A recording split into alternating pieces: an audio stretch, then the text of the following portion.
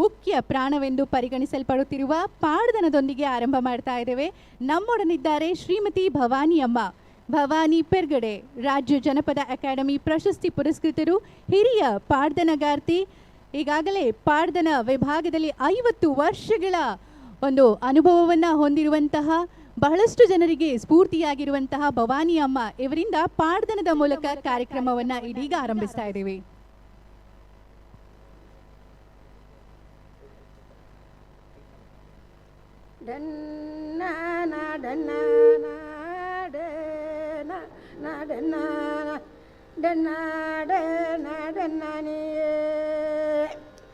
ಬೊಡ ನಂದ ಕುಮಾರ, ಬೊಡ ನಂದ ಕುಮಾರ, ಬಾಲ ಬಲ ಮುಲ್ಲಯ ಕುಮಾರ, ಜನಾಗ ಸಿರಿಯಾಗಲೋ ಜನ ಪಾಗ ಸಿರಿಯಾರೆ, ಮೈಯಾಗೆ ಮೈಪಾಗೆ ಸಿರಿಕೋಲೋ, ಎಲ್ವೇರನೆ ಸಿರಿಕುಲೆಗೆ ಓರಿ ಮಾಗೆ ಕುಮಾರೆ, ಬಾಲ ಬಲ ಮುಲ್ಲಯ ಕುಮಾರೆ, ತಾರೆ ಗೋಂಜಿ ತಲಮಾನೆ ಕಟ್ಟೊಂಡೇನ್ ಕುಮಾರೆ, ಮೇಯಿ ಕೊಂಜಿ ಮೇಯ್ಯಾಂಗೆ ಪಡೋಂಡೆ, ತಿಗಾಲೆಗ್ ಕಮರ ದೊಡೋ ಬಿಗತೋಂಡೆ ಕುಮಾರೆ, ಕರ್ಗರಾಟ ಗಗ್ಗಾರ ಗೊತ್ತೊಂಡೆ, ಕೊಲಾಲೋಗು ಜಪ್ಪನ ಪೇ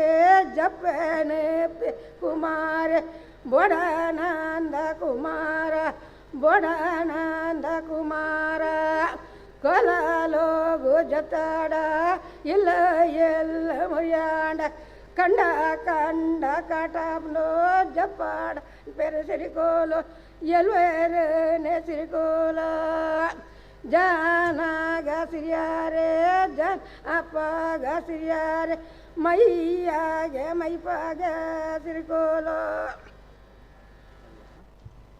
ವಂದನೆಗಳು ಭವಾನಿ ಅಮ್ಮ.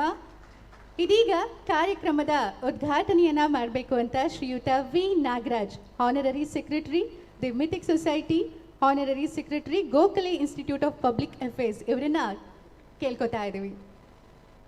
ಹಾಗೆ ವೇದಿಕೆಯಲ್ಲಿರುವಂತಹ ಅತಿಥಿಗಳು ಈ ಉದ್ಘಾಟನೆಯಲ್ಲಿ ಭಾಗಿಯಾಗಬೇಕು ಅಂತ ಎಲ್ಲರನ್ನ ವಿನಂತಿ ಮಾಡ್ಕೋತಾ ಇದ್ದೀನಿ.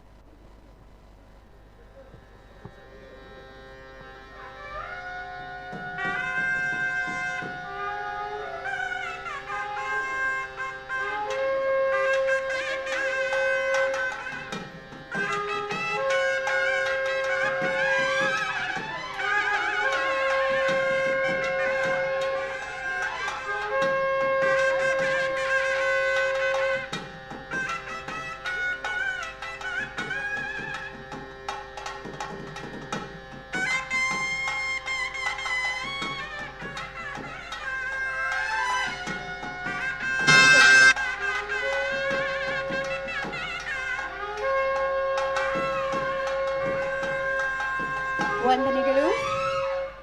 ಇದೀಗ ಕಾರ್ಯಕ್ರಮಕ್ಕೆ ಆಗಮಿಸಿರುವಂತಹ ಗಣ್ಯರನ್ನ, ಅತಿಥಿಗಳನ್ನ ಎಲ್ಲರನ್ನ ಸ್ವಾಗತಿಸಬೇಕು ಅಂತ ಭಾರತ ಫೌಂಡೇಶನ್ನ ಟ್ರಸ್ಟಿಗಳಲ್ಲಿ ಒಬ್ಬರಾಗಿರುವಂತಹ ಶ್ರೀಯುತ ಸುನಿಲ್ ಕುಲಕರ್ಣಿ ಅವರನ್ನ ಕೇಳ್ಕೊತಾ ಇದ್ದೀನಿ.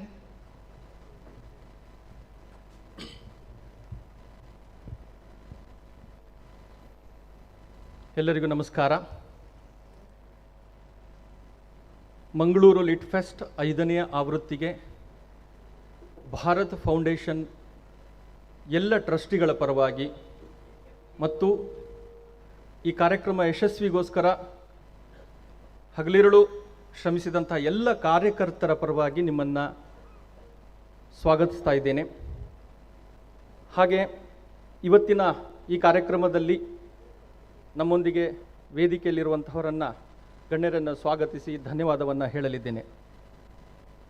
ನಿಟ್ಟೆ ವಿದ್ಯಾಸಂಸ್ಥೆಯ ವಿಶ್ವವಿದ್ಯಾಲಯದ ಕುಲಪತಿಗಳಾದಂತಹ ಡಾಕ್ಟರ್ ವಿನಯ್ ಹೆಗ್ಡೆ ಅವರಿಗೂ ಈ ಕಾರ್ಯಕ್ರಮಕ್ಕೆ, ಈ ಸಾಹಿತ್ಯೋತ್ಸವಕ್ಕೆ ಎಲ್ಲರ ಪರವಾಗಿ ಸ್ವಾಗತ ಮತ್ತು ಧನ್ಯವಾದಗಳನ್ನು ಸಮರ್ಪಿಸ್ತಾ ಇದ್ದೇನೆ. ಪ್ರತಿಷ್ಠಿತ ಮಿಥಿಕ್ ಸೊಸೈಟಿ ಹಾಗೂ ಗೋಖಲೆ ಪಬ್ಲಿಕ್ ಅಫೇರ್ಸ್ ಸಂಸ್ಥೆಗಳ ಗೌರವ ಕಾರ್ಯದರ್ಶಿಗಳಾದಂತಹ ಶ್ರೀ ವಿ ನಾಗರಾಜ್ ಅವರಿಗೂ ಕೂಡ ಸ್ವಾಗತವನ್ನು ಬಯಸ್ತಾ ಧನ್ಯವಾದಗಳನ್ನು ಸಮರ್ಪಿಸ್ತಾ ಇದ್ದೇನೆ. ಸ್ವರಾಜ್ಯದ ಸಂಪಾದಕೀಯ ನಿರ್ದೇಶಕರಾದಂತಹ ಶ್ರೀ ಆರ್ ಜಗನ್ನಾಥ್ ಅವರನ್ನು ಕೂಡ ಸ್ವಾಗತಿಸಿ ಧನ್ಯವಾದವನ್ನು ಸಮರ್ಪಿಸ್ತಾ ಇದ್ದೇನೆ. ಇವತ್ತಿನ ದಿನ ನಾವು ಕಳೆದ 4 ಆವೃತ್ತಿಗಳಲ್ಲಿ ನಾಡಿನಾದ್ಯಂತ ದ ಐಡಿಯಾ ಆಫ್ ಭಾರತ್ ಇದಕ್ಕೋಸ್ಕರವಾಗಿ ತಮ್ಮ ಜೀವನದ ಬಹುದೊಡ್ಡ ಕಾಲವನ್ನು ಅವರು ಮೀಸಲಾಗಿಟ್ಟು ಈ ಕಲೆ, ಸಂಸ್ಕೃತಿ, ಸಾಹಿತ್ಯ ಅದಕ್ಕೋಸ್ಕರ ತಮ್ಮ ಜೀವನದ ಬಹುದೊಡ್ಡ ಭಾಗವನ್ನು ಮೀಸಲಾಗಿಟ್ಟಿರ್ತಕ್ಕಂತಹ, ಕೊಡುಗೆ ಕೊಟ್ಟಂತಹ ಅನೇಕರನ್ನು ನಾವು the idea of Bharat award ಮುಖಾಂತರ ಜೀವಮಾನ ಒಂದು ಶ್ರೇಷ್ಠ ಸಾಧನೆಗೋಸ್ಕರ ನಾವು ಅವರನ್ನು ಗುರುತಿಸ್ತಾ ಬಂದ್ವಿ. ಎಸ್.ಎಲ್. ಭೈರಪ್ಪ ಅವರಿಂದ ಹಿಡಿದು 4 ಆವೃತ್ತಿಗಳಲ್ಲಿ ನಾವು ನೋಡಿದ್ದೇವೆ. ಹಾಗೆ ಈ ಬಾರಿ ಡಾಕ್ಟರ್ ತುಕಾರಾಮ್ ಪೂಜಾರಿ ಅವರಿಗೆ ನಾವು ಈ ದ ಐಡಿಯಾ ಆಫ್ ಭಾರತ್ ಅವಾರ್ಡನ್ನು ಈ ಬಾರಿ ತಗೊಳ್ಳಿಕ್ಕಿದ್ದಾರೆ. ಅವರನ್ನು ಕೂಡ ಸ್ವಾಗತಿಸಿ ಧನ್ಯವಾದವನ್ನು ಸಮರ್ಪಿಸ್ತಾ ಇದ್ದೇನೆ. ಹಾಗೆಯೇ ಇಷ್ಟು ದೊಡ್ಡ ಕಾರ್ಯಕ್ರಮ ನಾಡಿನುದ್ದಕ್ಕೂ ಪ್ರಸಾರ ಆಗಬೇಕು ಮತ್ತು ಇದಕ್ಕೆ ಪ್ರೋತ್ಸಾಹ ಸಿಗಬೇಕು ಅಂತ ನಮ್ಮ ನಾಲೆಜ್ ಪಾರ್ಟ್ನರ್ಸ್ಗಳು, ವಿಶೇಷವಾಗಿ ಮಿಥಿಕ್ ಸೊಸೈಟಿ ರಾಜ್ಯಾದ್ಯಂತ ಈ ರೀತಿಯ ಅನೇಕ ವಿಚಾರಗಳಲ್ಲಿ ತಮ್ಮನ್ನು ತೊಡಗಿಸ್ಕೊಂಡು ಈ ಸಂಸ್ಥೆ ಬಹಳಷ್ಟು ಕೆಲಸ, ತೆರೆಯ ಮರೆಯೂ ಕೂಡ ಅನೇಕ ಕೆಲಸಗಳನ್ನು ಮಾಡ್ತಾ ಇದೆ. ಅದರಿಂದ ಬಂದಂತಹ ಎಲ್ಲ ಪ್ರಮುಖರು, ಸದಸ್ಯರು ಅವರನ್ನು ಕೂಡ ಈ ಕಾರ್ಯಕ್ರಮಕ್ಕೆ ನಾನು ಸ್ವಾಗತಿಸಿ ಅವರು ಬಂದಿದ್ದಕ್ಕಾಗಿ ಧನ್ಯವಾದವನ್ನು ಸಮರ್ಪಿಸ್ತಾ ಇದ್ದೇನೆ. ಹಾಗೆಯೇ ರಾಜ್ಯಾದ್ಯಂತ ಕನ್ನಡ ಮತ್ತು ಸಂಸ್ಕೃತಿಗೆ ಸಂಬಂಧಪಟ್ಟಂತೆ ಏನೇ ಕಾರ್ಯಕ್ರಮ ಆದರೂ ಕೂಡ ಕನ್ನಡ ಮತ್ತು ಸಂಸ್ಕೃತಿ ಇಲಾಖೆ ಅವರನ್ನು ಪ್ರೋತ್ಸಾಹಿಸ್ತಾ ಆ ಕಾರ್ಯಕ್ರಮಗಳು ಮುಂದುವರಿಯುವಂತೆ ಬಹಳಷ್ಟು ಶ್ರಮವಹಿಸಿ ಈ ರೀತಿ ಪ್ರೋತ್ಸಾಹ ಕೊಡ್ತಾ ಇದ್ದಾರೆ. ಹಾಗಾಗಿ ಕನ್ನಡ ಮತ್ತು ಸಂಸ್ಕೃತಿ ಇಲಾಖೆಯಿಂದ ಬಂದಂಥ ಅಧಿಕಾರಿಗಳಿಗೂ ಮತ್ತು ಎಲ್ಲ ಅದಕ್ಕೆ ಸಂಬಂಧಪಟ್ಟ ಪ್ರಮುಖರಿಗೆ ಭಾರತ್ ಫೌಂಡೇಶನ್ ವತಿಯಿಂದ ನಾನು ಸ್ವಾಗತಿಸಿ ಧನ್ಯವಾದವನ್ನು ಸಮರ್ಪಿಸ್ತಾ ಇದ್ದೇನೆ. ಹಾಗೆಯೇ ನಿಟ್ಟೆ ವಿದ್ಯಾಸಂಸ್ಥೆ ಈ ಭಾಗದ ಅನೇಕ ಸಮಾಜಮುಖಿಯಾದಂತಹ ಕೆಲಸಗಳಿಗೆ ತಮ್ಮ ಪ್ರೋತ್ಸಾಹವನ್ನು ನೀಡುತ್ತಾ ಈ ರೀತಿಯ ಕಲೆ ಮತ್ತು ಸಂಸ್ಕೃತಿಗೋಸ್ಕರ ಅನೇಕ ಸಹಕಾರವನ್ನು ನಿಟ್ಟೆ ವಿದ್ಯಾಸಂಸ್ಥೆ ನಮಗೆ ನೀಡ್ತಾನೆ ಬಂದಿದೆ. ಮೊದಲನೇ ಆವೃತ್ತಿಯಿಂದ ಹಿಡಿದು ಇವತ್ತಿನವರೆಗೂ ಕೂಡ ಅವರ ಪ್ರೋತ್ಸಾಹ ಸದಾ ನಮಗಿದೆ.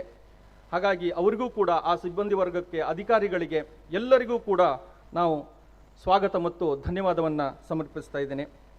ಇದೆಲ್ಲ ನಡಿಬೇಕು, 4 ವರ್ಷದಿಂದ 5ನೇ ವರ್ಷಕ್ಕೆ ಯಶಸ್ವಿಯಾಗಿ ಈ ಕಾರ್ಯ ನಡಿಬೇಕು ಅಂತಂದರೆ ವಿಶೇಷವಾಗಿ ಮಾಧ್ಯಮದವರ ಮುಖಾಂತರವೇ ಇದು ದೇಶ ಜಗತ್ತಿನಾದ್ಯಂತ ಪಸರಿಸುವಂಥದ್ದು. ಅವರು ಕೂಡ ಇದನ್ನು ಬಹಳಷ್ಟು ಓನಿಂಗ್ ಮಾಡಿಕೊಂಡು ಮೊದಲನೇ ಆವೃತ್ತಿಯಿಂದ ಹಿಡಿದು ಮಂಗಳೂರಿನ ಒಂದು ಪ್ರತಿಷ್ಠಿತವಾದಂತಹ ಈ ಒಂದು ಕಾರ್ಯಕ್ರಮವನ್ನು ತಮ್ಮದು ಅಂತ ಅಂದ್ಕೊಂಡು ಇದನ್ನು ನಾಡಿನಾದ್ಯಂತ, ದೇಶಾದ್ಯಂತ, ಜಗತ್ತಿನಾದ್ಯಂತ ಕಳಿಸ್ತಾ ಇರೋದರಿಂದ ನಾವು ಇವತ್ತು 5ನೇ ಆವೃತ್ತಿಗೆ ಕಾಲಿಟ್ಟಿದ್ದೇವೆ. ಅವರಿಗೆಲ್ಲ ಮಾಧ್ಯಮ ಮಿತ್ರರಿಗೆ, ಎಲೆಕ್ಟ್ರಾನಿಕ್ ಮೀಡಿಯಾ ಇರಬಹುದು, ಪ್ರಿಂಟ್ ಮೀಡಿಯಾ ಇರಬಹುದು, ಪೋರ್ಟಲ್ಸ್ಗಳು ಇತ್ತೀಚೆಗೆ ನಾವು ನೋಡ್ತಾ ಇದ್ದೇವೆ, ಅವರೆಲ್ಲರಿಗೂ ಕೂಡ ಭಾರತ್ ಫೌಂಡೇಶನ್ ಟ್ರಸ್ಟಿಗಳ ಪರವಾಗಿ, ಕಾರ್ಯಕರ್ತರ ಪರವಾಗಿ ತಮಗೆ ಸ್ವಾಗತವನ್ನು ಕೋರ್ತಾ ಧನ್ಯವಾದಗಳನ್ನು ಸಮರ್ಪಿಸ್ತಾ ಇದ್ದೇನೆ. ಹಾಗೆಯೇ ಒಂದು ಕಾರ್ಯಕ್ರಮ ನಡಿಬೇಕು ಅಂತಂದರೆ ಅಲ್ಲಿಯ ವಾತಾವರಣ ಬಹಳ ಮುಖ್ಯವಾಗತ್ತೆ. ವಿಷಯಕ್ಕೆ ತಕ್ಕಂತೆ ವಾತಾವರಣದ ಅಂದ ಚಂದ ಇರಬಹುದು, ಅಲ್ಲಿ ಕೇಳುಗರು ಇರಬಹುದು, ಇದೆಲ್ಲ ಅರೇಂಜ್ಮೆಂಟ್ ಇರಬಹುದು. ಇದಕ್ಕೆ ಮಣಿಪಾಲ್ ಸಂಸ್ಥೆ ಮತ್ತು ಓಷನ್ ಪರ್ಲ್ ಇವರಿಗೂ ಕೂಡ ಮೊದಲನೇ ಆವೃತ್ತಿಯಿಂದ ಹಿಡಿದು ನಮಗೆ ಬಹಳಷ್ಟು ಸಹಕಾರ ಕೊಟ್ಟಿದ್ದಾರೆ. ಆ ಎಲ್ಲ ಅಧಿಕಾರಿಗಳಿಗೆ, ಆ ಸಂಸ್ಥೆಯ ಪ್ರತಿಯೊಬ್ಬರಿಗೂ ಕೂಡ ಅವರಿಗೂ ಸ್ವಾಗತವನ್ನು ಕೇರ್ತೇನೆ ಮತ್ತು ಅವರಿಗೂ ಧನ್ಯವಾದವನ್ನು ಸಮರ್ಪಿಸ್ತಾ ಇದ್ದೇನೆ. ಹಾಗೆಯೇ ಅನೇಕ ಪರೋಕ್ಷವಾಗಿ ಇದಕ್ಕೋಸ್ಕರ ಸಹಕಾರ ಕೊಟ್ಟಂಥ ಸಂಸ್ಥೆಗಳಿರ್ಬೋದು, ವ್ಯಕ್ತಿಗಳಿರ್ಬೋದು, ಅವರಿಗೂ ಕೂಡ ವಿಶೇಷವಾಗಿ ಹೇಳ್ತೇನೆ. ಹಾಗೆಯೇ ನಾಲೆಜ್ ಪಾರ್ಟ್ನರ್ ಆಗಿ MRPLನವರು, ಕ್ಷಮಿಸಬೇಕು, MRPLನವರು ಮೊದಲನೇ ಆವೃತ್ತಿಯಿಂದಲೂ ಕೂಡ ನಮಗೆ ನಮ್ಮ ಜೊತೆಗಿದ್ದಾರೆ. ಅವರಿಗೂ ಕೂಡ ಈ ಒಳ್ಳೆಯ ಕೆಲಸಕ್ಕೋಸ್ಕರ ಅವರು ಸಹಕಾರ ಕೊಟ್ಟಿರುವುದರಿಂದ ಅವರಿಗೂ ಕೂಡ ಅಲ್ಲಿಂದ ಬಂದಂತಹ ಅಧಿಕಾರಿಗಳಿಗೆ ಅವರೆಲ್ಲರಿಗೂ ಕೂಡ ಸ್ವಾಗತವನ್ನು ಕೋರ್ತಾ ಧನ್ಯವಾದವನ್ನು ಸಮರ್ಪಿಸ್ತಾ ಇದ್ದೇನೆ. ಬಂದಂತಹ ನೀವೆಲ್ಲರೂ 2 ದಿನ ಇದ್ದುಕೊಂಡು ಈ ಸಾಹಿತ್ಯೋತ್ಸವದ ವಿಷಯಗಳನ್ನು ತಿಳಿದುಕೊಂಡು ಬಹಳಷ್ಟು ಸ್ಪೀಕರ್ಸ್ಗಳು, ಪರಿಣಿತರು ಇಲ್ಲಿ ಬರ್ತಾರೆ. ಆ ವಿಚಾರವನ್ನು ನಾವು ನಾಡಿನಾದ್ಯಂತ, ಅದೇ ರೀತಿ ಜಗತ್ತಿನಾದ್ಯಂತ ಇವತ್ತು G20 ನಡೀತಾ ಇರುವಂಥ ಈ ಶುಭ ಮುಹೂರ್ತದಲ್ಲಿ ನಾವು ಭಾರತೀಯ ಐಡಿಯಾ ಆಫ್ ಭಾರತ ಏನೆಂದೆ ಅದರ ಆಧಾರದಲ್ಲಿ ನಡೆಯುವಂಥ ಚರ್ಚೆಗಳನ್ನು ನಾವೆಲ್ಲರೂ ಟ್ವೀಟ್ ಮುಖಾಂತರ ಇರಬಹುದು, ಲೇಖನಗಳ ಮುಖಾಂತರ ಇರಬಹುದು, ಅದನ್ನು ಪಸರಿಸೋಣ. ಭಾರತದ ಹೆಮ್ಮೆಯನ್ನು ಜಗತ್ತಿಗೆ ತಿಳಿಸುವಂತಹ ಒಂದು ಇದು ಕಾರ್ಯಕ್ರಮ ಆದರೆ ನಾವೆಲ್ಲ ಸೇರಿಕೊಂಡು ಇದು ಮಾಡ್ತಾ ಇರ್ತಕ್ಕಂಥದ್ದು ಸಾರ್ಥಕ ಆಗತ್ತೆ ಅಂತ ಹೇಳ್ತಾ ನನ್ನ 2 ಮಾತುಗಳನ್ನು ಮುಕ್ತಾಯ ಮಾಡ್ತಾ ಇದ್ದೇನೆ. ಹಾಗೆ ಈ ಕಾರ್ಯಕ್ರಮದ ಹಿಂದಿರುವಂತಹ ಸ್ಫೂರ್ತಿ ಶಕ್ತಿ ಆಗಿರುವಂತಹ ತಮಗೂ ಕೂಡ ಕಾರ್ಯಕ್ರಮಕ್ಕೆ ಸ್ವಾಗತಿಸ್ತಾ ಇದ್ದೇವೆ. ಇದೀಗ ನಿಟ್ಟೆ ಯೂನಿವರ್ಸಿಟಿ, ನಿಟ್ಟೆ ಸಮೂಹ ಸಂಸ್ಥೆಗಳು ಈ ಹೆಸರಿನ ಮೂಲಕ ವಿದ್ಯಾ ದೇಗುಲದ ಮೂಲಕ ಜ್ಞಾನದ ದೀವಿಗೆಯನ್ನ ಪ್ರಪಂಚದಾದ್ಯಂತ ಬೆಳಗಿಸ್ತಾ ಇರುವಂತಹ ನಮ್ಮೆಲ್ಲರ ಹೆಮ್ಮೆಯ ಶ್ರೀಯುತ ವಿನಯ್ ಹೆಗ್ಡೆ ಅವರು ಇದೀಗ ತಮ್ಮ ಭಾಷಣದೊಂದಿಗೆ ಈ ಕಾರ್ಯಕ್ರಮವನ್ನು ಉದ್ದೇಶಿಸಿ ಒಂದೆರಡು ಮಾತುಗಳನ್ನಾಡಬೇಕು ಅಂತ ಕೇಳ್ಕೊತಾ ಇದ್ದೀವಿ.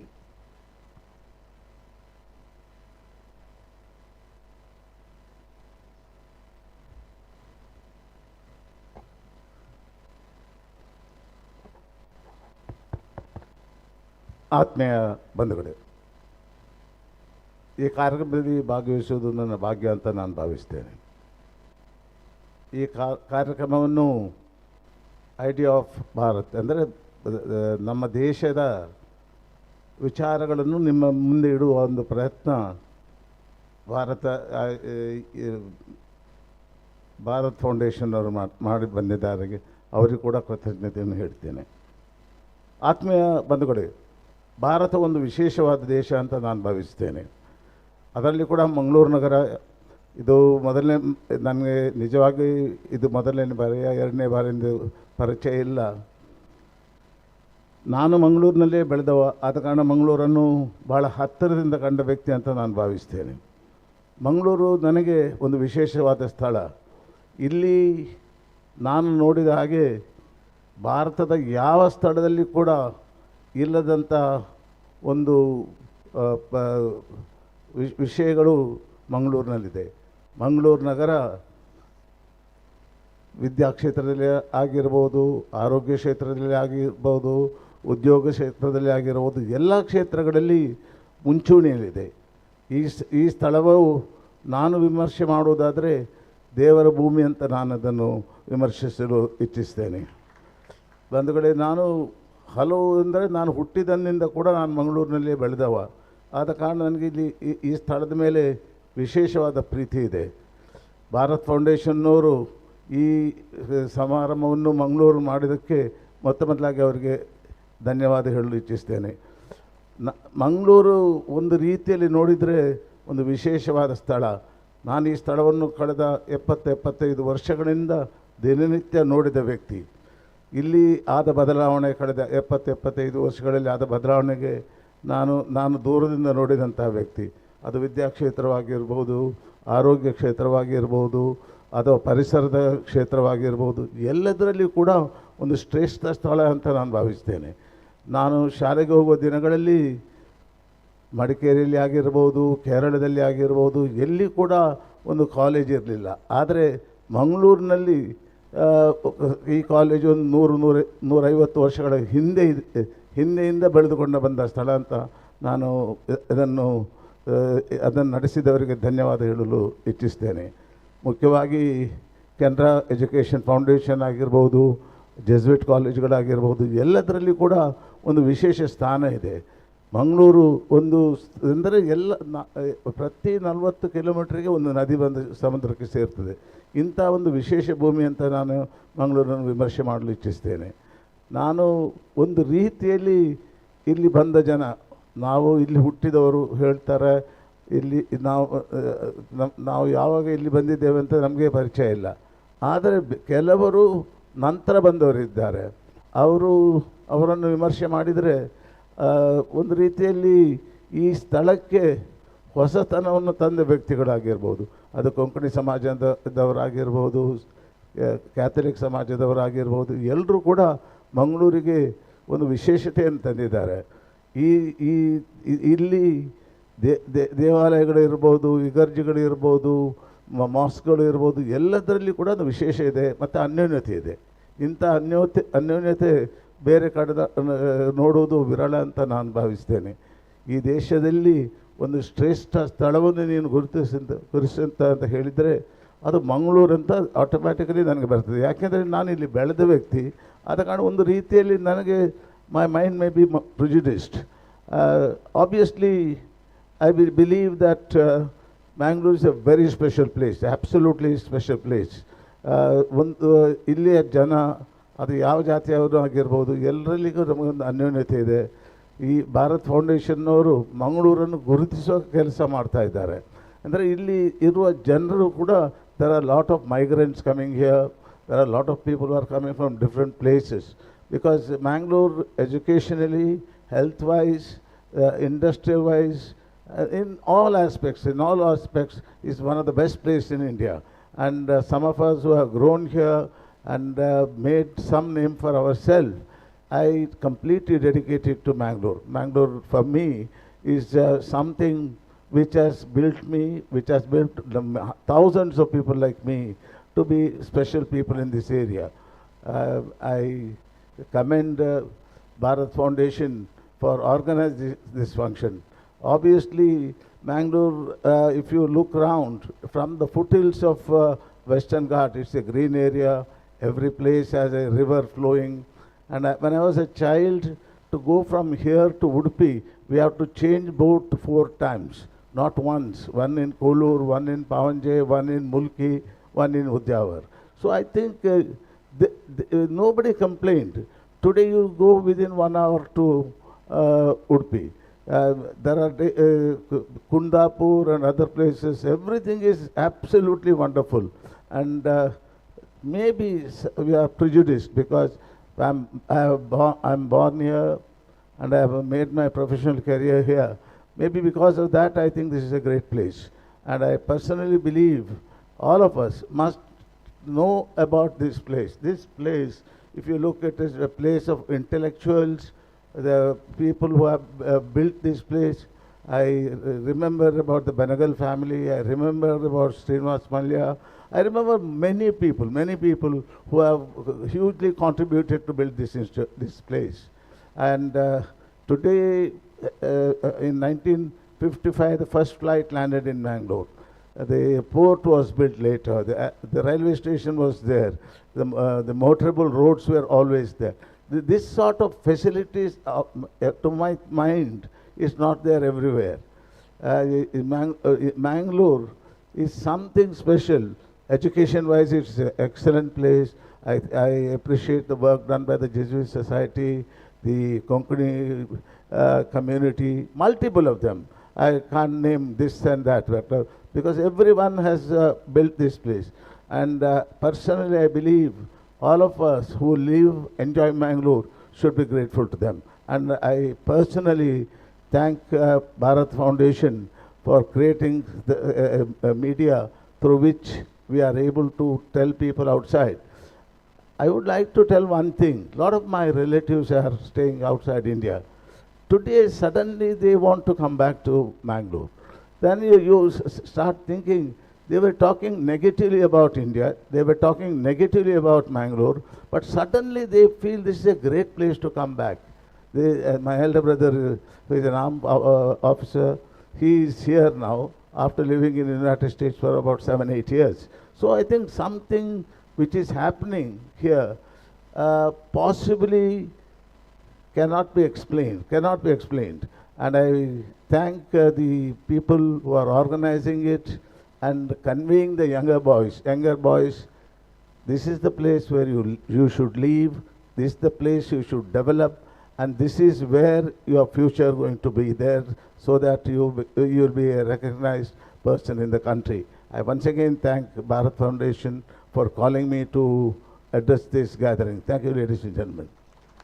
ಅಂದಿನಿಂದ ಇಂದಿನವರೆಗೂ ಮಂಗಳೂರಿನ ಒಳ ಹೊರಗಿನ ಚಿತ್ರಣವನ್ನು ನಮ್ಮ ಮುಂದೆ ಚುಟುಕಾಗಿ ಬಿಚ್ಚಿಟ್ಟ ನಿಮಗೆ ವಂದನೆಗಳನ್ನು ಸಲ್ಲಿಸ್ತಾ ಇದ್ದೇವೆ. ಇದೀಗ ಪ್ರಶಸ್ತಿ ಪ್ರದಾನದ ಘಟ್ಟವನ್ನು ನಾವು ತಲುಪ್ತಾ ಇದ್ದೇವೆ. ಜೀವಮಾನದ ಶ್ರೇಷ್ಠ ಸಾಧನಾ ಪ್ರಶಸ್ತಿಯನ್ನು ಪಡ್ಕೋತಾ ಇರೋರು ಶ್ರೀಯುತ ತುಕಾರಾಮ್ ಪೂಜಾರಿ ಅವರು. ಅವರ ಪರಿಚಯವನ್ನು ನಿಮ್ಮ ಮುಂದೆ ಇಡಬೇಕು ಅಂತ ವಿದ್ಯಾ ಅವರನ್ನು ಕೇಳ್ಕೊತಾ ಇದ್ದೀನಿ. Mythic society knowledge partner, Kannada ಮತ್ತು ಸಂಸ್ಕೃತಿ ಇಲಾಖೆ ಸಹಭಾಗಿತ್ವದಲ್ಲಿ ಮಂಗಳೂರು ಲಿಟ್ ಫೆಸ್ಟ್ ಕೊಡಮಾಡುವ ಜೀವಮಾನದ ಶ್ರೇಷ್ಠ ಸಾಧನಾ ಪ್ರಶಸ್ತಿ ಡಾಕ್ಟರ್ ತುಕಾರಾಮ ಪೂಜಾರಿ. ಮಾನ್ಯರೇ, ದಕ್ಷಿಣ ಕನ್ನಡ ಜಿಲ್ಲೆಯ ಬಂಟ್ವಾಳ ತಾಲೂಕಿನ ಪೆರ್ನೆಯ ಕೃಷಿಕ ಕುಟುಂಬದಲ್ಲಿ ಹುಟ್ಟಿ ಬೆಳೆದ ತಾವು ತಮ್ಮ ಪ್ರಾರಂಭಿಕ ಶಾಲಾ ಶಿಕ್ಷಣವನ್ನು ಹುಟ್ಟೂರಿನಲ್ಲಿ ಪೂರೈಸಿ ಪದವಿ ಮತ್ತು ಸ್ನಾತಕೋತ್ತರ ಶಿಕ್ಷಣವನ್ನು ಮಂಗಳೂರಿನಲ್ಲಿ ಪೂರೈಸಿದಿರಿ. ವೃತ್ತಿ ನಿಮಿತ್ತ ಬಂಟ್ವಾಳದ ಶ್ರೀ ವೆಂಕಟರಮಣ ಸ್ವಾಮಿ ಕಾಲೇಜಿನಲ್ಲಿ 3 ದಶಕಗಳಿಗೂ ಹೆಚ್ಚು ಕಾಲ ಇತಿಹಾಸದ ಪ್ರಾಧ್ಯಾಪಕರಾಗಿ, ವಿಭಾಗದ ಮುಖ್ಯಸ್ಥರಾಗಿ, ಉಪ ಪ್ರಾಂಶುಪಾಲರಾಗಿ ಸೇವೆಯನ್ನು ಸಲ್ಲಿಸಿ ಸದ್ಯ ನಿವೃತ್ತ ಜೀವನವನ್ನು ನಡೆಸುತ್ತಿರುವಿರಿ. ತಮ್ಮ ಕನಸಿನ ಸಂಸ್ಥೆಗಳಾದ ರಾಣಿ ಅಬ್ಬಕ್ಕ ತುಳು ಅಧ್ಯಯನ ಕೇಂದ್ರ ಮತ್ತು ತುಳು ಬದುಕು ವಸ್ತು ಸಂಗ್ರಹಾಲಯದ ಚಟುವಟಿಕೆಗಳಲ್ಲಿ ತಮ್ಮ ಸಹಧರ್ಮಿಣಿ ಡಾಕ್ಟರ್ ಆಶಾಲತಾ ಸುವರ್ಣ ಅವರೊಂದಿಗೆ ಜೊತೆಯಾಗಿ ತೊಡಗಿಸಿಕೊಂಡು ತುಳುನಾಡಿನ ಸ್ಥಳೀಯ ಚರಿತ್ರೆ ಹಾಗೂ ಮೌಖಿಕ ಮತ್ತು ಭೌತಿಕ ವಸ್ತು ಪರಿಕರಗಳ ಬಗ್ಗೆ ತಾವು ನೀಡಿದ ಕೊಡುಗೆ ಅಭಿನಂದನೀಯ. ತೌಳವ ಸಂಸ್ಕೃತಿಯ ಬಗ್ಗೆ ಅತೀವ ಆಸಕ್ತಿ ಹೊಂದಿರುವ ತಾವು ಕರಾವಳಿ ಕರ್ನಾಟಕ ಭೌತಿಕ ವಸ್ತು ಸಂಗ್ರಹಾಲಯಗಳು, ಸಾಂಸ್ಕೃತಿಕ ಇತಿಹಾಸ ಪುನರ್ರಚನೆಯ ಮಾದರಿಗಳು ಎನ್ನುವ ವಿಷಯದಲ್ಲಿ ವಿಶೇಷ ಅಧ್ಯಯನ ನಡೆಸಿ ಹಂಪಿ ಕನ್ನಡ ವಿಶ್ವವಿದ್ಯಾನಿಲಯದಿಂದ ಡಾಕ್ಟರೇಟ್ ಪದವಿಯನ್ನು ಪಡೆದಿರುವಿರಿ. ಪೋರ್ಚುಗೀಸರ ವಿರುದ್ಧ ಹೋರಾಡಿದ ತೌಳವ ರಾಣಿ ಅಬ್ಬಕ್ಕ ಚರಿತ್ರೆಯನ್ನು ಕಟ್ಟಿಕೊಡುವ ಅಬ್ಬಕ್ಕ ಕಲಾ ಗ್ಯಾಲರಿ ಇಂದು ಅಂತಾರಾಷ್ಟ್ರೀಯ ಮನ್ನಣೆಯನ್ನು ಪಡೆದ ವಸ್ತು ಸಂಗ್ರಹಾಲಯವಾಗಿ ಗಮನ ಸೆಳೆದಿದೆ ಎನ್ನುವುದು ಪ್ರಶಂಸನೀಯ. ತುಳು ಭಾಷೆ, ಇತಿಹಾಸ, ಸಾಹಿತ್ಯಕ್ಕೆ ಸಂಬಂಧಿಸಿದಂತೆ ಅನೇಕ ಕೃತಿಗಳನ್ನು ರಚಿಸಿರುವ ತಾವು 2019ನೇ ಸಾಲಿನ ಬಂಟ್ವಾಳ ತಾಲೂಕಿನ ಕನ್ನಡ ಸಾಹಿತ್ಯ ಸಮ್ಮೇಳನದ ಸರ್ವಾಧ್ಯಕ್ಷರಾಗಿ ಆಯ್ಕೆಯಾಗಿರುವಿರಿ. ಅಖಿಲ ಭಾರತ ಕನ್ನಡ ಸಾಹಿತ್ಯ ಸಮ್ಮೇಳನ ಸೇರಿದಂತೆ ದೇಶ ವಿದೇಶಗಳಲ್ಲಿ ನಡೆದ ಸಮ್ಮೇಳನಗಳಲ್ಲಿ ಸಂಪನ್ಮೂಲ ವ್ಯಕ್ತಿಯಾಗಿ ಭಾಗವಹಿಸಿದ ಹೆಗ್ಗಳಿಕೆ ತಮ್ಮದು. ನಿಮ್ಮ ಸಾಧನೆಯ ಹೆಜ್ಜೆ ಗುರುತುಗಳನ್ನು ದೂರದರ್ಶನ, ಚಂದನ ವಾಹಿನಿ, TV9, DD ಭಾರತಿ, ಆಕಾಶವಾಣಿಯಂತಹ ಪ್ರತಿಷ್ಠಿತ ವಾರ್ತಾ ವಾಹಿನಿಗಳು ಸಾಕ್ಷ್ಯ ಚಿತ್ರವನ್ನು ರೂಪಿಸಿರುವುದು ಉಲ್ಲೇಖನೀಯ.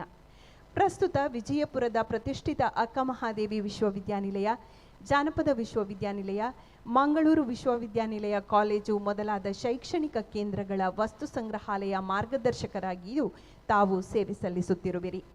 ಜಾನಪದ, ಇತಿಹಾಸ, ಸಾಹಿತ್ಯ, ಸಂಸ್ಕೃತಿಯ ಕ್ಷೇತ್ರಕ್ಕೆ ತಾವು ನೀಡಿದ ಕೊಡುಗೆಯನ್ನು ಪರಿಗಣಿಸಿ ಜಿಲ್ಲಾ ರಾಜ್ಯೋತ್ಸವ ಪ್ರಶಸ್ತಿ, ರಾಣಿ ಅಬ್ಬಕ್ಕ ರಾಜ್ಯ ಪ್ರಶಸ್ತಿ, ಪೊಳಲಿ ಶೀನಪ್ಪ ಹೆಗ್ಗಡೆ ಮತ್ತು SR ಹೆಗ್ಗಡೆ ಪ್ರಶಸ್ತಿ ಸೇರಿದಂತೆ 100 ಪ್ರಶಸ್ತಿಗಳು, ಪುರಸ್ಕಾರಗಳು ತಮ್ಮ ಮುಡಿಯನ್ನು ಅಲಂಕರಿಸಿರುವುದು ತಮ್ಮ ಘನತೆಯನ್ನು ಇನ್ನಷ್ಟು ಹೆಚ್ಚಿಸಿವೆ. ತಮಗೆ ಸಾಹಿತ್ಯ ಜಿಜ್ಞಾಸೆಯ ವೈಚಾರಿಕ ಮಂಥನದೊಂದಿಗೆ ನಾಡಿನ ಇತಿಹಾಸ, ಸಾಹಿತ್ಯ, ಸಾಂಸ್ಕೃತಿಕ ಪರಂಪರೆಯ ಸಂಶೋಧಕರಾಗಿ ಭಾರತದ ಪರಿಕಲ್ಪನೆಯ ಸಂವರ್ಧನೆಗಾಗಿ ತಾವು ಮಾಡಿದ ಅನನ್ಯ ಸಾಧನೆಯನ್ನು ಗುರುತಿಸಿ ಭಾರತ್ ಫೌಂಡೇಶನ್ ವತಿಯಿಂದ 5ನೇ ಆವೃತ್ತಿಯ ಮಂಗಳೂರು ಲಿಟ್ ಫೆಸ್ಟ್ನಲ್ಲಿ ನಮಗೆ ಜೀವಮಾನದ ಶ್ರೇಷ್ಠ ಸಾಧನಾ ಪ್ರಶಸ್ತಿ ನೀಡಿ ಗೌರವಿಸುತ್ತಿದೆ. ಆತ್ಮೀಯ ಶುಭ ಹಾರೈಕೆಗಳು. 18 ಫೆಬ್ರವರಿ 2023 ಭಾರತ್ ಫೌಂಡೇಶನ್ ಇಲ್ಲಿ ಉಪಸ್ಥಿತರಿರುವವರು ಡಾಕ್ಟರ್ ಎನ್ ವಿನಯ್ ಹೆಗ್ಡೆ ಕುಲಪತಿಗಳು, ಅದೇ ರೀತಿ ಗೌರವ ಕಾರ್ಯದರ್ಶಿ Mythic Society Bengaluru Ravi Nagaraj, R Jagannath ಸಂಪಾದಕೀಯ ನಿರ್ದೇಶಕರು ಸ್ವರಾಜ್ಯ ದೆಹಲಿ, ಟ್ರಸ್ಟಿಗಳು ಭಾರತ್ ಫೌಂಡೇಶನ್ ಕ್ಯಾಪ್ಟನ್ ಬ್ರಿಜೆಟ್ ಚೌಟ, ಸುನಿಲ್ ಕುಲಕರ್ಣಿ, ನಾಗರಾಜ್ ರೆಡ್ಡಿ, ಅಶ್ವಿನಿ ದೇಸಾಯಿ ಇವರೆಲ್ಲರ ಸಮ್ಮುಖದಲ್ಲಿ ತಮ್ಮನ್ನು ಗೌರವಿಸಲು ನಾವು ಹೆಮ್ಮೆ ಪಡುತ್ತೇವೆ.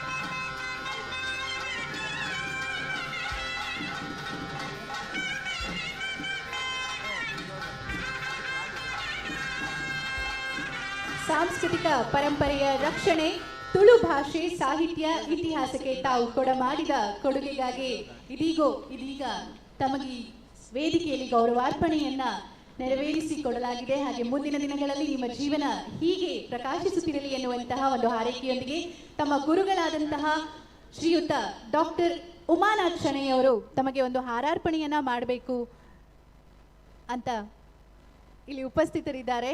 ದಯವಿಟ್ಟು ಅವರ ಗೌರವವನ್ನ, ನಿಮ್ಮ ಗುರುಗಳ ಗೌರವವನ್ನ ಸ್ವೀಕರಿಸಬೇಕು ಅಂತ ಕೇಳ್ಕೊತಾ ಇದ್ದೀನಿ.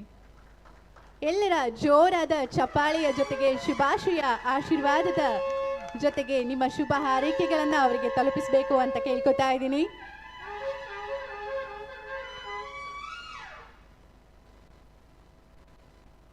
ವಂದನೆಗಳು.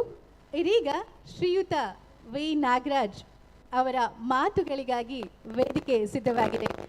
Honorary secretary the mythic Society ಹಾಗೂ honorary secretary Gokhale institute of public Affairs ನಮ್ಮ ಶುಭ ಹಾರೈಕೆಗಳು ಈ ಕಾರ್ಯಕ್ರಮಕ್ಕೆ.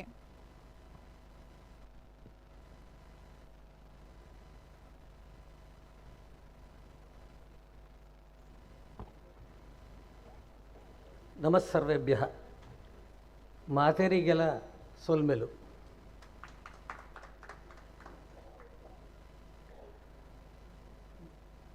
ವೇದಿಕೆಯ ಮೇಲೆ ಕಾರ್ಯಕ್ರಮದ ಅಧ್ಯಕ್ಷತೆಯನ್ನು ವಹಿಸಿರ್ತಕ್ಕಂಥ ಕುಲಪತಿಗಳಾದಂಥ ಸನ್ಮಾನ್ಯ ವಿನಯ್ ಹೆಗಡೆ ಅವರೇ, ಆದರಣೀಯ ಜಗನ್ನಾಥ್ ಅವರೇ, ಇವತ್ತಿನ ಪ್ರಶಸ್ತಿ ಪಡೆದಿರತಕ್ಕಂಥ ಆದರಣೀಯ ತುಕಾರಾಮ್ ಪೂಜಾರಿ ಅವರೇ, ಅವರ ಎಲ್ಲ ಕಾರ್ಯಕ್ರಮಗಳಿಗೆ ಸದಾ ಬೆನ್ನೆಲುಬಾಗಿರ್ತಕ್ಕಂಥ ಸ್ವತಃ ಪ್ರೊಫೆಸರ್ ಆಗಿರ್ತಕ್ಕಂಥ ಅವರ ಧರ್ಮಪತ್ನಿ ಡಾಕ್ಟರ್ ಆಶಾಲತಾ ಅವರೇ, ಕಾರ್ಯಕ್ರಮದಲ್ಲಿರ್ತಕ್ಕಂಥ ಎಲ್ಲ ಸೋದರ ಸೋದರಿಯರೇ, ಮೊಟ್ಟ ಮೊದಲನೇದಾಗಿ ಭಾರತ್ ಫೌಂಡೇಶನ್ಗೆ ನನ್ನ ಅಭಿನಂದನೆಗಳು. ಯಾಕೆಂದರೆ ಈ ಕಾರ್ಯಕ್ರಮದ ಪ್ರಾರಂಭಕ್ಕೆ ನಮ್ಮ ಈ ಕಾರ್ಯಕ್ರಮದ ಮೂಲ ಸೂತ್ರವೇ ಐಡಿಯಾ ಆಫ್ ಭಾರತ್, ಭಾರತದ ವಿಚಾರ ಅಂದರೆ ಭಾರತದ ಸಂಸ್ಕೃತಿ, ಭಾರತದ ಮಣ್ಣಿನಲ್ಲಿ ಬೆಳೆದಿರ್ತಕ್ಕಂಥ ಸಾಹಿತ್ಯ, ಕಲೆ ಎಲ್ಲವೂ ಅದರಲ್ಲಿ ಒಳಗೊಂಡಿರ್ತಕ್ಕಂಥದ್ದು. ಆ ಪ್ರಕಾರವಾಗೇನೇ ಇವತ್ತು ಇಲ್ಲಿ ಕಾರ್ಯಕ್ರಮ ಪ್ರಾರಂಭ ಆಗಿರ್ತಕ್ಕಂಥದ್ದು. ಸರಸ್ವತಿನ ಪಲ್ಲಕ್ಕಿನಲ್ಲಿ ಹೊತ್ತು ತಂದು ನಂತರ ಕಾರ್ಯಕ್ರಮ ಮಾಡಿದಾರಲ್ಲ, ಮತ್ತು ಇದಕ್ಕೆ ಸಂಬಂಧಪಟ್ಟಂತಹ ಎಲ್ಲ ವಾದ್ಯಗಳು ಕೂಡ ಆ ವಾದ್ಯಗಳೇ ಆದ್ದರಿಂದ ಅವರಿಗೆ ಮತ್ತೊಮ್ಮೆ ಅಭಿನಂದನೆಗಳನ್ನು ಸಲ್ಲಿಸ್ತೇನೆ. ಇವತ್ತು ಪ್ರಾರಂಭ ಆಗ್ತಾ ಇರ್ತಕ್ಕಂಥ 2 ದಿವಸಗಳ ಮಂಗಳೂರು ಲಿಟ್ ಫೆಸ್ಟಿವಲ್ ಇವತ್ತು ಶಿವರಾತ್ರಿ. ಶಿವನಿಗೆ ಇನ್ನೊಂದು ಹೆಸರು ದಕ್ಷಿಣಾಮೂರ್ತಿ. ಎಲ್ಲ ಆಧ್ಯಾತ್ಮಿಕ, ವೈಚಾರಿಕ ಕಲಾ ಪ್ರಕಾರಗಳು, ಜಗತ್ತಿನಲ್ಲಿ ನಾವು ಕಾಳ್ತಕ್ಕಂಥ ಎಲ್ಲ ವಿದ್ಯೆ ಎಲ್ಲದಕ್ಕೂ ಕೂಡ ಅಧಿದೇವತೆ ಗುರು ದಕ್ಷಿಣಾಮೂರ್ತಿ. ಹಾಗಾಗಿ ಸಾಧನೆ ಮಾಡ್ತಕ್ಕಂಥವ್ರು ಎಲ್ಲರೂ ಕೂಡ ದಕ್ಷಿಣಾಮೂರ್ತಿಯ ಪ್ರಾರ್ಥನೆಯನ್ನು ಮಾಡೇ, ಅವನ ಉಪಾಸನೆಯನ್ನು ಮಾಡೇ ಕಾರ್ಯಕ್ರಮವನ್ನು ಪ್ರಾರಂಭ ಮಾಡ್ತಕ್ಕಂಥದ್ದು. ಹಾಗಾಗಿ ಇವತ್ತು ನಮ್ಮ ಮಂಗಳೂರು ಲಿಟ್ರರಿ ಫೆಸ್ಟಿವಲ್ ಏನು ಪ್ರಾರಂಭ ಆಗಿದೆ ಅದು ಬಹಳ ಅನ್ವರ್ಥವಾಗಿ ಅತ್ಯಂತ ಯಶಸ್ವಿಯಾಗಿ ಆಗತ್ತೆ ಅನ್ನೋದು ಅದಕ್ಕೆ ಸೂಚಕವಾಗಿರ್ತಕ್ಕಂಥದ್ದು ಇವತ್ತಿನ ಈ ದಿನ. ಸಾಧಾರಣವಾಗಿ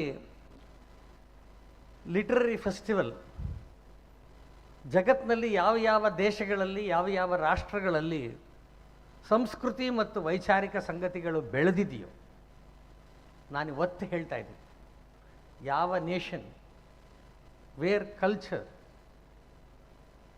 and other aspects of art that has grown, where intellectual work has taken place, in all those places literary festival takes place.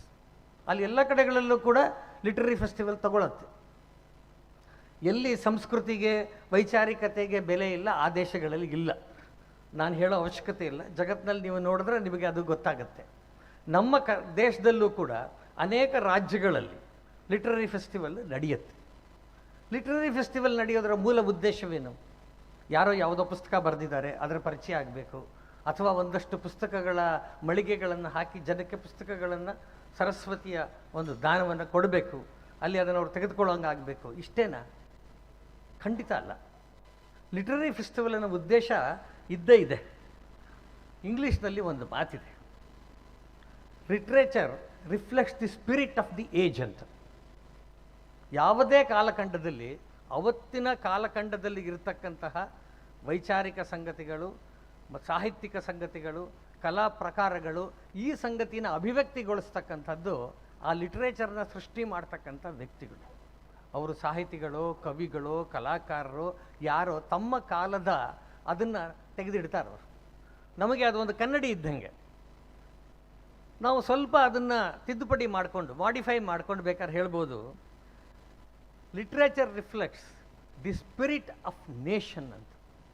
ಯಾಕೆ ಅಂತ ಹೇಳಿದ್ರೆ, ಏಜ್ ಕಲಾ ಪ್ರಕಾರಗಳಾಗಲಿ ಲಿಟ್ರೇಚರ್ ಆಗಲಿ ಆ ರಾಷ್ಟ್ರದ ಮಣ್ಣಿನಲ್ಲಿ ಹುಟ್ಟಿದ್ದ ಅಲ್ಲದೆ ಇದ್ದರೆ ಅದು ಪ್ರವರ್ಧಮಾನಕ್ಕೆ ಬರೋಕ್ಕೆ ಸಾಧ್ಯ ಇಲ್ಲ, ನಮಗೆ ಆಪ್ಯಾಯಮಾನ ಆಗೋಕ್ಕೆ ಸಾಧ್ಯ ಇಲ್ಲ. ಇದು ಇರ್ತಕ್ಕಂಥದ್ದು ಜಗತ್ತಿನ ನಿಯಮ. ಇದು ಇದರಲ್ಲಿ ಬದಲಾವಣೆ ಮಾಡಲಿಕ್ಕೆ ಸಾಧ್ಯ ಇಲ್ಲ ನಾವು. ಇಂಥ ಸಂದರ್ಭದಲ್ಲಿ ನಾವು ನಮ್ಮ ದೇಶದಲ್ಲಿ ಈ ಎರಡೂ ಸಂಗತಿಗಳು, ದೇಶದ ಬಗ್ಗೆ ಆಗಲಿ ಅಥವಾ ಲಿಟ್ರೇಚರ್ ಬಗ್ಗೆ ಆಗಲಿ, ಈಸ್ ಇಟ್ ರಿಫ್ಲೆಕ್ಟಿಂಗ್ ಅನ್ನೋಂಥ ಪ್ರಶ್ನೆ ಬರುತ್ತೆ. ಈಗ ತಾನೇ ಸನ್ಮಾನ್ಯ ವಿನಯ್ ಹೆಗಡೆಯವರು ಒಂದು ಸಂಗತಿನ ಹೇಳಿದ್ರು. ಅದು ಏನಂದರೆ, ಮುಂಚೆ ಭಾರತದ ಬಗ್ಗೆ, ಮಂಗಳೂರು ಬಗ್ಗೆ ಯಾರು ತಿರಸ್ಕಾರ ತೋರಿಸ್ತಿದ್ರೋ ಅವರೆಲ್ಲ ಕೂಡ ಇಲ್ಲಿಗೆ ಬರಬೇಕು ಅಂತ ಹೇಳ್ತಾ ಇದ್ದಾರೆ ಅಂತ ಹೇಳಿದ್ರು. ಅದಕ್ಕೆ ಕಾರಣ ಅಂತ ಹೇಳಿದ್ರೆ, ಇತ್ತೀಚಿನ ದಿನಗಳಲ್ಲಿ ಆಗಿರತಕ್ಕಂಥ ಬದಲಾವಣೆ.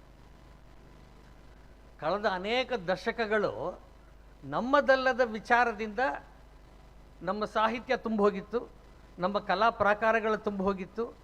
ಯಾವುದೋ ನಮ್ಮ ದೇಶದ ಅಲ್ಲದೆ ಇರತಕ್ಕಂಥ ವಿಚಾರಧಾರೆನ ನಮ್ಮದು ಮಾಡ್ಕೊಳ್ಳೋಕ್ಕೆ ಬಹಳ ಪ್ರಯತ್ನ ಪಡ್ತಾ ಇದ್ವು ನಾವು. ಹೊರಗಡೆಯಿಂದ ಇರತಕ್ಕಂಥ ಸಂಗತಿಗಳನ್ನು ನಾವು ತಗೊಳ್ಬಾರ್ದು ಅಂತಲ್ಲ. ನಾವು ಬಹಳ ಹಿಂದೆ ಋಗ್ವೇದದಲ್ಲೇ ಹೇಳಿಬಿಟ್ಟಿದ್ದೀವಿ, ಆನೋ ಭದ್ರಃ ಕೃತವೋ ಎಂತು ವಿಶ್ವತಃ, let noble thoughts comes to us from every side. ಎಲ್ಲ ಕಡೆಯಿಂದ ಸುವಿಚಾರಗಳು ನಮಗೆ ಬರಲಿ ಅಂತ ಹೇಳ್ಕೊಂಡಿದ್ದೀವಿ.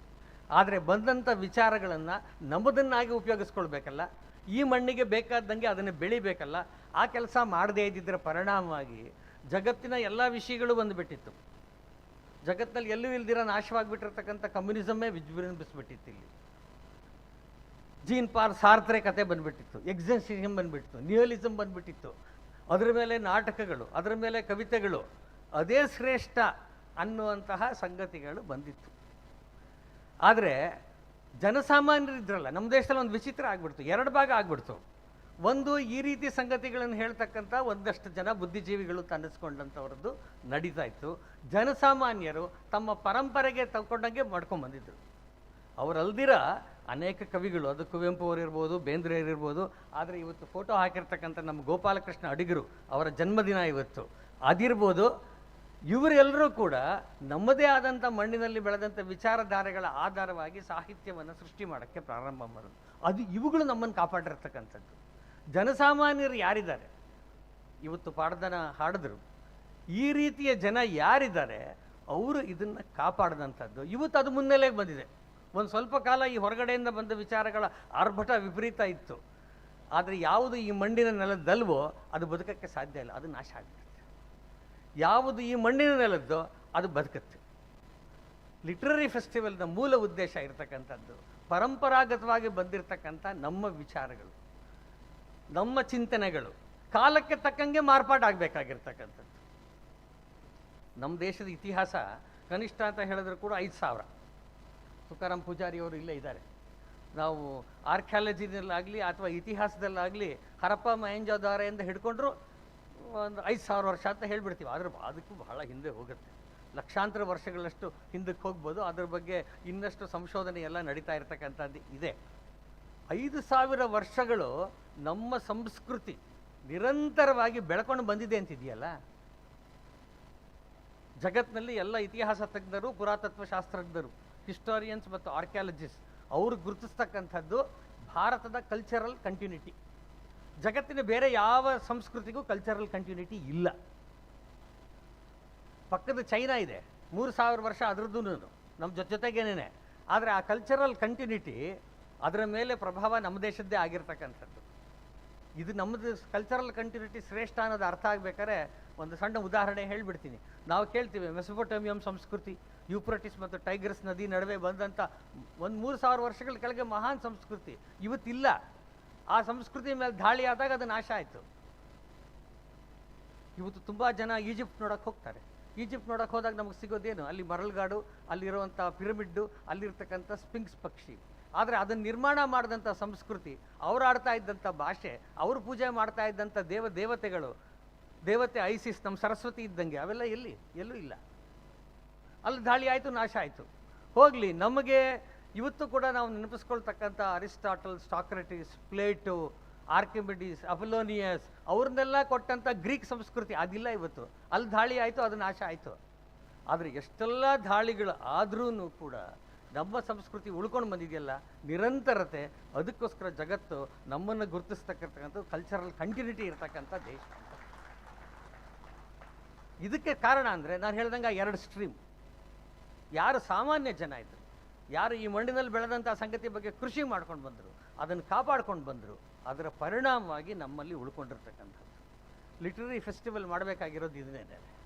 ಈ ರೀತಿ ಬಂದಿರತಕ್ಕಂಥ ನಮ್ಮ ಪರಂಪರೆ, ಪ್ರಾಚೀನತೆಗಳನ್ನು ಇವತ್ತಿನ ಕಾಲಕ್ಕೆ ತಕ್ಕಂಗೆ ಅದನ್ನು ಒಗ್ಗಿಸ್ಕೋಬೇಕು, ಮಾಡಿಫೈ ಮಾಡಬೇಕು, ಹಿಂದೇನೋ ಮಾಡಬೇಕು. ಆ ಕೆಲಸವನ್ನು ಬಹಳ ಅಚ್ಚುಕಟ್ಟಾಗಿ ಕಳೆದ 4 ಎಡಿಷನ್ನಲ್ಲಿ ಮಾಡಿ 5ನೇ ಎಡಿಷನ್ಗೆ ಬಂದಿರತಕ್ಕಂಥದ್ದು. ಅನೇಕರು ಇದ್ರ ಬಗ್ಗೆ ಬೇರೆ ಬೇರೆ, ಬರೀ ಮಂಗಳೂರು ಅಷ್ಟೇ ಅಲ್ಲ, ಬೆಂಗಳೂರು ಅಷ್ಟೇ ಅಲ್ಲ. ಯಾಕಂದರೆ ನಮ್ಮ ಕರ್ನಾಟಕ ಮಂಗಳೂರು, ಬೆಂಗಳೂರು ಬಿಟ್ಟು ಭಾರತದ ಬೇರೆ ಬೇರೆ ಕಡೆ ಇರ್ತಕ್ಕಂಥ ನಗರಗಳಿಂದಲೂ ಜನ ಇದ್ರ ಬಗ್ಗೆ ಕೇಳಿದ್ದಾರೆ. ಸೊ ಅಷ್ಟರ ಮಟ್ಟಿಗೆ ಅಚ್ಚುಕಟ್ಟಾಗಿ ನಮ್ಮ ಮಂಗಳೂರು ಫೆಸ್ಟಿವಲ್ ತಾನು ಏನು ಯೋಚನೆ ಮಾಡ್ತೋ, ಐಡಿಯಾ ಆಫ್ ಭಾರತ್ ಏನಿರಬೇಕು ಆ ಸಂಗತಿ ಆಗಿರ್ತಕ್ಕಂಥದ್ದನ್ನು ನಾವು ನೋಡ್ತೀವಿ. ಮತ್ತು ಇವತ್ತು ಈ ಕಾರ್ಯಕ್ರಮದ ಒಂದು ವೈಶಿಷ್ಟ್ಯಪೂರ್ಣವಾಗಿರ್ತಕ್ಕಂಥ ಸಂಗತಿ ಅಂತ ಹೇಳಿದ್ರೆ, ನಾವು ಡಾಕ್ಟರ್ ತುಕಾರಾಮ್ ಪೂಜಾರಿ ಅವರಿಗೆ ನಾವು ಪ್ರಶಸ್ತಿ ಪ್ರದಾನ ಮಾಡಿರ್ತಕ್ಕಂಥದ್ದು. ಅವ್ರ ಬಗ್ಗೆ ಈಗಾಗಲೇ ಸುದೀರ್ಘವಾಗಿ ಅವರ ಸಾಧನೆಯನ್ನು ಹೇಳಿದ್ದಾರೆ. ಹಾಗಾಗಿ ನಾನು ಅದನ್ನು ಹೇಳಕ್ಕೆ ಹೋಗಲ್ಲ. ಆದರೂ ಕೂಡ ಇಲ್ಲಿ ಇದ್ಕೊಂಡು ಅವರು ಮಾಡಿದ ಕೆಲಸ ಅದನ್ನೇ. ನಾನು ಆಗಲೇ ಹೇಳಿದ್ನಲ್ಲ, ನಮ್ಮ ಸಂಸ್ಕೃತಿನ ಪರಂಪರೆ ಅಂತ ಉಳಿಸೋವಂಥ ಕೆಲಸ ಇದೆಯಲ್ಲ, ಈ ಥರದವ್ರು ಮಾಡಿದ್ರಿಂದ ಉಳಿದಿರೋವಂಥದ್ದು, ಜನಸಾಮಾನ್ಯರು ಮಾಡಿದ್ರಿಂದ ಉಳಿದಿರ್ತಕ್ಕಂಥದ್ದು. ಪೂಜಾರಿ ಅವರು ಮಾಡಿದಂಥ ಸಂಗತಿ ಅದೇನೇ. ಅವರು ಹಬ್ಬಕ್ಕನ ಹೆಸರೇ ಗೊತ್ತಿಲ್ಲದೆ ಇದ್ದಾಗ, ಹಬ್ಬಕ್ಕನ ಬಗ್ಗೆ ಜಾಸ್ತಿ ಯಾರೋ ಒಬ್ಬ ಸಣ್ಣ ಪ್ರಾಣಿ ಇರಬೇಕು ಅಥವಾ ಒಂದು ಪಾಳ್ಯಗಾರನ ಹೆಂಡತಿ ಇರಬೇಕು ಅಂದ್ಕೊಂಡಂಥ ಸಂದರ್ಭದಲ್ಲಿ ಇಷ್ಟು ಮಹಾನ್ ಸಾಧನೆಯನ್ನು ಮಾಡಿದಂಥದ್ದು ಅಂತ ಎಲ್ಲರಿಗೂ ಮುಟ್ಟಿಸುವಂಥ ಕೆಲಸವನ್ನು ಅವನು ಮಾಡಿರ್ತಕ್ಕಂಥದ್ದು. ಕರಾವಳಿದೇ ವಿಶಿಷ್ಟ ಸಂಸ್ಕೃತಿ ಏನಿದೆ ಅದಕ್ಕೆ ಸಂಬಂಧಪಟ್ಟಂಥ ಸಂಗತಿಗಳನ್ನು ಮಾಡಿರ್ತಕ್ಕಂಥದ್ದು. ಮೈಸೂರಿನ ಕರ್ನಾಟಕದ ರಾಷ್ಟ್ರಕೂಟ, ಕದಂಬ, ಚಾಲುಕ್ಯ, ಹೊಯ್ಸಳ ಎಲ್ಲ ಕೇಳಿದ ಹಾಗೇ ಅಷ್ಟೇ ಶ್ರೇಷ್ಠವಾಗಿದ್ದಂಥದ್ದು ಅಳುಬರ ಆಳ್ವಿಕೆ ಕೂಡ. ಅವರೂ ಕೂಡ ಅಂಥ ಸಾಮ್ರಾಜ್ಯವನ್ನು ಕಟ್ಟಿದಂಥವ್ರು ಇಲ್ಲಿ ಅಂತಕ್ಕಂಥ ಸಂಗತಿಗಳು, ಈ ಎಲ್ಲ ಸಂಗತಿಗಳನ್ನು ಹೊರಗಡೆ ತಂದ್ರಲ್ಲ, ಅವರಿಗೆ ಪ್ರಶಸ್ತಿ ಸಂದಿರ್ತಕ್ಕಂಥದ್ದು ಬಹಳ ಅತ್ಯಂತ ಶ್ಲಾಘನೀಯ ಸಂಗತಿನ ಇವತ್ತು ಆಗಿರ್ತಕ್ಕಂಥದ್ದು. ಅವ್ರಿಗೆ ಇನ್ನಷ್ಟು ಪ್ರಶಸ್ತಿಗಳು ಸಿಗಲಿ. ಈರೇಗ ನನ್ನ ಎಡ್ಡೆ ಅವರು ಇಷ್ಟು ಹೇಳಿ ನನ್ನ ಮಾತನ್ನು ಮುಗಿಸ್ತೀನಿ. ನಮಸ್ಕಾರ. ಭೂತಖೋಲಗಳ ಭೂಮಿ, ಶಕ್ತಿ ದೇವತೆಗಳ ಪೀಠ ದಕ್ಷಿಣ ಕನ್ನಡ. ಶೈವ ವಿಷ್ಣು ಆರಾಧನೆಯ ಕ್ಷೇತ್ರ ಈ ನಾಡು. ನೇತ್ರಾವತಿ, ನಂದಿನಿ, ಪಯಸ್ವಿನಿ ಸಹಿತ ಹಲವು ನದಿಗಳು ರೂಪಿಸಿದ ನಾಗರಿಕತೆ ಇಲ್ಲಿನದು. ಮಲ್ಲಿಗೆಯ ಕಂಪು, ಹಿಂಗಾರದ ದೈವಿಕತೆ ಮೇಳೈಸಿದ ಈ ನಾಡಿಗೆ ಆಗಮಿಸಿದ ಅತಿಥಿ ಅಭ್ಯಾಗತರನ್ನು ಉದ್ದೇಶಿಸಿ ಮಾತನಾಡಿದ ಬಿ ನಾಗರಾಜಿಯವರಿಗೆ ಧನ್ಯವಾದಗಳು. Beyond a beautiful city on the west coast, known for its traditions and temples, Mangalore is a land of thinkers. I now call upon our guest of honor, Sri R. Jagannath Ji, the editorial director of Swarajya, to share his insights on the idea of Bharat owing to the 5th edition of Mangaluru Literature Festival.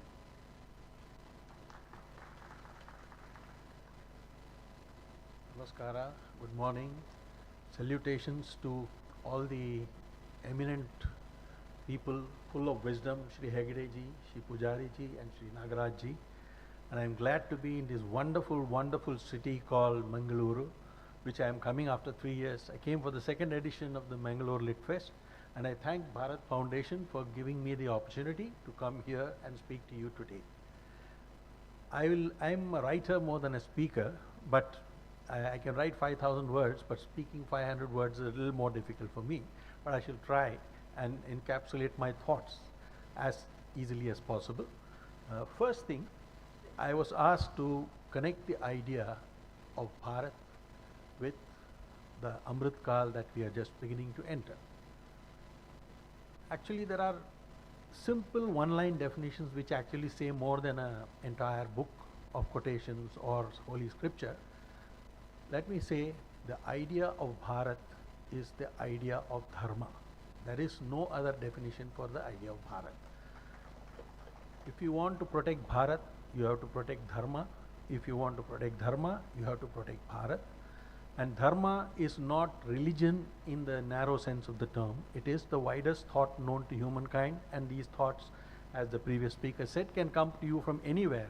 But it is in Bharat that these ideas were never found to be a reason to murder one another. So that is the difference, and we need to acknowledge that reality. So what, in Sanskrit there are some Mahavakyas, that is one single lines that explain many things. So in the kind, what we need to do is like, I mean, we have them in the Vedas, the Vedangas and everything else. Small things like Satyameva Jayate, which is there in our national emblem, or Vasudhaiva Kutumbakam, so many things. But the Mahavakyas that I want to use today to connect the idea of India with the Amrit Kal that is coming up just ahead of us are 3 lines from the Chanakya Sutra. Okay? Sukhasya moolam dharmaha, dharmasya moolam arthaha, arthasya moolam rajyam. And it goes on like this. These 3 words, these 3 lines I will use to demonstrate the connection between the idea of Bharat, dharma and our future which we are heading towards an Amrit Kal. So what does the first sentence, first part mean? That Sukhasya moolam dharma. That is, I don't think you can be happy or have well-being mentally or physically without the idea of dharma. And dharma is not one person's duty, one leader's duty, it is everybody's duty. If you do not follow dharma and if you not try to live up to dharma in your own way, you are not going to create Amrit Kal. So the idea of dharma is something that everybody has to fight for, no matter whether you agree with one religion or not, it doesn't matter. The dharma is greater than any particular religion. So you have to fight for that. I mean, this is what the Prime Minister has also been saying for various times. He started in 2014 by saying, Sabka Saath, Sabka Vikas. Then in 2019 he added Sabka Vishwas. And in the last Independence Day, it is Sabka Prayas. That is, everybody has to contribute to the idea of Bharat and make it, lead it to Amrit Kal. So the ideas are being encapsulated from the leadership. It is a lot up to us to follow that up. So that's the first thought. Second thing, the second line, which talks about dharmasya moolam artha. Gandhiji said, for a poor man, food is God. Swami Vivekananda said the same thing, that there is no point in talking about high Vedantic philosophy if your stomach is empty. So the key thing for preserving dharma is that you must have a certain economic basis on which dharma can be protected. Dharma is not just an empty concept that intelligent minds can discuss. It has to be rooted in good economics, and that's what we need to do. And a lot of the actions of the current government are falling in that category, and we are heading in that direction. Despite facing some of the worst challenges, he came to power, Mr. Modi came to power in 2014. You had 2 years of consecutive drought. Then you had the Pulwama and other attacks. Then you had COVID. Now we have the Ukraine-Russian wars. 2 Christian nations have gone to war over what we don't know, but they have damaged the whole world. Okay. So we need to understand the circumstances in which you are trying to rebuild your economy and creating the economic wealth that will support dharma. So I think we are headed in that direction. The last thing, of course, is the arthasya moolam rajyam. The role of the state is very important, but it has to be limited, because dharma has to be carried by the people. It is not the job only of the state to do it. We have to do everything possible at the individual level, at the institutional level, family, kula, whatever you want to do. You have to carry that idea forward. So the state needs to be limited and strong, and it needs to enable economic and dharmic activities, and that is what we need to do, and people have to take it forward. So when it comes to Amrit Kal, moving from 75 years of difficult economic growth, we have reached a phase. I give the analogy of, if you want to scale Mount Everest, there are 2 phases essentially. The first phase is where you reach the base camp. What do? You have Sherpas, donkeys, mules and all carrying all your baggage. Now that is where we have reached. After 75 years, we have reached the base camp. Now to go to the peak, you need Atmanirbharta. Because the peak, the donkey is not going to come up to you and take your luggage there. You have to take it yourself. So Amrit Kal, you have to carry your luggage and reach the peak on your own efforts. So Atmanirbharta is the critical factor in the next phase of our movement towards we are just leaving poverty behind. We still have a lot of poor, but we are just leaving poverty behind. As an economist, I can tell you that by 2024, 2035 or 35, we will be a $10 trillion economy. We will be a middle income country.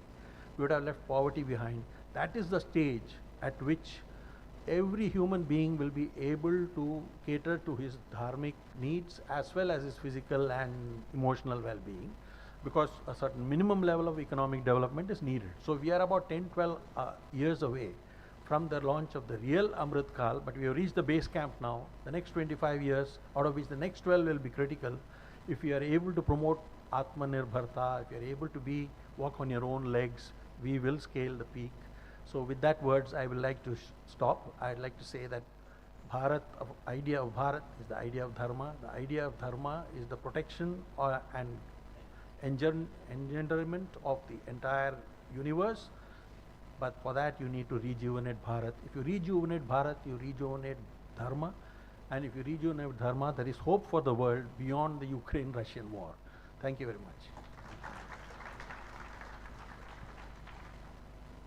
Thank you, sir. Check. Okay, thank you, sir, for your words of wisdom. ಈಗಾಗಲೇ base ಕ್ಯಾಂಪನ್ನು reach ಆಗಿದ್ದೀವಿ, ಇನ್ನೇನಿದ್ರು next ಲೆವೆಲ್ನ reach ಆಗುವಂಥ ಸಮಯ ಇದು ಅನ್ನುವಂತಹ ಒಂದು energetic ಆಗಿರುವಂಥ ಒಂದು ಮಾತಿನ ಮೂಲಕ ತಮ್ಮ ಮಾತನ್ನು ಮುಗಿಸಿದಂಥ ಅವರಿಗೆ ಮನದಾಳದ ಧನ್ಯವಾದಗಳನ್ನು ಸಮರ್ಪಿಸ್ತಾ ಇದ್ದೀನಿ. ಹಾಗೆ ಇದೇ ಎನರ್ಜಿಯೊಂದಿಗೆ ಮತ್ತೆ ಮುಂದಕ್ಕೆ ಹೋಗೋಣ. ಈಗಾಗಲೇ ಜೀವಮಾನ ಸಾಧನೆ ಪ್ರಶಸ್ತಿಯನ್ನು ಪಡ್ಕೊಂಡಿರುವಂತಹ ಶ್ರೀಯುತ ಡಾಕ್ಟರ್ ತುಕಾರಾಮ್ ಪೂಜಾರಿ ಅವರು ಒಂದೆರಡು ಮಾತುಗಳನ್ನು ಹೇಳಬೇಕು, ನಮ್ಮೆಲ್ಲರನ್ನ ಇನ್ಸ್ಪೈರ್ ಮಾಡಬೇಕು ಅಂತ ಕೇಳ್ಕೊತಾ ಇದ್ದೀನಿ. ಸಮಾರಂಭದ ಅಧ್ಯಕ್ಷರೇ, ಸೇರಿರತಕ್ಕಂಥ ಮಹಾಜನರೇ, ನಮ್ಮ ನೆಲಮೂಲದ ಸಂಸ್ಕೃತಿ, ಪರಂಪರೆ, ಚರಿತ್ರೆಯನ್ನು ಅರಿಯದವ ಬದುಕಿದ್ದು ಸತ್ತಾಗೆ ಅಂತ ನನ್ನ ಅಭಿಪ್ರಾಯ.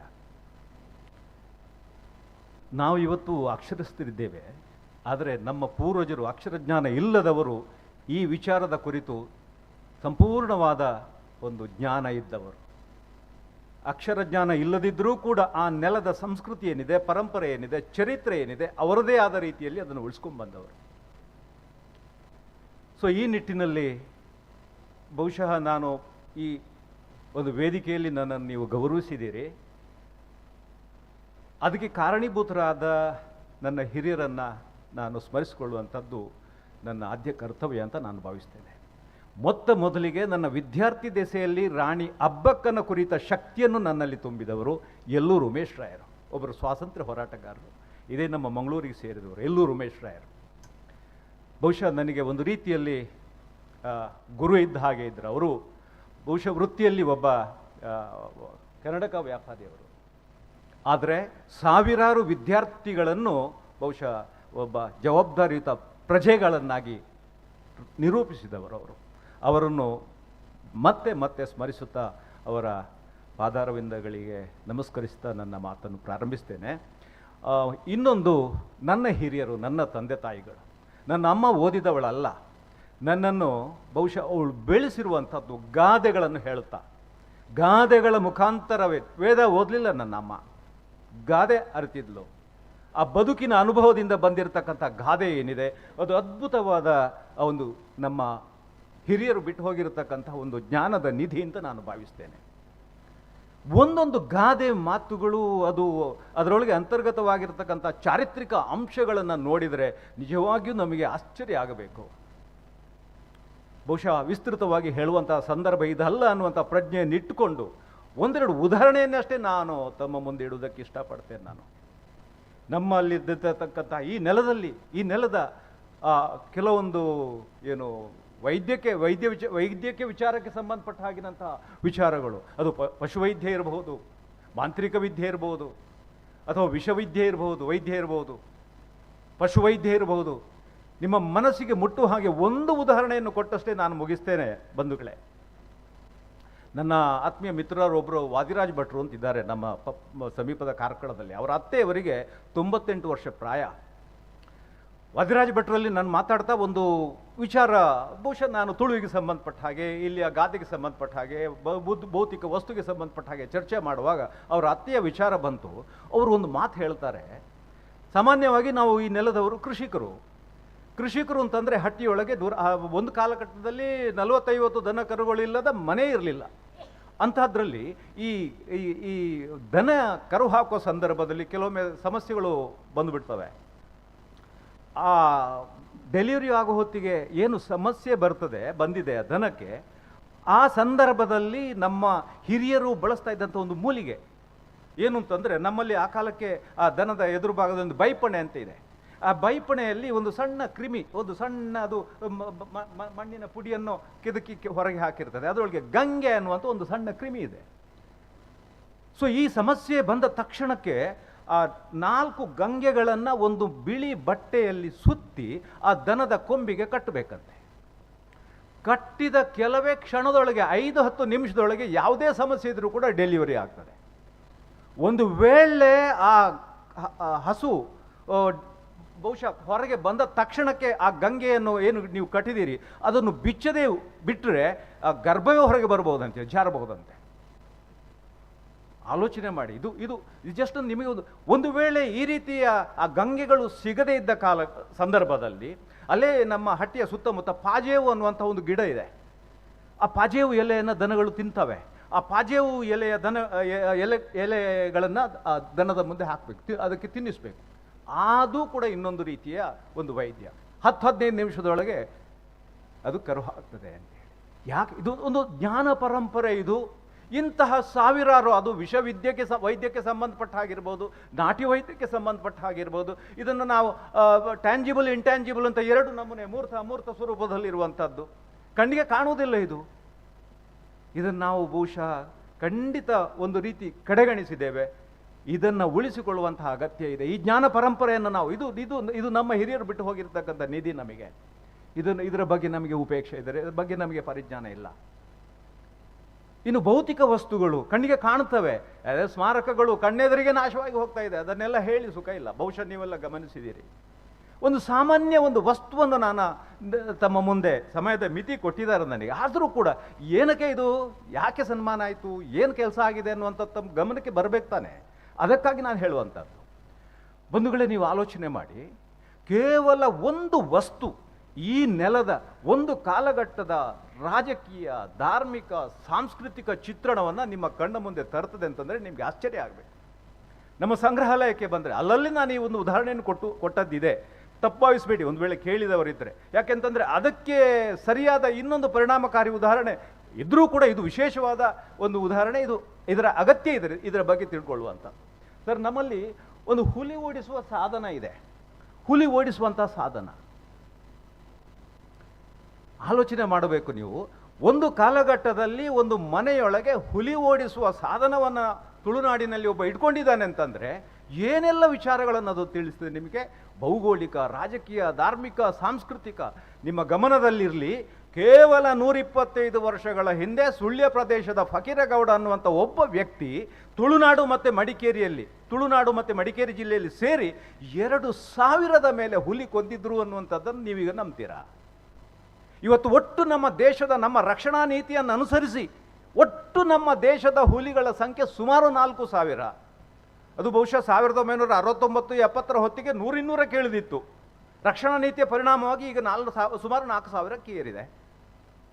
ನೀವು ಆಲೋಚನೆ ಮಾಡಬೇಕು, ಒಂದು ಕಾಲಘಟ್ಟದಲ್ಲಿ ತುಳುನಾಡಿನ ಭೌಗೋಳಿಕ ಚಿತ್ರಣ ಹೇಗಿದ್ದಿರಬಹುದು, ಪ್ರಾಣಿ ಸಂಪತ್ತು ಕಾಡು ಪ್ರಾಣಿಗಳು ಹೇಗಿದ್ದಿರಬೇಕು.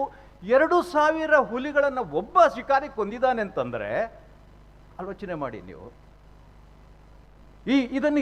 ಇದೇ ರೀತಿ ಮಾತಾಡ್ತಾ ಏನೆಲ್ಲ ಅದ್ಭುತವಾದ ಕಥೆಯನ್ನು ಒಂದು ವಸ್ತು ಹೇಳ್ತದೆ. ನಾನು ಯಾಕೆ ಈ ಮಾತನ್ನು ನಾನು ಹೇಳ್ತಾ ಇದ್ದೇನೆ ಅಂತಂದರೆ, ಕೇವಲ 100-125 ವರ್ಷಗಳ ಹಿಂದೆ ಈ ಪ್ರದೇಶದಲ್ಲಿ ಇವತ್ತು ಬೆಕ್ಕು ಹೇಗೆ ಓಡಾಡ್ತಾ ಇದೆಯೋ ಅದೇ ರೀತಿ ಹುಲಿಗಳು ಓಡಾಡ್ತಾ ಇದ್ವು ಅಂತಂದರೆ ನೀವು ನಂಬ್ತೀರಾ ಅಂತ ನನ್ನ ಪ್ರಶ್ನೆ. ನನ್ನ ನೋವು, ನನ್ನ ಭಯ ಏನು ಅಂತ ಹೇಳಿದರೆ, ಅದೇ 125 ವರ್ಷಗಳ ನಂತರದ ದಿನಗಳನ್ನು ನೀವು ಕಲ್ಪನೆ ಮಾಡಿಕೊಳ್ಳಿ. 125 ವರ್ಷಗಳ ಹಿಂದೆ ಸಾವಿರಾರು ಹುಲಿಗಳಲ್ಲಿ ಅದೆಷ್ಟೋ ಕಾಡು ಪ್ರಾಣಿಗಳು, ಇನ್ನು 125 ವರ್ಷದ ನಂತರ ಈಗ ಏನು ಯಾವ ಸ್ಥಿತಿಯಲ್ಲಿ ಇದ್ದೇವೆ ಅನ್ನುವಂಥದ್ದು ಗಮನದಲ್ಲಿದೆ.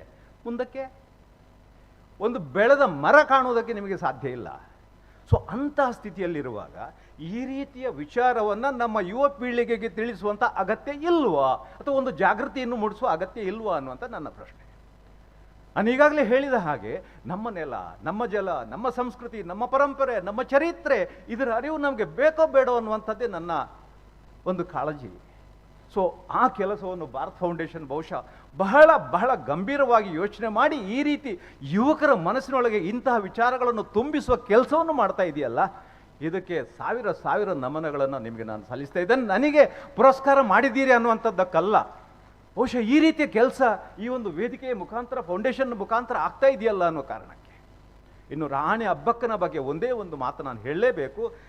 ಬಹುಶಃ ಹೇಳದಿದ್ದರೆ ಅದು ನಾನು ಅಬ್ಬಕ್ಕನಿಗೆ ಮಾಡುವ ಒಂದು ಅನ್ಯಾಯ ಅಂತ ನಾನು ಭಾವಿಸ್ತೇನೆ. ಈಗಾಗಲೇ ಪೂಜ್ಯರು ಹೇಳಿದರು, ಬಂಧುಗಳೇ ಗಮನಿಸಬೇಕು, ಅಬ್ಬಕ್ಕನನ್ನು ಕೇವಲ ಹೋರಾಟದ ನೆಲೆಯಲ್ಲಿ ಕಾಣಬೇಡಿ, ಕೇವಲ ಪೋರ್ಚುಗೀಸರ ವಿರುದ್ಧ ಏಕಾಂಗಿಯಾಗಿ ಹೋರಾಟ ಮಾಡಿರ್ತಕ್ಕಂಥ ಒಬ್ಬಳು ಮಹಿಳೆ ಅಂತೇಳಿ ಮಾತ್ರ ತಗೋಬೇಡಿ. ಒಬ್ಬಳು ಉತ್ತಮ ಆಡಳಿತಗಾರ್ತಿಯಾಗಿ, ಏನು ಹೇಳ್ತೇವೆ, ಒಂದು ನ್ಯಾಯಕ್ಕೆ ಅವಳು ಕೊಟ್ಟಂತಹ ಪ್ರಾಮುಖ್ಯತೆ, ಕೃಷಿಗೆ ಕೊಟ್ಟಿರತಕ್ಕಂಥ ಉತ್ತೇಜನ, ಆ ಬಹುಶಃ ಒಂದು ಉಳ್ಳಾಳದಂತಹ ಒಂದು ಸಣ್ಣ ಪ್ರಾಂತ್ಯದಲ್ಲಿದ್ದುಕೊಂಡು ವಿದೇಶದೊಂದಿಗೆ ವ್ಯಾಪಾರ ಸಂಪರ್ಕ. ಈಗಾಗಲೇ ನಮ್ಮ ಹೆಗ್ಡೆಯವರು ಮಾತಾಡ್ತಾ ಹೇಳಿದರು, ಈ ನಮ್ಮ ಕರಾವಳಿ ಏನಿದೆ ಇದು ವಿದೇಶಕ್ಕೆ ಹೆಬ್ಬಾಗಿಲಿದ್ದ ಹಾಗೆ. ವಿದೇಶಕ್ಕೆ ಹೆಬ್ಬಾಗಿಲು ಸಾವಿರ ವರ್ಷಗಳ ಹಿಂದೆ ಈ ಒಂದು ನಮ್ಮ ಕರಾವಳಿಯ ಮುಖಾಂತರ ವಿದೇಶದೊಂದಿಗೆ ಸಂಪರ್ಕ ಇತ್ತು. ಇವತ್ತು ನೀವು ತುಳು ಬದುಕು ವಸ್ತು ಸಂಗ್ರಹಾಲಯದೊಳಗೆ ಬಂದರೆ ಬಹುಶಃ ನಮಗೆ ಪರದೇಶದೊಂದಿಗಿದ್ದಿರತಕ್ಕಂಥ ಸಾಂಸ್ಕೃತಿಕ ಸಂಪರ್ಕ, ವ್ಯಾಪಾರ ಸಂಬಂಧವನ್ನು ಅಲ್ಲಿಯ ಒಂದೊಂದು ವಸ್ತುಗಳು ನಿಮಗೆ ತಿಳಿಯ ಹೇಳುತ್ತದೆ. ಭೌತಿಕ ವಸ್ತುಗಳ ಮುಖಾಂತರ ಈಗ ಸ್ಥಾಪಿತ ಇತಿಹಾಸ ಪ್ರಕಾರ ನಾವು ಶಾಸನವೋ, ಲಿಖಿತ ದಾಖಲೆಗಳೋ ಅಥವಾ ನಾಣ್ಯವೋ ಇದರ ಆಧಾರದಲ್ಲಿ ಇತಿಹಾಸ ಕಟ್ಟಬಹುದು. ಜನಸಾಮಾನ್ಯರು, ಅಕ್ಷರಜ್ಞಾನ ಇಲ್ಲದವರು, ಇವರ ಚರಿತ್ರೆಯನ್ನು ಅವರು ಬಳಕೆ ಮಾಡಿರತಕ್ಕಂಥ ಭೌತಿಕ ವಸ್ತುಗಳ ಮುಖಾಂತರ, ಅದೇ ರೀತಿ ಅವರು ಬಳಕೆ ಮಾಡ್ತಾ ಇದ್ದಂಥ ಗಾದೆಯೋ, ಒಗಟೋ, ಸಂಧಿಯೋ, ಪಾಡ್ದನವೋ ಏನು ಮೌಖಿಕ ಚರಿತ್ರೆ ಇದೆ, ಇದನ್ನು ಬಳಕೆ ಮಾಡಿಕೊಂಡು ಒಂದು ಸಮುದಾಯದ ಅಥವಾ ಆ ನೆಲದ ಜನರ ಇತಿಹಾಸವನ್ನು ಕಟ್ಟುವುದಕ್ಕೆ ಸಾಧ್ಯ ಇದೆ ಅನ್ನುವಂಥ ಪ್ರಯತ್ನವನ್ನು ನಾವು ಮಾಡ್ತಾ ಇರೋದು. ಬಹುಶಃ ರಿಚರ್ಡ್ ಡಾಸನ್ ಅನ್ನುವಂಥ ಒಬ್ಬ ಅಮೆರಿಕದ ವಿದ್ವಾಂಸನ ಮಾತುಗಳನ್ನು ಹೇಳ್ತಾ ನಾನು ನನ್ನ ಮಾತನ್ನು ಮುಗಿಸ್ತೇನೆ. ಅವ ಹೇಳ್ತಾನೆ, ಭೌತಿಕ ಸಂಸ್ಕೃತಿ, ಮೌಖಿಕ ಸಾಹಿತ್ಯ, ಸಾಮಾಜಿಕ ಧಾರ್ಮಿಕ ಆಚರಣೆಗಳು, ರಂಗಕಲೆಗಳು, ಈ ನಾಲ್ಕನ್ನು ನಾವು ಮುಂದಿಟ್ಟುಕೊಂಡು ಒಂದು ಪ್ರದೇಶದ ಜನಸಮುದಾಯದ, ಒಂದು ಜನವರ್ಗದ ಅಥವಾ ಆ ನೆಲದ ಚರಿತ್ರೆಯನ್ನು ಕಟ್ಟುವುದಕ್ಕೆ ಖಂಡಿತ ಸಾಧ್ಯ ಇದೆ ಅಂತ ಹೇಳ್ತಾನೆ. ಕೇವಲ ಲಿಖಿತ ದಾಖಲೆಗಳೇ ಅಲ್ಲ. 30 ವರ್ಷದ ಅನುಭವದಲ್ಲಿ ನಾನು 100ಕ್ಕೆ 100 ಆ ಡಾರ್ಸನ್ನ ಮಾತನ್ನು ಒಪ್ಪಿಕೊಳ್ತೇನೆ. ಇದನ್ನು ತಾವುಗಳು ಕೂಡ ಅರ್ಥ ಮಾಡ್ಕೋಬೇಕು ಅನ್ನುವಂಥ ಮಾತುಗಳನ್ನು ಹೇಳ್ತಾ, ಬಹುಶಃ ಈ ರೀತಿಯ ಒಂದು ಅವಕಾಶವನ್ನು ತಾವುಗಳು ನನಗೆ ಒದಗಿಸಿದ್ದೀರಿ. ಮುಖ್ಯವಾಗಿ ನನ್ನ ಯುವ ಪೀಳಿಗೆಗೆ ಪ್ರತ್ಯೇಕವಾಗಿ ಹೆಸರು ಎತ್ತಿ ಹೇಳುವಂಥ ಅಗತ್ಯ ಇಲ್ಲ ಅಂತ ನಾನು ಭಾವಿಸ್ತೇನೆ. ಅವರಿಗೆ ನನ್ನ ವಂದನೆಗಳನ್ನು ಸಲ್ಲಿಸ್ತಾ ನನ್ನ ಮಾತನ್ನು ಮುಗಿಸ್ತೇನೆ. ನಮ್ಮ ನಿನ್ನೆಗಳು ಬದುಕಿನ ಪಯಣದಲ್ಲಿ ಬೆರೆತರೆ ಮಾತ್ರ ಇಂದು ನಾಳೆಗಳಿಗೆ ಭದ್ರ ಬುನಾದಿಯನ್ನ ಹಾಕಲು ಸಾಧ್ಯ. ಅದನ್ನ ಮಾಡ ಹೊರಟಿರುವಂತಹ ಭಾರತ್ ಫೌಂಡೇಶನ್ಗೆ ನಮ್ಮೆಲ್ಲರ ಚಪ್ಪಾಳೆ ಸಲ್ಲುತ್ತೆ ಅಂತ ಹೇಳುವ ಮಾತಿನ ಜೊತೆಗೆ ಇಂದಿನ ಸಭಾ ಕಾರ್ಯಕ್ರಮವನ್ನ ನಾವು ಇಲ್ಲಿಗೆ ಮುಗಿಸ್ತಾ ಮುಂದಿನ ಕಾರ್ಯಕ್ರಮಗಳಿಗೆ ಸಾಕ್ತಾ ಇದ್ದೀವಿ.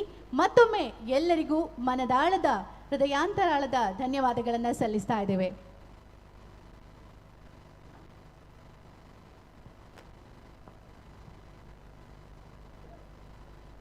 ಇದೀಗ ಆಡಿಟೋರಿಯಂ 1 ಮತ್ತು 2ರಲ್ಲಿ ನಡೆಯಲಿರುವ ಕಾರ್ಯಕ್ರಮಗಳ ವಿವರವನ್ನು ನಿಮ್ಮ ಮುಂದೆ ಇಡ್ತಾ ಇದ್ದೀವಿ.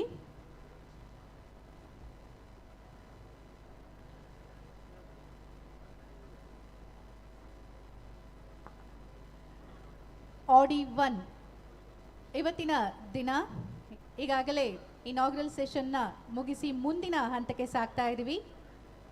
ಬುಕ್ ಡಿಸ್ಕಷನ್, ಹಿಂದುತ್ವ, ಇದರ ಬಗ್ಗೆ ಮಾತನಾಡಲಿರುವವರು ಅರವಿಂದನ್ ನೀಲಕಂಠನ್.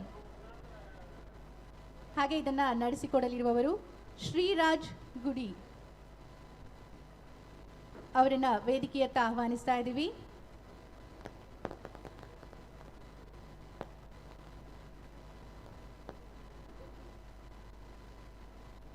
ಆಡಿ 2. ಇದೀಗ ಪುರಾಣ ಕತೆ ಹೊಸ ರೂಪ ಹೊಸ ದೃಷ್ಟಿ ಈ ವಿಷಯದ ಬಗ್ಗೆ ಮಾತನಾಡಲಿರುವವರು ಗಜಾನನ್ ಶರ್ಮಾ, ವಿದ್ವಾನ್ ಜಗದೀಶ್ ಶರ್ಮಾ ಸಂಪ ಇವರು. ಇದನ್ನು ನಡೆಸಿಕೊಡಲಿರುವವರು ಶ್ರೀಮತಿ ವಿಜಯ ಸರಸ್ವತಿ.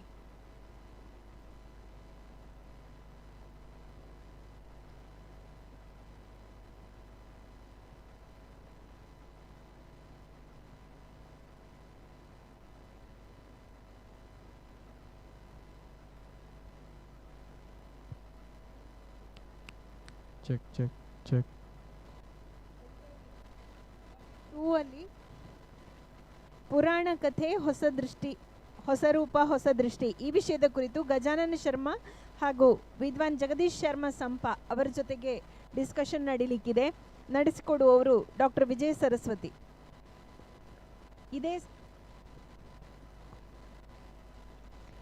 ಇದೇ ಸಭಾಂಗಣದಲ್ಲಿ ಬುಕ್ ಡಿಸ್ಕಷನ್ ಹಿಂದುತ್ವ ಈ ಕುರಿತು ಮಾತಾಡಲಿಕ್ಕಿರುವವರು ಅರವಿಂದನ್ ನೀಲಕಂದನ್ ಅವರು. ಅವರ ಜೊತೆಗೆ ಸಂವಾದ ನಡೆಸಲಿಕ್ಕಿರುವವರು ಶ್ರೀರಾಜ್ ಗುಡಿ ಅವರು.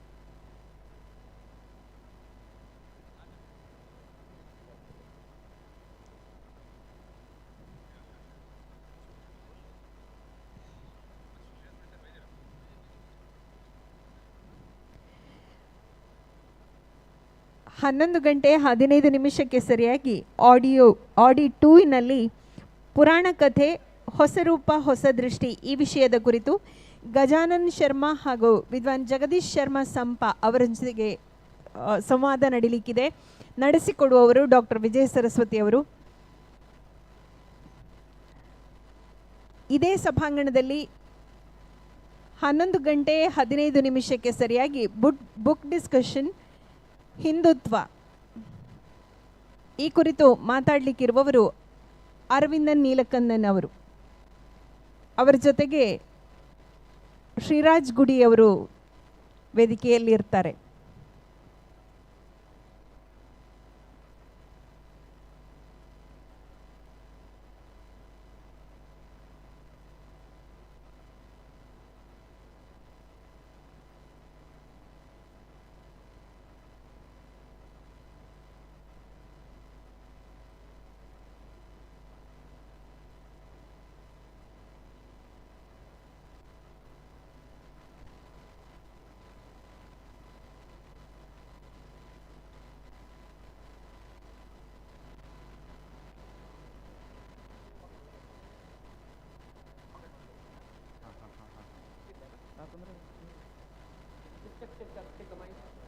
Hello, hello, hello. Hello. Hello. Hello. Is it clear? Is it clear? Okay. Hello.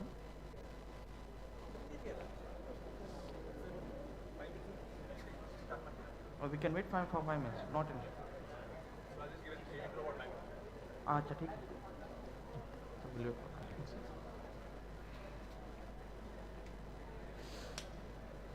Hello.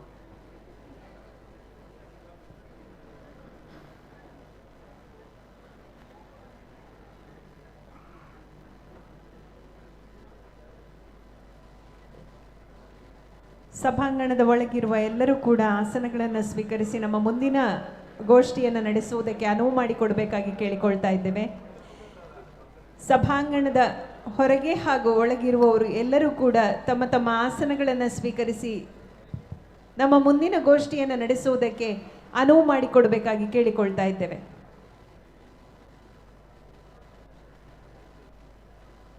He said 5 minutes. He'll give a cue. He'll give a cue. We request everyone to come and occupy their seats.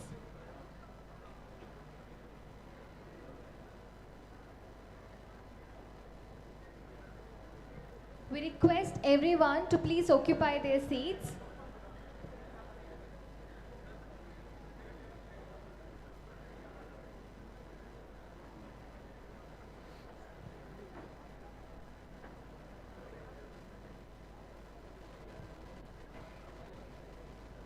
ಗೋಷ್ಠಿ ಇನ್ನು 2 ನಿಮಿಷದಲ್ಲಿ ಪ್ರಾರಂಭ ಆಗುವ ಹಿನ್ನೆಲೆಯಲ್ಲಿ ಎಲ್ಲರೂ ಬಂದು ತಮ್ಮ ಹಾಸನವನ್ನು ಸ್ವೀಕರಿಸಬೇಕಂತ ಕೇಳಿಕೊಳ್ತಿದ್ವಿ. The session will be beginning in 2 minutes. We request everyone to occupy their seats.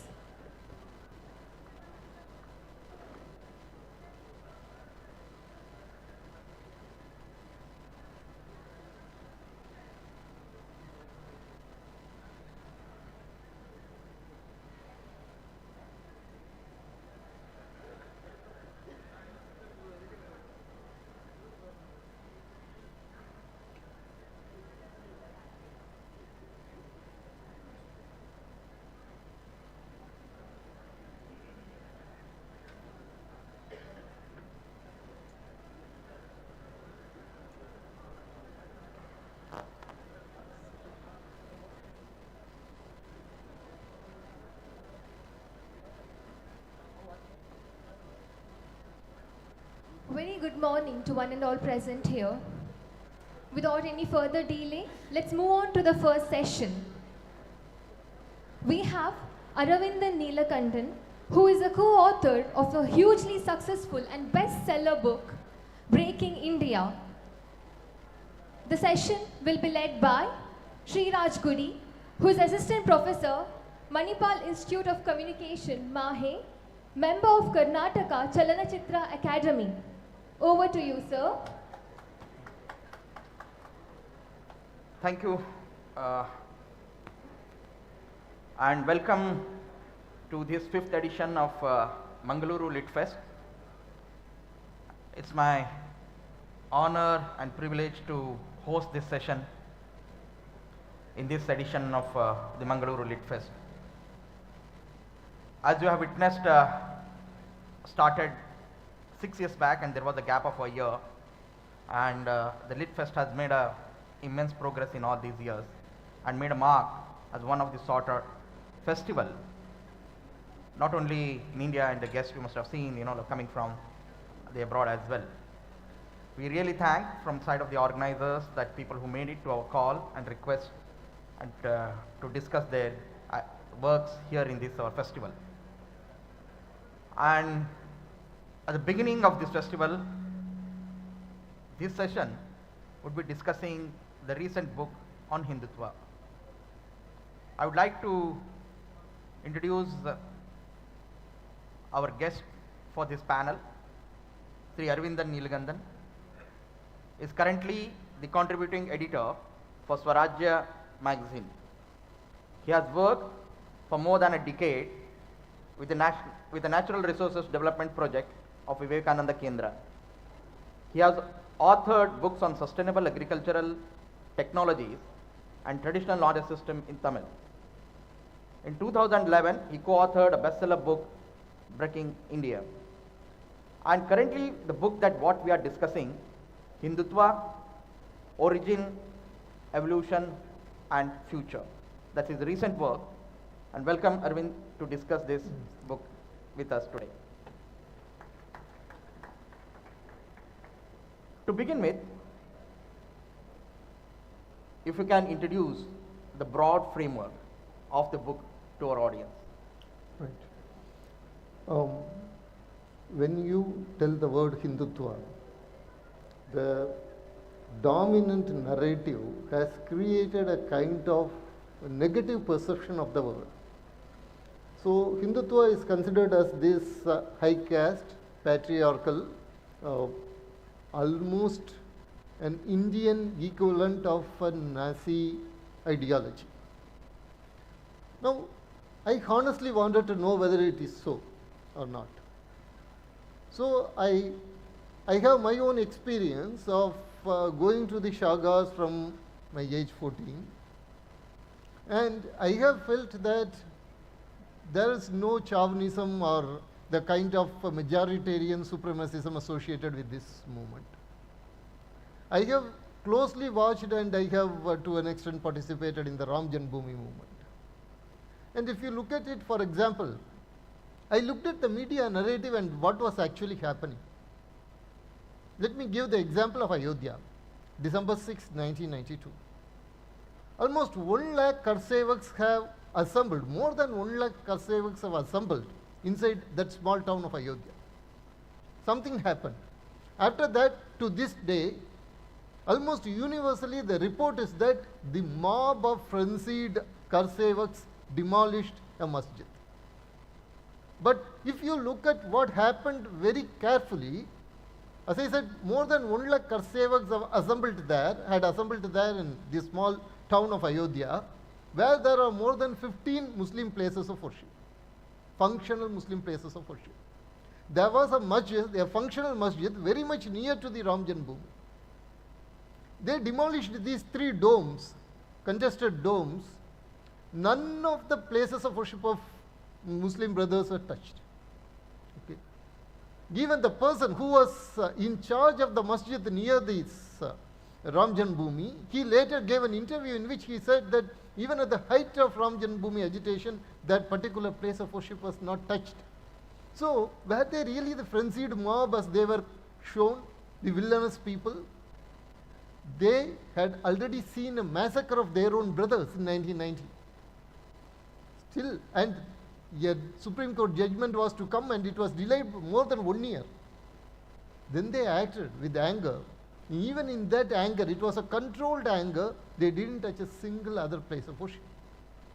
Then, even then, they are portrayed as frenzied mob. So, all these things set me to think what exactly is Hindutva.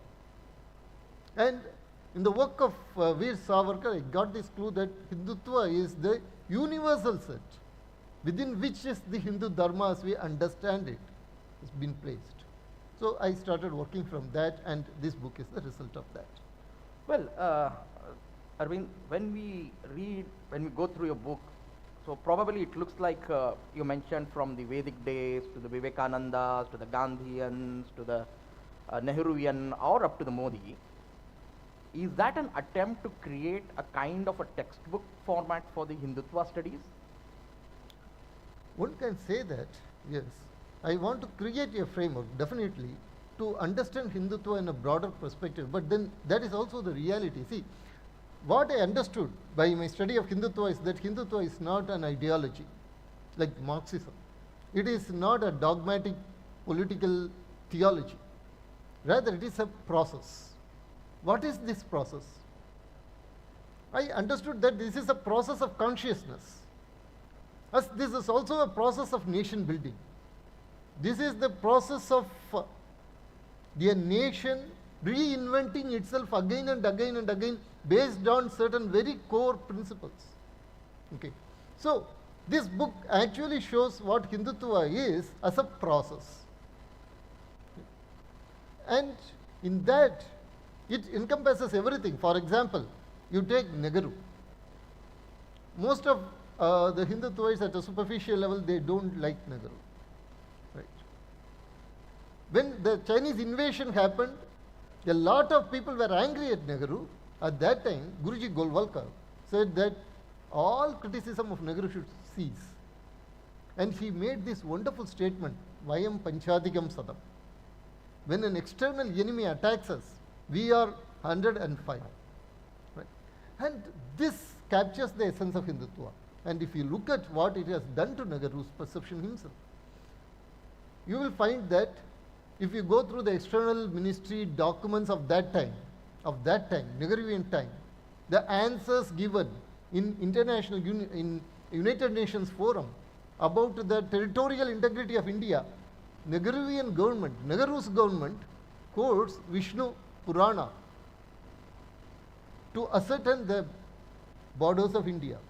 So this is something again Eknath Ranadev, the founder of Vivekananda Kendra, said that irrespective of political ideology, inside Hindutva is there. So, to discover that Hindutva as a national process, whether he is even a Marxist, Hindutva is there. Deep inside. We have to go and take it out. This book is that attempt.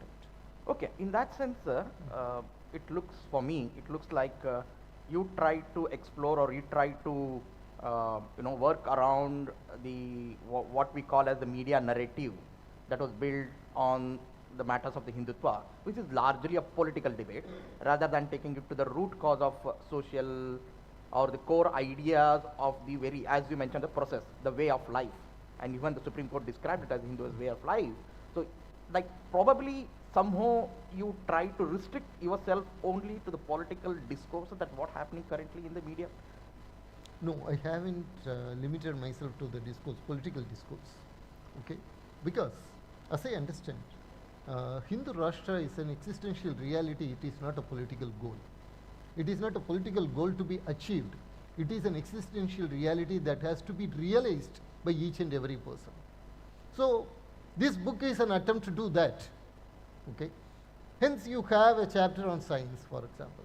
What is the Hindutva contribution to science?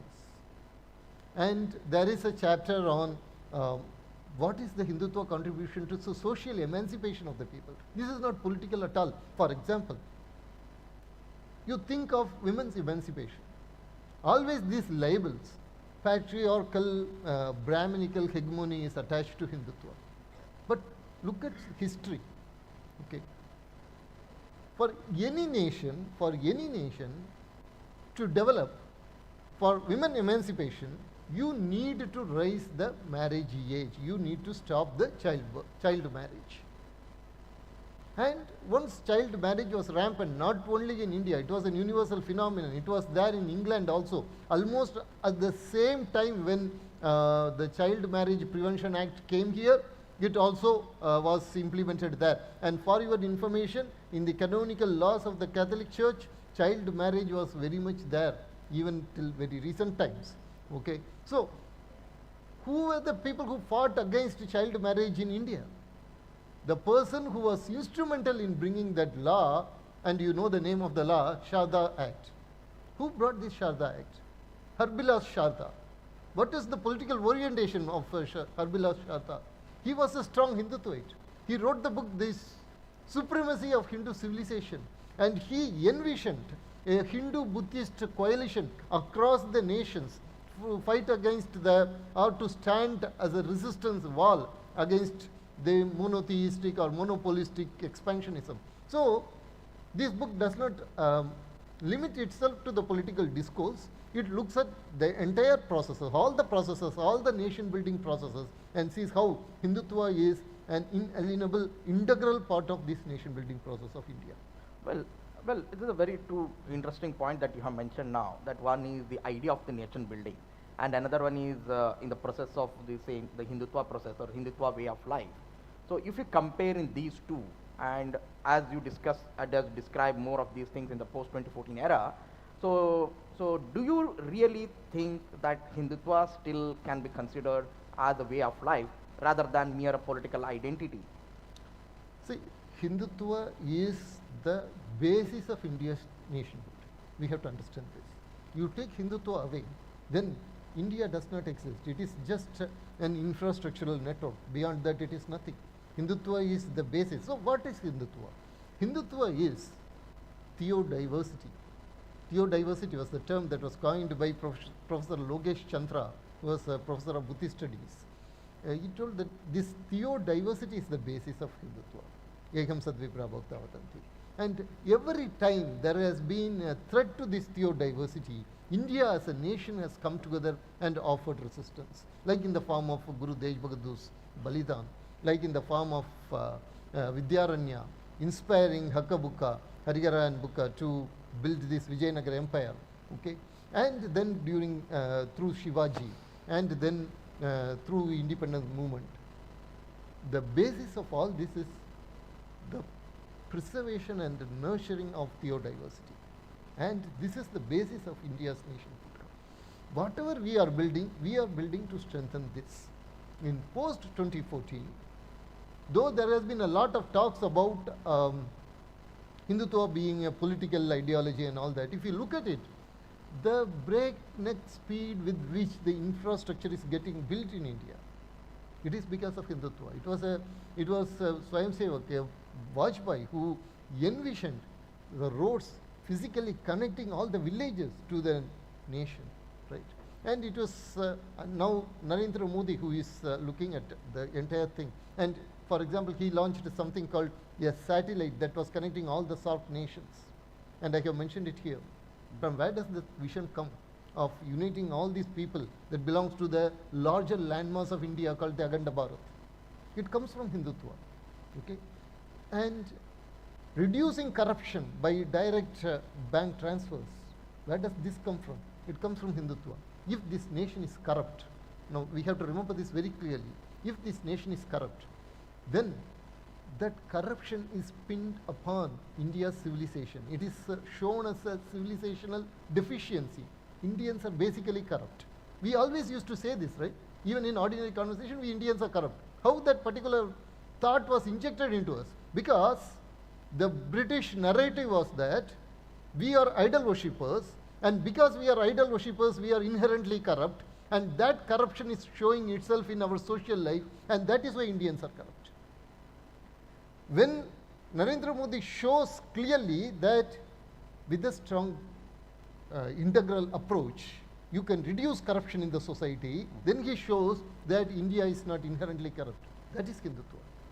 So we have to see Hindutva in this light and in this framework. That is what this book talks about. It is not the political discourse, it is beyond the political discourse, into the heart of things. Okay. Very interesting point that recently many people are started making this comment that I may be a Hindu, but I don't follow Hindutva. So how do you agree or disagree? Well, there is this famous Buddhist story about Siddhartha saving Hamsa, right? So when Hamsa was wounded, when the swan was wounded by Devadatt, and I don't know why that name is there, Devadatt, it may be a kind of a interesting coincidence. So Devadatt also climbed the swan because he had wounded the swan. And Indra comes in the court and he says that the swan belongs to the healing hands of Siddhartha, one who nurtures the life, to him the swan belongs. This I would call the Siddhartha Hamsa Nyaya. You apply this. When this dharma was attacked physically, conceptually, ideologically, who were there to defend it? Not the people who tell Hindutva and Hinduism are different. These the Hindutvites. They put even their lives. And they gave their lives, they sacrificed, they became Balidanis and they protected this. I come from Kanyakumari, okay, the land's end. There was a time when this Kanyakumari, which is a Shakti beat, there were attempts to rename it as Kanni Mary district. Okay. Who were there to fight for us that time? It is the Hindutvites. Not these people who are coming now and telling, like Sashi Tharoor, that Hinduism is different from Hindutva. No. Hindutva is the healing hands of Siddhartha. And the wounded swan is Sanatana Dharma. That is the relation. But nowhere you mentioned about Sanatana Dharma.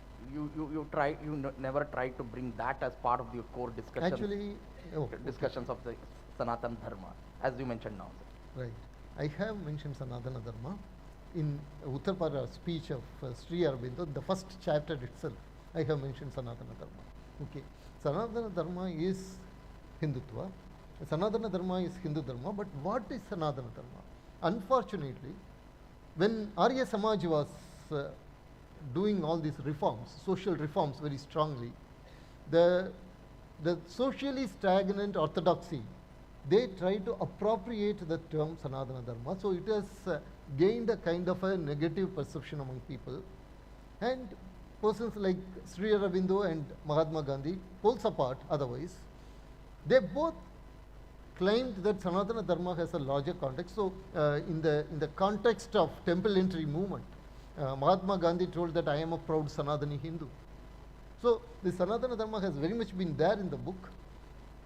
The thought is that when you say the idea of Hindutva, then why not it can't be the idea of Sanatana Dharma? What is that hesitation that probably the people who are in the part of the discourse, that maybe they're, pushing them back to the using the word Sanatana Dharma? I will. Because if you consider the Abrahamic religion, so in that sense they are very much pro while using the word religion. Okay. Now, talking about Abrahamic religions, I have never used the term Abrahamic religions in my book. Okay. The reason is because the term Abrahamic religion, actually, we have to make a very clear distinction here, and it is very relevant to the other question that you asked. There are two types of religion: monotheistic religions and monopolistic religions. A monotheistic religion says that there is one God, and we worship that God. With that, the matter ends there. Monopolistic religions, they say that there is one God, and that one God that we worship is the true God, and all other gods are false. So, monopolistic religions and monotheistic religions are different. A very important part of Abrahamic religions, Judaism, comes under monotheistic religion, not monopolistic religion. And hence the word using of the term Abrahamic can provide some kind of an anti-Semitic tinge to the narrative that we are building. So I have avoided the term Abrahamic. Now coming to Sanatana Dharma part, here my guide is Veer Savarkar. And Veer Savarkar says very clearly why he doesn't want to use that particular term, because the way it is being understood, as belonging to only the Vedic Dharma in a very narrow way. In fact, entire Hindutva is predicated upon the Vedic vision of reality, no doubt about it. And this Vedic vision of reality goes beyond the text of Vedas themselves. And it encompasses everything, including the tribal religions. Okay, so we have here a Hindu family of religions. And so I haven't used the term Sanatana Dharma here. Okay. Sir, Or I have reduced the use of the term Sanatana Dharma here. So there are four basic terms that currently in what we are in this process of discussion. A, Hinduism, Hindutva, Sanatana Dharma. 4, which is universal set according to you here? Hindutva. Why? As I said, because Hindutva also carries with it the core values of Hindu Dharma. I think it was in 2009, if I am right. Newsweek came with a cover story called "We Are All Hindus Now," right? Because most of Americans, they were saying that salvation is possible outside their own churches if you live a good life. Okay. This is Lisa Miller identifies as a core Hindu value. So a process has to be there to take these Hindu values. That process is Hindutva. And it is through the process, because when you give the label Hindu to a person who is outside India, then it becomes a kind of narrowing him down. But if you are telling that he has embraced the process of Hindutva, I will give another one solid example perhaps here. You take the Australian Aborigines. Australian Aborigines have this sacred place called Uluru Mountains, where they go and they have this concept of dream time. They go do the rituals. A Hindu can go there, and he can, along with the Australian Aborigine, go before it with the same respect he has for Kailash mountain. He can go before that mountain. What he does there, he does not convert that into a Hindu place. Rather, his Hinduness, his Hindutva, his Hinduness validates the spiritual tradition of the Australian Aborigine. It validates the spiritual traditions of Native Americans. It validates the spiritual traditions of African native religions that have been suppressed till date. Okay, so this is the Hindu-ness that is happening. He is not converting anybody, he is validating, and that is a process. Hence Hindutva is a very important, and I think it is the most appropriate term that we have to use. So by saying that, are you trying to, like, probably in my thing, that it looks like you are validating the people who are giving this statement today, I'm a Hindu, but not a Hindutva. The people who are giving this, as I said, again we are coming to this, the people who said Hindu, I am not a Hindutva, then the natural question that you have to ask is, so what you have done as a Hindu to protect the theodiversity, right? Anything that has been done to protect the theodiversity of the planet, not leave alone this nation, of the planet, naturally will be a Hindutva process. And if he or she has done that, then he or she will realize that this is Hindutva. If she or he hasn't done that, calling that person Hindu is only using the label and being a hypocrite. So you mentioned about the greater common good of all, the living on this earth. So in that sense, the idea of the Vasudhaiva Kutumbakam. The second one in this discussion that you have mentioned about the idea of nation building, the process. So what is the similarities between these two ideas? Well, is the nation state is the modern idea of the nation state, or the nation state is much beyond that? India is a Rashtra, and Rashtra is an organic. Again, I will come to Savarkar. Savarkar said that we are no contract nation, we are an organic national being. Okay, I think that defines it, that we are a Rashtra, and we are a very unique Rashtra in the sense that you take, for example, I will give again an example. Sri Lalita Sahasranama, Mada Sri Maharaj, Srimad Simhasaneswari. So this Simhasaneswari, I was trying to write an article on this, and I wanted to find what is the oldest image of goddess sitting on a Simhasana. You find that actually not in India, you find that in Turkey. Okay, goddess sitting on Simhasana. This goddess worship was once universal. Today, you find the goddess worship only in India in all its diversity. Okay, and today the goddess worship is very much needed if you want to protect the planet itself from the ecological disasters. And hence, this nation, preserving this nation is a blessing to entire humanity.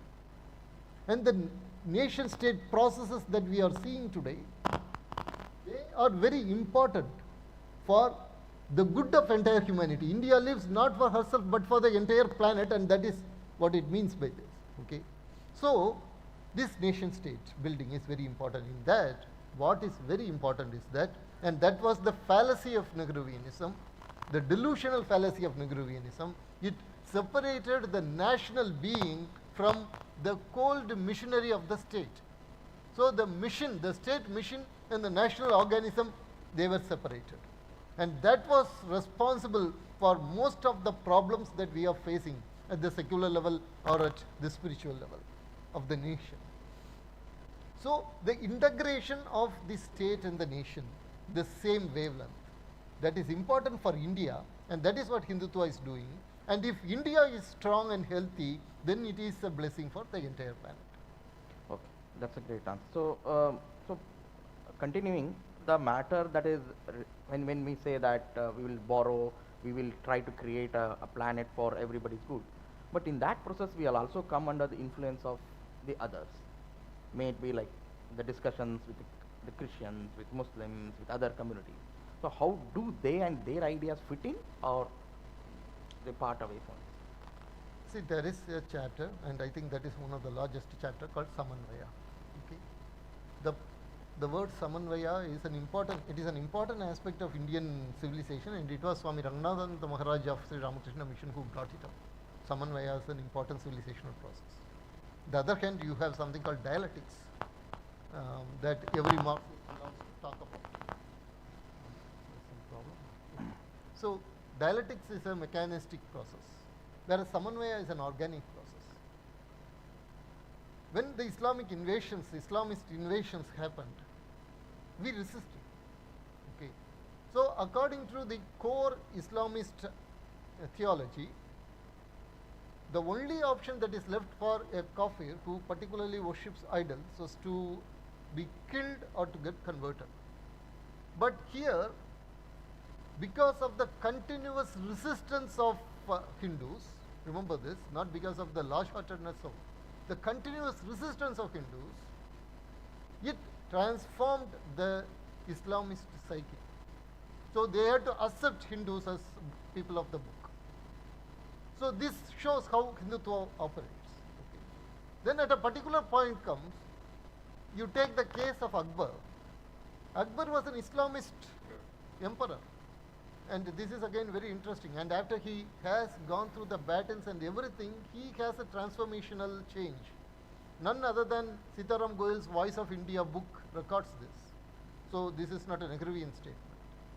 He gets transformed, and then he makes a statement that when I was in darkness, I have compelled people to get converted to Islam. Now those who are converted like that, they can return back to their ancestral religion. Okay. Now you have to understand Islamic theology to understand the importance of this particular statement. Because according to Islamist theology, before Islam there was the age of ignorance. And coming to Islam is coming from the age of ignorance. Akbar reverses this in his Akbarnama. He says that when I was ignorant, I compelled people to get converted to Islam. Then came back. Then comes Tara Shikoh. Tara Shikoh is a very interesting case. Because according to this Puritan Islamist theology, Quran is the entire essence of revelations. And it is the complete revelation. You don't need another book to understand Islam.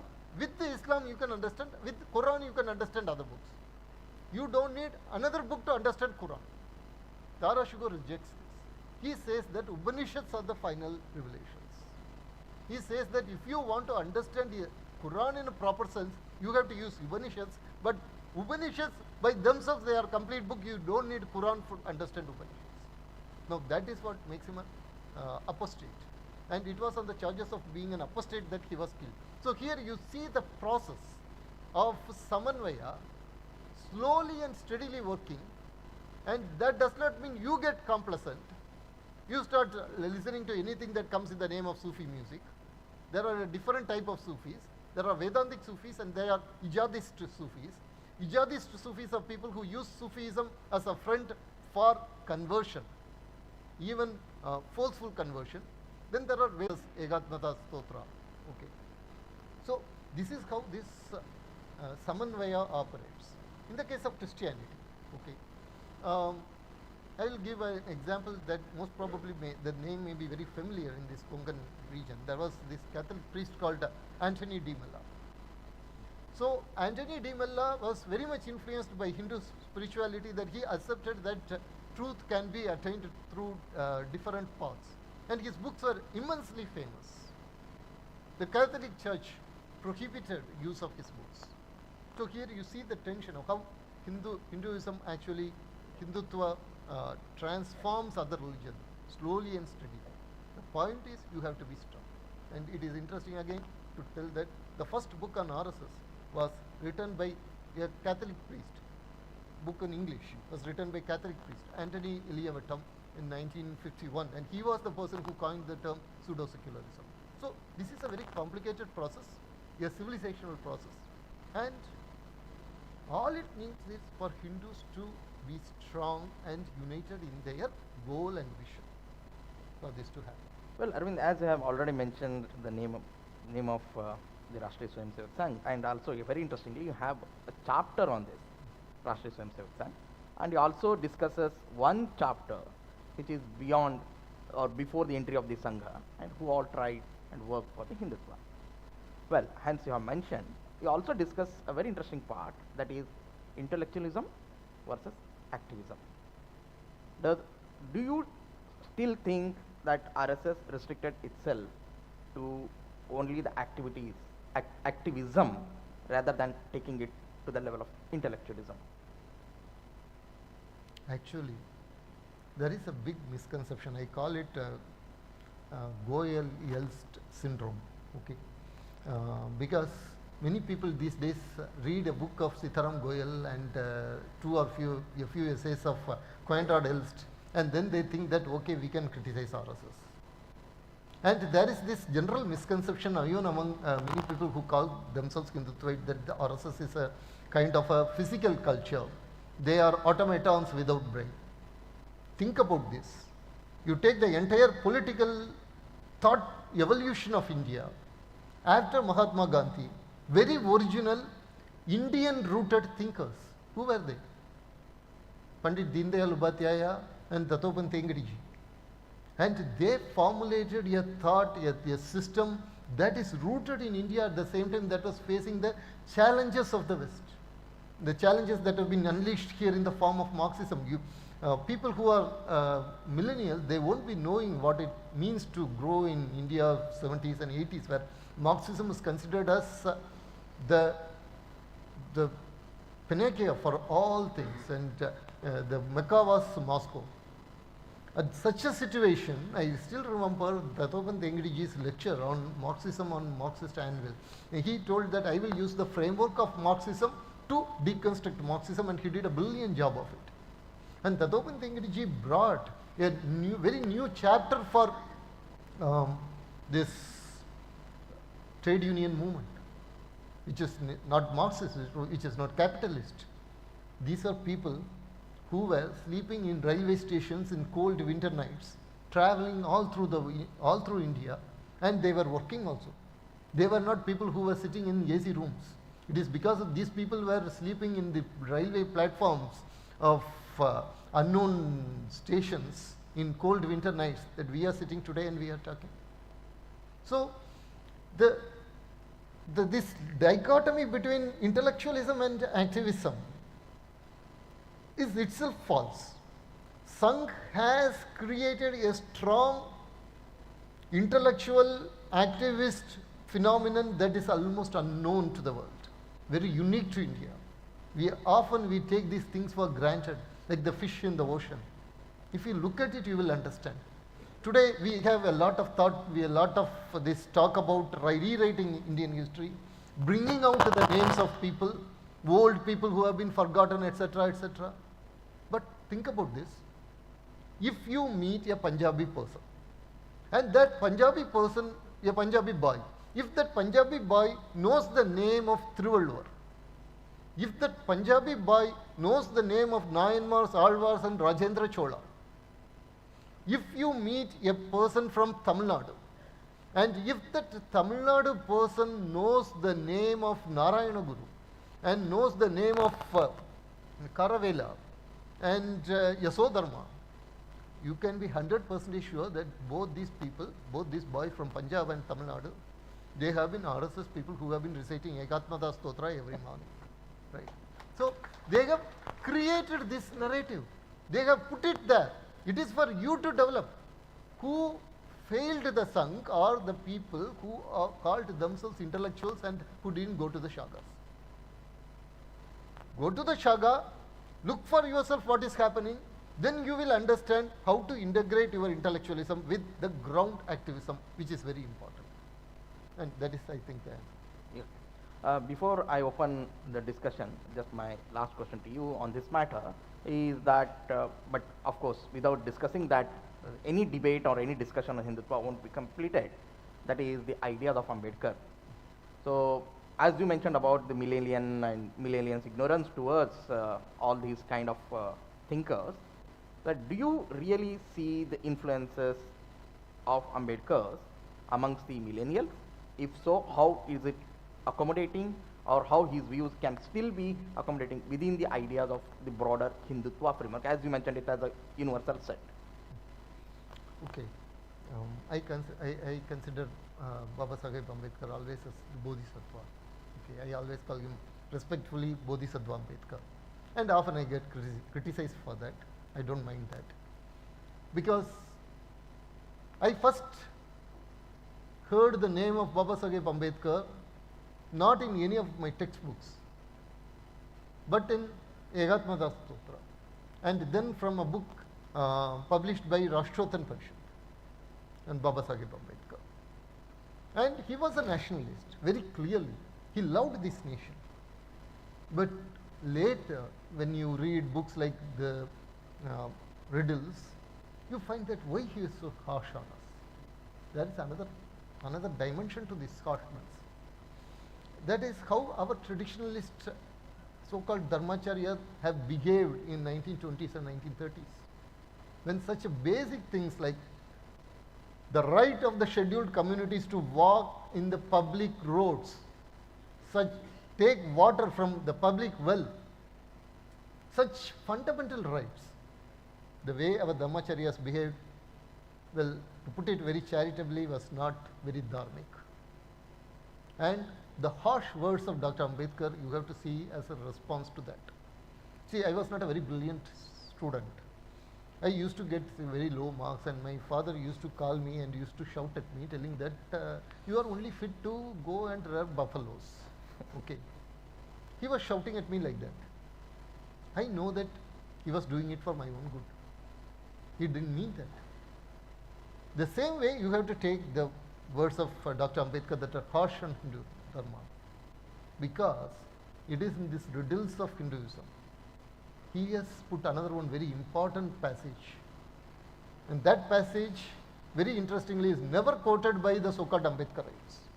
He says that democracy is not just a political system, but it is a way of life. And if it is a way of life, then it should have a spiritual basis. He says, what is that spiritual basis? And then he tells, the Upanishad Mahavakyas are the spiritual basis of democracy. And then he says, that is why it was in India that democracy came long before it came in Greek. So when Narendra Modi says that India is the mother of democracy, he is actually relating himself to Bodhisattva Ambedkar. Okay? And he was the person who very clearly stated that not a drop of Indus water would be given to Pakistan unless Pakistan recognizes the sovereignty of India. You have to, he was the person who first warned Nehru against 1950s. He warned Nehru against using his Panchashila principles with respect to China. And you know that Dr. Ambedkar loved Buddhism so much. Nevertheless, he put it in writing that Panchasila being a Buddhist doctrine, it is a doctrine for spirituality. You don't use it for foreign policies. That is Dr. Ambedkar. And you had to read actually Dhananjay Gate's book on Dr. Ambedkar. You have to read Manuvad and RSS by Sri Ramesh Padanke. Then we would understand what is Dr. Ambedkar. Okay, the holistic Dr. Ambedkar. Unfortunately, most people read that half-baked book on Dr. Ambedkar, Worshipping the False Gods, which contains a lot of data, but all are distorted data taken out of context. That is the problem. Okay, now the house is open for the discussion. So, any questions from the audience?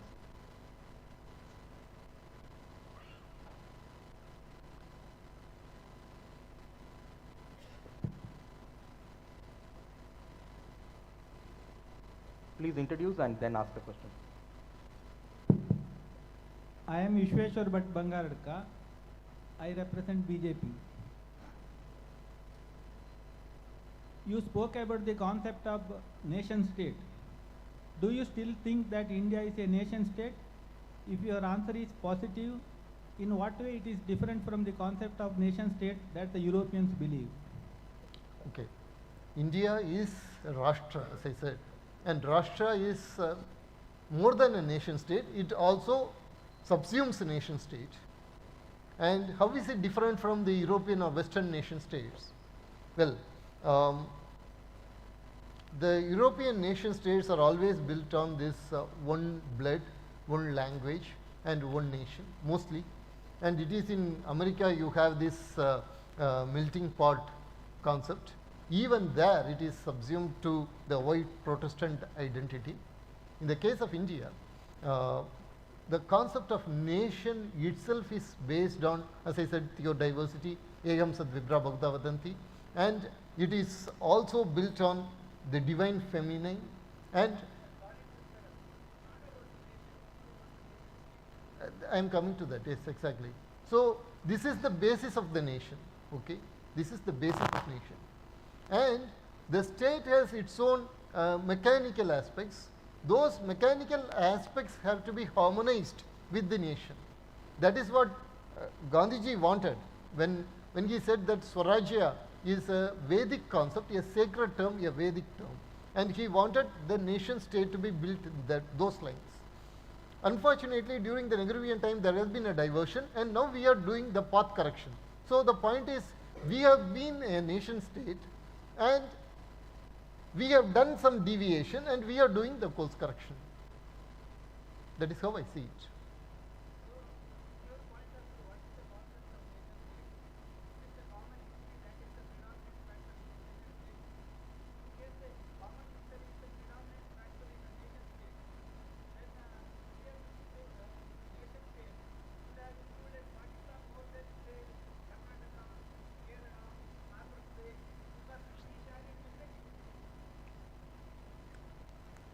Actually, I have explained this in the book.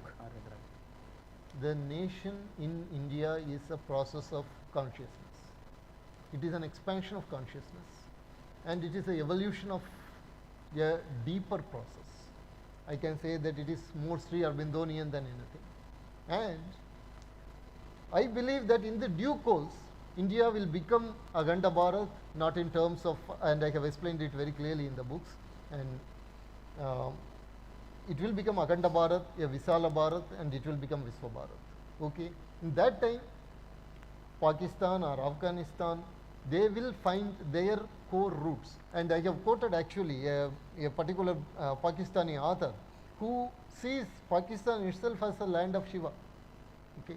So these things are there, already there. There was this famous PM Syed who was actually interacting with K.R. Malkani a lot, and they talked about how Sindhu can again be reclaimed culturally. The point is, India has to be the receptacle, it is the basis, it is the bud from which we do this expansion. Okay, next question. Namaskara, Chandrasekhar.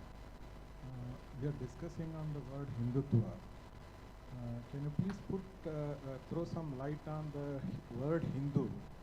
Because what we understand in generally, the Hindu is a term given by foreigners to by geo-identical or geological identical of a particular place of a country, and actually the word is more of Bharat or Sanatan, and any of our ancient texts, nowhere the Hindu word is there.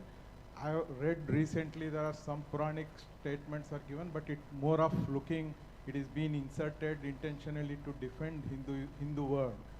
Is it actually we are too liberal to accept the Hindu which is being given by an outsider rather than using our own evolved identity of Bharat or Sanatan? Can you please put your thoughts on it? Thank you. Actually, the first chapter deals purely with this, the evolution of the word Hindu. There was this famous Dravidianologist called Dr. Airavada Mahadev. Okay. He, an IAS officer, was studying the Harappan seals and everything. You know the famous unicorn seal, right? You remember the unicorn seal in Harappan. And before that, there is a filter-like object. So he wanted to understand what it was. Interestingly, he went to Rigveda and he found that the Soma filter is represented by that particular seal, and those small droplets that you can see actually, they are called Indu. Okay? And Indu is also synonymous to Soma in Rigveda. Keep this at one side. In the famous Nadi Sukta of Rigveda, the word Susoma, the name Susoma, is used for one of the branches of Sindhu. So here you have, there are two dots, connected dots. One is the word Indu and another is the word Susoma, which relates to Sindhu, right? So here you have already a sacred geography as well as a spiritual connection here, okay, to the word Hindu, not Hindu still. And again, it will take a lot of time to get into that. What I argue in the book is that there was a schism between the Zoroastrians and the Vedic religion. The Zoroastrians were the original monotheistic religious people. They believed that there is this god called Ahriman, and there was this Ahura Mazda. Ahriman is the Satan or the bad god. Ahura Mazda was the good god. They had this divide. They moved away from India, and then there were a lot of conflicts. And the very first inscription that talks about the word Hindu, it tells about the destruction of the temples of the Devas and installation of Ahura Mazda. Okay. So here you have the word Hindu or Hindu associated with a particular spiritual tradition. And already you have in Rig Veda the Hindu and Soma getting associated, and we always say that the Sindhu became Hindu.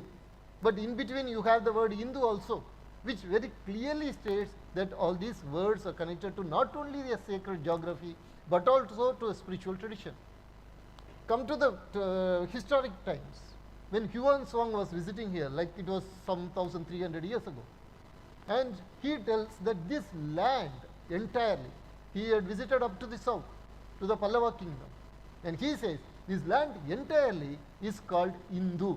And then he gives the meaning for that. He says, interestingly, he says, in the Chinese language, Hindu means moon, because this land is a spiritual moon at the time of darkness for the entire world, because of the rishis and the Siddha Purushas and the Bodhisattvas.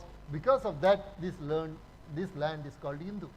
And then you see the word appearing again, when during the Vijayanagara Empire were giving the resistance, it is called Induraya, right?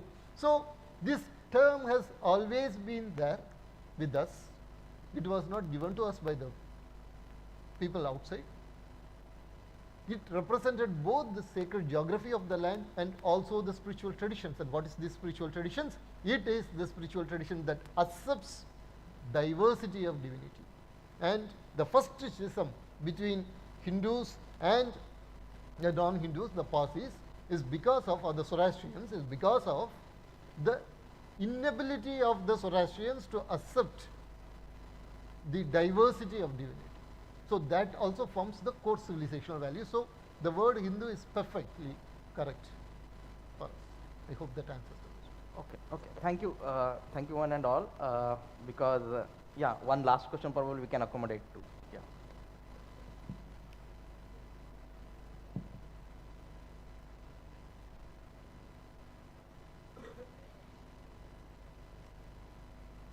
Namaste, sir. My question is Neo-Christianity a threat to Hindutva? Because we have heard about Padmapani, Pinakapani, Vajrapani, Shankapani, different names from Hindu mythology or Buddhism. But what happening in Kerala and other parts of India, the Christians and churches slowly are looking like Hindu temples. They have started Puram festivals, and Christ, he almost holding Pinaka of Shiva, and Shank or other, he is almost looking like a Vishnu for that matter. Is this threat to Hindutva or Hinduism? That's my question. Okay. How much time we have actually? So actually you can answer, but after that also we have a concept called Hartekate, that informal questions or Right. interaction can continue. I'll just tell you one thing. 5 minutes I will Yes, take sir. and I will tell you. Okay. Is that audio? Here 2 minutes. I have given 3 models of negative interaction of Christianity with Hindu Dharma. And one of those negative interactions is the appropriation of culture, symbols and spiritual symbols. So there is this famous Sachidananda ashram near Kaveri in Tamil Nadu. So though it is called Sachidananda ashram in the title, in the registry of monasteries in the Vatican, it is actually Benedictine monastery. And many of those people there, they have been trying to do this cultural appropriation. I will give an example of one person, Henry Lee Hawks. So Henry Lee Hawks comes here and he assumes the name Abhishtikananda, Swami Abhishtikananda. And he goes to each and every Hindu temple and he studies the spiritual phenomena. Okay. He even goes to Ramanashrama, he goes to the Virubhasha cave, and then what he does is he always takes bread and wine and he will go inside that particular temple and cave, and then when nobody is watching, he would do a Holy Communion only with himself. He will do the Holy Communion ritual and he would tell that I am claiming this place for Christ. Okay. So he used to do all this. Then he even had a project called Catholic Ramana, where he wanted a boy to be groomed similar to Ramana, so that instead of Ramana, many foreigners would be attracted to this boy. The project collapsed. And one day he had a heart attack near Rudraprayag. And there also he had gone to a Shiva temple and he had done this bread wine business. He had a heart attack, he fell down. and he was in the saffron robes, and the people came, they saved his life and everything. That heart attack actually transformed him, and he then started writing that all this Namarupa Beda is what the church has imposed on me. The reality exists outside this, and then he became very unpopular with the Christian missionaries. Okay, so these appropriations are always happening, always happening. We have to guard against this, and they also create this false historical narrative that St. Thomas came here and it was the Christianity that became distorted into Hinduism. We have to be careful of all this, and we have to work on the samurai. Okay, so is appropriation a threat? It is a threat. And do we have to take action? Yes, we have to take action. Who has to take action? The Hindu Sampradayacharyas, they have to come and take action. We have the Sangadanacharyas. The Sampradayacharyas have to become Sangadanacharyas, and they have to come and take the action. Unfortunately, that is not happening. We have to work on that. Thank you. Okay, thank you, Arvindan, for that wonderful discussion on the Hindutva, and with that we bring the end of the first session in the 5th edition of the Mangalore Lit Fest. Thank you, audience, for being a wonderful and patient hearing. And also thank Arvind for this discussions and coming to Mangalore Thank you again. so much So for you're this part of this since the wonderful first event. festival. Thank So you. thank you very much. We have a very unique concept this time that's called Hartekate. That's an informal discussion can continue with the authors and artists that who are present here. So that is in the next hall that can be continued even for next 2 days. Okay. We are only ending the session, but discussion can continue. So the beginning of the discussion.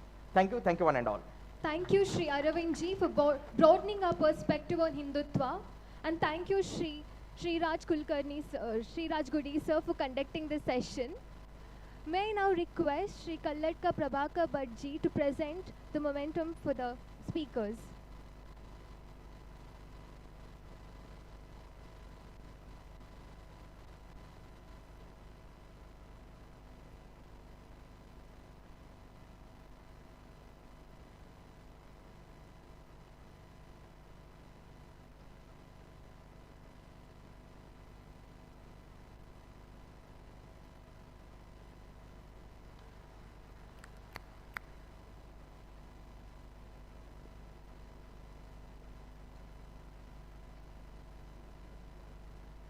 After the end of each session, we will be conducting quiz based on the topic discussed during the session or any relevant question on literature. So during the session, Aravindan sir has defined Hindutva. Can anyone tell how did he define Hindutva? Any one definition of Hindutva? The winner will be awarded with a book. We don't need an accurate definition, anything relevant and...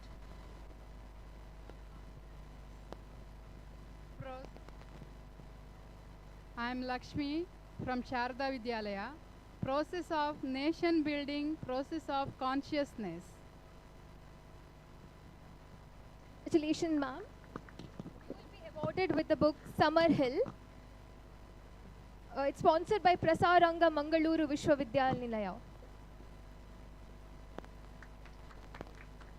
We request the speaker to hand over the book to the winner.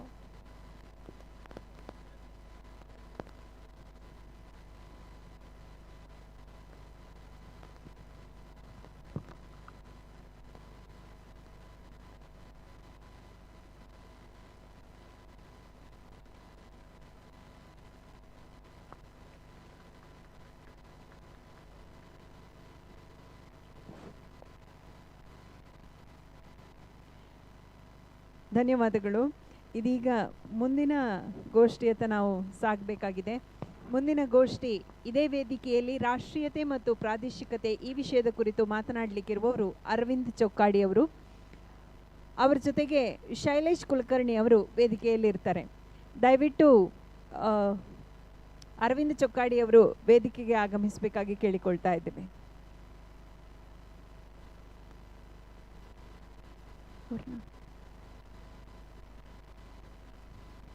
The next session will be based on Rashtriyate Mattu Pradeshikate.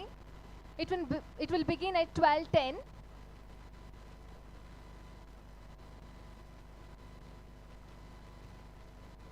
ಅದೇ ರೀತಿ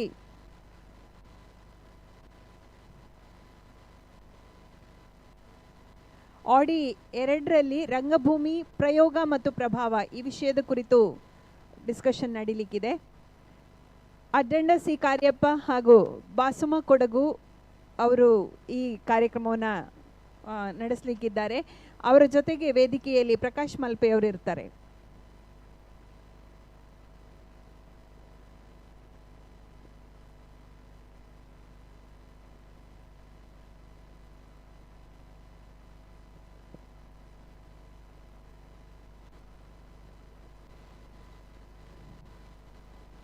ಎಲ್ಲರೂ ಕೂಡ ಸಭಾಂಗಣದಲ್ಲಿ ಆಸೀನರಾಗಿ ಮುಂದಿನ session ಅನ್ನು ನಡೆಸಲಿಕ್ಕೆ ಅವಕಾಶ ಮಾಡಿಕೊಡಬೇಕಾಗಿ ಕೇಳಿಕೊಳ್ತಾ ಇದ್ದೇವೆ. ಇದರಲ್ಲಿಯೂ ಕೂಡ ಕ್ವಿಜ್ ಇರ್ತದೆ, ಈ ಸೆಷನ್ನಲ್ಲಿಯೂ ಕೂಡ ಕ್ವಿಜ್ ಇರ್ತದೆ. ಕೇಳಿರೋ ಪ್ರಶ್ನೆಗೆ ಸರಿಯಾಗಿ ಉತ್ತರ ನೀಡಿದವರಿಗೆ ಪುಸ್ತಕ ಬಹುಮಾನವನ್ನು ನೀಡಲಿಕ್ಕಿದ್ದೇವೆ.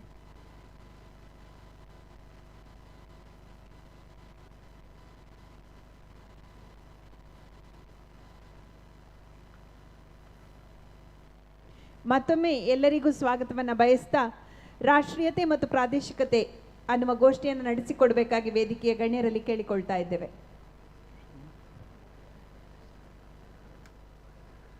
ನೆರೆದಂಥ ಎಲ್ಲ ಸಭಿಕರಿಗೆ ನಮಸ್ಕಾರ. ಶಿವರಾತ್ರಿಯ ಶುಭ ಪಾವನ ಪರ್ವದನ್ನು ನಾವಿಲ್ಲಿ ಸೇರಿದ್ದೀವಿ. ಮಂಗಳೂರು ಸಾಹಿತ್ಯ ಸಮ್ಮೇಳನದೊಳಗೆ ನಿಮ್ಮೆಲ್ಲರಿಗೆ ಸ್ವಾಗತ ಕೋರ್ತೀನಿ. ಇವತ್ತಿನ ನಮ್ಮ ಇಂದಿನ ಕಾರ್ಯಕ್ರಮಕ್ಕೆ ಶುರು ಮಾಡ್ತೀನಿ. ನಮ್ಮ ಮಧ್ಯೆ ಇರುವಂಥ ವಿಶೇಷ ವ್ಯಕ್ತಿಯ ಪರಿಚಯ ಮಾಡಿಕೊಡ್ತೀನಿ. ಮೊದಲು ಶ್ರೀಯುತ ಅರವಿಂದ ಚೊಕ್ಕಾಡಿಯವರು ದಕ್ಷಿಣ ಕನ್ನಡದ ಪುತ್ತೂರು ತಾಲೂಕಿನ ಪಾಲ್ತಾಡಿ ಗ್ರಾಮದ ಮಾಲತ್ತೋಡಿಯಲ್ಲಿ ಜನಿಸಿದರು. 1975 ಡಿಸೆಂಬರ್ನಂದು. ಅವರು ತಂದೆ ವೆಂಕಟರಮಣಯ್ಯ ಗೋಪಾಲ್ ಶರ್ಮರು, ತಾಯಿ ಪಾರ್ವತಿ. ಪ್ರಾಥಮಿಕ ಮತ್ತು ಪ್ರೌಢ ಶಿಕ್ಷಣ ಚಕ್ಕಾಡಿಯಲ್ಲೇ ಮುಗಿಸಿ ಪದವಿ ಪೂರ್ವ ಮತ್ತು BA ಪದವಿಯನ್ನು ಸುಳ್ಯದ ನೆಹರು ಮೆಮೋರಿಯಲ್ ಕಾಲೇಜಿನಲ್ಲಿ ಮುಗಿಸಿದರು. ಮಂಗಳೂರಿನ ಶಿಕ್ಷಣ ಮಹಾವಿದ್ಯಾಲಯದಿಂದ B.Ed ಪದವೀಧರರಾಗಿರುವ ಶ್ರೀಯುತ ಚೊಕ್ಕಾಡಿಯವರು ಕರ್ನಾಟಕ ರಾಜ್ಯ ಮುಕ್ತ ವಿಶ್ವವಿದ್ಯಾಲಯದಿಂದ ಇತಿಹಾಸದಲ್ಲಿ MA ಪದವಿ ಪಡೆದವರು. ಅರ್ಥಶೋಧ, ಅನ್ವಯ, ಮಧ್ಯಮ ಪಥ, ಬದುಕುಗಾಯಿ, ಯುವ ಮನಸ್ಸಿನ ಮೆಟ್ಟಿಲು ಕಲಿಕೆಯ ನಡೆ ಇನ್ನೂ ಮುಂತಾದವು ಇವರ ವೈಚಾರಿಕ ಕೃತಿಗಳು. ಇವತ್ತು ನಮ್ಮ ಜೊತೆಗಿದ್ದಾರೆ. ಇಷ್ಟೇ ಅಲ್ಲದೆ ಬದುಕಿಗಾಗಿ ಶಿಕ್ಷಣ ಅನ್ನೋ ಕೃತಿಗೆ ಅವರು ಕನ್ನಡ ಸಾಹಿತ್ಯ ಪರಿಷತ್ತು ಮತ್ತು ಬೆಮನಸ ಜಂಟಿಯಾಗಿ ನೀಡುವಂತಹ ಅರಳು ಪ್ರಶಸ್ತಿಯನ್ನು ಪಡೆದವರು. ಈ ಮೂಲಕ ನಾನು ಕಾರ್ಯಕ್ರಮಕ್ಕೆ ಶುರು ಮಾಡ್ಬೋದು ಸರ್. ನಿಮಗೆ ಗೊತ್ತಿರೋ ಹಾಗೆ ನಮ್ಮ ಕಾರ್ಯಕ್ರಮ ಶೀರ್ಷಿಕೆನೇ ರಾಷ್ಟ್ರೀಯತೆ ಮತ್ತು ಪ್ರಾದೇಶಿಕತೆ. ಇವತ್ತಿನ ಪರಿಪ್ರೇಕ್ಷ್ಯದಲ್ಲಿ ರಾಷ್ಟ್ರೀಯತೆ ಮತ್ತು ಪ್ರಾದೇಶಿಕತೆ ಇದೆರಡು ಅತ್ಯಂತ ಮಹತ್ವದ ಶಬ್ದಗಳು ಮತ್ತು ಅದಕ್ಕೆ ಅದರದ್ದೇ ಆದಂಥ ಒಂದಷ್ಟೆಲ್ಲ ಪಾರಿಭಾಷಿಕತೆಯೂ ಇದೆ. ಇದಕ್ಕೂ ಮುಂಚೆನೆ ನೀವು ಎರಡು ದಿವಸಕ್ಕೆ ಮುಂಚೆ ನಿಮ್ಮ ಫೇಸ್ಬುಕ್ನೊಳಗೆ ಬರ್ಕೊಂಡ್ರಿ ಒಂದಷ್ಟೆಲ್ಲ ಕಾನ್ಸೆಪ್ಚುವಲ್ ವಿಷಯದ ಬಗ್ಗೆ ನಾನು ಮಾತಾಡ್ತೀನಿ ಅಂತ ಹೇಳಿದ್ರಿ. ಅದು ಈ ವಿಷಯದ ಮೇಲೆ ಕಂಪಲ್ಷನ್ ಅಂತನೋ ಅಥವಾ ನಿಮಗೆ ನಿಜವಾಗ್ಲೂ ಅದು ಬೇಕು, ಈ ವಿಷಯಕ್ಕೆ ಸೂಕ್ತ ಅಂತ ಅನಿಸ್ತು? ಈ ವಿಷಯಕ್ಕೆ ಸೂಕ್ತ ಇದೆ. ಅದು ಅದರ ಜೊತೆಗೆ ನೀವು ಮಾತಾಡ್ತಾನೆ ಅದನ್ನು ನಾನು ಬೆಳೆಸ್ಕೊಂಡು ಹೋಗ್ಬೋದು. ಇಲ್ಲಾಂದರೆ ಅದನ್ನೊಂದು ಭಾಷಣದ ಟೈಪಲ್ಲಿ ಹೇಳಬೇಕು. ಭಾಷಣದ ರೀತಿಯಲ್ಲಿ ಹೇಳಲಿಕ್ಕೆ ಹೊರಟ್ರೆ ಅದು ಒಂದು 20 ನಿಮಿಷ ಅದನ್ನೇ ತೊಗೊಳ್ಬೋದು. ಏನು ಮಾಡಬೇಕು ಹೇಳಿ, ಹಾಗೆ ಮುಂದೋಗುವ. ಇಲ್ಲ ಆಗ್ಬೋದು. ಹೇಳಬೇಕಾ? ಹೇಳಬೇಕು ಮುಕ್ತವಾಗಿ ಹೇಳಬೇಕು. ಈ ರಾಷ್ಟ್ರೀಯತೆ ಮತ್ತು ಪ್ರಾದೇಶಿಕತೆ ಅನ್ನುವ ಎರಡು ವಿಚಾರವನ್ನು ತಗೊಳ್ಳುವಾಗ ಅದಕ್ಕಿಂತ ಮೊದಲು ಇನ್ನೆರಡು ಕಾನ್ಸೆಪ್ಟ್ಗಳನ್ನು ತಗೊಳ್ಬೇಕು. ಒಂದು ಅಂತಾರಾಷ್ಟ್ರೀಯತೆ, ಮತ್ತೊಂದು ಸ್ಥಳೀಯತೆ ಅನ್ನುವಂಥದ್ದು. ಈ ಎರಡು ಅಂಶಗಳು ಕೂಡ ಬಹಳ ಮುಖ್ಯ. ಒಂದು ಆ ಕಡೆ ನಿಲ್ತದೆ, ಒಂದು ಈ ಕಡೆ ನಿಲ್ತದೆ. ಇದೆಲ್ಲ ಪರಿಕಲ್ಪನೆಗಳು ಮನುಷ್ಯನದ್ದೇ. ಈ ಮನುಷ್ಯನ ಅಸ್ತಿತ್ವಕ್ಕೆ ಅಥವಾ ಇಡೀ ಸೃಷ್ಟಿಯ ಅಸ್ತಿತ್ವಕ್ಕೆ ಎರಡು ಸ್ವರೂಪ ಇದೆ. ಒಂದು, ಅದು ಯೂನಿವರ್ಸಲ್ ಆಗಿರ್ತದೆ, ಇಡೀ ಜಗತ್ತಿಗೆ ಒಂದೇ ಆಗಿರುವಂಥದ್ದು. ಈಗ ಮನುಷ್ಯನನ್ನು ನೋಡಿದರೆ ಅದೇ ಕಣ್ಣು, ಅದೇ ಬಾಯಿ, ಅದೇ ಕಿವಿ, ಅದು ಜಗತ್ತಿನಲ್ಲಿ ಎಲ್ಲಿ ಹೋದರೂ ಒಂದೇ, ಅದೇ ಇರುವುದು ಸಾಮಾನ್ಯತೆಯ ಅಂಶ. ಎರಡನೇದು, ಪ್ರತಿಯೊಂದು ಜೀವಿಗೂ ಇರುವ ಅಸ್ತಿತ್ವ ಅದರ ಯುನಿಕ್ನೆಸ್. ಪ್ರತಿಯೊಂದು ಜೀವಿಯೂ ಅನನ್ಯವೂ ಆಗಿರ್ತದೆ. ಈಗ ಒಂದೇ ಮನೆಯಲ್ಲಿರುವಂಥ 3 ಜನ, ಅವರು 3 ರೀತಿಯವರಾಗಿರ್ತಾರೆ ಗುಣ ಸ್ವಭಾವಗಳಲ್ಲಿ. ಆದರೂ ಈಗ ಸಾಮಾನ್ಯತೆಗೆ ನೀವು ನೋಡಿದರೆ ಯಾರಿಗಾದರೂ ಬೈದರೆ ಜಗತ್ತಿನ ಯಾವ ಭಾಗಕ್ಕೆ ಹೋದರೂ ಅವನಿಗೆ ಬೇಜಾರೇ ಆಗೋದು. ಆದರೆ ಆ ಬೇಸರದ ಪ್ರಮಾಣದಲ್ಲಿ ವ್ಯತ್ಯಾಸ ಇರ್ಬೋದು. ಆ ಪ್ರಮಾಣದ ವ್ಯತ್ಯಾಸ ಅನ್ನುವಂಥದ್ದು ಅದು ಅನನ್ಯತೆಗೆ ಬರ್ತದೆ. ಇಲ್ಲಿ ಇದು ಎರಡು ಹಿನ್ನೆಲೆಗಳನ್ನು ನಾವು ಅಂತಾರಾಷ್ಟ್ರೀಯತೆಗೆ ಸಂಬಂಧಪಟ್ಟಂಥದ್ದು.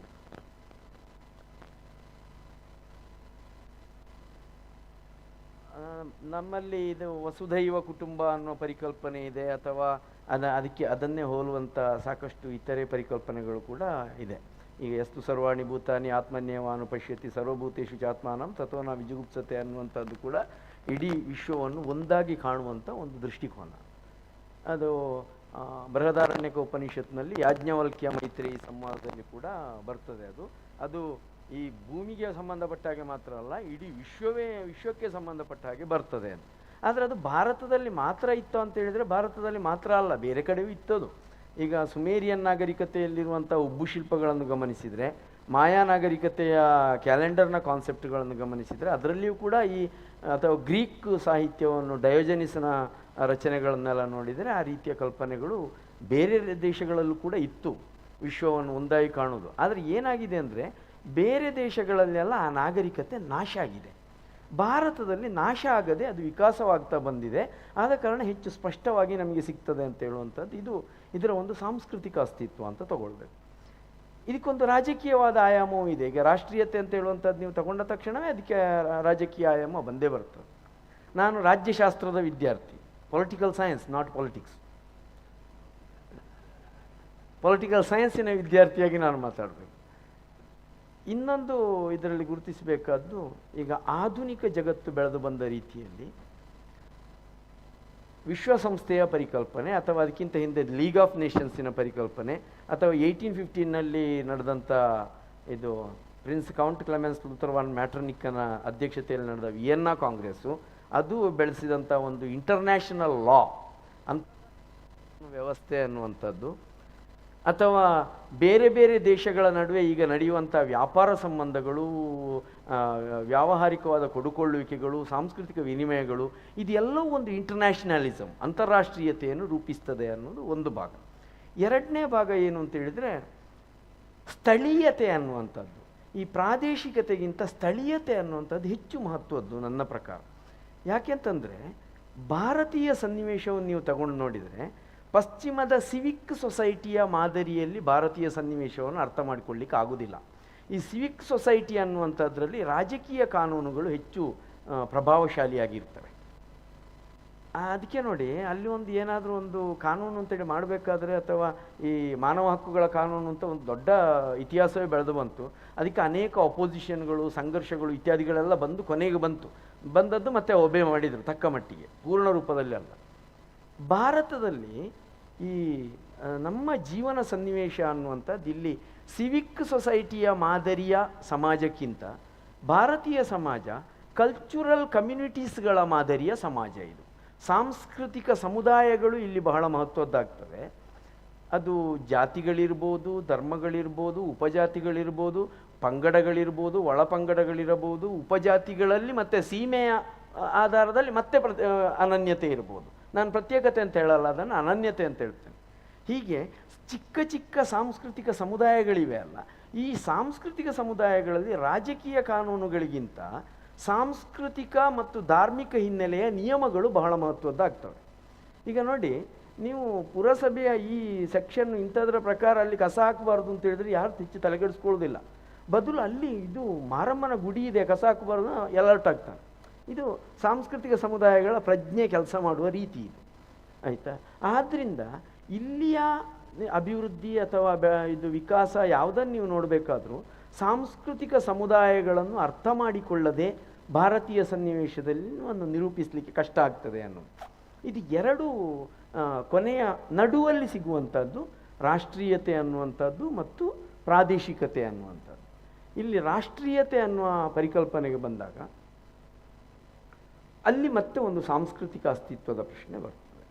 ಈ ಭಾರತೀಯ ಸನ್ನಿವೇಶ ಒಂದು ರಾಷ್ಟ್ರೀಯ ಏಕರೂಪದಲ್ಲಿ ಇತ್ತ ಅನ್ನುವಂಥದ್ದು, ಅದು ಇತ್ತು ಅನ್ನೋದಕ್ಕೆ ನಮಗೆ ಸಾಕಷ್ಟು ದಾಖಲೆಗಳು ಕೂಡ ಇವೆ. ಈಗ ವಿಷ್ಣು ಪುರಾಣದಲ್ಲಿ ಬರುವಂಥದ್ದು ಉತ್ತರಂ ಯತ್ ಸಮುದ್ರಸ್ಯ ಹಿಮಾದ್ರೇಶ್ಚೈವ ದಕ್ಷಿಣಂ ವರ್ಷಂ ತದ್ಭಾರತ ನಾಮ ಭಾರತೀಯತ್ರ ಸಂತತಿ ಅಂತೇಳಿ ಬರ್ತದೆ ನೋಡಿ. ಅದು ಭಾರತೀಯ ವ್ಯಾಪ್ತಿಯನ್ನು ಹೇಳ್ತದೆ. ಅಥವಾ ಮತ್ತು ನವಯೋಜನ ಸಹಸ್ರಂಚ ಅಂತೇಳಿ ಬರುವಂಥದ್ದು ಮತ್ತೊಂದು ಶ್ಲೋಕ, ಅದು ಭಾರತದ ವ್ಯಾಪ್ತಿಯನ್ನು ಹೇಳ್ತದೆ, ಭಾರತೀಯ ಏಕತೆಯನ್ನೇ ಹೇಳುವಂಥದ್ದು. ವಿಷ್ಣು ಪುರಾಣ ಹೆಚ್ಚು ಕಡಿಮೆ ಅದು ಕ್ರಿಸ್ತಪೂರ್ವ 1-2ನೇ ಶತಮಾನದ್ದು ಅಂತ ಹೇಳ್ತಾರೆ. ಗೊತ್ತಿಲ್ಲ, ಅದು ಸ್ವಲ್ಪ ಆಚೆ ಈಚೆ ಇರ್ಬೋದು. ಯಾಕೆಂದರೆ ಆ ಇತಿಹಾಸದ ನಿರೂಪಣೆಯ ಬಗ್ಗೆ ಬಹಳ ಇದು ಸಂಶೋಧನೆಗಳು ಇನ್ನೂ ಆಗಬೇಕಾಗಿದೆ ಅನ್ನೋ ಕಾರಣಕ್ಕೆ. ಅದರ ಆಧಾರದಲ್ಲೇ ಈ ಭಾರತೀಯ ಏಕತೆ ಅನ್ನುವಂಥದ್ದು ಬೆಳೆದು ಬಂದದಕ್ಕೆ ಒಂದು ಈ ಬ್ರಿಟಿಷ್ ಆಡಳಿತ ಭಾರತದಲ್ಲಿದ್ದಾಗ ಒಂದು ಪ್ರಶ್ನೆ ಬರ್ತದೆ. ಬ್ರಿಟಿಷರು ಒಂದು ಪ್ರಶ್ನೆಯನ್ನು ರೈಸ್ ಮಾಡ್ತಾರೆ, ಏನಂದರೆ ನಿಮಗೆ ರಾಷ್ಟ್ರೀಯ ಏಕತೆಯನ್ನು ಕಲಿಸಿದವರು ನಾವು ಅಂತೇಳಿ ಹೇಳುವಂಥ ಒಂದು ಚರ್ಚೆಯನ್ನು ಅವರು ಹುಟ್ಟುಹಾಕ್ತಾರೆ. ಅದಕ್ಕೆ ಮಹಾತ್ಮ ಗಾಂಧಿಯವರು ಒಂದು ಉತ್ತರವನ್ನು ಕೊಡ್ತಾರೆ. ಬ್ರಿಟಿಷರು ಭಾರತಕ್ಕೆ ಬರುವುದಕ್ಕಿಂತ ಸಾವಿರಾರು ವರ್ಷಗಳ ಮೊದಲೇ ನಮ್ಮಲ್ಲಿ ಏಕತೆಯ ಭಾವನೆ ಇತ್ತು. ನಮ್ಮ ದೇಶದ ಮೂಲೆ ಮೂಲೆಗಳಲ್ಲಿರುವಂಥ ಎಲ್ಲ ಧಾರ್ಮಿಕ ಕೇಂದ್ರಗಳು ಕೂಡ ಪರಸ್ಪರ ಸಂಪರ್ಕವನ್ನು ಕಲ್ಪಿಸಿ ನಮ್ಮಲ್ಲಿ ಏಕತೆಯ ಭಾವನೆಯನ್ನು ಸಾವಿರಾರು ವರ್ಷಗಳ ಹಿಂದೆ ಹುಟ್ಟು ಹಾಕಿವೆ ಅಂತ ಹೇಳೋದು. ಅದಕ್ಕೆ ಪೂರಕವಾಗಿ ನೋಡಿ, ರಾಜನ ಆಡಳಿತ ಯಾವುದು ಬೇಕಾದರೂ ಇದ್ದಿರ್ಬೋದು, ಆದರೆ ನೀವು ಇಲ್ಲಿಂದ ಕಾಶಿಗೆ ಹೋಗಲಿಕ್ಕೆ ವೀಸಾ ಪಾಸ್ಪೋರ್ಟ್ ಮಾಡಬೇಕಾದ ಅವಶ್ಯಕತೆ ಇರಲಿಲ್ಲ, ಅಥವಾ ಕಾಶಿಯ ರಾಮೇಶ್ವರಕ್ಕೆ ಬರಬೇಕಾದ್ರೆ ವೀಸಾ ಪಾಸ್ಪೋರ್ಟಿನ ಅವಶ್ಯಕತೆ ಇರಲಿಲ್ಲ ಅಂತ ಹೇಳುವಂಥದ್ದು. ಇದು ರಾಷ್ಟ್ರೀಯ ಏಕತೆ ಒಂದು ಸಾಂಸ್ಕೃತಿಕ ಹಿನ್ನೆಲೆಯಲ್ಲಿ ಹೇಗೆ ಇದೆ ಅನ್ನೋದು. ರಾಜಕೀಯ ಸ್ವರೂಪದಲ್ಲಿ ಪಕ್ಕಾ ಸಂವಿಧಾನವೇ, ಇವತ್ತು ನಾವು ಹೇಳಬೇಕಾದ್ರೆ ಸಂವಿಧಾನವೇ. ಸಂವಿಧಾನದಲ್ಲಿ ಹೇಗೆ ಅನ್ನೋದು ಮತ್ತೆ ಚರ್ಚೆಯಲ್ಲಿ ತಗೊಳ್ಬೋದು. ಒಂದು ಸಂವಿಧಾನದ ಸ್ವರೂಪ ನೋಡಿ, ಅದು ಶಾಸಕಾಂಗ ಮತ್ತು ಕಾರ್ಯಾಂಗ ಡಿಸೆಂಟ್ರಲೈಸ್ಡು, ವಿಕೇಂದ್ರೀಕೃತ ರೂಪದಲ್ಲಿದೆ. ಆದರೆ ನ್ಯಾಯಾಂಗ ಏಕೀಕೃತ ರೂಪದಲ್ಲಿದೆ, ಸೆಂಟ್ರಲೈಸ್ಡು. ಅದರ ವಿಶಿಷ್ಟವಾದ ಈ ಲಕ್ಷಣದ ಹಿನ್ನೆಲೆಯಲ್ಲಿ ಒಂದಷ್ಟು ಚರ್ಚೆಯನ್ನು ಬೆಳೆಸ್ಬೋದು, ಅದು ಮುಂದೆಗಿಟ್ಕೊಳ್ಳುವ. ಇನ್ನು ಕೊನೆಯ ಭಾಗ ನೀವು ಹೇಳಿದಂಥದ್ದು ನಾನು ತಗೊಳ್ಬೇಕಾದ್ದು ಏನು ಅಂತ ಹೇಳಿದರೆ, ಈ ಪ್ರಾದೇಶಿಕತೆ ಅನ್ನೋದು. ಈ ಪ್ರಾದೇಶಿಕತೆ ಅನ್ನೋದಕ್ಕೆ ಬಹಳ ದೊಡ್ಡ ಕಲ್ಚರಲ್ ರೂಟ್ ಇದೆ ಅಂತ ನನಗೆ ಅನಿಸೋದಿಲ್ಲ. ಇಲ್ಲಿ ನೀವು ನೋಡಿ, ಭಾಷೆ ಎನ್ನುವ ಒಂದು ಅಂಶವನ್ನು ಬಿಟ್ಟರೆ ಈ ತುಳುನಾಡಿನವನಿಗೂ ಮೈಸೂರಿನವನಿಗೂ ಸಾಮಾನ್ಯೀಕರಿಸುವ ಅಂಶಗಳು ರಾಷ್ಟ್ರೀಯತೆ ಮತ್ತು ಅಂತಾರಾಷ್ಟ್ರೀಯತೆಯ ಪರಿಕಲ್ಪನೆಯಲ್ಲಿ ಕೂಡ ಇದೆ. ಪ್ರಾದೇಶಿಕತೆ ಅನ್ನುವ ಒಂದು ರೂಪದಲ್ಲೇ ಬಹಳ ದೊಡ್ಡ ಪ್ರಮಾಣದಲ್ಲಿ ಕಾಣುವುದಿಲ್ಲ ನನಗೆ. ಭಾಷೆ ಒಂದಿದೆ, ಭಾಷೆಯ ಕಾರಣಕ್ಕಿದೆ, ಆದರೆ ಆ ಭಾಷೆಯ ಸ್ವರೂಪದಲ್ಲಿಯೂ ಕೂಡ ವ್ಯತ್ಯಾಸ ಇದೆ ಅಂತ ಹೇಳೋದು. ಇನ್ಸ್ಪೈಟ್ ಅದು ಏನೇ ಆಗಿದ್ದರೂ ಕೂಡ ಸಂವಿಧಾನ ಪ್ರಾದೇಶಿಕತೆಯನ್ನು ಒಪ್ಪಿಕೊಂಡಿದೆ ಅಂತ ಹೇಳಿದ ಮೇಲೆ ಭಾಷಾವಾರ ಪ್ರಾಂತ್ಯ ರಚನೆಯನ್ನು ಒಪ್ಪಿಕೊಂಡ ಮೇಲೆ ನಾವು ಒಪ್ಪಿಕೊಳ್ಳೇಬೇಕು. ಈ ಹಿನ್ನೆಲೆಯನ್ನು ಇಟ್ಟುಕೊಂಡು ನೋಡುವ ಅಂತ ಹೇಳಿ ಭಾಷಾವಾರ ಪ್ರಾಂತ್ಯ ರಚನೆ. ಇನ್ನು ಕೊನೆಯ ಭಾಗ ನಾನಲ್ಲಿ ನಿಮಗೆ ಎಕ್ಸ್ಪ್ಲೇನ್ ಮಾಡಬೇಕಾದ್ದು ಏನಂದರೆ, ಇವತ್ತು ನಮ್ಮ ಮುಂದೆ ಇರತಕ್ಕಂಥ ವಿವಾದಗಳು ಅದನ್ನು ನೇರವಾಗಿ ಪ್ರಶ್ನೆಯಾಗಿ ತಗೊಳ್ಳುವ ಈ ಎಡ ಬಲ ಅಂತೇಳುವ ಜಗಳಗಳು, ಕಿತ್ತಾಟಗಳು, ಇದರ ನಡುವೆ ಹುಟ್ಟಿಕೊಂಡಿರುವಂಥ ಸಮಸ್ಯೆ ರಾಷ್ಟ್ರೀಯತೆ, ಇದು ಪ್ರಾದೇಶಿಕತೆ ಅನ್ನುವಂಥದ್ದು. ಒಂದು ಈ ದ್ರಾವಿಡ ರಾಷ್ಟ್ರ ಇತ್ಯಾದಿ ಇತ್ಯಾದಿ ಡ್ಯಾಶ್ ಒಂದು ಪ್ರಶ್ನೆ ವಿಚಾರಗಳು. ಮತ್ತು ಹಾಗಾದರೆ ಒಂದು ಏಕತೆಯ ರಾಷ್ಟ್ರೀಯ ಕೇಂದ್ರೀಕೃತ ಪವರ್ ಇಲ್ವಾ ಅನ್ನೋದು ಇನ್ನೊಂದು ಚರ್ಚೆಯ ಅಂಶಗಳು. ಇಲ್ಲಿ ನಾವು ಕೆಲವು ಅಂಶವನ್ನು ಬಹಳ ಕ್ಲಿಯರ್ ಮಾಡಿಕೊಳ್ಬೇಕು. ಕಾನ್ಸೆಪ್ಚುವಲ್ ಕ್ಲಾರಿಟಿ ಬೇಕಾಗಿರುವುದು ಇಲ್ಲಿ. ಭಾರತ ಒಂದು ಒಕ್ಕೂಟವೇ. ಸಂವಿಧಾನದ ಮೊದಲ ವಿಧಿನಿಯಮವೇ India that is Bharat shall be the Union of States ಅಂತಲೇ ಹೇಳ್ತದೆ, ಆಯಿತಾ. ಆದರೆ ಆ ಯೂನಿಯನ್ ಆಫ್ ಸ್ಟೇಟ್ಸನ್ನು ಹೇಗೆ ಕ್ರಿಯೇಟ್ ಮಾಡಬೇಕು? ಸಂವಿಧಾನದ 3ನೇ ವಿಧಿನಿಯಮ ಹೇಳ್ತದೆ ಅದನ್ನು ಸಂಸತ್ತು ಕ್ರಿಯೇಟ್ ಮಾಡಬೇಕು ಅಂತ ಹೇಳ್ತದೆ. ಅಂದರೆ ಪವರ್ ಕೊಟ್ಟಿರೋದು ಸಂಸತ್ತಿಗೆ, ಆಯಿತಾ. ಇಲ್ಲಿ ಒಕ್ಕೂಟ ವ್ಯವಸ್ಥೆ ಅನ್ನೋದು, ಯೂನಿಯನ್ ಅನ್ನೋದು 2 ಮಾದರಿಯಲ್ಲಿ ರಚನೆಯಾಗ್ತದೆ. ಒಂದು ಬಹುಮಟ್ಟಿಗೆ ನಮ್ಮ ಹಿಂದಿನ USSR ಟೈಪಲ್ಲಿ, ಸೋವಿಯತ್ ಸೋಷಿಯಲಿಸ್ಟ್ ರಿಪಬ್ಲಿಕ್ಕಿನ ಟೈಪಲ್ಲಿ. ಅದು ಹೇಗೆ ಅಂತ ಹೇಳಿದರೆ, ಒಂದು ಬಲಿಷ್ಠ ರಾಷ್ಟ್ರದ ಜೊತೆಯಲ್ಲಿ ಸ್ವಲ್ಪ ದುರ್ಬಲವಾದ ಅಕ್ಕಪಕ್ಕದ ರಾಷ್ಟ್ರಗಳೆಲ್ಲ ಸೇರಿಕೊಂಡು ಒಂದು ಯೂನಿಯನ್ನನ್ನು ರಚನೆ ಮಾಡೋದು. ಈ ರೀತಿ ರಚನೆಯಾದಾಗ ಅಲ್ಲಿ ಒಂದು ಒಪ್ಪಂದ ಏರ್ಪಡ್ತದೆ. ಅಲ್ಲಿ ಒಂದಾನೊಂದು ಹಂತದಲ್ಲಿ ಈ ಬಲಿಷ್ಠ ಪ್ರದೇಶದ ಜೊತೆಯಲ್ಲಿ ಅವರ ಸಂಬಂಧಗಳು ಕುಸಿಯಬಹುದು ಮತ್ತು ಕಡಿದು ಹೋಗಬಹುದು.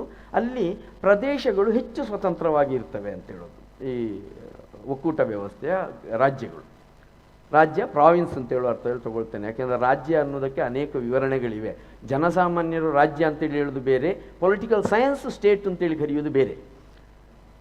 ಈ ಪ್ರದೇಶಗಳು ಹೆಚ್ಚು ಸ್ವತಂತ್ರ ಅಸ್ತಿತ್ವವನ್ನು ಹೊಂದಿರ್ತವೆ ಅನ್ನೋದು ಇದು ಆಯ್ತು ನೋಡಿ. ರಷ್ಯಾ ಇದು USSR ಡಿಸ್ಇಂಟಿಗ್ರೇಷನ್ ಕೂಡ ಆಯಿತು.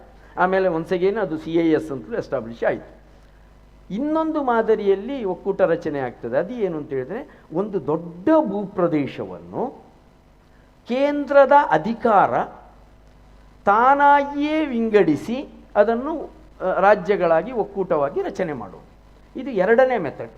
ಭಾರತೀಯ ಒಕ್ಕೂಟ ಅನ್ನೋದು ಈ 2ನೇ ಮೆಥಡ್ನಲ್ಲಿ ಇರುವಂಥದ್ದು. ಯಾಕೆ ನೋಡಿ, 1947-48ರಲ್ಲಿ ದೇಶೀಯ ಸಂಸ್ಥಾನಗಳು ವಿಲೀನಗೊಂಡಾಗಲೂ ಕೂಡ ವಿಲೀನ ಒಪ್ಪಂದ ನಡೆದದ್ದು ಯಾರ ಜೊತೆಯಲ್ಲಿ?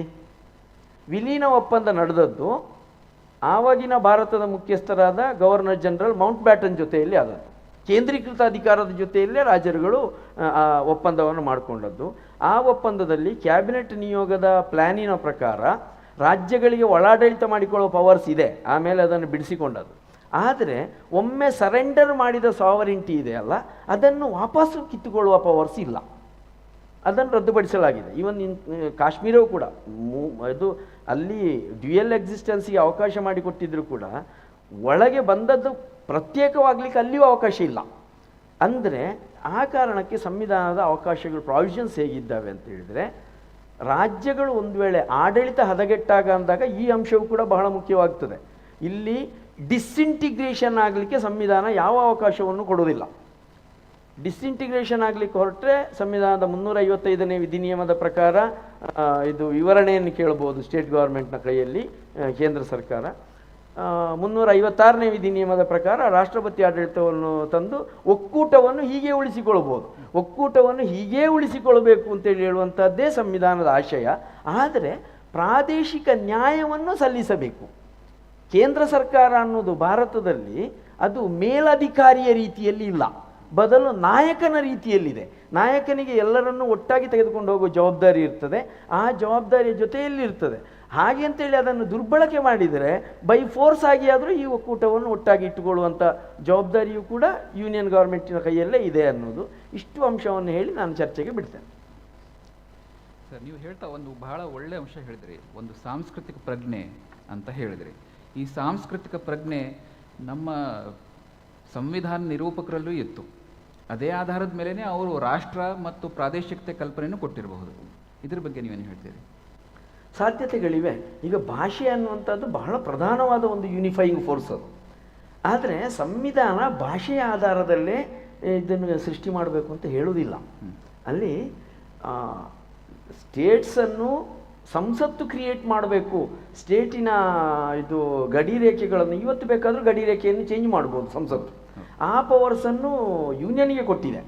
ಯಾವ ಆಧಾರದಲ್ಲಿ ರಚನೆ ಮಾಡಬೇಕು ಅನ್ನೋದು ಯೂನಿಯನ್ ಅಸೆಂಬ್ಲಿಗೆ, ಪಾರ್ಲಿಮೆಂಟಿಗೆ ಬಿಟ್ಟಿರುವಂಥದ್ದು.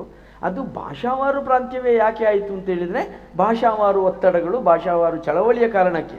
ಪ್ರಾರಂಭದಲ್ಲಿ ಬಂತು ನೋಡಿ, JVP ಕಮಿಟಿ ಬಂತು, ಜವಾಹರ್ಲಾಲ್ ನೆಹರು, ವಲ್ಲಭಭಾಯಿ ಪಟೇಲ್ ಮತ್ತು ಪಟ್ಟಾಭಿ ಸೀತಾರಾಮಯ್ಯನವರ ಕಮಿಟಿ. ಆ ಕಮಿಟಿ ಭಾಷಾವಾರು ಪ್ರಾಂತ್ಯ ರಚನೆಗೆ ಒಪ್ಪಲಿಲ್ಲ. ಭಾಷಾವಾರು ಪ್ರಾಂತ್ಯ ರಚನೆ ಮಾಡಿದರೆ ಇದು ನ್ಯಾಷನಲಿಸಮ್ಮಿಗೆ ಧಕ್ಕೆ ಬರುವ ಸಾಧ್ಯತೆಗಳಿವೆ ಅನ್ನೋ ಕಾರಣಕ್ಕೆ ಅದನ್ನು ಒಪ್ಪಲಿಲ್ಲ. ಆದರೆ ಆಮೇಲೆ ಅದರ ಒತ್ತಡಗಳು ಜಾಸ್ತಿ ಆದದ್ರಿಂದಾಗಿ ಆ ಕಾಲಕ್ಕೆ ಈಗ ಇದನ್ನು ಒಪ್ಪದೇ ಇರುವಂಥದ್ದು ಒಂದು ದೊಡ್ಡ ಗುಂಪೇ ಇತ್ತು. ಈಗ Fazal Ali commission, state reorganisation commission ಅದು ರಾಜ್ಯ ರಚನೆಗೆ ಶಿಫಾರಸನ್ನು ಮಾಡಿದಾಗಲೂ ಕೂಡ ಅದು ಪ್ರತ್ಯೇಕ ಇದು ಭಾಷಾವಾರು ಆಧಾರದಲ್ಲಿ ಆಗಬಾರದು ಅನ್ನುವಂಥ ಒತ್ತಡಗಳು ಕೂಡ ಬಹಳ ಇತ್ತು. ಅದು ಯೂನಿಯನ್ ಅಸೆಂಬ್ಲಿಗೆ ಆ ಕಾಲಮಾನಕ್ಕೆ ಅವಶ್ಯಕ ಅನ್ನೋ ನೆಲೆಯಲ್ಲಿ ಭಾಷೆಯ ಆಧಾರದಲ್ಲಿ ಪ್ರಾದೇಶಿಕತೆಯನ್ನು ಮಾಡಿಕೊಂಡಿರ್ಬೋದು ಅಂತ ನಾನು ಅಂದುಕೊಂಡಿದ್ದೇನೆ. ಯಾಕೆಂದರೆ ಅದಕ್ಕೆ ಖಚಿತವಾಗಿ ಹೀಗೆ ಅಂತ ಹೇಳುವಂಥದ್ದಿಲ್ಲ. ಇನ್ನೊಂದು ದಾರ್ ಕಮಿಟಿಯ ರಿಪೋರ್ಟ್ನಲ್ಲಿ ಅಥವಾ ಅದರ ಹಿನ್ನೆಲೆಯಲ್ಲಿ ಒಂದಷ್ಟು ಚರ್ಚೆಗಳು ಬಂದಿದ್ದವು. ಆಡಳಿತಾತ್ಮಕ ಅನುಕೂಲಕ್ಕೆ ಸೂಕ್ತವಾಗುವ ಹಾಗೆ ಪ್ರದೇಶವನ್ನು ರಚನೆ ಮಾಡಬೇಕು ಅಂತೇಳಿ ಹೇಳುವಂಥದ್ದು. ಆದ್ದರಿಂದ ಇದು ಇನ್ನೂ ಕೂಡ ಇದು ಕಂಟಿನ್ಯೂಯಿಂಗ್ ಪ್ರೋಸೆಸ್ ಅಂತ ನಾನು ಅಂದ್ಕೊಂಡಿದ್ದೇನೆ. ಸರ್, ಈಗ ಸದ್ಯದ ಪರಿಪ್ರೇಕ್ಷ್ಯದಲ್ಲಿ ನೋಡೋದಾದರೆ ನಾವು ಪ್ರಾದೇಶಿಕತೆ ಅನ್ನೋದು ರಾಷ್ಟ್ರೀಯತೆಗೆ ಪ್ರತಿಸ್ಪರ್ಧಿ ಅನ್ನೋ ಥರ ನೋಡೋ ಒಂದು ವಿಚಾರ ಇದೆ. ಅದು ಯಾಕೆ ಮುಂದಕ್ಕೆ ಬರ್ತಾ ಇದೆ, ಅಥವಾ ಅದನ್ನ ನೋಡೋದು ಯಾವ ಪರಿಪ್ರೇಕ್ಷ್ಯದಲ್ಲಿ ಅದನ್ನ ನೋಡಬೇಕು? ಅಲ್ಲ, ಈ ಎಲ್ಲ ಸಮಸ್ಯೆಗಳು ಕಾಮನ್ ಅಂಡರ್ಸ್ಟ್ಯಾಂಡಿಂಗ್ ಏರ್ಪಡದೆ ಉಂಟಾಗಿರುವಂಥ ಸಮಸ್ಯೆಗಳು. ಇದು ಏನು ಪ್ರಾದೇಶಿಕತೆ ಇದಕ್ಕೆ ಪ್ರತಿಸ್ಪರ್ಧಿ ಅನ್ನೋದು ಅಥವಾ ಹಿಂದಿ ಹೇರಿಕೆ ಅಂತೇಳಿ ಹೇಳುವಂಥದ್ದು, ಇಂಥ ಅಂಶಗಳಿದ್ದಾವೆಲ್ಲ. ಇದು ಎಲ್ಲವೂ ಕೂಡ ಈ ಯಾವುದೇ ಒಂದು ಇದರಲ್ಲಿ ಮಾರ್ಕ್ಸಿಸಮಲ್ಲಿ ಉಳಿದ ವಿಚಾರವನ್ನು ಬಿಟ್ಟುಬಿಡಿ, ಒಂದು ಅಂಶವನ್ನು ನಾನು ಒಪ್ತೇನೆ. ಏನಂದರೆ ಥೀಸಿಸು, ಆ್ಯಂಟಿ ಥೀಸಿಸು, ಸಿಂಥೆಸಿಸ್ ಅನ್ನುವಂಥದ್ದು. ಒಂದು ಥೀಸಿಸ್ ಪ್ರೆಸೆಂಟ್ ಆದಾಗ ಅದಕ್ಕೆ ಆ್ಯಂಟಿ ಥೀಸಿಸ್ ಬಂದೇ ಬರ್ತದೆ. ಆಮೇಲೆ ಇದು ಎರಡು ಒಂದು ಕಡೆ ಸಿಂಥೆಸಿಸ್ ಆಗಲೇಬೇಕು. ಈ ಸಿಂಥೆಸಿಸ್ ಆಗುವವರೆಗೆ ಈ ಒಂದು ಪ್ರೋಸೆಸ್ ನಡೀತದೆ ಅಂತ ಅನಿಸ್ತದೆ. ಓಕೆ, ಸೊ ಒಂದರ್ಥದೊಳಗೆ ಪ್ರಾದೇಶಿಕತೆ ಅನ್ನೋದು ನಮ್ಮ ಸ್ಥಳೀಯ ರೆಪ್ರೆಸೆಂಟೇಷನ್, ಇನ್ನೊಂದು ಕಡೆ ರಾಷ್ಟ್ರೀಯತೆ ಅನ್ನೋದು ಅದರ ಬಹುಮುಖಿ ವ್ಯಕ್ತಿತ್ವ ಅಂತಲೂ ಹೇಳಬಹುದು. ಈ ಎರಡರ ಮಧ್ಯೆ ನೀವು ಏನಾದರೂ ವೈರುಧ್ಯ ನೋಡ್ತೀರಾ? ನೋಡಿ, ವೈರುಧ್ಯಗಳು ಅಂತ ಹೇಳಿದರೆ ಜಗತ್ತಿನಲ್ಲಿ ಪ್ರತಿಯೊಂದು ಅಸ್ತಿತ್ವದಲ್ಲೂ ವೈರುಧ್ಯಗಳಿವೆ. ಆಯಿತಾ. ಈ ವೈರುಧ್ಯಗಳಲ್ಲಿ ಯಾವುದೋ ಒಂದು ಆದ್ಯತೆ, ನಮ್ಮ ಮೌಲ್ಯ ಸಿಸ್ಟಮಲ್ಲೇ ಆ ಒಂದು ಪರಿಕಲ್ಪನೆ ಇದೆ. ಏನು ಅಂದರೆ ಸಾಪೇಕ್ಷ ಮೌಲ್ಯಗಳು ಅಂತ ಹೇಳುವಂಥದ್ದು. ಒಂದು ಆ ಸನ್ನಿವೇಶಕ್ಕೆ ಯಾವುದು ಮೌಲ್ಯ ಆಗ್ತದೆ ಅನ್ನೋದು ಬಹಳ ಮುಖ್ಯವಾದದ್ದು. ಇನ್ನೊಂದು ಮೇಲ್ಮಟ್ಟದ ಮೌಲ್ಯಗಳು ಮತ್ತು ಕೆಳಮಟ್ಟದ ಮೌಲ್ಯಗಳು ಅಂತೇಳಿ ಹೇಳುವಂಥದ್ದು. ಈಗ ಪ್ರಾದೇಶಿಕತೆಯೂ ಬಹಳ ಮುಖ್ಯವೇ, ರಾಷ್ಟ್ರೀಯತೆಯೂ ಬಹಳ ಮುಖ್ಯವೇ. ಆದರೆ ಇವೆರಡರ ನಡುವೆ ಆದ್ಯತೆಯ ಪ್ರಶ್ನೆ ಬಂದಾಗ ಯಾವುದನ್ನು ತಗೊಳ್ಬೇಕು ಅನ್ನುವಂಥದ್ದು ಮುಖ್ಯ ಆಗ್ತದೆ ಈ ಹಿನ್ನೆಲೆಯಲ್ಲೇ ಇದನ್ನು ನೋಡಬೇಕಲ್ಲದೆ ವೈರುಧ್ಯ ಅಂತ ನಾವು ಅದನ್ನು ಗಮನಿಸಲಿಕ್ಕೆ ಆಗುವುದಿಲ್ಲ. ಆದರೆ ಪ್ರಾದೇಶಿಕತೆ ಮತ್ತು ರಾಷ್ಟ್ರೀಯತೆ ಅನ್ನೋದು ಪ್ರತಿಸ್ಪರ್ಧಿಗಳಲ್ಲ. ಅದು ಪ್ರತಿಸ್ಪರ್ಧಿಗಳಾಗಿ ತಗೊಳ್ಳೋದು ದೊಡ್ಡ ತಪ್ಪು. ಅದು ನಾನು ರಾಷ್ಟ್ರೀಯತೆಯನ್ನಾದರೂ ಕೇಳೋದು, ಈಗ ಕೇಂದ್ರ ಸರ್ಕಾರದ ಅಧಿಕಾರ ಅಂತ ಹೇಳ್ತೀವಿ. ಕೇಂದ್ರ ಸರ್ಕಾರದ ಅಧಿಕಾರ ಎಲ್ಲಿದೆ? ಎಲ್ಲ ರಾಜ್ಯಗಳ ಮೇಲೆ ಇರುವಾಗ ಕೇಂದ್ರ ಸರ್ಕಾರ ಆಗುವುದು. ಈ ಎಲ್ಲ ರಾಜ್ಯಗಳು ಕೇಂದ್ರಾಡಳಿತ ಪ್ರದೇಶಗಳು ಹೊರಟು ಹೋದರೆ ಕೇಂದ್ರಕ್ಕೆ ಅಸ್ತಿತ್ವವೇ ಇರುವುದಿಲ್ಲ ಅಲ್ವಾ? ಇದು ಎಲ್ಲ ಸಮಗ್ರವಾಗಿ ಸೇರಿಕೊಂಡಾಗ ಇದು ರಾಷ್ಟ್ರೀಯತೆ ಅನ್ನುವಂಥದ್ದು ಬರ್ತದೆ ಹೊರತು ಪ್ರತ್ಯೇಕವಾಗಿ ಅಲ್ಲ. ಹಾಗೆಯೇ ಪ್ರಾದೇಶಿಕತೆ ಅನ್ನುವಂಥದ್ದು ಈ ಪ್ರಾದೇಶಿಕವಾದ ಅಂಶಗಳನ್ನೆಲ್ಲವನ್ನು ಪ್ರತಿನಿಧಿಸುವ ಶಕ್ತಿ ಯಾವುದಕ್ಕಿರುವುದು? ಯೂನಿಯನ್ನಿಗೆ ಇರುವುದು. ಆದ ಕಾರಣ ನಾವು ಪರಸ್ಪರ ಪೂರಕವೇ ಆಗಿರಬೇಕು, ಆಗಿರ್ತವೆ. ನಾವು ಅದನ್ನು ಅಲ್ಲಿ ವೈರುಧ್ಯವನ್ನು ನಾವು ಕಂಡುಕೊಂಡು ಚರ್ಚೆಯನ್ನು ಬೆಳೆಸ್ತೇವೆ ಅಷ್ಟೇ. ಕೆಲವೊಂದು ಸಂದರ್ಭದಲ್ಲಿ ಚರ್ಚೆ ಮಾಡಲಿಕ್ಕಾಗಿ ವೈರುಧ್ಯವನ್ನು ಹುಟ್ಟು ಹಾಕ್ಕೊಳ್ಬೇಕಾಗ್ತದೆ, ಇಲ್ಲದಿದ್ರೆ ಮಾತಾಡಲಿಕ್ಕೆ ವಿಷಯ ಇಲ್ಲ ಅಲ್ಲ. ಹೌದು, ಅದು ಸರಿ. ಈಗ ಪ್ರಾದೇಶಿಕ ಭಾವ ಎಷ್ಟರ ಮಟ್ಟಿಗೆ ನಾವು ಟಾಲರೆನ್ಸ್ ಅಂತ ಹೇಳ್ತೀವಲ್ಲ, ಆ ಟಾಲರೆನ್ಸಿನ ಲೆವೆಲ್ ನಮ್ದು ಎಷ್ಟರ ಮಟ್ಟಿಗಿದೆ? ಉದಾಹರಣೆಗೆ ಈಗ ರಾಷ್ಟ್ರೀಯತೆ ಅನ್ನೋದು ನಮಗೆ ದಿನನಿತ್ಯದ ಅಭಿವ್ಯಕ್ತಿ, ಹೌದು. ಅದೇ ರೀತಿ ಪ್ರಾದೇಶಿಕತೆ ನಮ್ಮ ದಿನನಿತ್ಯ ಅಭಿವ್ಯಕ್ತಿ ಆಗಬಹುದಾ? ಅಥವಾ ಅದು ನಮ್ಮ ರಾಷ್ಟ್ರೀಯತೆಗೆ ಸಂವಾದಿ ಆಗಬಹುದಾ? ಸಂವಾದಿಯಾಗಿರ್ತದೆ. ಈಗ ಇದು ದಿನನಿತ್ಯದ ಅಭಿವ್ಯಕ್ತಿಯೇ ಹೌದು. ನೀವು ಕನ್ನಡದಲ್ಲೇ ಮಾತಾಡ್ತಾ ಇದ್ದೇವೆ, ನಾವೇನು ಹಿಂದಿಯಲ್ಲಿ ಮಾತಾಡ್ತಾ ಇಲ್ಲ, ಇಂಗ್ಲೀಷಲ್ಲೂ ಮಾತಾಡ್ತಾ ಇಲ್ಲ, ಸಂಸ್ಕೃತದಲ್ಲೂ ಮಾತಾಡ್ತಾ ಇಲ್ಲ. ಇಲ್ಲಿ ಅಭಿವ್ಯಕ್ತವಾಗುವುದು ಪ್ರಾದೇಶಿಕ ರೂಪದಲ್ಲೇ ನಾವು ರಾಷ್ಟ್ರೀಯತೆಯ ಬಗ್ಗೆ ಮಾತಾಡ್ತಾ ಇದ್ದೇವೆ. ಇದು ಸಂವಾದಿಯಾಗಿ ಇರುವಂಥದ್ದು. ಆಮೇಲೆ ಈ ವಿಷಯದ ಬಗ್ಗೆ ವಿಶೇಷತಃ ನಮ್ಮ ರಾಜ್ಯದ ಸಾಹಿತಿಗಳಂತೂ ಬಹಳ ಒಳ್ಳೆ ಕೆಲಸ ಮಾಡಿದ್ದಾರೆ. ಅಂದರೆ ಬೇಂದ್ರೆ ಅವರು ಒಂದು ಕಡೆ ಹೇಳ್ತಾರೆ, ಕರ್ನಾಟಕ ಅನ್ನೋದು ಪದ್ಮದಳದ ಮಧ್ಯ ಬೀಜ ಇದ್ದಂಗೆನೆ, ಅದರ ಸುತ್ತಮುತ್ತ ಎಲ್ಲ ಕಮಲದ ದಳದ ಥರ ನಿಮಗೆ ಆಂಧ್ರ ಕಾಣಿಸ್ತದೆ, ತಮಿಳುನಾಡು ಕಾಣಿಸ್ತದೆ, ಕೇರಳ ಕಾಣಿಸ್ತದೆ ಅಂತೆಲ್ಲ ಹೇಳ್ತಾರೆ. ಈ ರೀತಿ ಒಂದು ಅಭಿನ್ನತೆಯನ್ನು ನಾವು ಸಾಹಿತ್ಯಿಕವಾಗಿಯೂ ನೋಡಿದ್ದೀವಿ, ತಾತ್ವಿಕವಾಗಿಯೂ ನೋಡಿದ್ದೀವಿ. ಇಷ್ಟೆಲ್ಲ ಇದ್ದಾಗಲೂ ಈ ಹೊಸ ವಾದ ಏನು ಬರ್ತಾ ಇದೆ, ಪ್ರಾದೇಶಿಕವಾದ ಅಥವಾ ಸ್ಥಳೀಯವಾದ, ಇದನ್ನು ನೀವು ಯಾವ ರೀತಿ ನೋಡ್ತೀರಿ? ತಾತ್ವಿಕವಾಗಿ ನಾವು ಮೊದಲೇ ಅದನ್ನ ಅಡ್ರೆಸ್ ಮಾಡಿದ್ದೀವಿ, ಆದರೂ ಇಂಥ ವಾದ ನಮ್ಮ ನಡುವೆ ಬರ್ತದೆ ಅಂದರೆ ನೀವು ಯಾವ ರೀತಿ ನೋಡ್ತೀರಿ? ಅಲ್ಲ, ಅದು ಹಿತಾಸಕ್ತಿಗೆ ಸಂಬಂಧಪಟ್ಟ ಹಾಗೆ ಇರುವಂಥ ಇದು ವಾದಗಳು ಅಷ್ಟೇ. ಈ ಒಬ್ಬೊಬ್ಬರು ಒಂದೊಂದು ವ್ಯೂಸನ್ನು ಅಭಿವೃದ್ಧಿ ಪಡಿಸಿಕೊಂಡಿರ್ತಾರೆ. ಆ ವ್ಯೂವನ್ನು ಕನ್ವಿನ್ಸ್ ಮಾಡಬೇಕು. ಆ ವ್ಯೂ ಕನ್ವಿನ್ಸ್ ಆಗದೇ ಇದ್ದಾಗ ಈ ರೀತಿಯ ವಾದಗಳು ಬರ್ತವೆ ಅಷ್ಟೇ. ಈ ಪ್ರಶ್ನೆ ನಾನು ಯಾಕೆ ಕೇಳಿದೆ ಅಂದರೆ, 1905 ಯಾವಾಗ ಬಂಗಾಳದ ವಿಭಜನೆ ಅಂತ ಆಯಿತು, ಬ್ರಿಟಿಷರು ಮುಂದಿಟ್ಟ ವಾದನೂ ಇದೇ ರೀತಿ ಇತ್ತು. ಬೆಟರ್ ಅಡ್ಮಿನಿಸ್ಟ್ರೇಷನ್ ಅನ್ನೇ ಅವರು ತಮ್ಮ ಒಂದು ಸಮರ್ಥನೆಗೆ ಉಪಯೋಗ ಮಾಡಿಕೊಂಡ್ರು. ಆದರೆ ಅದರ ಹಿಂದಿನ ಉದ್ದೇಶ ನಮಗೆಲ್ಲ ಗೊತ್ತಿದ್ದಿದ್ದೆ, ದೇಶ ಲೂಟಿ ಹೊಡಿಲಿಕ್ಕೆ ಅವರಿಗೆ ಒಂದು ಕಾರಣ ಬೇಕಾಗಿತ್ತು ಅಷ್ಟೇ. ಇವತ್ತು ಕೂಡ ಯಾವಾಗ ಪ್ರಾದೇಶಿಕತೆ ಅನ್ನೋದು ಮುಂದೆ ಬರ್ತದೋ ಬೆಟರ್ ಅಡ್ಮಿನಿಸ್ಟ್ರೇಷನ್ ಅಂತಾನೆ ಒಂದು ಹೇಳ್ತಾರೆ, ಆದರೆ ಅದರ ಹಿಂದಿನ ನೀವೇ ಹೇಳ್ದಂಗೆ ಹಿತಾಸಕ್ತಿಯ ಮುಖನೂ ಇದೆ ಅದಕ್ಕೆ. ಸೊ ನೀವು ಯಾವ ರೀತಿ ಇದನ್ನ ನೋಡ್ತೀರಿ?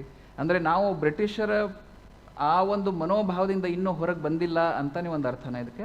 ಅಲ್ಲ, ಅದು ಖಂಡಿತ. ಈ ಬ್ರಿಟಿಷ್ ಸಿಸ್ಟಮ್ ಹುಟ್ಟು ಹಾಕಿದ ಮನೋಭಾವನೆಯಿಂದ ನಾವು ಇದು ಬಹುಮಟ್ಟಿಗೆ ಇನ್ನೂ ಹೊರಗೆ ಬಂದಿಲ್ಲ. ಈ ರಾಜಕೀಯ ಸ್ವಾತಂತ್ರ್ಯ ಅನ್ನೋದು ಬಂದಿದೆ ಹೊರತು ಅದರ ಈ ವಸಾಹತುಶಾಹಿತ್ವದ ಆಡಳಿತದ ಪ್ರಜ್ಞೆ ಇವತ್ತು ಕೂಡ ಇದ್ದೇ ಇದೆ. ನಾನು ಒಂದು ಉದಾಹರಣೆಯ ಮೂಲಕ ನಿಮಗೆ ಹೇಳ್ತೇನೆ. ನನಗೆ ಒಂದು ಸಲ ನಾನು ಪ್ರಿನ್ಸಿಪಾಲ್ ಚಾರ್ಜಲ್ಲಿ ಇದ್ದೆ, ನನಗೆ ಅದ ಅನುಭವ. ನಮ್ಮ ಗ್ರಾಮ ಪಂಚಾಯತಿ ಉಪಾಧ್ಯಕ್ಷರು ಬಂದರು. ನನಗೆ ಪರಿಚಯ ಇಲ್ಲ, ಅವರು ಯಾರಂತ ಪರಿಚಯ ಇಲ್ಲ. ನಾನು ಹೋದಾಗ ಶುರುವಾಗಿ ಬಂದಾಗೆ ಬನ್ನಿ ಕೂತ್ಕೊಳ್ಳಿ ಅಂತೇಳಿ ಅವ್ರು ನಿಂತ್ಕೊಂಡೇ ಮಾತಾಡಲಿಕ್ಕೆ ಶುರು ಮಾಡಿದ್ರು. ಇಲ್ಲ, ಮೊದಲು ನೀವು ಕೂತ್ಕೊಳ್ಳಿ, ಆಮೇಲೆ ನಿಮ್ಮ ವಿಚಾರವನ್ನು ಹೇಳಿ ಅಂತ ಹೇಳಿದೆ. ಅವರು ಮತ್ತೆ ಕೂತ ಮೇಲೆ ಹೇಳಿದರು, ನಾನು ಉಪಾಧ್ಯಕ್ಷ ಗ್ರಾಮ ಪಂಚಾಯತಿದು, ಇದು ನನಗೆ ಮೊದಲ ಅನುಭವ, ನನ್ನ ಇಲ್ಲಿ ಕೂತುಗೊಳಿಸಿ ಮಾತಾಡಿಸೋದು, ಇಲ್ಲದ್ರೆ ಅಲ್ಲಿಂದ ಮಾತಾಡಿಸಿ ಕಳಿಸ್ತಾರೆ. ಇದು ಯಾಕೆ ಆಗ್ತದೆ ಅಂತ ನಾನು ಹೇಳ್ತೇನೆ. ಇದರ ಹಿಂದೆ ಒಂದು ಪ್ರಜ್ಞೆ ಇದೆ. ಏನಂದರೆ, ಬ್ರಿಟಿಷ್ ಅಧಿಕಾರ ಭಾರತದಲ್ಲಿದ್ದಾಗ ಸರ್ಕಾರಿ ನೌಕರರೆಲ್ಲರೂ ಕೂಡ ಬ್ರಿಟಿಷ್ ರಾಣಿಯ ನೌಕರರಾಗಿದ್ದರು. ಆಯಿತಾ? ಬ್ರಿಟಿಷರ ವಿರುದ್ಧ ಹೋರಾಟ ಮಾಡ್ತಾ ಇರೋರು ಜನಗಳು. ಆಯಿತಾ? ಈ ಜನರನ್ನು ದಮನಿಸುವ ಕೆಲಸವೇ ಇವನಿಗೆ ಆರ್ಡರ್ ಬರುವುದು. ಇದು ತಲೆಯಲ್ಲಿ ಕೂತು ಕೂತು ಕೂತು ಸ್ವಾತಂತ್ರ್ಯ ಬಂದ ಮೇಲೂ ಕೂಡ ಜನರನ್ನು ಕಂಡ ಕೂಡಲೇ ಒಂದು ಸಣ್ಣ ಕಿರಿಕಿರಿ ಆಗಲಿ ಶುರು ಮಾಡೋದು. ಯಾಕೆ ಇವ ಬಂದ ಅಂತ ಹೇಳುವ ಕಿರಿಕಿರಿ ಇವನಿಗೆ ಬರೋದು. ಹಾಗೆ ಜನಗಳಿಗೂ ಕೂಡ ಅಷ್ಟೇ. ಜನಗಳ ಹತ್ರ ಒಂದು ಇದು ಉಂಟು, ಏನಂದರೆ ಅವರು ಎಲ್ಲರ ಜೊತೆ ಬಹಳ ಚೆನ್ನಾಗಿರ್ತಾರೆ. ಈ ಸರ್ಕಾರಿ ಕಚೇರಿಗೆ ಹೋದ ಕೂಡಲೇ ಅವರಿಗೆ ಅಸಮಾಧಾನವೇ ಆಗುತ್ತೆ. ಅದು ಅವನು ಸರಿ ಮಾಡಲಿ, ಹಾಗೆ ಮಾಡಲಿ, ನೀವು ಅಂದರೆ ಅಧಿಕಾರಿಯನ್ನು ನಮ್ಮವ ಅಂತೇಳಿ ನೋಡಲಿಕ್ಕೆ ಜನಗಳಿಗೂ ಆಗ್ತಾ ಇಲ್ಲ. ಆ ಒಂದು ವಸಾಹತುಶಾಹಿ ಮೆಂಟ್ಯಾಲಿಟಿ ಇದೆ ಅಲ್ಲ, ಈ ಮೆಂಟ್ಯಾಲಿಟಿಯ ಪರಿಣಾಮ ನೋಡಿ ಈ ಜಗತ್ತಿನಲ್ಲಿ ಅಭಿವೃದ್ಧಿ ಹೊಂದಿದ ದೇಶಗಳಲ್ಲೆಲ್ಲ ಪ್ರತಿಭಟನೆ ಆಗ್ತದೆ, ಆದರೆ ಅದು ಡ್ಯಾಮೇಜಿಂಗ್ ಆಗಿರುವುದಿಲ್ಲ. ನಮ್ಮಲ್ಲಿ ವಸಾಹತುಶಾಹಿ ಆಡಳಿತಕ್ಕೆ ಒಳಪಟ್ಟಂಥ ರಾಷ್ಟ್ರಗಳಲ್ಲಿ ಪ್ರತಿಭಟನೆ ಅಂತ ಹೇಳಿದರೆ ಅದು ಟಯರ್ ಸುಟ್ಟು ಹಾಕುವುದು, ಅಲ್ಲಿ ಬೆಂಕಿ ಹಾಕುವುದು, ಇಲ್ಲಿ ಮತ್ತೊಂದು ಮಾಡೋದು, ಇಂಥದ್ದೇ. ಯಾಕೆ ಹೇಳಿ? ಬ್ರಿಟಿಷ್ ಆಡಳಿತ ಇದ್ದಾಗ ಅವರ ಆದಾಯದ ಮೂಲಗಳನ್ನು ಡ್ಯಾಮೇಜ್ ಮಾಡುವುದೇ ಆ ಸರ್ಕಾರವನ್ನು ಸುಸ್ತುಗೊಳಿಸಲಿಕ್ಕೆ ನಮ್ಮ ಹತ್ರ ಇದ್ದ ಮೆಥಡ್ ಆಗಿತ್ತು. ಈಗ ಮಹಾತ್ಮ ಗಾಂಧಿಯವರ ಅಹಿಂಸಾ ಚಳವಳಿಯನ್ನು ಮಾಡಿದಾಗಲೂ ಕೂಡ ಅಲ್ಲಿ ಇದ್ದದ್ದೇನು? ತೆರಿಗೆ ನಿರಾಕರಣಾ ಚಳವಳಿ. ನಿನಗೆ ತೆರಿಗೆ ಕೊಡುವುದಿಲ್ಲ ಅಂತ, ಹಣ ಹೋಗ್ಬಾರ್ದು ನಿನ್ನ ಕಡೆಗೆ ಅಂತ. ಅಥವಾ ಚರಕ ಚಳವಳಿ, ನೀನು ತಂದ ಬಟ್ಟೆಯನ್ನು ನಮ್ಮ ಜನಗಳು ಕೊಂಡುಕೊಳ್ಳುವುದಿಲ್ಲ ಅಂತ. ಅಂದರೆ ಇಕಾನಮಿಕಲ್ಲಿ ಅದನ್ನು ದುರ್ಬಲಗೊಳಿಸುವಂಥ ಏರ್ಪಾಡೇ ಆವಾಗ ಇದ್ದದ್ದು. ಅದೇ ಏರ್ಪಾಡು ಇವತ್ತಿಗೂ ನಮ್ಮ ಮೆಂಟ್ಯಾಲಿಟಿಯಲ್ಲಿ ಕಂಟಿನ್ಯೂ ಆಗಿದೆ. ಈ ಮೆಂಟ್ಯಾಲಿಟಿಯನ್ನು ಹೋಗಿಸಬೇಕಾದಂಥದ್ದು ಕೂಡ ಅವಶ್ಯಕತೆ ಇದೆ. ಒಂದು ಸರ್ಕಾರಿ ಕಚೇರಿಗೆ ಹೋದಾಗ ಒಬ್ಬ ವ್ಯಕ್ತಿಯನ್ನು, ಸರ್ಕಾರಿ ನೌಕರರಾದವರು, ನಾನು ಒಂದು ಉದಾಹರಣೆಯಾಗಿ ಹೇಳ್ತಾ ಇದ್ದೇನೆ ಅಷ್ಟೇ, ಸರ್ಕಾರಿ ನೌಕರರು ಅನ್ನೋದೇ ಇಂಪಾರ್ಟೆಂಟ್ ಅಲ್ಲ, ಅವರು ಇವ ನಮ್ಮ ಮನುಷ್ಯ ಅನ್ನುವಂಥದ್ದನ್ನು ಸ್ವೀಕರಿಸಲಿಕ್ಕೆ ಅವರಿಗೂ ಸಾಧ್ಯ ಆಗಬೇಕು. ಹಾಗೆ ಜನಗಳಿಗೂ ಕೂಡ ಅಲ್ಲಿ ಕೆಲಸ ಮಾಡ್ತಾ ಇರೋನು ಯಾವನೋ ಫಾರಿನರ್ ಅಲ್ಲ, ಶತ್ರು ದೇಶದವ ಅಲ್ಲ, ಅವ ನಮ್ಮ ಪಕ್ಕದ ಗ್ರಾಮದವನೇ ಅಂತ ಹೇಳುವಂಥದ್ದು ಜನಗಳಿಗೂ ಅನಿಸಬೇಕು ಅಂತ. ಆವಾಗ ನಾವು ಬ್ರಿಟಿಷ್ ವ್ಯವಸ್ಥೆ ರೂಪಿಸಿದ ವಸಾಹತುಶಾಹಿ ಪ್ರಜ್ಞೆಯಿಂದ ಹೊರಗೆ ಬರಲಿ ಸಾಧ್ಯ ಆಗ್ತದೆ. ಬಹುಶಃ ಅದಕ್ಕೆ ಇನ್ನೂ 1 ಶತಮಾನ ಬೇಕಾಗ್ಬೋದು.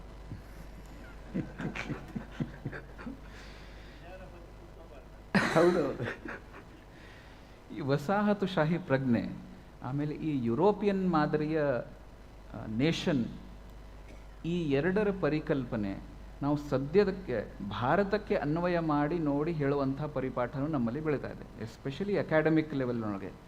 ಅದರಿಂದ ಒಂದಷ್ಟು ಒಳ್ಳೆಯದು ಆಗಿರಬಹುದು, ಆದರೆ ಸಾಕಷ್ಟು ಕೆಟ್ಟದ್ದು ಮಾತ್ರ ಆಗಿದೆ. ಅದನ್ನು ನೀವು ಯಾವ ರೀತಿ ನೋಡ್ತೀರಿ? ಅಲ್ಲ, ಅದು ನಮ್ಮ ಅಧ್ಯಯನ ವ್ಯವಸ್ಥೆ ಬೆಳೆದು ಬಂದ ರೀತಿಯೇ ಹಾಗೆ. ಇವತ್ತು ನಾವು ಏನನ್ನು ಅಧ್ಯಯನ ಅಂತ ತಗೊಳ್ತೇವೋ ಆ ಅಧ್ಯಯನ ಅಂತ ತಗೊಳ್ಳೋ ನೋಡಿ, ಹಿಸ್ಟ್ರಿ ಬೇರೆ, ಪೊಲಿಟಿಕಲ್ ಸೈನ್ಸ್ ಬೇರೆ, ಇಕನಾಮಿಕ್ಸ್ ಬೇರೆ, ಫಿಲಾಸಫಿ ಬೇರೆ, ಸೈಕಾಲಜಿ ಬೇರೆ, ಲಿಟ್ರೇಚರ್ ಬೇರೆ, ಹೀಗೆ ಬೇರೆ ಬೇರೆ ಬೇರೆ ಬೇರೆ ಮಾಡಿಯೇ ನಾವು ಅಧ್ಯಯನವನ್ನು ಮಾಡ್ತಾ ಇರೋದು. ಇದು ವೆಸ್ಟರ್ನ್ ಸಿಸ್ಟಮ್. ಆವಾಗ ಆ ಸಿಸ್ಟಮಲ್ಲೇ ನಾವು ಅದನ್ನು ಅರ್ಥ ಮಾಡ್ಕೊಳ್ತಾ ಹೋಗ್ತಾ ಇದ್ದೇವೆ. ಈಗ ನೀವು ಪುರಾತನ ಇದು ಅಧ್ಯಯನದ ಹಿನ್ನೆಲೆಗೆ ಹೋದರೆ ಇದು ಒಟ್ಟಾಗಿಯೇ ತಗೊಳ್ಳಿಕ್ಕೆ ಸಾಧ್ಯವಾಗುವಂಥದ್ದು ಸಂಗತಿಗಳಿತ್ತು. ನೀವು ತಿರುವಳ್ಳುವರ್ನ ಇದು ತಿರುಕುರಳನ್ನು ನೋಡಿದರೆ ಕವಿತೆಗಳು ಬರ್ತವೆ. ಅದರ 4ನೇ ಪಾರ್ಟಲ್ಲಿ ಪೊರುತ್ಪಾಳು ಅಂತ ಬರ್ತದೆ. ಪೊರುತ್ಪಾಳ್ನಲ್ಲಿ ಬರುವಂಥದ್ದೆಲ್ಲ ಇಕನಾಮಿಕಲ್ ಡಿಸ್ಕಷನ್ನು. ಆ ಇಕನಾಮಿಕ್ಸ್ನ ಒಳಗೆ ಧರ್ಮದ ಬಗ್ಗೆ ಡಿಸ್ಕಸ್ ಮಾಡ್ತಾನೆ, ನೈತಿಕತೆಯ ಬಗ್ಗೆ ಡಿಸ್ಕಸ್ ಮಾಡ್ತಾನೆ, ಇದು ಆಮೇಲೆ ಇದು ಸಾಮಾಜಿಕ ಸ್ಥಿತಿಯ ಬಗ್ಗೆ ಡಿಸ್ಕಷನ್ ಹೋಗ್ತದೆ. ಅಂದರೆ ಸಮಗ್ರವಾಗಿ ತಗೊಳ್ಳುವಂಥ ಒಂದು ಪದ್ಧತಿ ಇಲ್ಲಿ ಇತ್ತು ಅಂತ ಹೇಳೋದು. ನಿಜವಾಗಿ ಸಮಗ್ರವೇ, ಎಲ್ಲ ಅಧ್ಯಯನ ಶಿಸ್ತುಗಳು ಕೂಡ ಸಮಗ್ರವೇ. ಈಗ ಪಾಶ್ಚಿಮಾತ್ಯ ಅಧ್ಯಯನ ವಿಧಾನ ಏನು ಮಾಡಿತ್ತು ಅಂತ ಹೇಳಿದರೆ, ಅದನ್ನು ಹೆಚ್ಚು ಸಿಸ್ಟಮ್ಯಾಟಿಕ್ ಆಗಿ ಶಿಸ್ತುಬದ್ಧವಾಗಿ ನಾನು ಅಧ್ಯಯನ ಮಾಡ್ತೇನೆ ಅಂತೇಳಿ ಹೇಳುವ ಇದಕ್ಕೆ ಹೊರಟಿತ್ತು. ಆ ಸಿಸ್ಟಮ್ಯಾಟಿಕ್ ಅಧ್ಯಯನದಿಂದ ಅನುಕೂಲತೆಗಳು ಆಗಿವೆ, ನೀವು ಹೇಳಿದಾಗೆ ಅನನುಕೂಲತೆಗಳು ಕೂಡ ಆಗಿವೆ. ಇದರಿಂದ ಹೇಗೆ ಹೊರಗೆ ಬರಬೇಕು ಅಂತೇಳಿ ಹೇಳಿದರೆ, ಈ ಅಧ್ಯಯನ ಶಿಸ್ತುಗಳ ನಡುವೆ ಇಂಟರ್ ಡಿಸಿಪ್ಲಿನರಿ ಸಂಬಂಧಗಳು ಇರಬೇಕು. ನಾವೀಗ ಶಾಲೆಗಳಿಗೆ, ನಾನು ಹಿಸ್ಟ್ರಿ MA ಮಾಡಿದ್ದೆ, ನಾನು ಸೋಷಿಯಲ್ ಟೀಚರ್ ಅಂತ ಲೆಕ್ಕ. ಈ ಸೋಷಿಯಲ್ ಟೀಚರ್ಗೆ ಆದವನಿಗೆ ಸೈನ್ಸ್ ಏನು ಗೊತ್ತಿರೋದು ಬೇಡವಾ? ಒಂದು ಸ್ವಲ್ಪ ನಾಲೆಜ್ ಅದನ್ನು ತಗೊಳ್ಳಿಕ್ಕೆ ಸಾಧ್ಯ ಆಗಬೇಕು.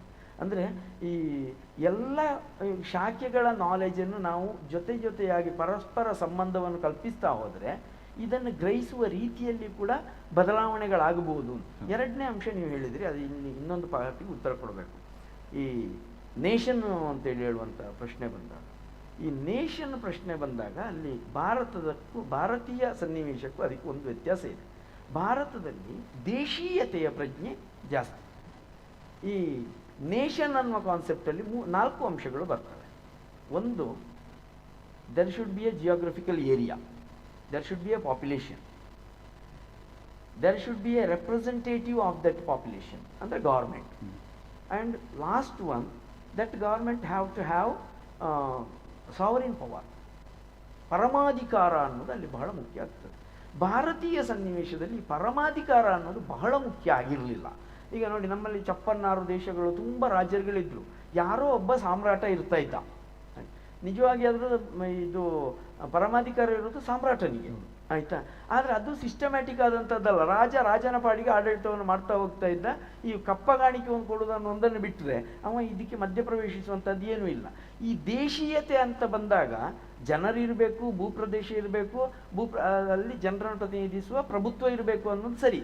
ಆದರೆ ಆ ಪ್ರಭುತ್ವ ಪರಮಾಧಿಕಾರವನ್ನೇ ಹೊಂದಿರಬೇಕು ಅನ್ನೋದು ಅಲ್ಲಿ ಒಂದು ಕಂಡೀಷನ್ ಆಗಿಲ್ಲ ದೇಶೀಯತೆ ಅನ್ನೋ ಪರಿಕಲ್ಪನೆಯಲ್ಲಿ.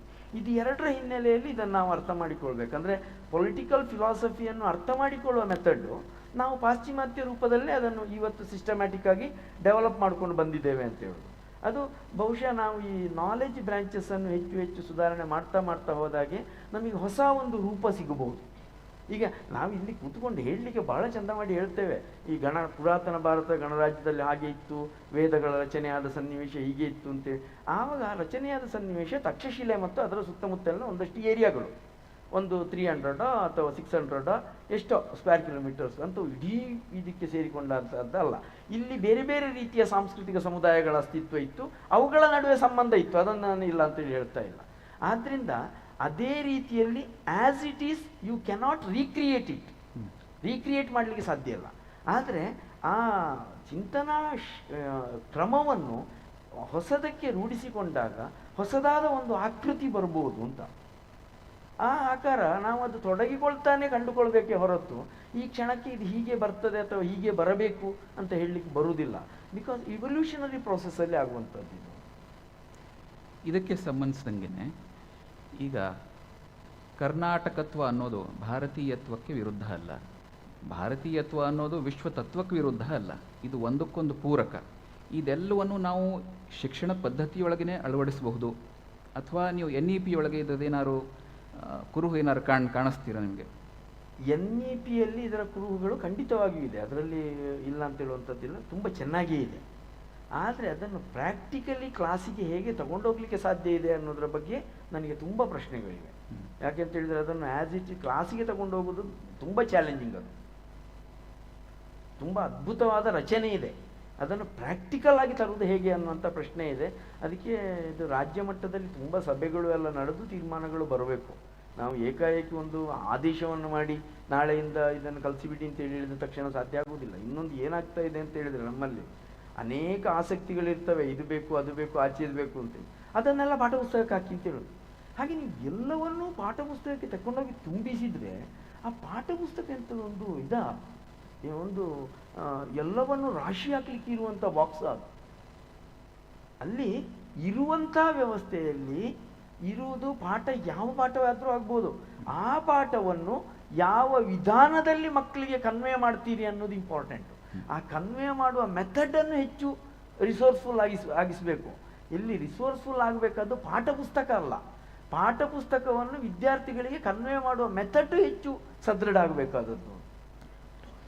ಸರ್, ಒಂದು ಸಲ ನಿಮ್ಮ ರಾಜಕೀಯ ಕಾಮೆಂಟ್ ಒಂದು ಸಲ ವಾಪಸ್ ಹೋಗ್ತೀನಿ ಆ ಪ್ರಶ್ನೆಗೆ. ಯಾಕಂದರೆ ಹಿತಾಸಕ್ತಿಯ ಪ್ರಶ್ನೆ ಬಂದಾಗ ರಾಜಕೀಯ ಪಕ್ಷಗಳಿಗೆ ಯಾವತ್ತೂ ಮುಖ್ಯ, ಅವು ಹಿತಾಸಕ್ತಿಯನ್ನೇ ನೋಡ್ಕೊಳ್ಳೋದು. ಹಾಗಾದರೆ ನಮ್ಮ ಪ್ರಾದೇಶಿಕತೆಯನ್ನು ಇವತ್ತು ಯಾವುದು ಡಿಫೈನ್ ಮಾಡ್ತದೋ ಅದು ನಮ್ಮ ರಾಜಕೀಯ ಹಿತಾಸಕ್ತಿನೇ ಹೊರತು ನಮ್ಮ ಸಾಂಸ್ಕೃತಿಕ ಪ್ರಜ್ಞೆ ಅಲ್ಲ.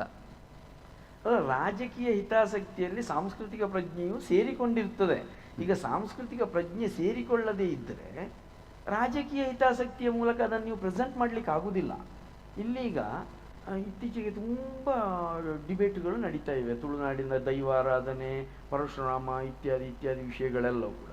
ಈ ಎಲ್ಲ ವಿಷಯಗಳ ಹಿಂದೆಯೂ ಕೂಡ ಒಂದು ಹಿತಾಸಕ್ತಿ ಇದೆ, ಒಂದು ಅಧಿಕಾರದ ಹಿತಾಸಕ್ತಿಯೂ ಇದೆ, ಅಥವಾ ವೈಯಕ್ತಿಕ ಹಿತಾಸಕ್ತಿ ಇತ್ಯಾದಿಗಳೆಲ್ಲ ಕೆಲಸ ಮಾಡ್ತವೆ. ಆದರೆ ಈ ಅಸ್ತಿತ್ವಗಳೆಲ್ಲವೂ ಕೂಡ ಒಂದು ಸಾಂಸ್ಕೃತಿಕ ಪ್ರಜ್ಞೆ ಅಂತ. ಆ ಸಾಂಸ್ಕೃತಿಕ ಪ್ರಜ್ಞೆ ಮನುಷ್ಯನಲ್ಲಿ ಇರುವುದರಿಂದಾಗಿ ಅದನ್ನು ಮೀಟುವ ಮೂಲಕ ನೀವು ಅದನ್ನು ಎಬ್ಬಿಸಿ ನಿಲ್ಲಿಸಲಿಕ್ಕಾಗ್ತದೆ, ಇಲ್ಲದಿದ್ದರೆ ಸಾಧ್ಯ ಆಗುವುದಿಲ್ಲ. ಓಕೆ, ಈಗ ನಾವು ಸಭಿಕರಿಂದ ಪ್ರಶ್ನೆಗಳಿಗೆ ಆಹ್ವಾನ ಹೋಗ್ಬೋದು ಅಂತ ಅನಿಸ್ತದೆ. ಸಭಿಕರಿಗೆ ಪ್ರಶ್ನೆ ಇದ್ರೆ ದಯಮಾಡಿ ಕೇಳ್ಬೋದು. ಅಲ್ಲ, ಸಭಾಸದರಲ್ಲಿ ತುಂಬ ದೊಡ್ಡ ದೊಡ್ಡ ಚಿಂತಕರೆಲ್ಲ ಇದ್ದಾರೆ, ಅವರು ಪ್ರಶ್ನೆ ಕೇಳಿದರೆ ನಾನು ಏನು ಉತ್ತರ ಕೊಡೋದು? ಹಾಂ, ಹೇಳಿ ಸರ್, ದಯಮಾಡಿ ನಿಮ್ಮ ಪರಿಚಯ. ನನ್ನ ಹೆಸರು ಹೆಸರು doctor Manjunath S Revankar. We are 3 institution running ಮಾಡ್ತಾ ಇದ್ದೇನೆ. ಸೂರಜ್ ಇಂಟರ್ನ್ಯಾಷನಲ್ ಸ್ಕೂಲು ಹಾಗೂ Jnanadeepa school, Suraj PU college. ಎಲ್ಲ ಫೇಲಾದ ವಿದ್ಯಾರ್ಥಿಗಳನ್ನು ತೊಗೊಂಡು ನಾವು ಶಾಲೆ ಸ್ಟಾರ್ಟ್ ಮಾಡಿದ್ವಿ. ಎಲ್ಲರೂ ಹೇಳ್ತಾ ಇದ್ರು ಫೇಲಾದ ವಿದ್ಯಾರ್ಥಿಗಳನ್ನ ಶಾಲೆ ಸ್ಟಾರ್ಟ್ ಮಾಡಿದ್ರೆ ನಿಮ್ಗೆ ಮಂಡೆ ಸರಿ ಇಲ್ಲ ಅಂತ ಹೇಳಿದ್ರು ಇದ್ದಾರೆ. ಇವತ್ತು 1,000 ವಿದ್ಯಾರ್ಥಿಗಳನ್ನು 5 ಸಾರಿ ಫೇಲಾದ ವಿದ್ಯಾರ್ಥಿಗಳನ್ನು ತೆಗೆದುಕೊಂಡು 100% ರಿಸಲ್ಟ್ ಕೊಟ್ಟಿದ್ದು ನಮ್ಮ ಶಾಲೆ. ಯಾಕಂದರೆ ದೇವರು ಅವ್ರಿಗೊಂದು ಯೋಗ ಕೊಟ್ಟಿರ್ತದೆ. 99% ಇದ್ದವನು 100 ಮಾಡೋದು ದೊಡ್ಡ ವಿಷಯ. ಈಗ ರಾಜಕೀಯ ವಿಷಯದಲ್ಲಿ ಪಠ್ಯ ಪುಸ್ತಕದಲ್ಲಿ ರಾಜಕೀಯ ಬರಲೇ ದಯಮಾಡಿ, ಯಾಕಂದ್ರೆ ಮಕ್ಕಳಿಗೆ ವಿಷ ಬೀಜವನ್ನು ಬಿತ್ತುವಂಥ ಕೆಲಸ ಈ ರಾಜಕೀಯನವರು ಮಾಡಲೇಬಾರ್ದು. ಪಠ್ಯ ಪುಸ್ತಕ ಅಂದರೆ ಒಂದು ಸಾಮಾನ್ಯ ಮಕ್ಕಳಿಗೆ ಇರುವಂಥ ಎಲ್ಲವನ್ನು ಪ್ರತಿನಿಧಿಸುವಂಥ ಒಂದು ಶಕ್ತಿ ಆ ಪಠ್ಯ ಪುಸ್ತಕದಲ್ಲಿ ಇರಬೇಕು ಹೊರತು ರಾಜಕೀಯದಲ್ಲಿದ್ದವರು ಈ ಪಠ್ಯ ಪುಸ್ತಕದಲ್ಲಿ ಎಲ್ಲ ಶಿಕ್ಷಣ ತಜ್ಞರು ಬರಲಿ. ಪಠ್ಯಪುಸ್ತಕ ಮಾಡಬೇಕಾಗಿ ಶಿಕ್ಷಣ ತಜ್ಞರನ್ನು ಆಹ್ವಾನಿಸಿ ಅವರ ಗಮನಕ್ಕೆ ತಂದು ಅವರ ಒಂದು ಎಕ್ಸ್ಪೀರಿಯನ್ಸ್ ಪ್ರಕಾರ ಪಠ್ಯಪುಸ್ತಕ ಮಾಡಿ. ರಾಜಕೀಯದವರು ಯಾರಿಗೂ ಅದಕ್ಕೆ ಅವಕಾಶ ಕೊಡಬಾರ್ದು ನನ್ನ ಭಾವನೆ. ಸರ್, ಅವ್ರ ಪ್ರಶ್ನೆನೇ ಸ್ವಲ್ಪ ವಿಸ್ತರಿಸಿ ಕೇಳೋದಾದರೆ, ನಾವು ಮಕ್ಕಳಿಗೆ ಬೋಧನೆ ಮಾಡಬೇಕಾದ್ರೆ, ಅಥವಾ ಅದು ಸ್ಕೂಲ್ ಮಟ್ಟದೊಳಗಿರ್ಬೋದು, ಕಾಲೇಜ್ ಮಟ್ಟದೊಳಗಿರ್ಬೋದು, ಡಿಗ್ರಿ ಮಟ್ಟದೊಳಗೂ ಇರಬಹುದು, ಈ ಸಾಂಸ್ಕೃತಿಕ ಪ್ರಜ್ಞೆಯನ್ನು ನಾವು ದಾಟಿಸೋ ಕೆಲಸ ಯಾವ ರೀತಿ ಮಾಡಬಹುದು? ಅವರ ಪ್ರಶ್ನೆಯನ್ನು ಇಟ್ಟುಕೊಂಡೇ ಇದನ್ನು ಮುಂದುವರಿಸ್ತೇನೆ. ಈ ಪಠ್ಯಪುಸ್ತಕ ಅಂತಲ್ಲ, ರಾಜಕೀಯ ಬಾರದೇ ಇರುವಂಥ ಯಾವ ಸಂಗತಿಗಳು ಜಗತ್ತಿನಲ್ಲಿ ಇಲ್ಲ, ಎಲ್ಲದರಲ್ಲಿಯೂ ಬರ್ತದೆ. ಅದು ಹೇಗೆ ಬರ್ತದೆ ಮತ್ತು ಅದನ್ನು ನಾವು ಯಾವ ರೀತಿಯಲ್ಲಿ ಅದನ್ನು ಹ್ಯಾಂಡಲ್ ಮಾಡ್ತೇವೆ ಅನ್ನೋದು ಅಲ್ಲಿ ಬಹಳ ಮುಖ್ಯವಾದಂಥ ಅಂಶ. ಇಲ್ಲಿ ನನಗೆ ಅರ್ಥ ಆಯ್ತು, ನೀವು ಕೇಳಿದ ಅರ್ಥ ಆಯ್ತು. ಏನು ಅಂತ ಹೇಳಿದರೆ, ಸಮಾಜವನ್ನು ಒಡೆಯುವ ರಾಜಕೀಯ ಬರಬಾರ್ದು ಅಂತ ನೀವು ಹೇಳ್ತಾ ಇರೋದು, ಅದನ್ನು ನಾನು ಒಪ್ತೇನೆ. ಸಮಾಜವನ್ನು ಒಡೆಯಬಾರದು ಅಂತೇಳಿ ಹೇಳುವಂಥದ್ದು ಕೂಡ ಒಂದು ರಾಜಕೀಯ ಪ್ರಜ್ಞೆ, ಆಯಿತಾ? ಇಲ್ಲಿ ಸಮಗ್ರತೆಯನ್ನು ಹೇಗೆ ತಗೊಂಡು ಹೋಗಬೇಕು ಅನ್ನುವಂಥದ್ದು ಪಠ್ಯದ ಮೂಲಕ ನಡೀಬೇಕು. ಅದಕ್ಕೆ ನಾನು ಆಗಲೇ ಹೇಳಿದಂಥದ್ದು ಪಾಠ ಪುಸ್ತಕ ಅಲ್ಲ, ಪಾಠ ಪುಸ್ತಕವನ್ನು ಕನ್ವೆ ಮಾಡುವ ವ್ಯವಸ್ಥೆ ಉಂಟಲ್ಲ, ಅಂದರೆ ಶಿಕ್ಷಕರು ಅಥವಾ ಶೈಕ್ಷಣಿಕ ಆಡಳಿತ, ಆ ಆಡಳಿತ ಹೆಚ್ಚು ರಿಸೋರ್ಸ್ಫುಲ್ ಆಗಿರಬೇಕು ಅಂತ. ಶಿಕ್ಷಕರು ಹೆಚ್ಚು ರಿಸೋರ್ಸ್ಫುಲ್ ಆಗಿರಬೇಕು. ಈಗ ನೀವು ಯಾವುದೇ ಪಾಠ ಪುಸ್ತಕವನ್ನು ನನಗೆ ಕೊಡಿ, ಅದನ್ನು ಮಕ್ಕಳಿಗೆ ನಾನು ಯಾವ ವಿಧಾನದಲ್ಲಿ ತಲುಪಿಸಬೇಕು ಅನ್ನೋದು ನನಗೆ ಗೊತ್ತಿರಬೇಕು. ಆ ರೀತಿಯ ಶಿಕ್ಷಕರು ಬೇಕು. ಶಿಕ್ಷಕರಿಗೆ ಇದನ್ನು ಗೊತ್ತಿರುವಂತಹ ಶಿಕ್ಷಕರನ್ನೇ ಆಯ್ಕೆ ಮಾಡುವ ಶಕ್ತಿ ಆಡಳಿತಕ್ಕಿರಬೇಕು. ಆವಾಗ ಆ ಪಾಠ ಪುಸ್ತಕದ ವಿಚಾರ ಸಮರ್ಪಕವಾಗಿ ಹೋಗ್ತದೆ. ಎರಡನೇದು, ನಿಮ್ಮನ್ನು ನಾನು ಅಭಿನಂದಿಸ್ತೇನೆ. ಇದು ಅನುತ್ತೀರ್ಣಗೊಂಡಂಥ ವಿದ್ಯಾರ್ಥಿಗಳನ್ನೇ ತಗೊಂಡು ಉತ್ತೀರ್ಣಗೊಳಿಸುವಂಥ ಒಂದು ವಿಶೇಷವಾದ ಕಾರ್ಯವನ್ನು ನೀವು ರೇವಣ್ಕರ್ ಅವರು ಮಾಡ್ತಾ ಇದ್ದೀರಿ, ಅಭಿನಂದಿಸ್ತೇನೆ. ಆದರೆ ಅದರ ಜೊತೆಗೆ ಇಡೀ ಸಭೆಗೆ ಇನ್ನೊಂದು ಪ್ರಶ್ನೆಯನ್ನು ಮುಂದಿಡ್ತಾ ಇದ್ದೇನೆ.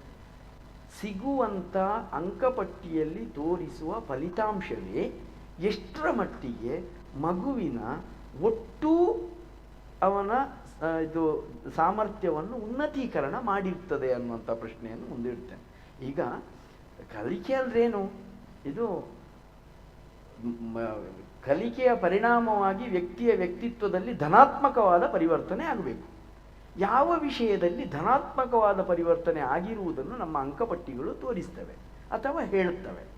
ಇವತ್ತು ಪದವಿ ಆದವನು ಒಬ್ಬ ಮಾತನಾಡುವ ವಿಧಾನಕ್ಕೂ 7ನೇ ಕ್ಲಾಸ್ ಆದವನು ಮಾತನಾಡುವ ವಿಧಾನಕ್ಕೂ 1ನೇ ಕ್ಲಾಸು ಕಲಿಯದವನು ಮಾತನಾಡುವ ವಿಧಾನಕ್ಕೂ ಎಲ್ಲಿ ನಾವು ವ್ಯತ್ಯಾಸವನ್ನು ಗುರುತಿಸಬಹುದು ಅನ್ನುವುದನ್ನು ಮೊದಲು ನಾವು ಕಂಡುಕೊಳ್ಬೇಕು. ಹಾಗೆ ಕಂಡುಕೊಂಡಾಗ ನಾವು ಶಿಕ್ಷಣದ ಗುಣಮಟ್ಟ ಅನ್ನುವಂಥ ಪರಿಕಲ್ಪನೆಯನ್ನು ತಗೊಂಡು ಹೋಗ್ಬೋದು ಅಂತೇಳಿ ಅನಿಸ್ತದೆ. ಇದರ ಅರ್ಥ ನಿಮ್ಮ ಸಾಧನೆಯನ್ನು ನಾನು ಕಡಿಮೆಗೊಳಿಸಿದ್ದಲ್ಲ, ಯಾಕೆಂದರೆ ನಾನು ಕೂಡ ಅದನ್ನೇ ಮಾಡ್ತಾ ಇದ್ದೇನೆ. ಹೇಗಾದರೂ ಮಾಡಿ 100% ಬರಬೇಕು ಅಂತ ನಾನು ಸಹ ಅದನ್ನೇ ಮಾಡ್ತಾ ಇರೋದು. ಅದು ಓವರಾಲ್ ಸಿಸ್ಟಮ್ಮು ಅದಕ್ಕೆ ಮಾನಸಿಕವಾಗಿ ಸಿದ್ಧವಾದಾಗ ನನ್ನ ಈ ಪ್ರಶ್ನೆಗೆ ಮಹತ್ವ ಬಂದಿತ್ತು ಅಂತ ಅಂದ್ಕೊಂಡಿದೆ.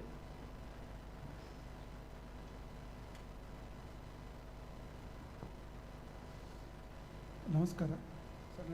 ನನ್ನಲ್ಲಿ 2 ಸಣ್ಣ ಪ್ರಶ್ನೆಗಳಿದೆ.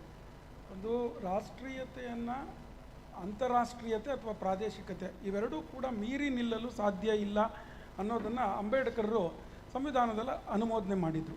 ಅದಕ್ಕೆ ಸಹಮತ ಇದೆ. ಆದರೆ ಈ ಉದಾಹರಣೆಗೆ ಆರ್ಟಿಕಲ್ 3 ನೀವೇ ಹೇಳಿದ್ರಿ, ಅದನ್ನು ಸಮರ್ಥನೆ ಮಾಡುವಾಗ ಅಥವಾ ಅದನ್ನು ಅಳವಡಿಕೆ ಮಾಡುವಾಗ ಪ್ರಬಲ ಕೇಂದ್ರ ಸರ್ಕಾರವನ್ನು ಅಂಬೇಡ್ಕರರು ಮಾನ್ಯ ಮಾಡಿದರು. ಮತ್ತು ನೀವು ಹೇಳಿದ ಸಾವರ್ನಿಟಿಯನ್ನು ಕೇಂದ್ರಕ್ಕೆ ಕೊಟ್ಟದ್ದುಂಟು. ಆದರೆ ಇಷ್ಟಾಗಿಯೂ ಎಲ್ಲದಕ್ಕೂ ಸಂವಿಧಾನವನ್ನು ಮುಂದೆ ಮಾಡುವ ಕೆಲವರು ಈಗಲೂ ಕೂಡ ಪ್ರಾದೇಶಿಕತೆಯನ್ನು ರಾಷ್ಟ್ರೀಯತೆಯ ಎದುರಿಗೆ ನಿಲ್ಲಿಸಬಲ್ಲ ಹಲವಾರು ಉದಾಹರಣೆಗಳು ನಮ್ಗೆ ಸಿಕ್ಕಿದೆ. ಹೇಗೆ ಅದಕ್ಕೆ ಕಾರಣಭೂತವಾದ ಅಂಶಗಳು ಯಾವುದು? ಒಂದು. ಎರಡನೇದು, ಬಾಬಾ ಸಾಹೇಬ್ ಅಂಬೇಡ್ಕರ್ ಸಂವಿಧಾನ ರಚನೆಯ ಕಾರ್ಯ ಸಂದರ್ಭದಲ್ಲಿ ರಾಷ್ಟ್ರೀಯತೆಯನ್ನು ಅಗ್ರವಾಗಿ ಪ್ರತಿಪಾದಿಸಿದರು ಮತ್ತು ಅದನ್ನು ಭಾರತ ಸಂವಿಧಾನದ ಒಳಗೆ ತುರುಕಿದ್ರು ಅನ್ನೋ ಪದಕ್ಕೆ ಒಂದು ಕಾರಣ ಇದೆ. ಯಾಕಂದರೆ ಅವರಿಗೆ ಬಹುಮತ ಇದ್ದ ಪಕ್ಷ ಒತ್ತಡ ಕೊಡ್ತಾ ಇತ್ತು, ಹಾಗಾಗಿ ರಾಷ್ಟ್ರೀಯತೆಯನ್ನು ಅಲ್ಲಿ ತುರುಕಿದ್ರು. ಆದರೆ ಈ ರಾಷ್ಟ್ರೀಯತೆಯನ್ನು ಅವರು ಸಮರ್ಥಿಸಿಕೊಳ್ಳುವ ಕಾರಣ ಹಿಂದುತ್ವದ ಪ್ರಭಾವ ಹೌದೋ ಇಲ್ಲವೋ? ಇದೆರಡನೇ ಪ್ರಶ್ನೆ. ರಾಷ್ಟ್ರೀಯತೆ ಅನ್ನುವಂಥದ್ದು ಅಂತಾರಾಷ್ಟ್ರೀಯತೆ ಮತ್ತು ಪ್ರಾದೇಶಿಕತೆಯನ್ನು ಮೀರಿ ನಿಲ್ತದೆ ಅಂತ ಹೇಳುವ ನಿಮ್ಮ ಅಭಿಪ್ರಾಯವನ್ನು ನಾನು ಒಪ್ತೇನೆ. ರಾಷ್ಟ್ರೀಯತೆ ಇದು ಪ್ರಧಾನವಾಗಿ ನಿಲ್ಲಲೇಬೇಕು. ಯಾಕೆ ಅಂತ ಹೇಳಿದರೆ ರಾಷ್ಟ್ರೀಯತೆ ಸಶಕ್ತವಾಗಿದ್ದಾಗ ಮಾತ್ರ ಪ್ರಾದೇಶಿಕತೆಗೂ ಅಲ್ಲಿ ಮಹತ್ವ ಬರುವಂಥದ್ದು, ಅಂತಾರಾಷ್ಟ್ರೀಯತೆಗೂ ಮಹತ್ವ ಬರುವಂಥದ್ದು. ಈಗ ವಿಶ್ವಸಂಸ್ಥೆಯನ್ನು ನಾವು ವಿಶ್ವಸಂಸ್ಥೆಯಲ್ಲಿ ನಮ್ಮ ಪ್ರತಿನಿಧಿ ಹೋಗುವುದು ಯಾವಾಗ? ಭಾರತ ಒಂದು ರಾಷ್ಟ್ರವಾಗಿದ್ದಾಗ ಮಾತ್ರ. ಹಾಗೆ ನಮ್ಮ ರಾಜ್ಯಕ್ಕೆ ಏನಾದರೂ ಒಂದು ನಾವು ಇದು ಹೊರದೇಶದಿಂದ ಏನಾದರೂ ಪಡ್ಕೊಂಡು ಬರಬೇಕಾದ್ರೂ ಕೂಡ ಅದಕ್ಕೆ ಭದ್ರತೆಯ ವ್ಯವಸ್ಥೆ ಅನ್ನುವಂಥದ್ದು ರಾಷ್ಟ್ರೀಯತೆ ಹಿನ್ನೆಲೆಯಲ್ಲಿ ನಡೀತದೆ ಅಂತೇಳಿ ಹೇಳುವಂಥದ್ದು. ನಮ್ಮ ಅಸ್ತಿತ್ವ ಅದರ ಹಿನ್ನೆಲೆಯಲ್ಲಿ ನಡೀತದೆ. ಆದ ಕಾರಣ ಆ ವಿಷಯದಲ್ಲಿ ಭಿನ್ನಾಭಿಪ್ರಾಯ ಇಲ್ಲ, ಒಂದು ವಿಚಾರ. ಎರಡನೆಯದು, ಸಂವಿಧಾನ ರಚನೆಯೇ ರಾಷ್ಟ್ರೀಯತೆಯ ಉದ್ದೇಶಕ್ಕಾಗಿ ಆದಂಥದ್ದು ಮತ್ತು ಸಂವಿಧಾನ ರಚನೆಯಲ್ಲಿ ಅದರ ಹಿನ್ನೆಲೆಯನ್ನು ನಾನು ಸ್ವಲ್ಪ ವಿಸ್ತರಿಸಿ ಹೇಳಬೇಕು. ರಾಷ್ಟ್ರೀಯತೆಯ ಕಾರಣಕ್ಕಾಗಿಯೇ ಸಂವಿಧಾನ ರಚನೆ ಆದದ್ದು. ಅದನ್ನಲ್ಲಿ ಯಾರೋ ಅಂಬೇಡ್ಕರ್ ಅವರು ತಗೊಂಡೋಗಿ ತುರುಕಿದ್ರು ಅನ್ನುವಂಥದ್ದು ಸತ್ಯಕ್ಕೆ ದೂರವಾದ ಮಾತು. ಇಡೀ ಸಂವಿಧಾನ ರಚನಾ ಸಭೆಯೇ ರಾಷ್ಟ್ರೀಯತೆಯ ಹಿನ್ನೆಲೆಯಲ್ಲೇ ರೂಪುಗೊಂಡಿರುವಂಥದ್ದು. ಮತ್ತು ಅದರಲ್ಲಿ ತುಂಬ ಸಮಿತಿಗಳಿದ್ದವು. ಈಗ ಉದಾಹರಣೆಗೆ ಡಾಕ್ಟರ್ BR ಅಂಬೇಡ್ಕರ್ ಅವರು ಕರಡು ಸಮಿತಿಯ ಅಧ್ಯಕ್ಷ. ಹಾಗೆ ಈ ಪ್ರಾದೇಶಿಕತೆ ನಾವು ಮಾತಾಡ್ತಾ ಇದ್ವಲ್ಲ, ಈ ಪ್ರಾದೇಶಿಕತೆಗೆ ಸಂಬಂಧಪಟ್ಟಂಥ ರಾಜ್ಯಗಳ ಸಮಿತಿಗೆ ಸರ್ದಾರ್ ವಲ್ಲಭಭಾಯಿ ಪಟೇಲ್ ಅವರ ಅಧ್ಯಕ್ಷರು. ಕೇಂದ್ರ ಸರ್ಕಾರ ಮತ್ತು ಒಕ್ಕೂಟ ಸರ್ಕಾರದ ಅಧಿಕಾರದ ಸಮಿತಿಗೆ ಅದಕ್ಕೆ ಜವಾಹರ್ಲಾಲ್ ನೆಹರು ಅವರ ಅಧ್ಯಕ್ಷರು. ಆಮೇಲೆ ಮೂಲಭೂತ ಹಕ್ಕುಗಳ ಸಮಿತಿಗೆ ಕೃಪಲಾನಿ ಅವರು ಅಧ್ಯಕ್ಷರು. ಹಾಗೆ ತುಂಬ 23 ಪ್ರಧಾನ ಸಮಿತಿಗಳು, ಆಮೇಲೆ ಅದಕ್ಕೆ ಉಪಸಮಿತಿಗಳು ಬಹಳ ಇದ್ದವು. ಮತ್ತು ಆ ಸಂವಿಧಾನ ರಚನೆ ಅಂತ ಹೇಳೋದು 1935 ಭಾರತ ಸರ್ಕಾರದ ಕಾಯ್ದೆಯ ಆಧಾರದಲ್ಲಿ ಮತ್ತೆ ಅದು ಅಭಿವೃದ್ಧಿ ಹೊಂದದ್ದು. 1935 ಭಾರತ ಸರ್ಕಾರದ ಕಾಯ್ದೆಯ ರಚನೆಯ ಬಹುಪಾಲು ಯಶಸ್ಸು ಅದು ಬೆಣಗಲ್ ನರಸಿಂಗರಾಯರಿಗೆ ಸಲ್ಲಬೇಕು. ಆಮೇಲೆ ಭಾರತ ಸಂವಿಧಾನಕ್ಕೆ ಬೆಣಗಲ್ ನರಸಿಂಗರಾಯರು ಅವರು ಔಟ್ಸೈಡ್ ಅಡ್ವೈಸರ್ ಆಗಿದ್ದರು. ಅದರ ಕಚ್ಚಾ ಬರಹವನ್ನು ರಚನೆ ಮಾಡಿದವರು ಬೆಣಗಲ್ ನರಸಿಂಗರಾಯರು. ಆಮೇಲೆ ಅದು ಡಿಬೇಟ್ ಆಗಿ ಅದು ಫಿನಿಶ್ಡ್ ರೂಪಕ್ಕೆ ತಂದದ್ದು ಡಾಕ್ಟರ್ BR ಅಂಬೇಡ್ಕರ್ ಅವರು ಅಂತ ಹೇಳೋದು. ಆದ್ದರಿಂದ ಅಲ್ಲಿ ನ್ಯಾಷನಲಿಸಮ್ ಅನ್ನುವಂಥ ಕಾನ್ಸೆಪ್ಟಿನ ಹಿಂದೆ ಅದರಲ್ಲಿ ಇದು ತುರುಕಿದ ಹಾಗೆ ಇಲ್ಲ. ಅದು ಸಂವಿಧಾನ ರಚನಾ ಸಭೆಯ ಧೋರಣೆ. ಅದು ಮೂರನೇ ನಿಮ್ಮ ಪ್ರಶ್ನೆ, ಅದರಲ್ಲಿ ಹಿಂದುತ್ವದ ಪ್ರಭಾವ ಇದೆಯಾ ಇಲ್ವಾ ಅಂತ ಹೇಳೋದು. ಆ ಹಿಂದುತ್ವ ಅಂತೇಳಿ ತಗೊಂಡಾಗ ನಾನು ಇನ್ನೊಂದು ಅರ್ಧ ಗಂಟೆ ಮಾತಾಡಬೇಕಾಗ್ತದೆ, ಅದನ್ನು ವಿವರಿಸಬೇಕು ಅಂತೇಳಿ ಹೇಳಿ. ಆದರೆ ಹಿಂದುತ್ವದ ಹಲವು ಕಾನ್ಸೆಪ್ಟ್ಗಳಿವೆ ನಮ್ಮ ಹತ್ರ. ಒಂದು ಫಿಲಾಸಫಿಕಲ್ ಕಾನ್ಸೆಪ್ಟ್, ಒಂದು ಸನಾತನ ಧರ್ಮದ ಹಿನ್ನೆಲೆಯ ತತ್ವಜ್ಞಾನದ ಕಾನ್ಸೆಪ್ಟ್ ಇದೆ. ಎರಡನೆಯದು ಸಾವರ್ಕರ್ ಅವರದ್ದು ಒಂದು ಕಾನ್ಸೆಪ್ಟ್ ಇದೆ. ಆಮೇಲೆ RSSನದ್ದು ಒಂದು ಕಾನ್ಸೆಪ್ಟ್ ಇದೆ. ಅಲ್ಲಿಯೂ ಕೂಡ ಒಂದು ಲೈಟ್ ವ್ಯತ್ಯಾಸ ಇದೆ. RSSನ ಕಾನ್ಸೆಪ್ಟಿಗೂ ಸಾವರ್ಕರ್ ಅವರ ಕಾನ್ಸೆಪ್ಟಿಗೂ ಕೂಡ ಒಂದು ಸಣ್ಣ ವ್ಯತ್ಯಾಸ ಇದೆ. ಆಮೇಲೆ ಇಂಡಿಯನ್ ನ್ಯಾಷನಲ್ ಕಾಂಗ್ರೆಸ್ನದ್ದು ಅದರದ್ದೊಂದು ಇದು ಹಿಂದುತ್ವದ ಪರಿಕಲ್ಪನೆ ಇದೆ, ಆ ಕಾಲದ್ದು ಸ್ವಾತಂತ್ರ್ಯ ಚಳವಳಿಯ ಕಾಲದ್ದು. ಆದ್ದರಿಂದ ಅದರ ಬಗ್ಗೆ ನಾನು ಹೆಚ್ಚು ಟಚ್ ಮಾಡಲಿಕ್ಕೆ ಹೋಗುವುದಿಲ್ಲ. ಆದರೆ ಅದು ಕೂಡ ಪರೋಕ್ಷವಾಗಿ ಅದರ ಮೇಲೆ ಪ್ರಭಾವ ಬೀರಿದಂಥ ಅಂಶವೇ. ಯಾಕೆಂದರೆ ದೇಶ ವಿಭಜನೆ ಆದದ್ದೇ ಈ ಧರ್ಮದ ಬೇಸ್ನಲ್ಲಿ ಆದದ್ರಿಂದ ಇದು ಹಿಂದೂ ಅನ್ನುವುದರ ಪ್ರಭಾವ ಇದೆ. ನಾನು ತ್ವಾಕ್ಕೆ ಹೋಗುವುದಿಲ್ಲ, ತ್ವಾಕ್ಕೆ ಹೋಗ್ಬೋದು, ಅದಕ್ಕೆ ಇನ್ನು ಅರ್ಧ ಗಂಟೆ ಕೊಡಬೇಕು ನನಗೆ. ಕೊನೆಯ ಪ್ರಶ್ನೆ ಉಂಟು. ಅದೇ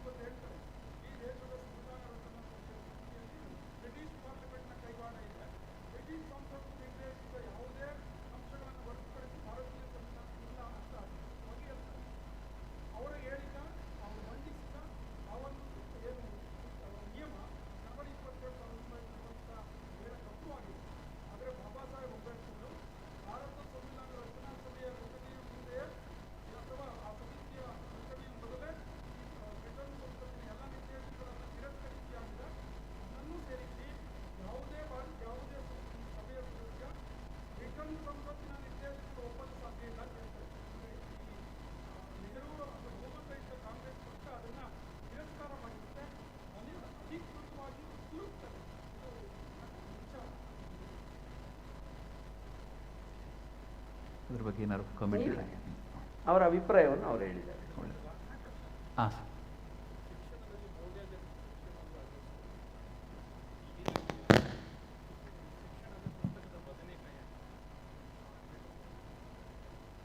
ಅದಾಗಬಾರ್ದು. ನಾನು ಸಹ ಅದನ್ನೇ ನಿಮ್ಮ ಮಾತನ್ನು ಸಮರ್ಥಿಸ್ತೇನೆ. ಪುಸ್ತಕದ ಬದನೆಕಾಯಿ ಆಗಬಾರ್ದು ಅಂತ. ಪುಸ್ತಕ ಅನ್ನುವಂಥದ್ದು ಕೇವಲ ಅಲ್ಲಿ ಸಾಂಕೇತಿಕ, ಅದು ಪುಸ್ತಕ ಆಧಾರ. ಅದು ಒಂದು ಸಲ ಆಗಿತ್ತು, ಪಾಠ ಪುಸ್ತಕ ಬರಲಿಲ್ಲ ಅಂತ ಶಿಕ್ಷಕರಿಗೆ ಬಹಳ ಟೆನ್ಷನ್. ಅದನ್ನು ಈ ಪೇಪರ್ನವರೆಲ್ಲ ತೆಗೆದು ಅದನ್ನು ತೆಗೆದು ವರದಿ ಮಾಡೋದು, ಪಾಠ ಪುಸ್ತಕ ಬರಲಿಲ್ಲ ಅಂತ. ನಾನು ಒಬ್ಬರು ಶಿಕ್ಷಕರ ಹತ್ರ ಹೇಳಿದ್ದೆ, ಒಂದು 4-5 ಜನ ಸೇರಿದಾಗ, ನಿಮ್ಮದು ಸಬ್ಜೆಕ್ಟ್ ಯಾವುದು? ಇಂತಿಂಥದ್ದು. ಸಿಲೆಬಸ್ ಯಾವುದು? ಗೊತ್ತುಂಟು. ಸಿಲೆಬಸ್ಸು ಗೊತ್ತುಂಟು, ನೀವು ಆ ಸಬ್ಜೆಕ್ಟಿನ ಟೀಚರು, ಮತ್ತು ಪಾಠ ಪುಸ್ತಕ ಇಲ್ಲದಿದ್ದರೆ ಪಾಠ ಮಾಡಲಿಕ್ಕೆ ಆಗೋದಿಲ್ಲ. ಆಗ್ತದೆ, ಆಗಬೇಕು. ಪಾಠ ಪುಸ್ತಕ ಬರೋವಾಗ 1 ತಿಂಗಳು ತಡ ಆದರೆ ಏನು ದೊಡ್ಡ ಸಮಸ್ಯೆ ಇಲ್ಲ. ಆದರೆ ಸಿಲೆಬಸ್ ಏನು ಅಂತ ಗೊತ್ತಿರಬೇಕು. ಸಿಲೆಬಸ್ ಗೊತ್ತಿಲ್ಲದೆ ಮಾಡಲಿಕ್ಕೆ ಆಗೋದಿಲ್ಲ. ಸರ್ ನಮಸ್ತೆ. ಹಲೋ. ಹಾಂ ನಮಸ್ತೆ. ಆದರ್ಶ ಹೆಗಡೆ ಅಂತ ಸರ್. ಹಾಂ ಹೇಳಿ ಸರ್, ನನ್ನ ಪ್ರಶ್ನೆ ಏನು ಅಂತ ಹೇಳಿದ್ರೆ, ಈಗ ಪ್ರಾದೇಶಿಕತೆ ಮತ್ತು ರಾಷ್ಟ್ರೀಯತೆ ಬಗ್ಗೆ ಈಗ ನಾವು ಚರ್ಚೆ ಮಾಡ್ತಾ ಇದ್ದೇವೆ.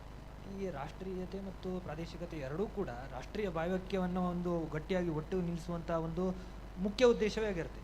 ಆದರೆ ಈ ಭಾಷೆ ಇದೆಯಲ್ಲ, ಭಾಷೆ ತೊಡಕು, ಈಗ ಅದು ಏನಾಗಿದೆ ಅಂತ ಹೇಳಿದರೆ, ನಾನು ಮೊದಲು ಕನ್ನಡಿಗ, ಆಮೇಲೆ ಭಾರತೀಯ ಅಂತ ಹೇಳುವಂಥ ಒಂದು ಮಟ್ಟಕ್ಕೆ ಬಂದುಬಿಟ್ಟಿದೆ. ಅದು ಈ ಕನ್ನಡ ಸಂಘಟನೆಗಳು, ಕನ್ನಡ ಸಂಘಟನೆ ಕೆಲವರೆಲ್ಲ ಆ ಕಡೆ ರಾಜಕೀಯ ಸೇರಿಕೊಂಡಿದೆ. ಈಗ ಇದಕ್ಕೆ ತಾರ್ಕಿಕವಾದಂಥ ಅಂತ್ಯವನ್ನು ನಾವು ಹಾಡ್ಬೋದಾ ಅಂತ ಅಂದರೆ, ಭಾಷೆಯನ್ನು ಹೇಗೆ ಒಂದು ಒಟ್ಟುಗಟ್ಟಿ ನಿಟ್ಟಿನಲ್ಲಿ ನಾವು ಇಟ್ಕೊಂಡು ಮುಂದುವರಿಸ್ಬೋದು ಅಂತ. ಅದು ಅಲ್ಲಿ ಒಂದು ಹಿತಾಸಕ್ತಿಗಾಗಿ ಇರುವಂಥ ಒಂದು ತೀವ್ರವಾದ ಒತ್ತಡ ಇಲ್ಲದೆ ಈ ವಿಚಾರ ವೈಚಾರಿಕ ಸಮಸ್ಯೆಯಿಂದಾಗಿ ಬಂದಿದ್ದರೆ ನೀವು ಹೇಳಿದಾಗೆ ಸಮಸ್ಯೆಯನ್ನು ಪರಿಹರಿಸ್ಬೋದು. ಇಲ್ಲದಿದ್ದರೆ ಪರಿಹರಿಸಲಿಕ್ಕಾಗೋದಿಲ್ಲ.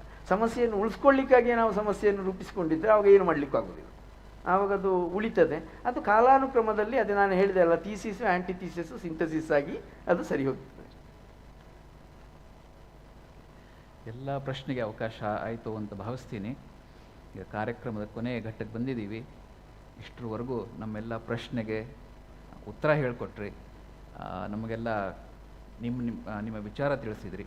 ಪ್ರಾದೇಶಿಕತೆ ಮತ್ತು ರಾಷ್ಟ್ರೀಯತೆ ಇದು ಎರಡೂ ಪ್ರತಿಸ್ಪರ್ಧಿ ಅಲ್ಲ, ಒಂದಕ್ಕೊಂದು ಪೂರಕ, ಒಂದೇ ನಾಣ್ಯದ ಎರಡು ಮುಖ. ನಾವು ಹುಟ್ಟುತ್ತಾನೆ ರಾಷ್ಟ್ರಿಕರು, ಅದರ ಅಭಿವ್ಯಕ್ತಿ ಕಾಣಿಸೋದೇ ಪ್ರಾದೇಶಿಕತೆಯಲ್ಲಿ. ಇದು ಈ ವೇದಿಕೆಯ ಒಮ್ಮತದ ವಿಚಾರ ಅಂತ ನಾನು ಹೇಳ್ಬೋದು ಅಂತ ಅನಿಸ್ತದೆ. ಇಷ್ಟರವರೆಗೂ ನೀವೆಲ್ಲ ಸಹಕರಿಸಿದ್ರಿ. ನಿಮ್ಮೆಲ್ಲ ಪ್ರಶ್ನೆ ಮೂಲಕ ನಮ್ಮ ಸರಲ್ಲಿ ನಿಮ್ಮೆಲ್ಲ ಪ್ರಶ್ನೆಯನ್ನೆಲ್ಲ ಕೇಳಿದ್ರಿ. ತಮ್ಮೆಲ್ಲ ತೊಡಗಿಸಿಕೊಳ್ಳುವಿಕೆಗೆ ಧನ್ಯವಾದ.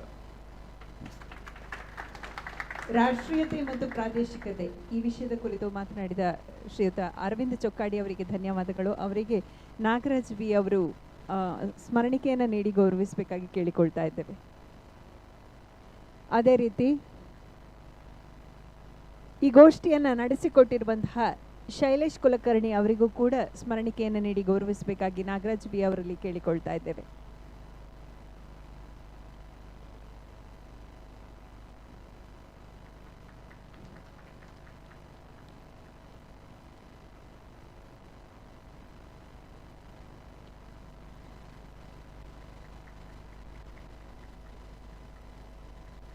ಧನ್ಯವಾದಗಳು. ಇದೀಗ ಈ ಗೋಷ್ಠಿಯ ಕುರಿತಾಗಿ ಸಭಿಕರಿಗೆ ಪ್ರಶ್ನೆ. ಶ್ರೀಯುತ ಅರವಿಂದ್ ಚೊಕ್ಕಾಡಿ ಅವರು ಮಾತಾಡುವಾಗ ಹೇಳಿದರು, ಪ್ರತಿಯೊಬ್ಬರ ಅಥವಾ ಪ್ರತಿಯೊಂದರ ಅಸ್ತಿತ್ವಕ್ಕೂ ಕೂಡ ಕಾರಣವಾಗಿರುವ 2 ಅಂಶಗಳಿದ್ದಾವೆ ಅಂತ. ಆ 2 ಅಂಶಗಳು ಯಾವುವು?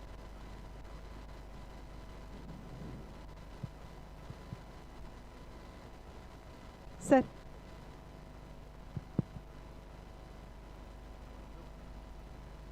ಸಾಮಾನ್ಯತೆ ಅಂತ ಇನ್ನೊಂದಿದೆ ಸರ್, ನಾವು 2 ಕೇಳಿದ್ದು.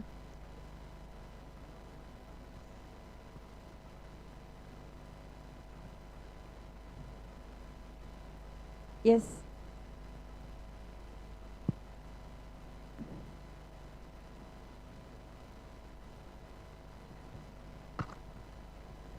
Rashmi, universal and uniqueness.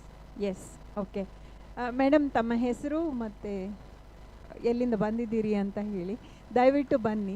Rashmi, Mangaluru. Okay, ಬನ್ನಿ, ವೇದಿಕೆ ಕಡೆಗೆ ಆಗಮಿಸಬೇಕಾಗಿ ಕೇಳಿಕೊಳ್ತಾ ಇದ್ದೇವೆ. ಶ್ರೀಯುತ ಅರವಿಂದ ಚೊಕ್ಕಾಡಿ ಅವರು ಅವರಿಗೆ ಪುಸ್ತಕ ಕಾಣಿಕೆಯನ್ನು ನೀಡಿ ಗೌರವಿಸಬೇಕಾಗಿ ಕೇಳಿಕೊಳ್ತಾ ಇದ್ದೇವೆ. ಈ ಪುಸ್ತಕವನ್ನು ಸಪ್ನಾ ಬುಕ್ ಹೌಸ್ನವರು ನೀಡಿದ್ದಾರೆ. ಧನ್ಯವಾದಗಳು. ಮತ್ತೆ ಮಧ್ಯಾಹ್ನ 2 ಗಂಟೆಗೆ ಸರಿಯಾಗಿ ಮುಂದಿನ ಗೋಷ್ಠಿ ಇಲ್ಲಿ ಆರಂಭ ಆಗಲಿಕ್ಕಿದೆ. ಇದೀಗ ಭೋಜನ ವಿರಾಮ.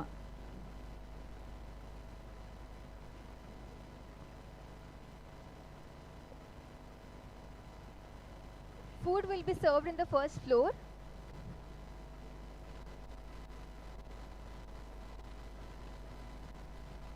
ಊಟದ ವಿರಾಮದ ನಂತರ 2 ಗಂಟೆಗೆ ಸರಿಯಾಗಿ ಮತ್ತೆ ನಾವು ಈ ಸಭಾಂಗಣದಲ್ಲಿ ಸೇರ್ಲಿಕ್ಕಿದ್ದೇವೆ. ಮುಂದಿನ ಗೋಷ್ಠಿಗೆ ಸಿದ್ಧತೆಯನ್ನು ನಡೆಸುವವರಿದ್ದೇವೆ. To that television audience, whereas she began her career with NDTV and stayed with NDTV, and her point of view was accepted. Now she could have also just said, complained about it and sat at home and not been a journalist, but she has found her niche, and she has found viewership for her channel, and hats off to her that she has continued with her profession. I am very happy that in our country, we, like in media or in academia, we have to foster different voices, different opinions, and that is what is freedom. Not having one opinion only, like in many European countries who think that they are great democracies, but where differences of religion, differences of opinions are not tolerated as much as they are in ours. In our country, tark vitark is part of our culture. We have our historical texts, our religious texts are filled with these discourses where we have intellectual debate and discussion. We don't run down another person just because they have a difference of opinion. But, to be just a devil's advocate maybe, coming from a tradition of Tark, critics are often heard saying that the Prime Minister or the leadership today, which is engineering this change, is unavailable for conversation to a great extent. You were the one who had the 2019 and the longest interview with the PM.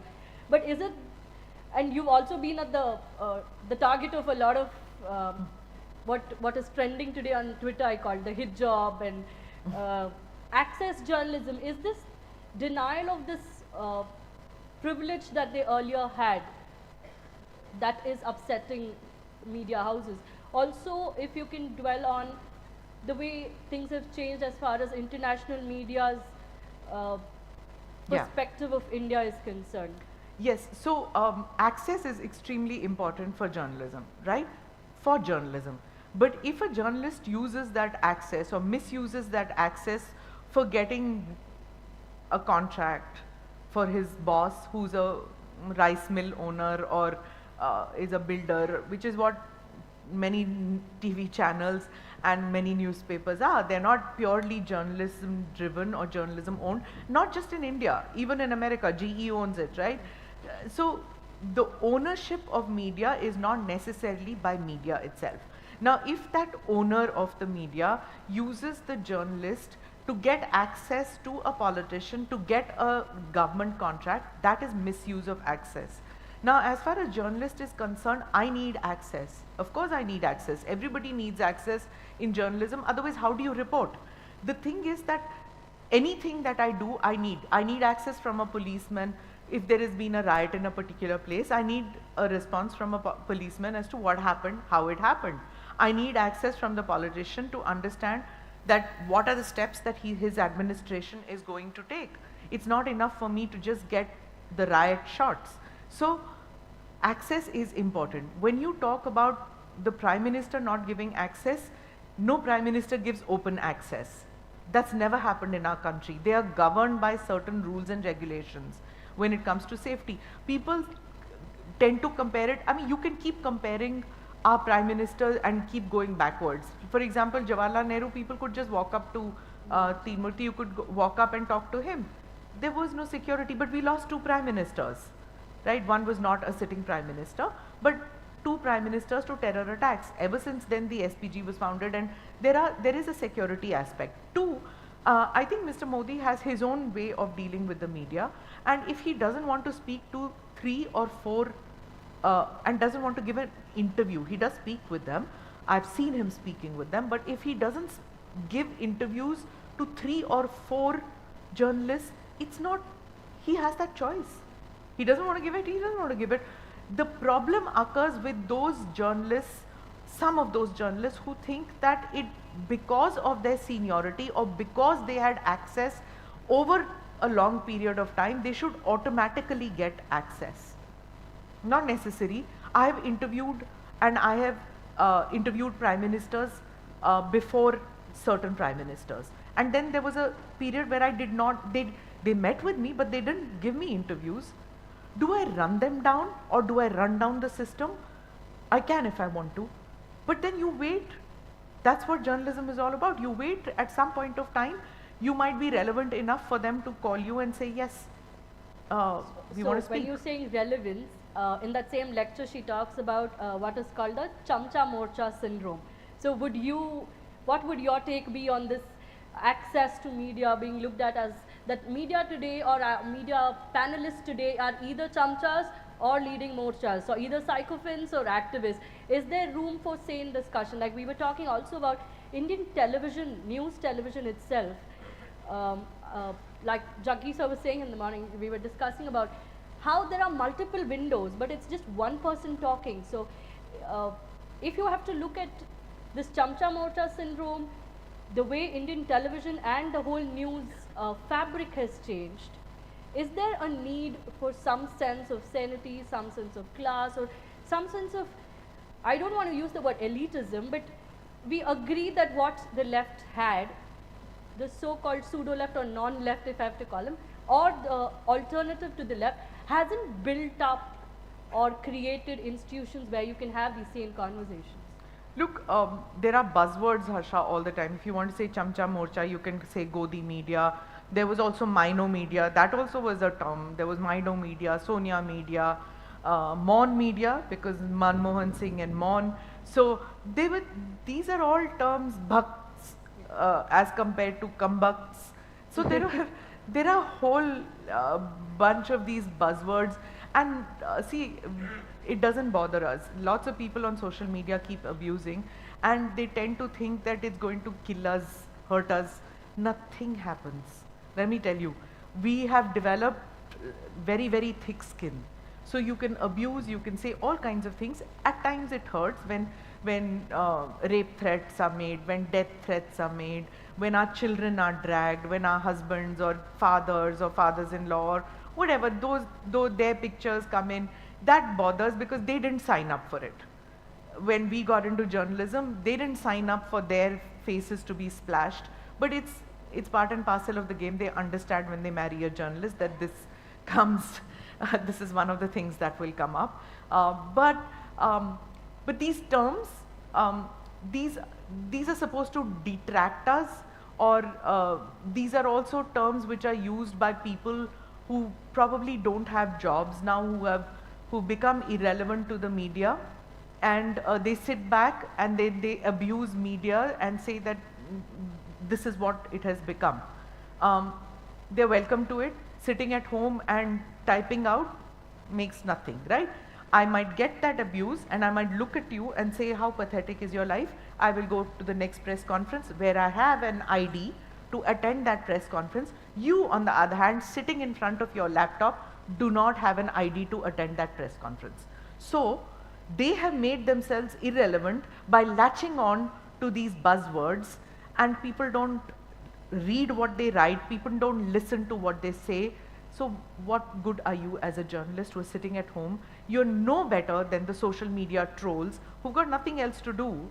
They're sitting in their shops or they're sitting in their factories and they don't like something and they just send out an abuse. Welcome to it. What have you done? तुमको वो कहाँ ले गया है? Where has that taken you in life? ಅದು ಮಾಡಿ ನಿಮಗೆ ಎಂತ ಸಿಗ್ತದೆ? If I want to say. So since you've ಎಂತ ಸಿಗ್ತದೆ ಅಂತ ಕೇಳಿದಕ್ಕೆ, so where do you see regional media in all of this? Because there is national media and we can talk of changing landscape. Yeah. But compared to that, you see regional media has been a little more saner, hasn't really played to the galleries. Sane, I don't know. Why do you say that national media is not sane and regional media is sane? I don't want to say this at all because you are just now watching that 2 hours of TV debates on channels and No, I'm you're talking about painting prime them. time, Yeah, prime don't time. do I'm that. talking about because prime time that's not fair. journalists, because despite having 900 odd TV channels and the like, we also have these 9 or 10 odd anchors who seem to be the content supply for WhatsApp, and like we were discussing, like if those 9-10 journalists are running the narrative in a certain direction, then 100 crore Indians, a large chunk of those 100 crore Indians who now rely on WhatsApp and maybe some kind of social media for content, have already made up their mind. So is the media's access, or is truth's access to minds restricted because of this change? So, 2 things I want to talk about. One, I think you asked me, but we didn't go there, which was foreign media. media, And I think that's especially relevant with after Soros. after this great man called Soros has come up with this bizarre thing that Indian democracy is at peril, and this white man sitting in He's gonna America come is save going the to world. sit and bring regime change in India. I don't know which century he is living in to think that he can do that. But the scary part is that he's probably already begun doing it, and he just blurted it out, or he had a written script where he was boasting about it. I think there comes a time when people don't have filters in their brain, and then they let out. But it looked more predetermined, the way he was reading it out literally. He was not even Or he's talking trying about to it. attract people to say, hey, I've got the money, and if you want to bring a regime change in India, come to me, I'll fund you, right? So I think that signal has gone out pretty loud and clear, and I think the authorities should chase the money trail to see that who all is he funding, how is he funding, because regime change in this country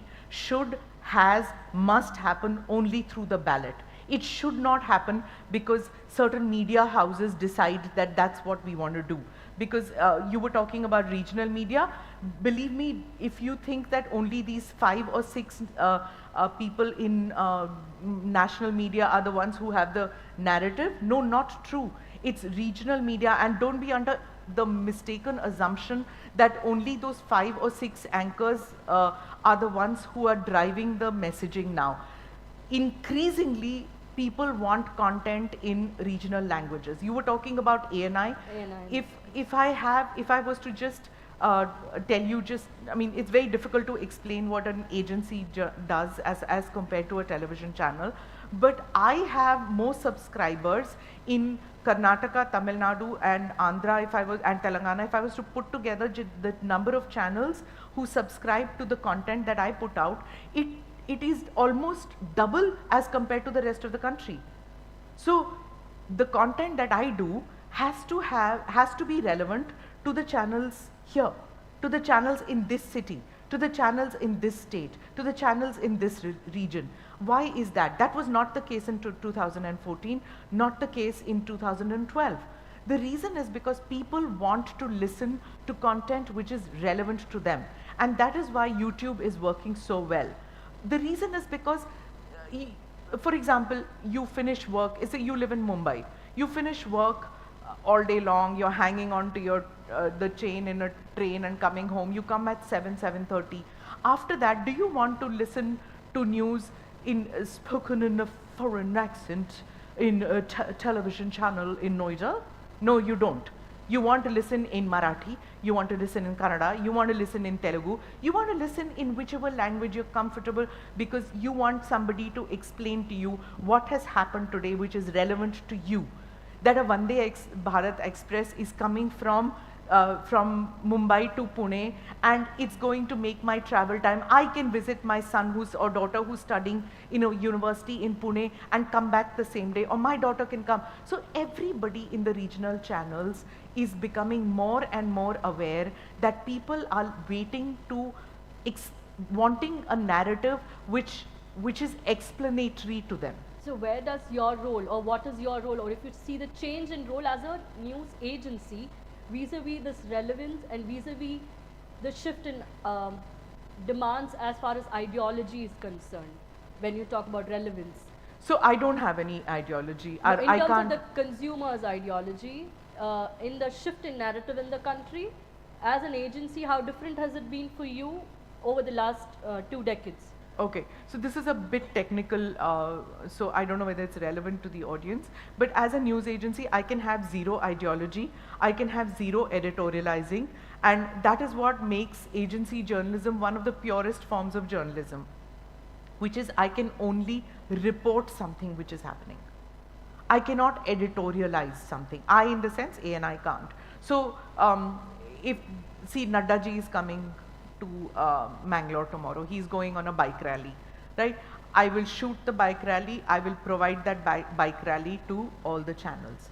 After that, if a channel PWD decides that this is a useless bike rally, nobody came for that rally, there was empty stands, he had no connect, he was speaking in Hindi, the people didn't understand him, that's their problem, how they interpret it.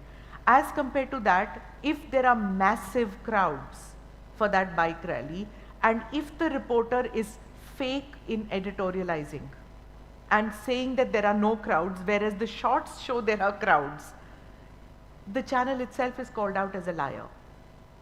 But today, I don't think there is scope for so much, given social media also, that almost everybody is a broadcaster today with going live. And yeah. So those dynamics have also changed. True. I think anybody with a cell phone now can put content out there, can put content on WhatsApp, can do it on Facebook. If you're a consumer of news, I think this, I've been saying it for a long time. Please see the source. Verify your information. Increasingly what has happened is none of us want verification. You get this information and you just turn around and if you have already decided in your mind, then you're seeking news which reinforces that thought which is already there in your mind. You do not want verification. This is where the danger occurs. That if you are only seeking news which you've already made up your mind about, that this person is useless, he's rubbish for the country, so even if he's going to be making sense for that one day that he's making sense, I'm going to just say that he's rotten.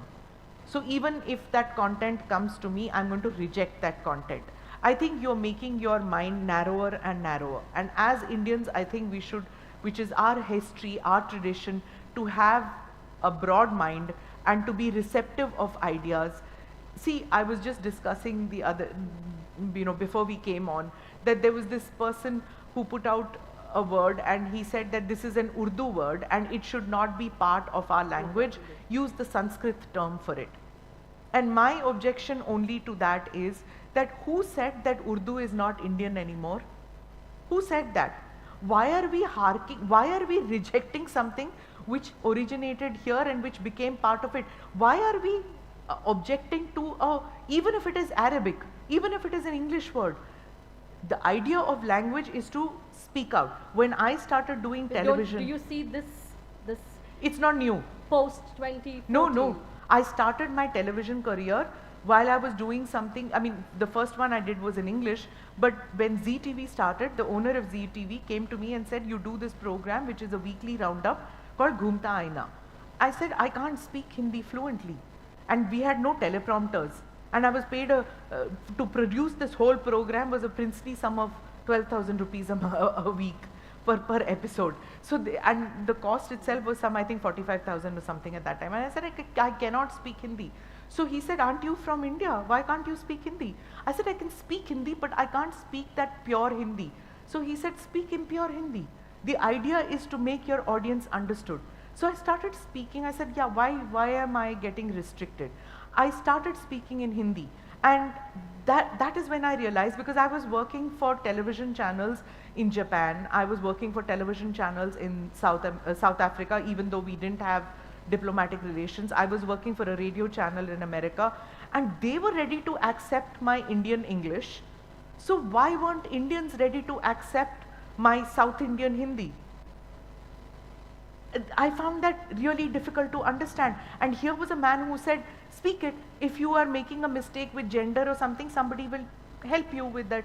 And slowly I learned to speak Hindustani, which is a mix of Urdu, Hindi and English. So no, this is not a 2014 phenomenon. This has been there always, this resistance and to accept new ideas, which I feel very wrong, because this is not our history and not our culture. We are accepting of new ideas. So when you say it's not our culture, probably it's because it's coming like a diktat.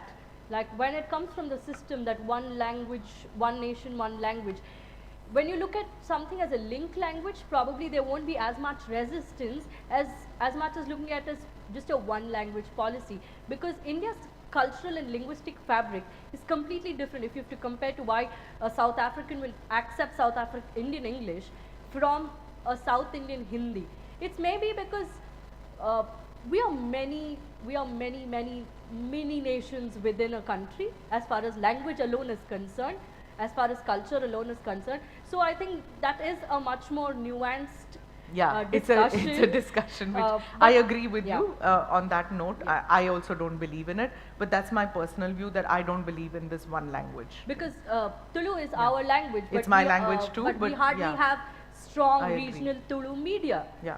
Because, I agree. Because there is language policy that comes into it, there's language of administration, education. I agree. There's a lot of other factors. I just feel don't resist a language. I just feel that my life has been enriched simply because I can. I think resistance will happen when a diktat comes into place. I agree with you. If the whole language policy program is handled better, I don't think there would be as much resistance as we saw.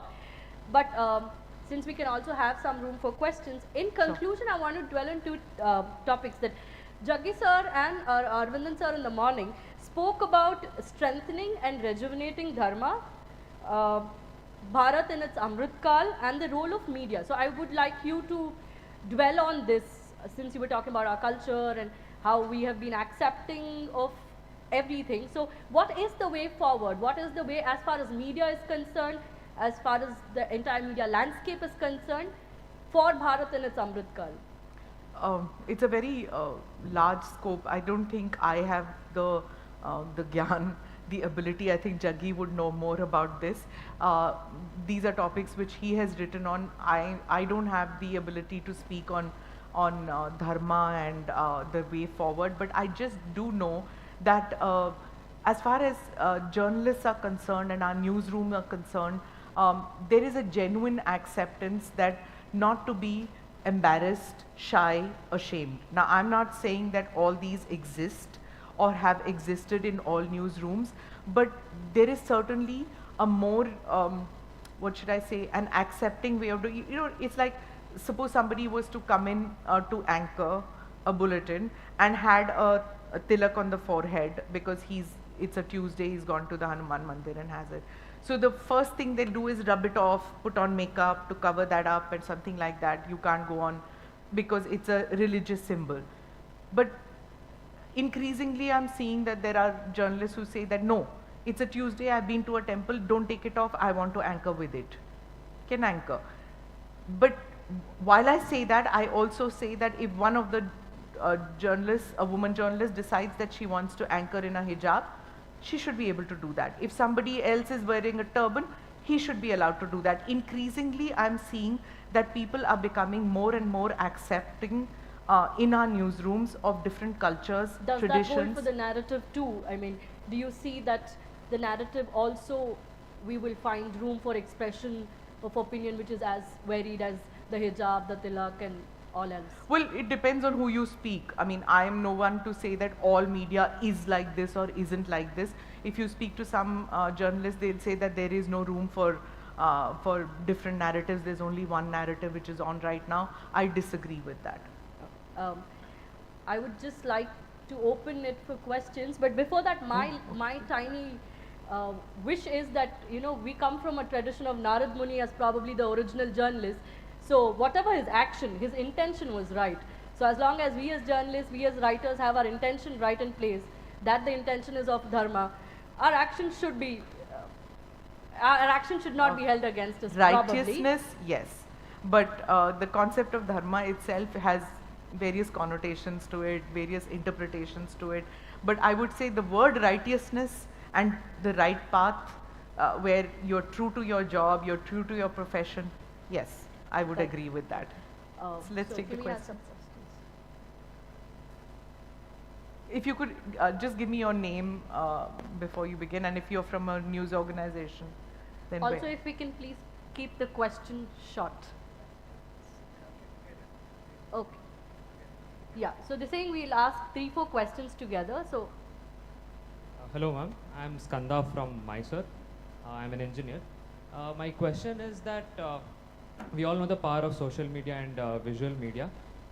With respect to the defense sector of India, are we late to the party? I'm of course referring to the recent clashes in Tawang, and before that people questioned our Balakot air strikes and Uri surgical strikes. So with respect to that, are we late to the party? before ma'am can take the question, I would just like to plug the other session. I think you can have Shivarur answering this question. You have one on a session with Shivarur tomorrow with Captain Brajesh Chota. So I think we can also have this question tomorrow. But yes, you can take the question. Hello ma'am, I'm Shreyas from St. Aloysius College, Mangaluru. And my question is that nowadays we see that the media is having its growing effect on the youth nowadays. So whatever the media puts out, that is what the people are believing. Just as you said, we do not look at the source now. But at the same time, even now people claim to be more logical themselves, more reasonable themselves. But at times there are situations where media houses, they give 10 instincts where the people are of fraud backgrounds, and in between एक को घुसा देते हैं, like one who is genuine to when it comes to our culture or our cultural representatives. For example, Sadhguru, when they couldn't prove him wrong logically or with evidence, they some of the media houses which are more popular on YouTube, they tried to distort his image by adding his just the photo or just sarcastically mentioning him in between some frauds like Ram Rahim or many others. So how do we go about it, or how do we create awareness about it? Okay, can I just answer two quick, then we can go to the next two. On the defense sector and on Balakot, I was at speaking to some Air Force commanders, and I in fact was critical about this, that that the reaction time that we had on the Balakot strikes was something that was slow. The Pakistani narrative got aired on social media much more than the Indian media, simply because what happened was that the Pakistanis managed to take some people, some foreign media to that place and said that what was bombed was just nothing happened out here. There were no jihadi camps and things like that, and they had a fake narrative up on air. By the time India reacted, it took a little time to put out that wrong narrative. But I think there were reasons why India was a little slow in doing it. It was a well thought out strategy. I think they didn't want the temperatures to rise, and they didn't want a counter strike to happen. So there must have been some strategic reason why we were late in doing that. As far as the other things are concerned, whether it is the Tawang clashes or on, it's not necessary that everything has to be videoed and put on social media. A lot of what happens in the defense side is something which happens and doesn't come out in the open. It is something that defense reporters, because they have the knowledge, they have the understanding to interpret that. That is why access to these places is restricted. As far as social media and putting wrong information is concerned, I think this is something, the pitfalls of social media. I, for one, am not for restrictions. But now there is a new social media laws which are coming into place. You can read up on that. Platforms which put fake narratives, false news, are also liable to those laws, new laws which have come into place. So I think we are going to see a little more of policing by the state as far as social media is concerned.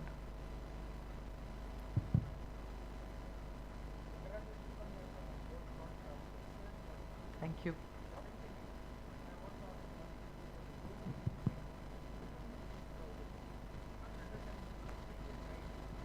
Come at 9 o'clock. Nobody gets time. Instead of that, why can't we have structured debates? In our college, we used to have structured debates where one expert speaks for 10 minutes or 2 minutes, and then each person one. Second thing is, why can't we have Al Jazeera like in a counter narrative instead of saying New York Times has told? Why can't we have one of our own who can reach out to the world and say that this is our narrative? Like, okay.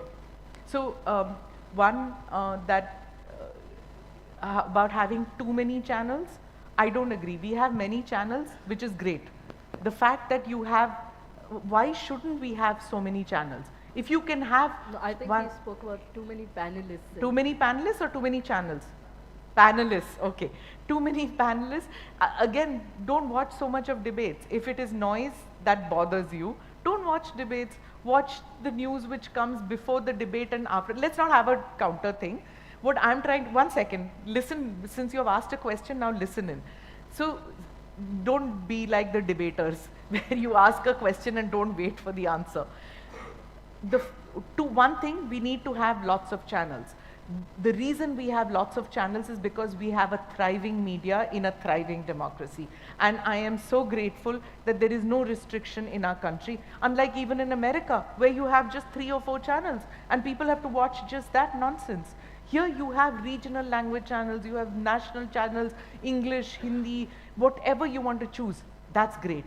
2, as far as the debates are concerned, the more you watch it, the more you're giving them ratings. Ratings is you who's switching on to watch that.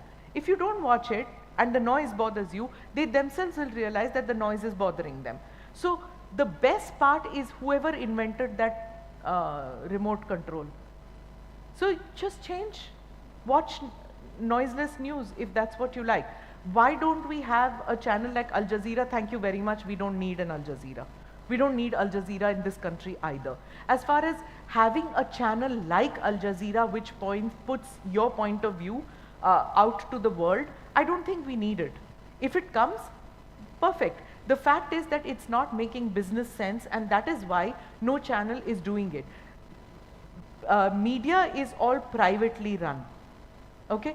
As far as Doordarshan is concerned, that is a government run. Why is Doordarshan not putting out an international channel? Because that is not what Doordarshan is about. So that is their mandate. As far as private channels are concerned, they don't want to do that.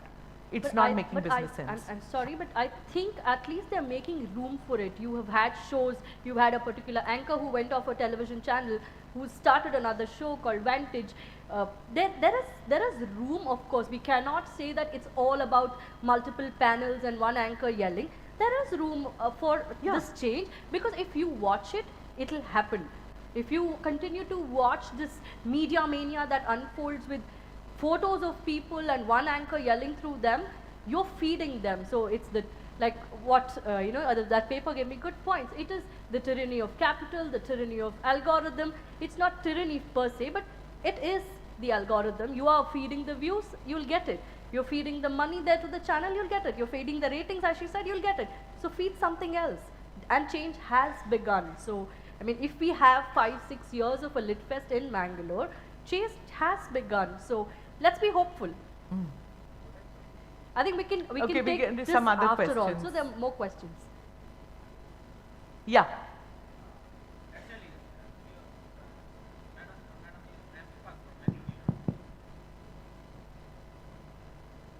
As you already told, you are working in North India media. They said no, I'm not. I'm working in Indian media. I'm not working. Okay. I'm Indian, living in North India, yes. Okay. Indian media. Hindi, they told that it's not South Hindi or North Indian Hindi. So they don't know because this is a Urdu word, this is a Sanskrit. That is the distinction they are trying to nowadays is happening.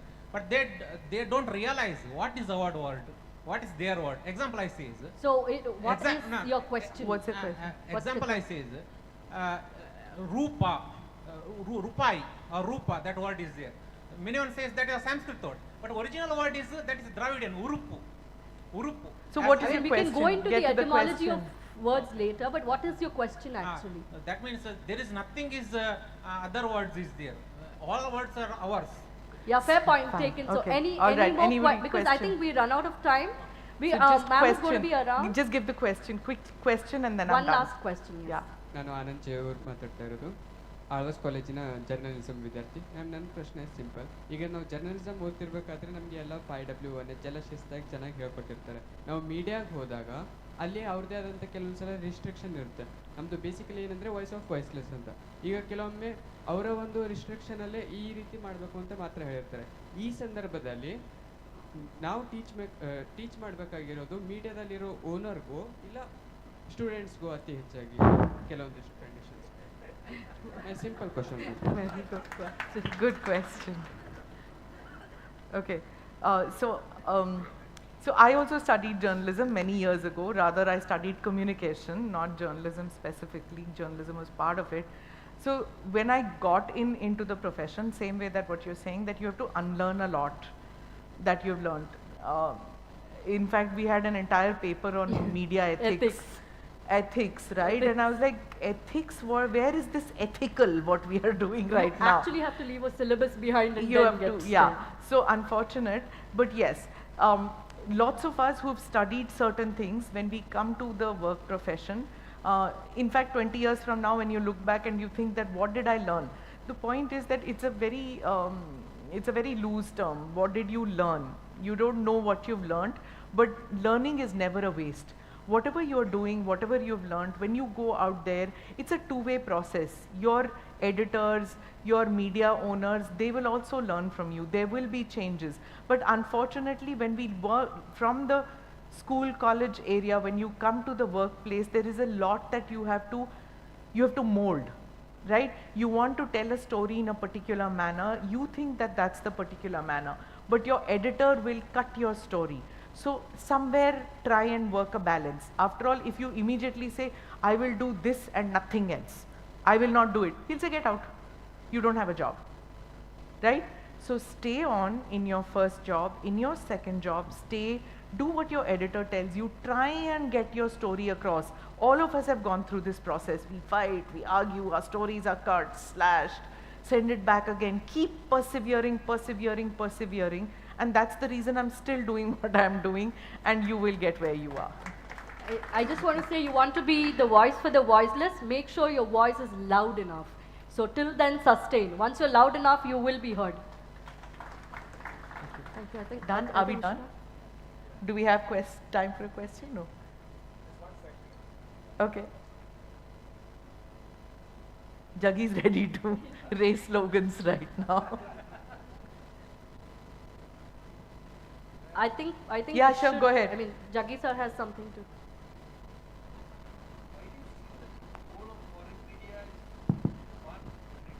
Yeah. And it builds a narrative against us. I don't see any discordant voice ever there. How is it that they are so united in how they see us? So when we say that the foreign media, so the question was that how do we see that this one voice when it comes to foreign media?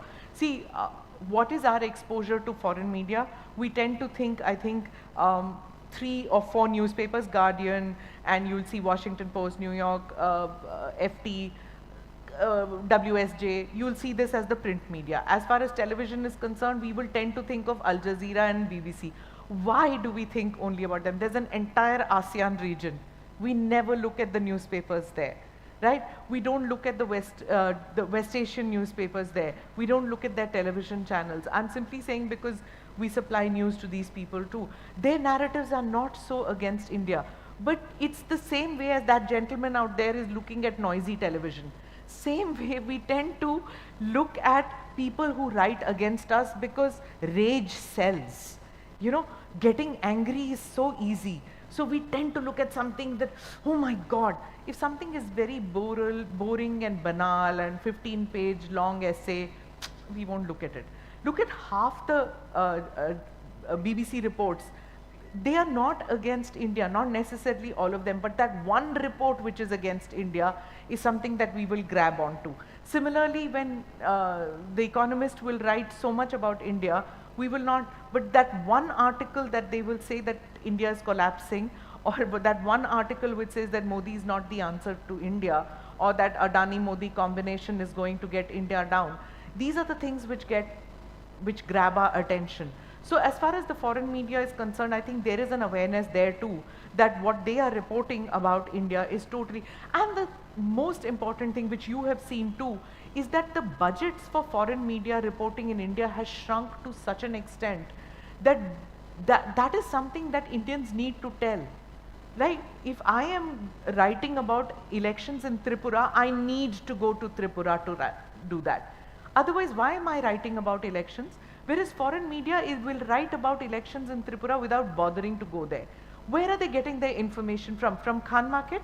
From Foreign Correspondents Club. They sit with same kind of people, you know, who talk the same kind of nonsense, and they report like that. So it is so far away from reality. This is something that needs to be said again and again by journalists. Unfortunately, those same very journalists are hanging out with those same correspondents, and they don't share the truth. I They think it share was the lies, same, sorry. same thing when Kashi corridor was happening, for example. A lot of most of its coverage was that Modi is destroying temples, Modi is destroyed Kashi. Because when I went there, I remember asking Jaggi sir, and when we went there, there was nobody there. So where were these reports coming from?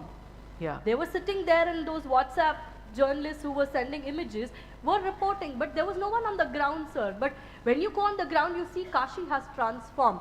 So if you get there on the ground, probably if they have more budgets to send their people on the ground, they don't have the budget. Yeah, so it's And all we analysis. Indians, I think, are more than willing to feed into this negative idea of India that somebody else wants to. And also this whole, that we have this very, very low self-esteem, I think, that we tend to think that the Western media's opinion about India, I know in many places that I have been with, they say that, oh, you know, when we were young, we heard something, and then we would confirm it with the BBC, whether the BBC radio has reported or not. Such low self-esteem we had about ourselves. And even till date, I think that many of us tend to confirm news from what the Western media is reporting about India. I think that's changing, and changing for the good. Well, I hope so, hopefully. if Soros doesn't get his way. Thank you so much for being a lovely audience, and thank you, Smita, for being Thank a you so wonderful much. speaker. Thanks. Thank you, ma'am, for delivering such an insightful and engaging session. Thank you, Harsha, ma'am, for conducting this wonderful session. May I now request Dr. Bharat Shetty to present token of gratitude for the guests.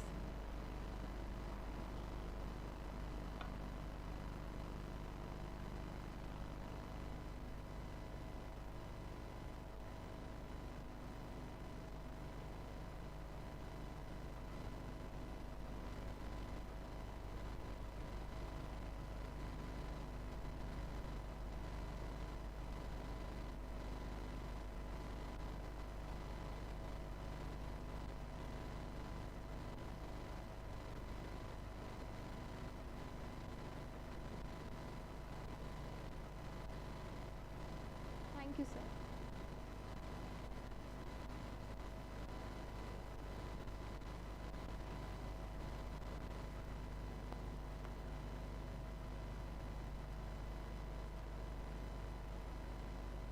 ಅತ್ಯುನ್ನತ ತತ್ವ, ದುರ್ಬಲ ಸಮಾಜ, ವಿರೋಧಾಭಾಸದ ಒಳನೋಟ.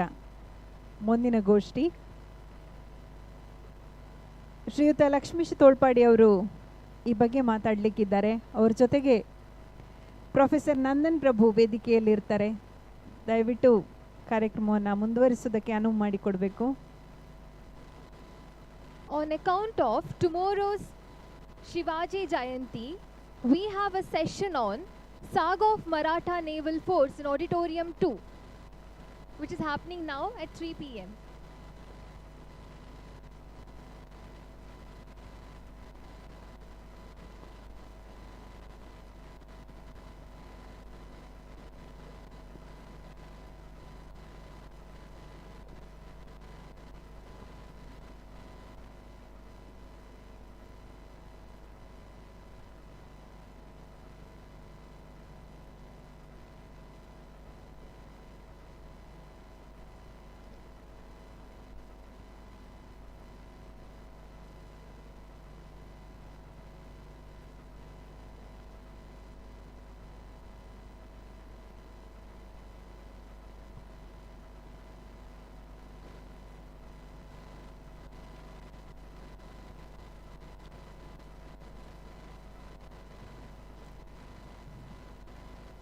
ಅತ್ಯುನ್ನತ ತತ್ವ, ದುರ್ಬಲ ಸಮಾಜ, ವಿರೋಧಾಭಾಸದ ಒಳನೋಟ.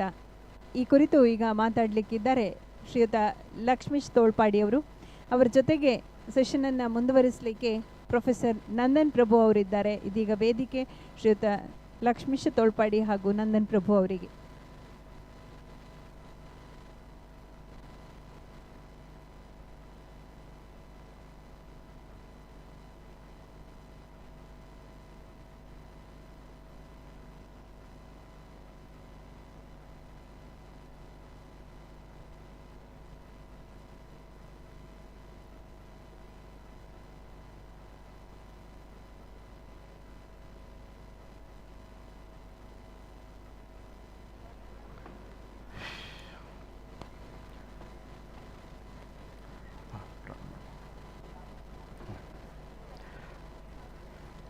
ಆತ್ಮೀಯರೇ,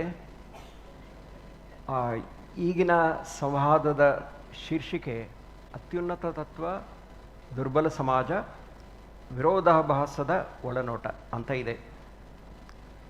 ಪ್ರಾರಂಭದ 2-3 ನಿಮಿಷ ನಮ್ಮ ಮಧ್ಯೆ ಈ ಕುರಿತು ಬೆಳಕು ಚೆಲ್ಲುವುದಕ್ಕಾಗಿ ಉಪಸ್ಥಿತರಿರುವ ಶ್ರೀ ಲಕ್ಷ್ಮೀಶ ತೋಳ್ಪಾಡಿಯವರ ಕಿರುಪರಿಚಯ ಮತ್ತು ಈ ವಿಚಾರದ ಕುರಿತ ಸಂಕ್ಷಿಪ್ತ ಪ್ರಸ್ತಾವನೆಗಾಗಿ ಒಂದು 3-4 ನಿಮಿಷಗಳ, ಆ ನಂತರ ಸುಮಾರು 25-30 ನಿಮಿಷಗಳ ಕಾಲ ನಮ್ಮಿಬ್ಬರ ಮಧ್ಯ ಸಂವಾದ. ಅದರಲ್ಲಿ ಪ್ರಮುಖ ಪಾತ್ರ ಶ್ರೀ ಲಕ್ಷ್ಮೀಶ ತೋಳ್ಪಾಡಿಯವರದ್ದು. ಆ ನಂತರ ಸುಮಾರೊಂದು ಕೊನೆಗೆ 10-15 ನಿಮಿಷಗಳ ಕಾಲ ತಮಗೆ ಉದ್ಭವಿಸುವ ಪ್ರಶ್ನೆಗಳಿಗೆ ಉತ್ತರವನ್ನು ಶ್ರೀ ಲಕ್ಷ್ಮೀಶ ತೋಳ್ಪಾಡಿಯವರು ನೀಡಲಿಕ್ಕಿದ್ದಾರೆ. ಶ್ರೀ ಲಕ್ಷ್ಮೀಶ ತೋಳ್ಪಾಡಿಯವರು ನಮ್ಮ ಕರುನಾಡಿನ ಅತ್ಯುತ್ತಮ ಚಿಂತಕರಲ್ಲಿ ಒಬ್ಬರು. ಅವರು ತತ್ವಜ್ಞಾನಿ, ಅದರ ಜೊತೆಗೆ ಸ್ವತಃ ಆಧ್ಯಾತ್ಮಿಕ ಸಾಧಕ. ಪ್ರಾಯಶಃ ಒಬ್ಬ ತತ್ವಜ್ಞಾನಿ, ತತ್ವಶಾಸ್ತ್ರದ ಕುರಿತು ಆಳವಾದ ಅಧ್ಯಯನ ಮಾಡಿರುವವನು, ಫಿಲಾಸಫಿಯ ಅಧ್ಯಯನ ಮಾಡಿರುವವನು ಆಧ್ಯಾತ್ಮಿಕ ಸಾಧಕನೂ ಆಗಿರುವುದು ವಿರಳ. ಅದರ ವಿಲೋಮವನ್ನು ಹೇಳೋದಿದ್ದರೆ ಆಧ್ಯಾತ್ಮಿಕ ಸಾಧಕ ತತ್ವದ ಆಳಕ್ಕೆ ಹೋಗಿಲ್ಲದೆ ಇರಬಹುದು. ಹಾಗಾಗಿ ಇದು ಎರಡರ ಸಂಗಮವನ್ನು ಅವರ ವ್ಯಕ್ತಿತ್ವದಲ್ಲಿ ನಾವು ಕಾಣ್ತೇವೆ. ಜೊತೆಗೆ ಅವರು ಲೇಖಕರೂ ಹೌದು, ಒಳ್ಳೆಯ ಉಪನ್ಯಾಸಕಾರರು ಹೌದು. ಎಲ್ಲಕ್ಕಿಂತ ಮುಖ್ಯವಾಗಿ ನಾನು ವೈಯಕ್ತಿಕವಾಗಿ ಅವರು ಒಬ್ಬ ಮಹಾನ್ ಆಧ್ಯಾತ್ಮಿಕ ಸಾಧಕನ ಸಾಂಗತ್ಯದಲ್ಲಿದ್ದು ಆಧ್ಯಾತ್ಮದ ಎತ್ತರವನ್ನು, ತತ್ವಜ್ಞಾನದ ಆಳವನ್ನು ಅರಿತವರು ಅಂತ ಅವರನ್ನು ನಾನು ಗೌರವಿಸ್ತೇನೆ. ಪುತ್ತೂರಿನಲ್ಲಿ ಅಜ್ಜ ಅಂತ ಇದ್ದರು. ಅವರ ಬಗ್ಗೆ ಹೇಳಲಿಕ್ಕೆ ಈ ವೇದಿಕೆಯನ್ನು ಹೆಚ್ಚೇನು ಉಪಯೋಗಿಸೋದಿಲ್ಲ. ಮಹರ್ಷಿ ಶ್ರೀ ರಮಣ ಮಹರ್ಷಿಗಳ ಬಗ್ಗೆ ನಮಗೇನು ಗೊತ್ತಿದೆಯೋ ಅಂತಹ ಇನ್ನೊಂದು ವ್ಯಕ್ತಿತ್ವ ಇಲ್ಲಿ ನಮ್ಮ ಮಧ್ಯೆಯೇ, ನಮ್ಮ ಜಿಲ್ಲೆಯಲ್ಲೇ ಪುತ್ತೂರಿನಲ್ಲಿ ಉಪಸ್ಥಿತರಿದ್ದರವರು. ಅವರ ಆತ್ಮೀಯ ಸಂಪರ್ಕದಲ್ಲಿ ಅವರಿದ್ದ ಕಾರಣದಿಂದಾಗಿ ತತ್ವ ಮತ್ತು ಅಧ್ಯಾತ್ಮ ಮತ್ತು ಸಮಾಜ ಇದು ಎಲ್ಲರ ಸಮನ್ವಯವನ್ನು ಮಾಡುವಂತಹ ಜೀವನ ದೃಷ್ಟಿ ಶ್ರೀ ಲಕ್ಷ್ಮೀಶ ತೋಳ್ಪಾಡಿಯವರದ್ದು. ಸಂಪಿಗೆ ಭಾಗವತ ಅನ್ನುವ ಒಂದು ಪ್ರಸಿದ್ಧ ಕೃತಿಯನ್ನು ಕೂಡ ಅವರು ರಚಿಸಿದ್ದಾರೆ. ರಾಮಾಯಣ, ಮಹಾಭಾರತ ಇತ್ಯಾದಿಗಳ ಕುರಿತ ಅವರ ಉಪನ್ಯಾಸಗಳು ನಾಡಿನಾದ್ಯಂತ ಸುಪ್ರಸಿದ್ಧ. ಈಗ ಇವತ್ತಿನ ಸಂವಾದದ ವಿಚಾರದ ಕುರಿತು ಸಣ್ಣ ಪ್ರಸ್ತಾವನೆ. ಕೇರಳಕ್ಕೆ ಸ್ವಾಮಿ ವಿವೇಕಾನಂದರು ಬಂದಿದ್ದಾಗ, ಅದಾಗಲೇ ಇವತ್ತಿನ ಪ್ರಾರಂಭದ ಅಧಿವೇಶನದಲ್ಲಿ ಅರವಿಂದ್ ನೀಲಕಂಠನವರು ಅದರ ಬಗ್ಗೆ ಪ್ರಸ್ತಾಪ ಮಾಡಿದರು. ಜಾತಿಯ ಹೆಸರಿನಲ್ಲಿ ಸಮಾಜದ ನಿರ್ದಿಷ್ಟ ವರ್ಗಗಳನ್ನು ದೂರ ಇಟ್ಟ ಬಗ್ಗೆ ಅವರು ಪ್ರಸ್ತಾಪ ಮಾಡಿದರು. ಒಂದು ಊರಿನ ಮುಖ್ಯ ರಸ್ತೆಗೆ ಬರಬೇಕಾದ್ರೇ ನಾನು ಈ ಕೆಳಜಾತಿಯವನು ಅಂತ ಹೇಳಿ ಅವರು ಬರಬೇಕಾಗಿತ್ತಂತೆ. ಅದನ್ನು ನೋಡಿದಂತಹ ಸ್ವಾಮಿ ವಿವೇಕಾನಂದರು Kerala is a big mental asylum ಅಂತ ಹೇಳಿ, ಒಂದು ದೊಡ್ಡ ಹುಚ್ಚಾಸ್ಪತ್ರೆ ಅಂತ ಹೇಳಿ. ಇವತ್ತು ನಾವು ಯಾವುದು ಬಂಗಾಳ ಅಂತೇಳಿ ಹೇಳ್ತೇವೋ, ಸ್ವಾಮಿ ವಿವೇಕಾನಂದರ ಕಾಲದಲ್ಲಿ ಬಂಗಾಳ ಇವತ್ತಿನ ಅಸ್ಸಾಂ, ಇವತ್ತಿನ ಬಾಂಗ್ಲಾದೇಶ, ಇವತ್ತಿನ ನಾರ್ತ್ ಈಸ್ಟರ್ನ್ ಸ್ಟೇಟ್ಸ್ ಎಲ್ಲವನ್ನೂ ಸೇರಿ ಬಂಗಾಳ ಅಂತ ಹೇಳ್ತಾ ಇದ್ರು. ಆ ಬಂಗಾಳದಲ್ಲಿ 30% ಮಂದಿ ಅದಾಗಲೇ ಮುಸಲ್ಮಾನರಿದ್ರಂತೆ. ಅದರ ಬಗ್ಗೆ ಸ್ವಾಮಿ ವಿವೇಕಾನಂದರು ವ್ಯಾಖ್ಯಾನವನ್ನು ಮಾಡ್ತಾ ಅವರೆಲ್ಲ ಯಾಕೆ ಮುಸಲ್ಮಾನರಾದರು, ಅವರು ಕೇವಲ ಮುಸಲ್ಮಾನ ಮತದ ಆಕರ್ಷಣೆಯಿಂದ ಅವರು ಆದದ್ದಲ್ಲ, ಅದು ಹಿಂದೂ ಸಮಾಜದ ದೌರ್ಬಲ್ಯ ಅಂತೇಳಿ ನೇರವಾಗಿ ಅವರು ಹೇಳಿದರು. ಮದ್ರಾಸ್ನಲ್ಲಿ ಅವರು ಉಪನ್ಯಾಸವನ್ನು ಮಾಡ್ತಾ ಇದ್ದಾಗ ಶ್ರೀ ವೈಷ್ಣವ ಬ್ರಾಹ್ಮಣರು ಅವರ ಸಭೆಯಲ್ಲಿದ್ದಾಗ ಅವರ ಎದುರು ತತ್ವಗಳ ಹೆಸರಿನಲ್ಲಿ ಜಾತಿಯ ಬಂಧನವನ್ನು ಸೃಷ್ಟಿ ಮಾಡಿದ ಬಗ್ಗೆ ನೇರವಾಗಿ ಟೀಕಿಸಿದರು. ವೇದಗಳ ಉಗಮ ಸ್ಥಾನ ಇವತ್ತಿನ ಪಾಕಿಸ್ತಾನ, ಅಫ್ಘಾನಿಸ್ತಾನ. ಆದರೆ ಆ ನಾಡು ನಮ್ಮ ಜೊತೆಗಿಲ್ಲ. ಆದರೆ ನಾವು ಇವತ್ತಿಗೂ ಕೂಡ ನಮ್ಮ ದೇಶ ಅತ್ಯಂತ ಉನ್ನತ ತತ್ವವನ್ನು ಸಾರಿದಂತಹ ನಾಡು. ನಾವು ವಿಶ್ವಗುರು ಆಗಬಲ್ಲವರು, ವಿಶ್ವಗುರು ನಾವು ಅಂತೇಳಿ ನಾವು ಹೇಳ್ತೇವೆ. ಆದರೆ ತತ್ವ ಏನೋ ಅತ್ಯುನ್ನತವಾದದ್ದು. ಆದರೆ ಕಳೆದ 1-2 ಸಹಸ್ರಮಾನಗಳ ನಮ್ಮ ದೇಶದ ಇತಿಹಾಸದಲ್ಲಿ ಸಮಾಜ ದುರ್ಬಲವಾಯಿತು. ಇದು ಯಾಕೆ ಹೀಗೆ ಅನ್ನುವ ವಿಶ್ಲೇಷಣೆ. ಒಂದು ರೀತಿಯಲ್ಲಿ ತತ್ವದ ಔನ್ನತ್ಯ ಮತ್ತು ಸಮಾಜದ ಶೈಥಿಲ್ಯ ಇದೆರಡರ ಸೇತುಬಂಧದ ಪ್ರಯತ್ನ ಇವತ್ತಿನ ಸಂವಾದ. ಹಾಗಾಗಿ ನನ್ನ ಮೊದಲ ಪ್ರಶ್ನೆ, ಈ ತತ್ವ ಉನ್ನತವಾಗಿದ್ದರೂ ಕೂಡ ಹಿಂದೂ ಸಮಾಜದಲ್ಲಿ ಈ ರೀತಿಯ ಶೈಥಿಲ್ಯ ನಿರ್ಮಾಣವಾಯ್ತಲ್ಲ, ಅದು ಎಲ್ಲಿಂದ ಪ್ರಾರಂಭ ಆಯಿತು? ನೀವೇ ಮಾತಾಡ್ಬೋದು ಅಂತ ಕಾಣ್ತದೆ ನನಗೆ, ನಾನು ಮಾತಾಡೋದಕ್ಕಿಂತ. ಬಹಳ ಸರಳೀಕರಣ ಅಂತ ಅನ್ನಿಸ್ತದೆ ನನಗೆ. ಅಂದರೆ ನಿರ್ದಿಷ್ಟವಾದ ಒಂದು ಉತ್ತರವನ್ನು ನೀವು ನಿರೀಕ್ಷಿಸಿ ಆ ಉತ್ತರ ಹೊರಗೆ ಬರುವುದಕ್ಕೆ ಯೋಗ್ಯವಾದ ರೀತಿಯಲ್ಲಿ ಪ್ರಶ್ನೆ ಮಾಡ್ತಾ ಇದ್ದೀರಿ. ನಾನು ಹೇಳ್ತಾ ಇದ್ದು ಅರ್ಥ ಆಯ್ತಾ?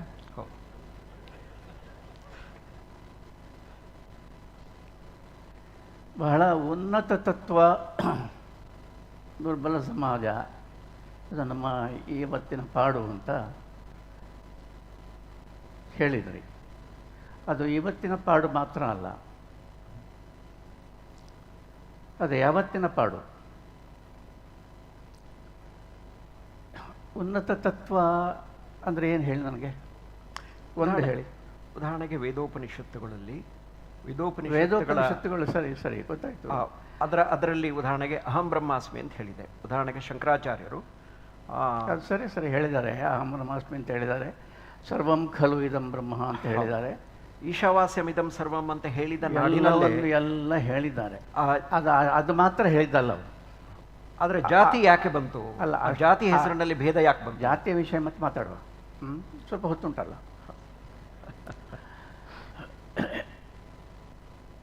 ವೇದೋಪನಿಷತ್ತುಗಳು ಪಾಕಿಸ್ತಾನ, ಅಫ್ಘಾನಿಸ್ತಾನಗಳಲ್ಲಿ ಹುಟ್ಟಿದ್ದಲ್ಲ. ವೇದೋಪನಿಷತ್ತುಗಳು ಹುಟ್ಟಿದ್ದು ಮನುಷ್ಯರ ಮನಸ್ಸಿನಲ್ಲಿ, ಹೃದಯದಲ್ಲಿ, ಜಾಗೃತ ಪ್ರಜ್ಞೆಯಲ್ಲಿ.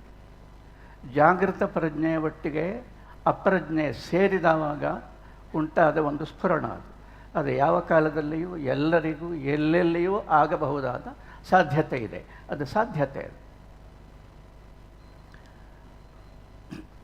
ಇನ್ನೊಂದು ವಿಷಯ, ಉನ್ನತ ತತ್ವಗಳನ್ನು ಉಪನಿಷತ್ ಕಾಲ ಅಂತ ಹೇಳಿದ್ರಿ, ವೇದೋಪನಿಷತ್ತುಗಳ ಕಾಲ. ಉಪನಿಷತ್ತಿನಲ್ಲಿ ಒಂದು ಮಾತಿದೆ, ಬಹಳ ಪ್ರಸಿದ್ಧವಾದ ಮಾತು. ಹೇಗೆ ಸರ್ವಂ ಖಲು ಇದಂ ಬ್ರಹ್ಮ ಎನ್ನುವ ಮಾತು ಇತ್ಯಾದಿಗೆಲ್ಲ ನಾವು ಹೇಳಿದೆವಲ್ಲ. ಸತ್ಯಂ ಜ್ಞಾನಂ ಅನಂತಂ ಬ್ರಹ್ಮ, ಇದೆಲ್ಲ ಇದ್ದ ಹಾಗೆ ಅಷ್ಟೇ ಜನಪ್ರಿಯವಾದ ಒಂದು ಮಾತು. ಅದು ಯಾವುದು ಗೊತ್ತುಂಟ? ಅವಿದ್ಯಾಯಾಂ ಅಂತರೇ ವರ್ತಮಾನಾಃ ಸ್ವಯಂ ಧೀರಾಃ ಪಂಡಿತಂ ಮನ್ಯಮಾನಾಃ ದಂದ್ರಮ್ಯಮಾಣಾಃ ಪರ್ಯಂತಿ ಮೂಢಾಃ ಅಂಧೇನೈವ ನಿಯಮಾನಾಃ ಯಥಾಂಧಾಃ. ಇದು ಬಹಳ ಪ್ರಾಚೀನ ಸರ್ವಂ ಖಲು ಇದಂ ಬ್ರಹ್ಮ ಅಂತ ಹೇಳುವ ಉಪನಿಷತ್ತಿನ ಟೆಕ್ಸ್ಟ್ನಲ್ಲಿಯೇ ಇರತಕ್ಕದ್ದು. ಇದರ ಅರ್ಥ ಏನು ಅಂದರೆ,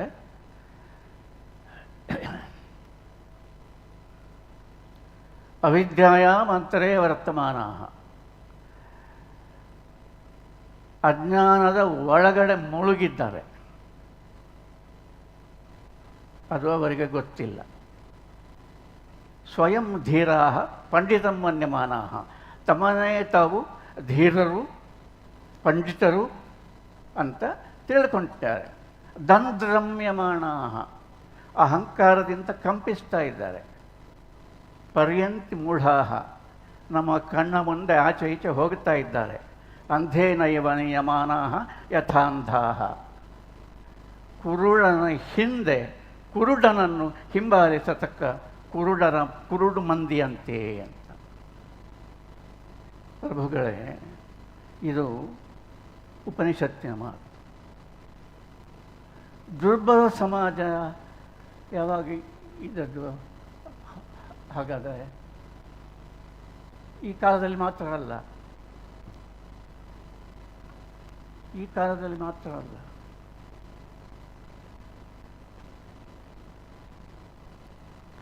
ಎಲ್ಲ ಕಾಲದಲ್ಲಿಯೂ ಇತ್ತು, ಎಲ್ಲ ಕಾಲದಲ್ಲಿಯೂ ಇತ್ತು, ಇರುವಂಥದ್ದೇ ಅದು. ಅದನ್ನು ಆಗಲೇ ಅವರು ಗುರುತಿಸಿದ್ದಾರೆ, ಹೀಗಿದೆ ಅಂತ. ಅಂದರೆ ಇದು ನಮ್ಮ ಕಾಲದ ಪಾಡು ಮಾತ್ರ ಅಲ್ಲ, ಇದು ಎಲ್ಲ ಕಾಲದಲ್ಲಿಯೂ ಇದು ಇದೆ, ಇದು ಇದೆ, ಇದು ಹೀಗೆ ಇದೆ, ಒಟ್ಟೊಟ್ಟಿಗೆ ಇದೆ.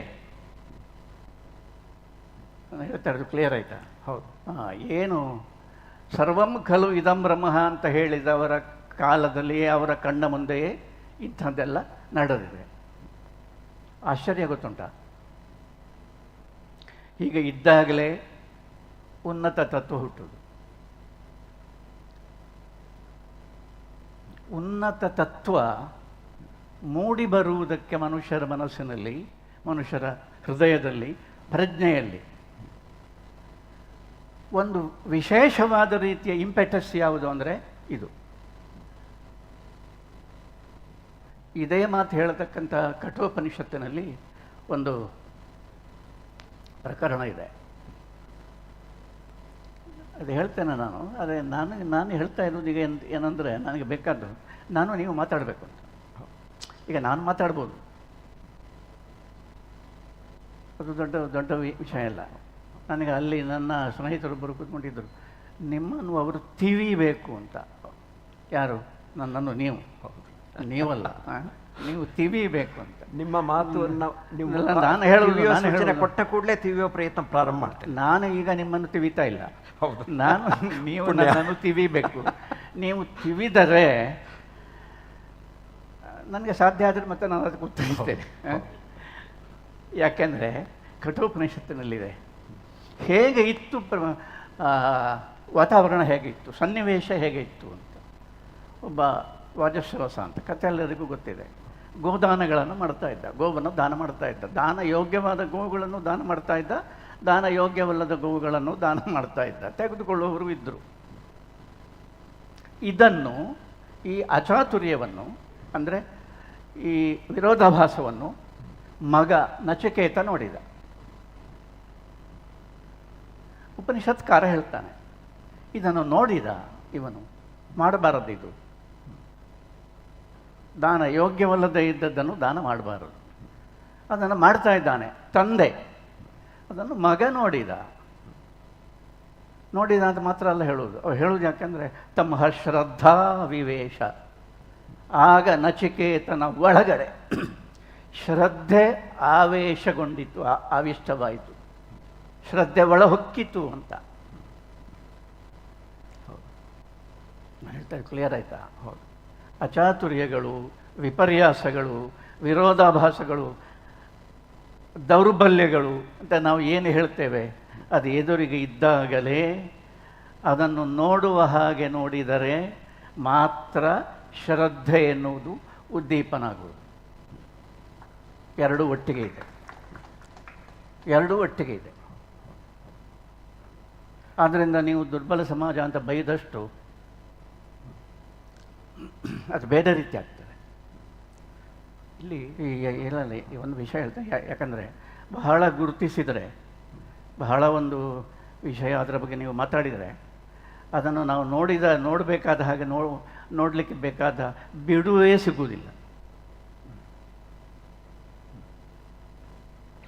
ಒಂದು ನಮ್ಮ ಭಾವನೆ ಹೀಗೆ ಬಹಳ ಹೇರಿಬಿಟ್ರೆ, ಬಹಳ ಹೆಚ್ಚು ಹೇಳಿಬಿಟ್ರೆ ಅದನ್ನು ಹಾಗೆಯೇ ನೋಡುವ ಹಾಗೆ ಆಗ್ತದೆ ಹೊರತು ಅದನ್ನು ಬೇರೆ ರೀತಿಯಲ್ಲಿ ನೋಡಲಿಕ್ಕೆ ಸಾಧ್ಯ ಇದೆ ಅಂತ ಬೇರೆ ರೀತಿಯಲ್ಲಿ ನೋಡುವುದಕ್ಕೆ ಸಾಧ್ಯ ಇದೆ ಎನ್ನುವುದು ಉಪನಿಷತ್ತಿನ ಮಾತು. ಉನ್ನತ ತತ್ವ ಅಂದರೆ ಅದು. ಶ್ರದ್ಧೆ ಹುಟ್ಟುವುದು ಯಾವಾಗ ಅಂದರೆ ಇದನ್ನು ನಾನು ಏನಾದರೂ ಮಾಡಲೇಬೇಕಾಗಿದೆ ಅಂತ.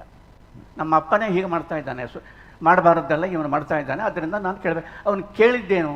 ಶ್ರದ್ಧೆ ಉಂಟಾದವನು ಕೇಳಿದ ಮಾತೇನು? ಶ್ರದ್ಧೆ ಉಂಟಾದ ನಚಿಕೇತ ಕೇಳಿದ್ದೇನು, ನನ್ನನ್ನು ಯಾರಿಗೆ ಕೊಡ್ತಿ ಅಂತ. ಕಸ್ಮೈ ಮಾಂ ದಾಸ್ಯಸು, ನನ್ನನ್ನು ಯಾರಿಗೆ ಕೊಡ್ತಿ. ಇದು ಉನ್ನತ ತತ್ವ ಹುಟ್ಟಿಕೊಳ್ಳಬೇಕಾಗಿದ್ದರೆ ಆ ಹುಟ್ಟಿಕೊಳ್ಳುವ ಸೂಚನೆಯನ್ನು ಕೊಡತಕ್ಕ ಮಾತು ಇದು. ನೀನು ಮಾಡ್ತಾ ಇರೋದು ತಪ್ಪು ಅಂತ ಹೇಳಲಿಲ್ಲ, ತಪ್ಪು ಅಂತ ಅವನಿಗೆ ಗೊತ್ತೇ ಇದೆ. ಹೇಳ್ತಾ ಕ್ಲಿಯರ್ ಆಯಿತಾ? ಹೌದು ಹೌದು, ತಪ್ಪು ತಿಳ್ಕೊಬೇಡಿ.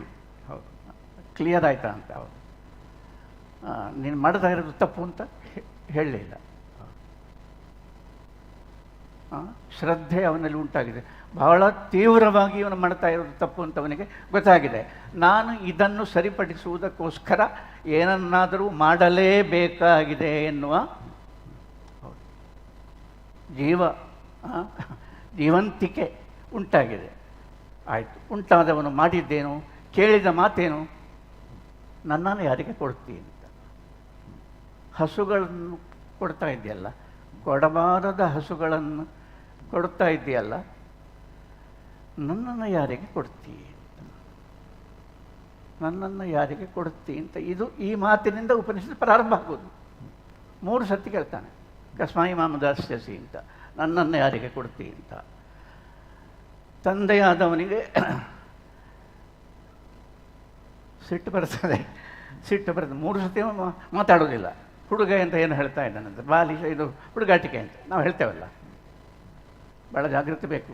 ಉಪನಿಷತ್ತನ್ನು ಓದಿದವರು ಹುಡುಗಾಟಿಕೆಯ ಬಗ್ಗೆ ಭಾಳ ಜಾಗೃತಿ ಬೇಕು. ಹುಡುಗಾಟಿಕೆ ಅಂತ ಹೇಳ್ತಾನೆ. 3ನೇ ಸರ್ತಿ ಕೇಳ್ತಾನೆ, ನನ್ನನ್ನು ಯಾರಿಗೆ ಕೊಡ್ತಿ ಅಂತ. ಸಾವಿಗೆ ಕೊಟ್ಟಿದ್ದೇನೆ ಅಂತ ಹೇಳ್ತಾನೆ. ಮೃತ್ಯವೇ ತ್ವಾಂ ದದಾಮಿ ಅಂತ. ಅಲ್ಲಿಂದ ಉಪನಿಷತ್ತು ಪ್ರಾರಂಭ ಆಗೋದು. ಈಗ ಹೇಳಿ, ದುರ್ಬಲ ಸಮಾಜ ಇತ್ತು. ದುರ್ಬಲ ಸಮಾಜದ ಒಡಲಿನ ಒಳಗಿನಿಂದಲೇ ಶ್ರದ್ಧೆ ಎನ್ನುವುದು ಉಂಟಾಯಿತು, ಹುಟ್ಟಿತು, ಮೂಡಿ ಬಂತು. ಹಾಗಾದರೆ ಈಗ ನಾವು ಈ ದುರ್ಬಲ ಸಮಾಜವನ್ನು ಎಂತ ಮಾಡೋದು? ಏನು ಮಾಡೋದು? ಇಲ್ಲೊಂದು ತಾತ್ವಿಕ ಪ್ರಶ್ನೆ ಇದೆ. ಕತ್ತಲಿದ್ದಾಗಲೇ ಬೆಳಕಿನ ಮಹತ್ವ ಗೊತ್ತಾಗುತ್ತೆ ಅನ್ನೋದು ನಿಮ್ಮ ಈವರೆಗಿನ ವ್ಯಾಖ್ಯಾನದಿಂದ ಬೆಳಕಿನ ಕುರಿತಾದ ಶ್ರದ್ಧೆಯ ಅದು ನನಗೆ ಹೆಚ್ಚು ಇಷ್ಟ ಆಗಲಿಲ್ಲ. ಅದು ಯಾವುದು? ಕತ್ತಲೆ ಇದ್ದಾಗ ನೀವು ಪರ್ಯಾಯ ಇದು ಹಾಕಬೇಡಿ. ಉದಾಹರಣೆಗೆ ಸಮಾಜ ದುರ್ಬಲವಾಗಿದ್ದಾಗ ತತ್ವದ ಔನ್ನತ್ಯದ ಅರಿವು ಕೂಡ ನಮಗೆ ಬರುತ್ತೆ ಅನ್ನೋದೇನೋ ನಿಜ. ಔನ್ನತ್ಯದ ಅಂದರೆ ನಾನು ಹೇಳ್ತಾ ಇರೋದು ವಿರೋಧಾಭಾಸ ಅಂತ ನಾವು ಹೇಳ್ತೇವಲ್ಲ. ಈ ವಿರೋಧಾಭಾಸ ಎನ್ನುವುದು ಆಧುನಿಕ ಕಾಲದ ಒಂದು ವಿದ್ಯಮಾನ ಮಾತ್ರ ಅಲ್ಲ, ಇದು ಮನುಷ್ಯರ ಮನಸ್ಸಿನ ವಿದ್ಯಮಾನ. ಇದು ಎಲ್ಲ ಕಾಲದಲ್ಲಿಯೂ ಇದು ಇದೆ. ಇದು ಉನ್ನತ ತತ್ವ ಮೂಡಿ ಬರಬೇಕಾಗಿದ್ದರೆ ನೋಡಿ, ತಪ್ಪು ತಿಳ್ಕೊಬಾರದು. ಈಗ ಉನ್ನತ ತತ್ವ ಹಾಗಾದರೆ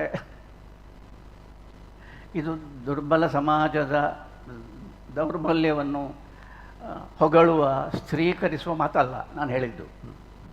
ನೋಡಬೇಕಾದ ದೃಷ್ಟಿಕೋನ ಹೇಗೆ ಅಂತ, ನೋಡಬೇಕಾದ್ದು ಹೇಗೆ ಅಂತ. ಅದರಿಂದ ಅದನ್ನು ನಾವು ನೋಡಿದರೆ ಬರ್ತಾರೆ.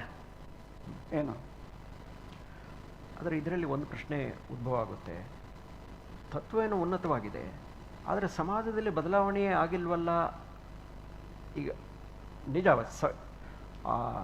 ಮಾಯಾ ಸಿದ್ಧಾಂತದ ಬಗ್ಗೆ ಸ್ವಾಮಿ ವಿವೇಕಾನಂದರು ವ್ಯಾಖ್ಯಾನ ಮಾಡ್ತಾ, ಮಾಯೆ ಅಂದ್ರೇ awareness and recognition of contradictory facts in the world ಅಂತ ಈಗ ನೀವು ಹೇಳಿದ್ದನ್ನೇ ಇನ್ನೊಂದು ರೀತಿಯಲ್ಲಿ ಅವರು ವ್ಯಾಖ್ಯಾನ ಮಾಡಿದರು. ಅದು ನಿಜ.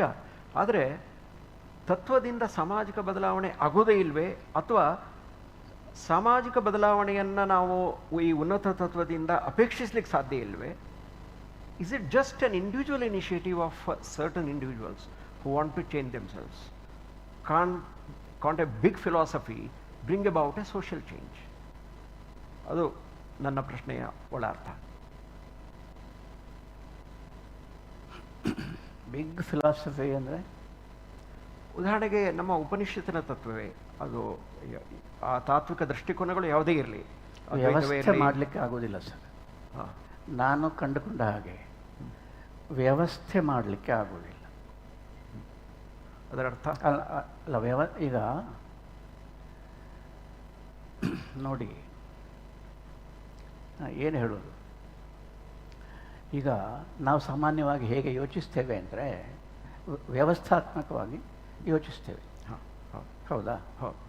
ಸಾಮಾನ್ಯ ನಮ್ಮ ಎಲ್ಲರ ಆಲೋಚನೆಗಳು ಕೂಡ ಆಲೋಚನೆ ಮಾಡುವ ಧಾಟಿಯನ್ನು ನಾವು ಗಮನಿಸಿದರೆ ಅದು ವ್ಯವಸ್ಥಾತ್ಮಕವಾಗಿ ಹೀಗಾಗಬೇಕು ಅಂತ, ಹೀಗಾಗಬೇಕು ಅಂತ ಎನ್ನುವ ಒಂದು ಆಲೋಚನೆ ನಮ್ಮಲ್ಲಿ ಇರುವುದು. ನಮಗೆ ಹೇಗೆ ಬೇಕೋ ಹಾಗೆ, ನಾವು ಏನನ್ನು ಕಲ್ತಿದ್ದೇವೋ ಹಾಗೆ ಹಾಗೆ ನಾವು ಯೋಚನೆ ಮಾಡಿ ಹಾಗೆ ಆಗುವುದಿಲ್ಲ ಅಂತ ನಮಗೆ ಗೊತ್ತಿದೆ. ಸ್ವಾನುಭವವನ್ನು ನೋಡಿದರೆ ನಮ್ಮ ವ್ಯಕ್ತಿತ್ವದಲ್ಲಿಯೇ ಇರತಕ್ಕ ಸಂಗತಿಗಳನ್ನು ನಾವು ಗಮನಿಸಿದರೆ ನಾವು ಹೇಳಿದಂತೆ ನಮಗೇ ಇರುವುದಕ್ಕೆ ಸಾಧ್ಯ ಆಗಲಿಲ್ಲ. ಆದರೆ ಹಾಗೆ ಇರಬೇಕು, ಸಾಧ್ಯ ಆಗಬೇಕು ಎನ್ನುವಂಥ ಒಂದು ಸಮಾಜವನ್ನು ನಿರ್ಮಾಣ ಮಾಡುವುದಕ್ಕೆ ಹೊರಟಿದ್ದೇವೆ.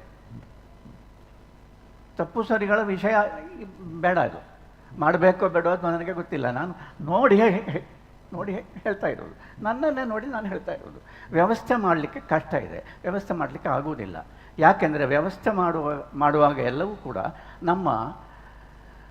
ನಾವು ಕಲಿತದ್ದು ಇದು ಸರಿಯಾದದ್ದು ಅಂತ ಎನ್ನುವ ನಮ್ಮ ಭಾವನೆಯನ್ನೇ ನಾವು ಪ್ರೊಜೆಕ್ಟ್ ಮಾಡ್ತಾ ಇದ್ದೇವೆ. ಮುಂದಕ್ಕೆ ಏನಿದೆ ಅಂತ ನಮಗೆ ಗೊತ್ತಿಲ್ಲ, ಏನಾಗ್ತದೆ ಅಂತ ಗೊತ್ತಿಲ್ಲ.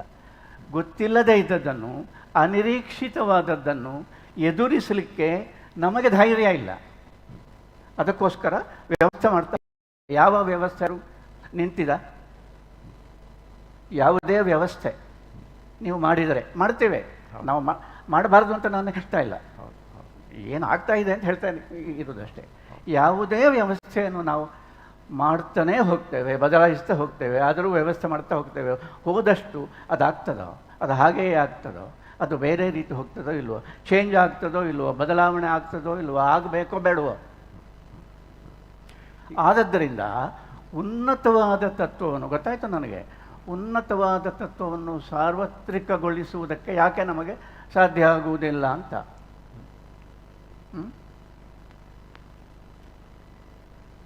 ಈಗ ಇದೊಂದು ಬಹಳ ಕಷ್ಟ ಇದೆ ಇದು. ಯಾಕೆ ಗೊತ್ತುಂಟಾ? ಯಾಕೆಂದರೆ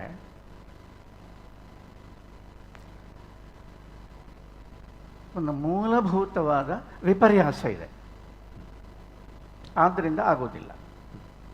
ಆದ್ದರಿಂದ ಅದನ್ನು ಸಾಮಾಜಿಕಗೊಳಿಸಲಿಕ್ಕೆ, ಸಾರ್ವತ್ರಿಕಗೊಳಿಸಲಿಕ್ಕೆ ಆಗೋದಿಲ್ಲ. ಮೂಲಭೂತವಾದ ಒಂದು ವಿಪರ್ಯಾಸ ಇದೆ, ಬೇಸಿಕ್ ಅದು ಯಾವುದು ಅಂದರೆ ಪ್ರತಿಯೊಬ್ಬರಲ್ಲಿಯೂ ಇದೆ. ಅದು ಯಾವುದು ಅಂದರೆ, ಸತ್ಯ ಅಂದ್ರೇನು?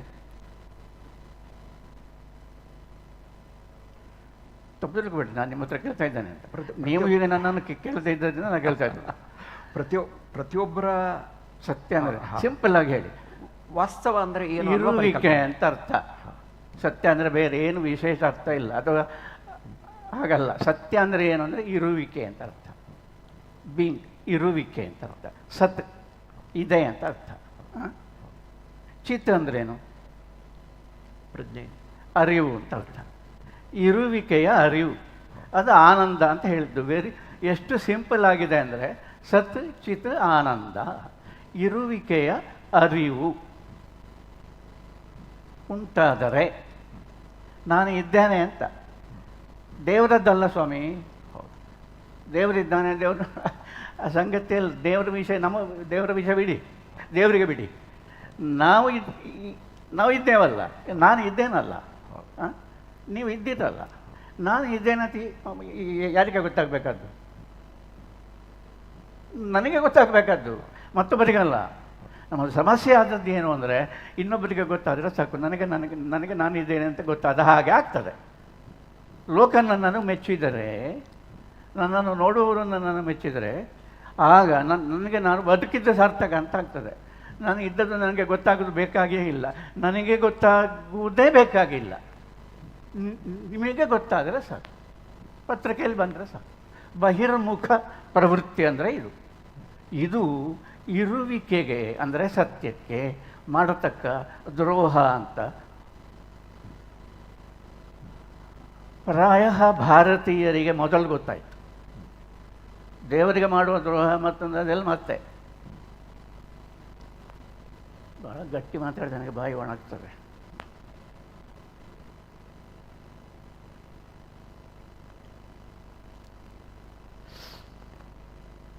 ಗೊತ್ತಾಯ್ತಾ? ಇರುವಿಕೆಯ ಅರಿವು ಮನುಷ್ಯ ಪಡೆದುಕೊಳ್ಳಬೇಕಾದ ಹೈಯೆಸ್ಟ್, ಇನ್ನೊಬ್ಬರದಲ್ಲ.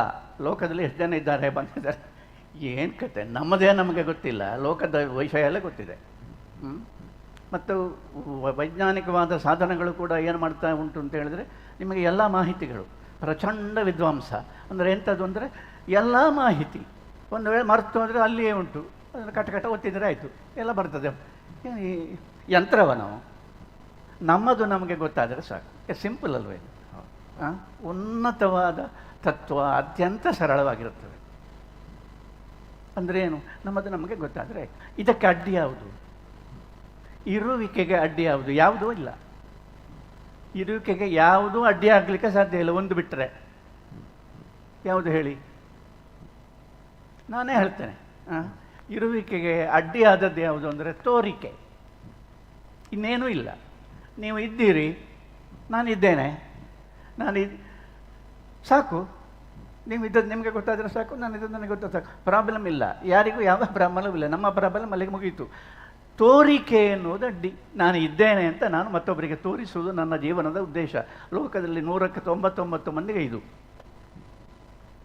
ಇದನ್ನು ಸಮಾಜ ಅಂತ ನಾವು ಹೇಳುವುದು. ತೋರಿಕೆ ನೋಡಿ, ನಮ್ಮಲ್ಲಿ ಒಂದು ಪದ ಇದೆ, ಭ್ರಮ ನಿರಸನ ಆಗಿ ಹೋಯಿತು ಅಂತ. ಇದು ಆಗಲೇಬೇಕಾದ್ದು. ಭ್ರಮೆ ನಿರಸನ ಆಗಬೇಕು. ಭ್ರಮೆ ಯಾವಾಗಲೂ ಉಳಿಬಾರ್ದು. ಅದು ಎಷ್ಟು ಹೊತ್ತಿರಬೇಕು ಅಷ್ಟು ಹೊತ್ತಿದ್ರೆ ಸಾಕು. ಅದು ಆಮೇಲೆ ಮತ್ತೆ ಯಾರೋ ಬಂದು ಹೇಳ್ತಾನೆ ಇದು ಸುಳ್ಳು ಅಂತ. ಅದೇ ಭ್ರಮ ನಿರಸನ. ಅವರನ್ನು ನಂಬಿದೆ, ಈಗ ಭ್ರಮ ನಿರಸನ ಆಯಿತು. ಅದಕ್ಕೆ ಸಹಾನುಭೂತಿ ಬೇರೆಯವರದ್ದು. ಅಯ್ಯೋ ನಿಮಗೆ ಭ್ರಮ ನಿರಸನ ಆಯ್ತಲ್ಲ, ಅದಕ್ಕೆ ನಮಗೆ ದುಃಖ ಅಲ್ಲ. ಭ್ರಮ ನಿರಸನ ಆದದಕ್ಕೆ ಸಂತೋಷ ಆಗಬೇಕು ಸ್ವಾಮಿ, ಕೊನೆಗಾದರೂ ಭ್ರಮ ನಿರಸನ ಆಯ್ತಲ್ಲ ಅಂತ. ಅದಿಲ್ಲ, ಅದೇನು ಭ್ರಮ ನಿರಸನ ಆಗಿ ಹೋಯ್ತು ನೋಡಿ, ಪಾಪ. ಪಾಪ ಭಾಳ ಕಷ್ಟಪಡ್ತಾ ಇದ್ದಾರೆ. ಏನು ಕಷ್ಟ? ಅವರಿಗೆ ಭ್ರಮ ನಿರಸನ ಆಗಿದೆ. ಭ್ರಮ ವಿಚಿತ್ರ ಪ್ರಾಣಿಗಳು ನಾವು. ನಮ್ಮ ಬಗೆಗೆ ಬಿಟ್ಟು ಉಳಿದ ಲೋಕದ ಎಲ್ಲ ವಿಷಯಗಳ ಬಗ್ಗೆ ಯೋಚನೆ ಮಾಡುವುದರಲ್ಲಿ ಪ್ರಚಂಡರು, ಮಾತಾಡಲಿಕ್ಕೆ ಸಾಧ್ಯ ಇಲ್ಲ. ಇರುವಿಕೆಗೆ ತೋರಿಕೆ ಎನ್ನುವುದು ಅಡ್ಡಿ. ಇದು ತೋರಿಕೆ ಅಂತ ಅದಕ್ಕೆ ಗೊತ್ತಾಗ್ತದೆ. ಇರುವಿಕೆಯ ಅರಿವು ನಮಗೆ ಆದರೆ ಆಗತಕ್ಕ ಮೊದಲನೆಯ ಬದಲಾವಣೆ ಯಾವುದು ಅಂದರೆ ನಿಮಗೆ ಹೆದರಿಕೆ ಹೋಗ್ತದೆ, ಭಯ ಹೋಗ್ತದೆ. ಯಾಕಂದರೆ ಎಲ್ಲ ಭಯದ ಮೂಲವೂ ಕೂಡ ನಾನು ಇಲ್ಲದೆ ಆಗುತ್ತೇನೋ ಅಂತ. ನಾನು ನಂಬಿದ್ದು ಇಲ್ಲದೆ ಆಗ್ತದೋ, ನಾನು ಇಲ್ಲದೆ ಆಗ್ತೇನೋ, ನನ್ನ ಉತ್ತರಾಧಿಕಾರಿಗಳು ಇಲ್ಲದೆ ಆಗ್ತಾರೋ, ಇತ್ಯಾದಿ ಇತ್ಯಾದಿ ಇತ್ಯಾದಿ. ಇರುವಿಕೆಯು ಭಂಗವಾಗಿ ಹೋಗುತ್ತದೋ ಎನ್ನುವ ಭಯ ನಮಗೆ ಗೊತ್ತಿಲ್ಲದೇ ಇದೆ. ನಮಗೆ ಭಯ ಇದ್ದುದರಿಂದ ಭಯೋತ್ಪಾದಕರಿದ್ದಾರೆ. ನಮಗೆ ಭಯ ಇಲ್ಲದೇ ಇದ್ದರೆ ಭಯೋತ್ಪಾದಕರಿಗೆ ಕೆಲಸವೇ ಇಲ್ಲ. ಭಯೋತ್ಪಾದನೆ ಯಾರೂ ಮಾಡಲಿಕ್ಕೆ ಸಾಧ್ಯ ಇಲ್ಲ. ನಮಗೆ ಹೆದರುತ್ತೇವೆ ಎನ್ನುವ ಕಾರಣದಿಂದ ಭಯೋತ್ಪಾದಕರಿದ್ದಾರೆ. ಆದ್ದರಿಂದ ಉನ್ನತವಾದ ತತ್ವ ಇಡೀ ಸಮಾಜವನ್ನು ಬದಲಾಯಿಸುವುದು, ವ್ಯಕ್ತಿಯ ದೃಷ್ಟಿಕೋನವನ್ನು ಪೂರ್ತಿಯಾಗಿ ಬದಲಾಯಿಸುವುದರಿಂದ ನಿನ್ನನ್ನು ಯಾರೂ ಏನೂ ಮಾಡಲಿಕ್ಕೆ ಸಾಧ್ಯ ಇಲ್ಲ. ಸಾರಿ ಅಲ್ಲ,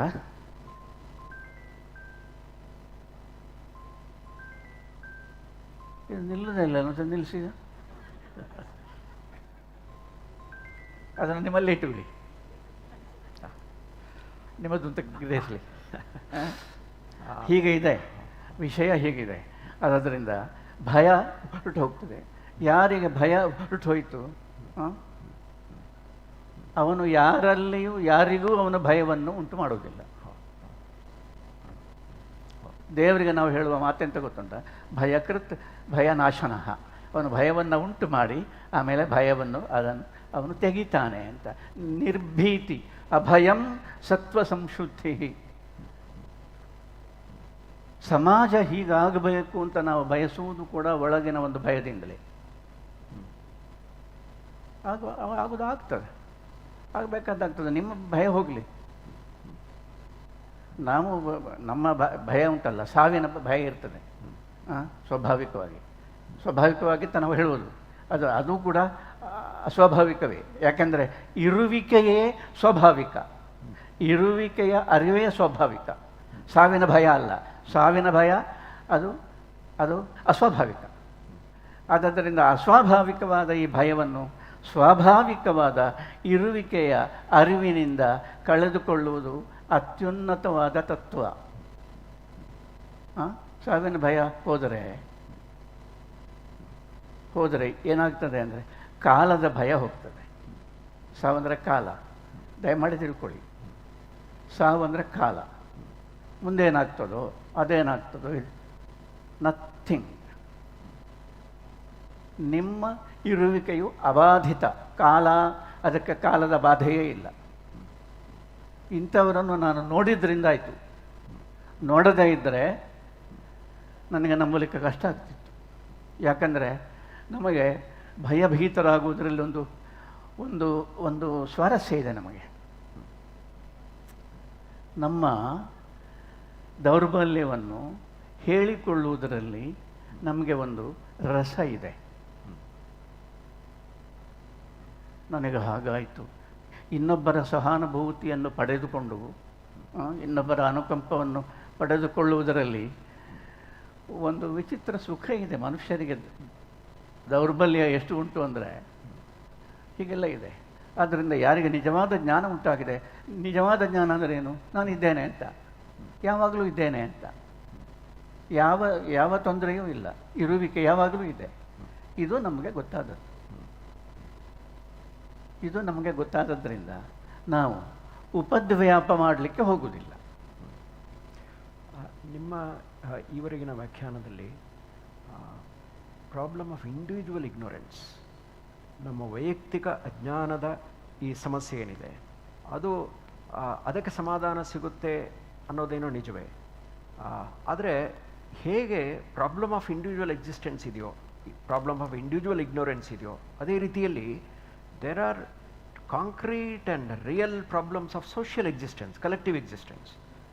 ಹಾಗಾಗಿ ಹೇಗೆ ನಮ್ಮ ಮನಸ್ಸು ಜೀವನದ ಕುರಿತ ಉನ್ನತ ತಾತ್ವಿಕ ದೃಷ್ಟಿಯನ್ನು ಹೊಂದಿ ಅದನ್ನು ಪಡೆದುಕೊಂಡು ಜೀವನವನ್ನು ಸಮಾಜವನ್ನು ಬದಲಾಯಿಸುವ ಬದಲಿಗೆ ನನ್ನನ್ನೇ ಬದಲಾಯಿಸಿಕೊಳ್ಳುವ ದೃಷ್ಟಿ ರೂಪಾಂತರವನ್ನು ನಾನು ಮಾಡಿಕೊಳ್ತೇನೆ ಅನ್ನೋದು ಹೇಗೆ ಒಂದು ದೃಷ್ಟಿಕೋನವೋ, ಅದೇ ರೀತಿಯಲ್ಲಿ ನಮ್ಮ ಎದುರುಗಡೆ ಕಾಣುವಂತಹ ರಿಯಲ್ ಪ್ರಾಬ್ಲಮ್ಸ್, ಹಾರ್ಡ್ ಪ್ರಾಬ್ಲಮ್ಸ್, ಅದನ್ನು ಕೂಡ ನಾವು ಸರಿಪಡಿಸುವ ಕರ್ತವ್ಯ ಇಲ್ಲವೇ? ಇದಕ್ಕೆ ಒಂದು ಉಪಮೆಯನ್ನು ಕೊಡೋದಿದ್ರೆ, ರಾಮದಾಸರು ಇರುವಾಗ ಶಿವಾಜಿಯೂ ಇದ್ದ. ರಾಮದಾಸರು ಪ್ರಾಯಶಃ ನೀವು ಹೇಳಿದಂತಹ ಉನ್ನತ ಆಧ್ಯಾತ್ಮಿಕ ಹಂತಕ್ಕೆ ಹೋಗಿದ್ರು, ತಮ್ಮನ್ನು ತಾವು ಅರಿತುಕೊಂಡಿದ್ರು. ಆದರೆ ಅದರ ಜೊತೆಗೆ ಆ ಸಂದರ್ಭದಲ್ಲೇ ಅವರು ತಮ್ಮ ಎದುರುಗಡೆ ಕಾಣ್ತಾ ಇರುವ ಸಮಸ್ಯೆಗಳಿಗೆ ಅವರು ಕೂಡರಾಗಲಿಲ್ಲ. ವಿದ್ಯಾರಣ್ಯರು ಇದ್ದಾಗ ಹಕ್ಕಬುಕ್ಕರು ಇದ್ದರು. ಈ ರೀತಿಯ ಜೀವನದ ಪ್ರತ್ಯಕ್ಷ ಸಮಸ್ಯೆಗಳಿಂದ ಆಧ್ಯಾತ್ಮವನ್ನು ಪ್ರತ್ಯೇಕವಾಗಿಸದೆ ಆಧ್ಯಾತ್ಮವನ್ನು ಸಮಸ್ಯೆಗಳ ಸಮಾಧಾನಕ್ಕಾಗಿ ಬಳಸಿಕೊಳ್ಳುವ ವಿಧಾನ ಯಾವುದು? ಆ ಸಮನ್ವಯದ ಸೂತ್ರ ಯಾವುದು? ಕೌನ್ಸೆಲಿಂಗ್ ಅಂತ ನೀವು ಹೇಳೋದು. ಕೌನ್ಸೆಲಿಂಗ್ ಅಂತ ನೀವು ಹೇಳೋದು ಅಲ್ವಾ? ನಾನು ಕೆಲವು ಜನ ಕೌನ್ಸಲರ್ಗಳನ್ನು ನೋಡಿದ್ದೇನೆ. ಅವರಿಗೆ ಅವರ ಕೌನ್ಸೆಲಿಂಗನ್ನು ಕೇಳುವುದಕ್ಕೆ ಜನ ಬಾರದಿದ್ದರೆ ಅವರಿಗೆ ಕೌನ್ಸೆಲಿಂಗ್ ಮಾಡಬೇಕಾಗ್ತದೆ. ಇದು ದೊಡ್ಡ ಪ್ರಾಬ್ಲಮ್ ಇದು. ಸರ್, ನಾವು ಹೀಗಾಗುವುದಕ್ಕೆ ಏನು ಕಾರಣ ಅಂತ ನನಗೆ ನೀವು ಒಂದು ಸಲ ಪ್ರಾಮಾಣಿಕವಾಗಿ ಹೇಳಿ. ನಾನು ಹೇಳ್ತೇನೆ, ನನ್ನ ಬಗ್ಗೆ ಹೇಳ್ತೇನೆ. ನಾನು ಹೀಗಾಗೋದಕ್ಕೆ ಏನು ಕಾರಣ ಅಂತ ನಾನು ಏನನ್ನು ನೋಡಿದೆ. ಈಗ ನೀವು ಫಿಲಾಸಫರ್, ಅಧ್ಯಾತ್ಮ ಸಾಧಕಲ್ಲ ಬಿಡಿ, ನಾನೊಬ್ಬ ಸಾಮಾನ್ಯ ಮನುಷ್ಯ. ನಾನು ಹೀಗಾಗುವುದಕ್ಕೆ ಏನು ಕಾರಣ? ನನ್ನ ವಾತಾವರಣ ಕಾರಣ, ನನ್ನ ಸನ್ನಿವೇಶ ಕಾರಣ. ನಾನು ಯಾರನ್ನೆಲ್ಲ ನೋಡಿದ್ದೇನೋ, ಯಾರನ್ನೆಲ್ಲ ನೋಡಿ, ಅಂದರೆ ಅನುಕರಣ ಮಾಡುವುದನ್ನು ನಾವು ನೋಡ್ತೇವೆ. ನಾವು ಯಾರನ್ನು ನೋಡಿದೆವೋ, ಕೇಳಿದೆವೋ, ಏನೆಲ್ಲ ಆಯಿತೋ, ನಮಗೆ ಪಂಚೇಂದ್ರಿಯಗಳಿಂದ ಏನು ಸಿಕ್ಕಿತೋ ಅದನ್ನು ನಾವು ನಮ್ಮದನ್ನಾಗಿ ಮಾಡಿಕೊಂಡು ಅದರ ಹಾಗೆಯೇ ಆಗುವುದಕ್ಕೆ ಪ್ರಯತ್ನಿಸ್ತೇವೆ. ಇದು ಜೀವನದ ಪಾಡು. ಇದು ಪ್ರತಿಯೊಬ್ಬರದ್ದು ಕೂಡ, ನಮ್ಮ ಪ್ರತಿಯೊಬ್ಬರಲ್ಲಿಯೂ ಕೂಡ ಒಬ್ಬರು, ನಾವು ಮಾತ್ರ ಅಲ್ಲ ಇರುವುದು, ಒಬ್ಬರು ಹೀರೋ ಇರ್ತಾರೆ, ಹೀರೋಯಿನ್ ಇರ್ತಾರೆ, ಯಾರೋ ಎಲ್ಲ ಇರ್ತಾರೆ. ನಾವು ನೋಡಿದವರು ಅವರ ಹಾಗೆ ಆಗಬೇಕು, ಇವರ ಹಾಗೆ ಆಗಬೇಕು ಅಂತೆಲ್ಲ ಇರ್ತದಲ್ಲ, ಇದೆಲ್ಲ ಇರ್ತದೆ. ಇದನ್ನೆಲ್ಲ ನಾವು ನೋಡಿದ್ದರಿಂದ ನಾವು ಹಾಗೆ ಆದದ್ದು. ನಾವು ಹೀಗೆ ಆದದ್ದಕ್ಕೆ ಏನು ಕಾರಣ ಅಂತ ಹೇಳಿದರೆ, ನಾವು ನೋಡಿದವರು ಎಲ್ಲರೂ ಅವರು ಹಾಗೆ. ಅದರಿಂದ ಯಾರನ್ನು ಆಕ್ಷೇಪಿಸುವಂತೆ ಇಲ್ಲ. ಇದು ಪಾಡಿದು. ಹಾಗಾದರೆ ಇದಕ್ಕೆ ಏನು ಉತ್ತರ? ನಾವು ಯಾರನ್ನು ನೋಡಿದರೆ ಬದಲಾಗುತ್ತೇವೋ ಅವರನ್ನು ನೋಡಬೇಕು. ಹೌದಾ? ನಾವು ಈಗ ನೋಡಿ, ಮಕ್ಕಳು, ಇಡೀ ಪ್ರಾಬ್ಲಮ್ ನನಗೆ ಕಾಣ್ತಾ ಇರೋದು ಎಂತ ಗೊತ್ತುಂಟ? ನಾವು ನೋಡ್ತೇವೆ, ಕಂಡುಬಿಟ್ಟು ನೋಡಿದೆವು. ಯಾರನ್ನು ನೋಡಿದೆವು ಅಂದರೆ ನಮ್ಮನ್ನು ನೋಡುವವರನ್ನು ನಾವು ನೋಡಿದೆವು. ತಪ್ಪು ತಿಳ್ಕೊಬೇಡಿ, ನಮ್ಮನ್ನು ನೋಡುವವರನ್ನು ನಾವು ನೋಡಿದೆವು, ಅದರಿಂದ ಕೆಟ್ಟೆವು. ನಮ್ಮನ್ನು ನೋಡುವವರನ್ನು ನಾವು ನೋಡಿ ನಾಲ್ಕು ಕಣ್ಣು ಕೂಡಿ ಇನ್ನು ಏನೋ ಎಲ್ಲ ಆಗಿ ನಾವು ಕೆಟ್ಟೆವು. ನಾವು ಹೀಗಾದದ್ದಕ್ಕೆ ಕಾರಣ ಅದು, ಅವರು ಹಾಗೆ ಆದದ್ದಕ್ಕೂ ಕಾರಣ ಅದು. ಆಕ್ಷೇಪ ಅಲ್ಲ, ಫ್ಯಾಕ್ಟ್ ಇದು. ನಮ್ಮನ್ನು ನೋಡುವವರನ್ನು ನಾವು ನೋಡದೇ ಇದ್ದರೆ, ಒಂದು ಮಗು ಬೆಳೀತಾ ಇತ್ತು, ನಾವೆಲ್ಲ ಮಕ್ಕಳಾಗಿದ್ದೆವು, ಎಲ್ಲ ನಾವು ಬೆಳೀತಾ ಇದ್ದೆವು. ಬೆಳೀತಾ ಇದ್ದಾಗ ನೋಡಿದೆವು, ಆ ಮಗು ತನ್ನನ್ನು ನೋಡುವವರನ್ನು ನೋಡಿದ ಕೂಡಲೇ ಅದರಲ್ಲಿ ಬಂದ ಭಾವ, ಮನಸ್ಸಿನಲ್ಲಿ ಮೂಡಿ ಬಂದ ಭಾವ ಯಾವುದು ಅಂದರೆ, ಅವರು ನೋಡುವ ಹಾಗೆ ನಾನಿರಬೇಕು, ಅವರು ನನ್ನನ್ನು ಯಾವಾಗಲೂ ನೋಡಬೇಕು. ಬಹಿರ್ಮುಖ ಆಯಿತು ಮನಸ್ಫೂರ್ತಿ.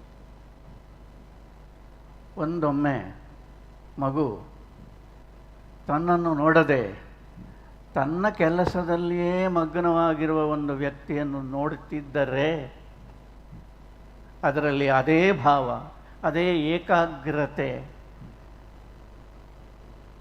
ಉಂಟಾಗ್ತಿತ್ತು. ಏಕಾಗ್ರತೆ ಉಂಟಾಗುವುದಕ್ಕೆ ಕಾರಣ, ಏಕಾಗ್ರವಾಗಿ ಇದ್ದದ್ದನ್ನು ನೋಡಬೇಕು. ನಮ್ಮಲ್ಲಿ ಅನೈಕಾಗ್ರತೆ ಉಂಟಾಗಿರುವುದಕ್ಕೆ, ಚಾಂಚಲ್ಯ ಉಂಟಾಗಿರುವುದಕ್ಕೆ ಕಾರಣ ನಾವು ಅಂಥ ದೃಶ್ಯವನ್ನು ನಾವು ನೋಡಿದ್ವಿ. ಇಷ್ಟೇ ಇರುವುದು. ಆದ್ದರಿಂದ ನೀವು ಇಡೀ ಸಮಾಜವನ್ನು ಬಹಳ ಅದನ್ನು ಚಿಕಿತ್ಸೆ ಮಾಡಬೇಕು ಅಂತ ಹೇಳಿದರೆ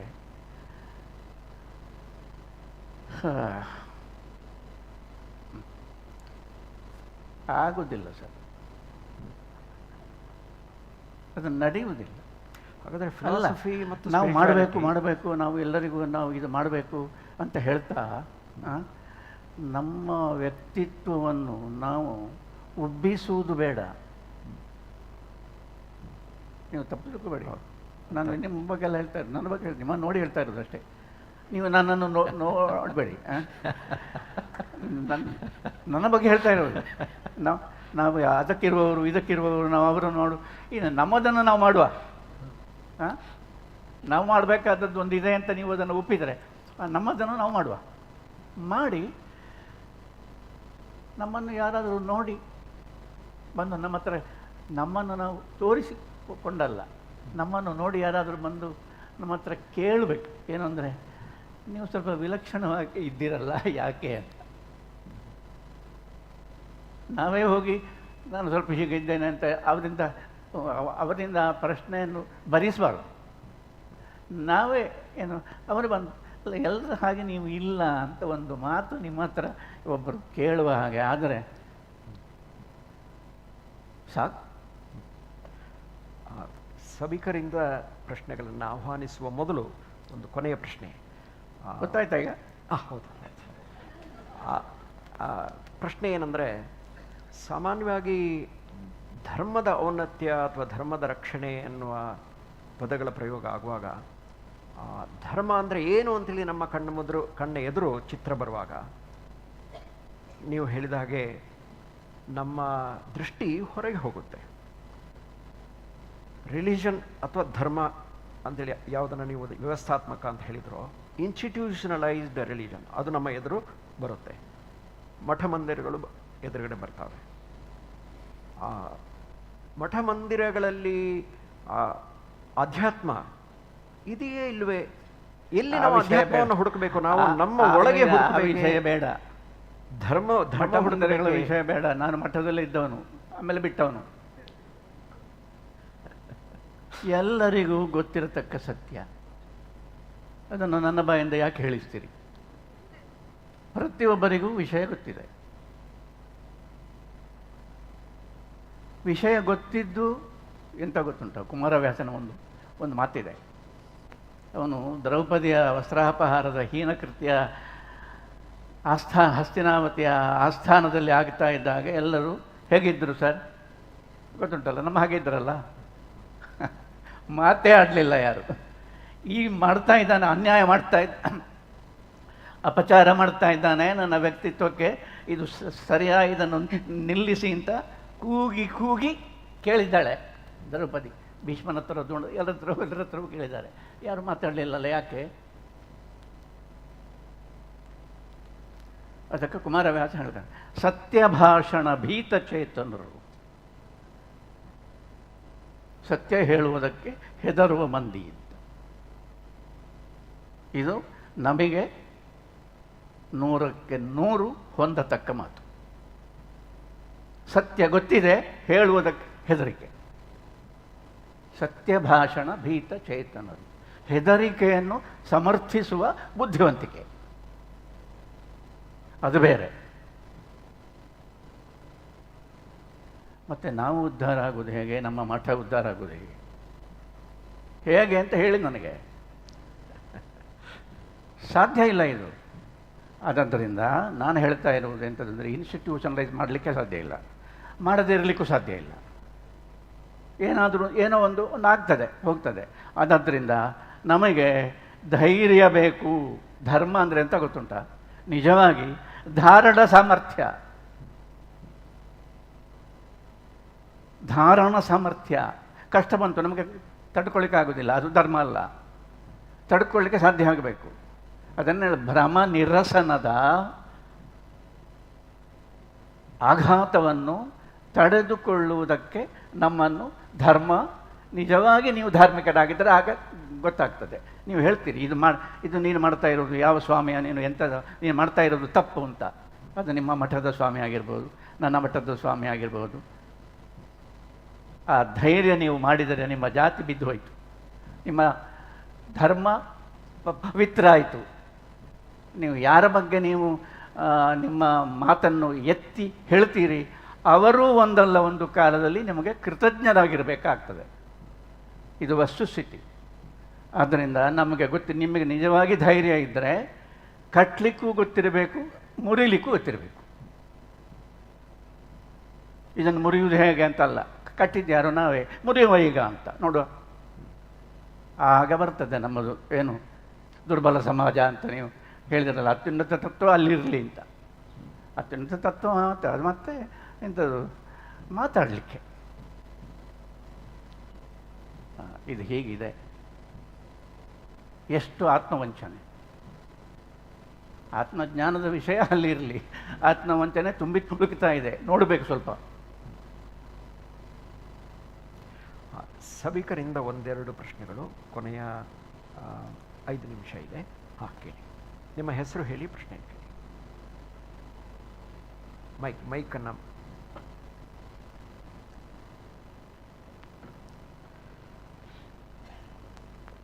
ನಮಸ್ಕಾರ, ತೋಳ್ಪಾಡಿಯವ್ರಿಗೆ ನಮಸ್ಕಾರ. ನೀವು ಈಗಿನ ವ್ಯಾಖ್ಯಾನ ನಾನು ಅರ್ಥ ಮಾಡ್ಕೊಂಡಂಗೆ ಆಧ್ಯಾತ್ಮಿಕತೆಯ ಅಂತರ್ಮುಖತ್ವ ಮತ್ತು ಬಹಿರ್ಮುಖದ ಸಾಮಾಜಿಕ ಪ್ರಜ್ಞೆ ಎರಡೂ ಒಂದೇ ಆಗಿರ್ಲಿಕ್ಕೆ ಸಾಧ್ಯವೇ ಇಲ್ಲ. ಅದು ಆತ್ಮವಂಚನೆ ಮಾತು ಅಂತ ತುಂಬ ಸರಳವಾಗಿ ಹೇಳಿದ್ದೀರಿ, ಅದು ನಾನು ಒಪ್ತೀನಿ. ಆ ಒಂದು ಅರ್ಥವನ್ನು ನಾವು ಮನದಟ್ಟು ಮಾಡ್ಕೊಳ್ಬೇಕಾದಾಗ ನನಗೆ ಕೆಲವೊಂದು ಡೌಟ್ಸ್ಗಳು ಬರ್ತಾ ಇದೆ ಮನಸ್ಸಲ್ಲಿ. ಅದೇನು ಅಂತಂದರೆ, ನಮ್ಮ ಒಂದು ಲಿಮಿಟೆಡ್ ಅಂಡರ್ಸ್ಟ್ಯಾಂಡಿಂಗಲ್ಲಿ ಈಗ ಬುದ್ಧ ಆಗಲಿ ಶಂಕರ ಆಗಲಿ ಅಂತರ್ಮುಖಿಯಾಗಿ ಔನ್ನತ್ಯವನ್ನು ತಲುಪಿದಂಥ ಚೆನ್ನಾಗಿದೆ ಗೊತ್ತಾಯ್ತು ವ್ಯಕ್ತಿತ್ವಗಳು ಕೂಡ ಸಾಂಸ್ಥಿಕವಾಗಿ ಸಾಮಾಜಿಕವಾಗಿ they put a effort to reform the society. So ಅದು ಆಗಲ್ಲ ಅಂತ ಆಗೋದಾದ್ರೆ ಯಾವುದು ಸರಿ, ಯಾವುದು ಸರಿಯಲ್ಲ, ಅಥವಾ ಯಾವುದು ಅಸಾಧು, ಯಾವುದು ಸಾಧು? ಅವರು ತನ್ನ ಅನುಭವವನ್ನು ಹೇಳಿದರು. ಯಾರು ಶಂಕರಾಚಾರ್ಯರಾಗಲಿ, ಮಧ್ವಾಚಾರ್ಯರಾಗಲಿ, ಬುದ್ಧ ಆಗಲಿ, ಅವರ ಅನುಭವವನ್ನು ಅವರು ಹೇಳಿದರು. ಯಾಕೆ ಹೇಳಿದರು ಅಂದರೆ ಅದು ಎಲ್ಲರಿಗೂ ಸಾಧ್ಯ ಅಂತ. ಯಾಕೆ ಎಲ್ಲರಿಗೂ ಸಾಧ್ಯ ಅಂದರೆ ಎಲ್ಲರಲ್ಲಿಯೂ ಇರುವಂಥದ್ದೇ ಅವರಲ್ಲಿಯೂ ಇದ್ದದ್ದು ಅಂತ, ನಥಿಂಗ್ ಸ್ಪೆಷಲ್ ಅಂತ. ಮನಸ್ಸು, ಬುದ್ಧಿ, ಅಂತರ್ಮುಖತೆ, ಅದು ಇದು ಈ ಎಲ್ಲ ಸಂಗತಿಗಳು, ಇಂದ್ರಿಯ ವ್ಯಾಪಾರಗಳು, ಇದನ್ನು ಗಮನಿಸತಕ್ಕ ಸಾಕ್ಷಿ ಪ್ರಜ್ಞೆ, ಸೀರಿಯಸ್ನೆಸ್, ಇದು ಎಲ್ಲವೂ ಕೂಡ ಎಲ್ಲರಲ್ಲಿಯೂ ಇದೆ. ಈಗ ಇಲ್ಲಿ ಇಷ್ಟು ಜನ ಇದ್ದರೆ ಪ್ರತಿಯೊಬ್ಬರಲ್ಲಿಯೂ ಇದೆ, ಕಮ್ಮಿ ಇಲ್ಲ ಹೆಚ್ಚಿಲ್ಲ, ಎಲ್ಲರಲ್ಲಿಯೂ ಇದೆ. ಬಳಸದಿದ್ದರೆ ಉಪಾಯ ಇಲ್ಲ. ನಾವು ಬಳಸದಿದ್ದರೆ, ಆ ಬಳಸುವಿಕೆಗೆ ಬೇಕಾದದ್ದು ಶ್ರದ್ಧೆ. ಆದದ್ದರಿಂದ ಶ್ರದ್ಧೆ ಎನ್ನುವುದು ಉಂಟಾಗಲಿ ಎನ್ನುವ ಕಾರಣದಿಂದ ಅದು ಉಂಟಾದವರು, ತತ್ವವನ್ನು ಕಂಡವರು ಅದನ್ನು ಹೇಳಿದರು. ಅಷ್ಟೇ.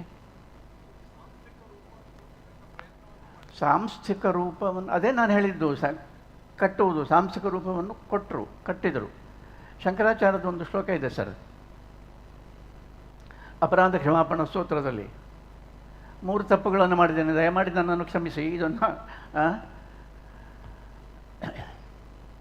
ನಾನು 3 ತಪ್ಪುಗಳನ್ನು ಮಾಡಿದ್ದೇನೆ ಅಂತ ಸ್ವಯಂ ಶಂಕರಾಚಾರ್ಯ ಹೇಳೋದು. ಯಾವುದಪ್ಪ ಅಂದರೆ,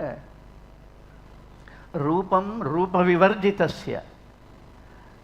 ಅವರು ಭಗವಂತನ ಹತ್ರ ಹೇಳುವುದು, ಶಂಭೋ ನಿನ್ನ ಹತ್ರ ಹೇಳುವುದು, ಏನು ಹೇಳುವುದು ಅಂದರೆ, ನಿನಗೆ ರೂಪ ಇಲ್ಲ, ನೀನು ನಾಮರೂಪಗಳಿಗೆ ಅತೀತನಾದವನು.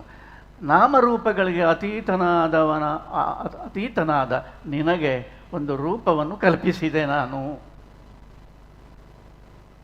ಇದು ನಾನು ಮಾಡಿದ ಒಂದು ತಪ್ಪು, 3 ತಪ್ಪುಗಳಲ್ಲಿ ಒಂದು ಅಂತ.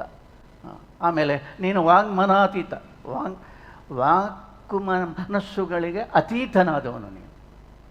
ನಿನ್ನನ್ನು ಸ್ತುತಿಸಿ ಎಷ್ಟು ಮಾತಾಡಿದೆ ನಾನು.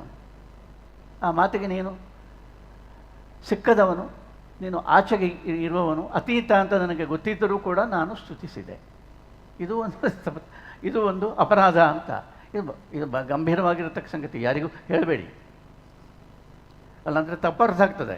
ಅಷ್ಟಕ್ಕೆ ನಾನು ಹೇಳಿದ್ದು, ಬೇರೆ ನನಗೇನು ಎಂಥ ಭಯವೂ ಇಲ್ಲ, ಅದಕ್ಕೆ ನಿಮಗೆ ಹೆದರಿಕೆ ಆದಿತ್ತು ಅಷ್ಟೇ. ತಪ್ಪರ್ಥ ಆಗ್ತದೆ. ಮತ್ತೆ ಒಂದಂದರೆ, ನೀನು ಸರ್ವವ್ಯಾಪಿ, ಎಲ್ಲ ಕಡೆ ನೀನಿದ್ದಿ, ನೀನು ಇಲ್ಲದ ಜಾಗ ಇಲ್ಲ, ಎಡೆ ಇಲ್ಲ, ನಿನಗಾಗಿ ನಾನು ಒಂದು ಜಾಗ ಕಲ್ಪಿಸಿದ್ದೇನಲ್ಲ, ಕ್ಷೇತ್ರಗಳನ್ನೆಲ್ಲ ಮಾಡಿದ್ದೇನಲ್ಲ. 3 ತಪ್ಪು ಮಾಡಿದೆ ಅಂತ. ಮಾಡಬೇಕಿತ್ತು ಅದನ್ನು ನಾನು ಹೇಳಿದ್ದು. ನಮಗೆ ಕಟ್ಟಲಿಕ್ಕೂ ಗೊತ್ತಿರಬೇಕು, ಮುರಿಲಿಕ್ಕೂ ಗೊತ್ತಿರಬೇಕು. ಮಾಡಬೇಕಂದ್ರೆ ಸರಿ, ಯಾಕಂದರೆ ಭಗವದ್ಗೀತೆಯಲ್ಲಿ ಇದೆ, ಕೃಷ್ಣ ಹೇಳ್ತಾನೆ, ಅವನು ಸರ್ವವ್ಯಾಪಿ ಆದರೂ, ಎಲ್ಲ ಕಡೆ ಇದ್ದರೂ, ಮರಣದಲ್ಲಿಯೂ ಇದ್ದರೂ, ಜೀವನದಲ್ಲಿಯೂ ಇದ್ದರೂ ಕೂಡ ನಾನು ಇಂತಿಂಥ ಕಡೆ ಸ್ಪೆಷಲ್ಲಾಗಿ ಇದ್ದೇನೆ ಅಂತ ಹೇಳ್ತಾನೆ. ಸ್ಥಾವರಾಣಾಂ ಹಿಮಾಲಯ, ಹೀಗೆಲ್ಲ ಹೇಳ್ತಾನೆ ಅಂತ ಹೇಳಿದರೆ ಅದರ ಅರ್ಥ ಏನು? ಅದರ ಅರ್ಥವನ್ನು ನಾವು ಗ್ರಹಿಸಿದರೆ, ಹಾಗಾದರೆ ನಮಗೆ ಹಿಮಾಲಯವೇ ದೇವರು, ನಮಗೆ ಗಂಗೆಯೇ ದೇವರು, ಹೀಗೆಲ್ಲ ನಾವು ಅರ್ಥ ಮಾಡಿದರೆ ತಪ್ಪೇನೂ ಅಲ್ಲ. ಸಾಂಸ್ಕೃತಿಕವಾಗಿ ಅದನ್ನು ನಾವು ಮಾಡಿದರೆ ತಪ್ಪೇನೂ ಅಲ್ಲ. ಬಟ್ ಮೂಲಭೂತವಾದ ಸಂಗತಿ ಯಾವುದು? ಅನುಭವವಾಗಬೇಕಲ್ಲ. ಮಾಡಿದವರು ಯಾಕೆ ಮಾಡಿದರು ಅದನ್ನು ಅಂದರೆ, ನಮಗೆ ಅನುಭವವಾಗುವುದಕ್ಕೆ ಮಾಡಿದರು. ಜೀವನದ ಸಮಸ್ಯೆಗಳಿಂದ ಪಲಾಯನ ಮಾಡಲಿಕ್ಕಲ್ಲ. ಶಂಕರಾಚಾರ್ಯರಿಗೂ, ಬುದ್ಧನಿಗೂ, ಮಧ್ವರಿಗೋ, ರಾಮಾನುಜರಿಗೋ, ಯಾರಿಗೋ, ನಾರಾಯಣ ಗುರುಗಳಿಗೋ, ಯಾರಿಗೇ ಆಗಲಿ, ಅವರಿಗೆ ಆದ ಅನುಭವ ನಮಗೆ ಆದರೆ ಅವರು ಮಾಡಿದ್ದು ಸಾರ್ಥಕ. ಆಗದೆ ನಾವು ಗುಂಪು ಕಟ್ಟಿಕೊಂಡಿದ್ದರೆ ಅವರಿಗೆ ದುಃಖ.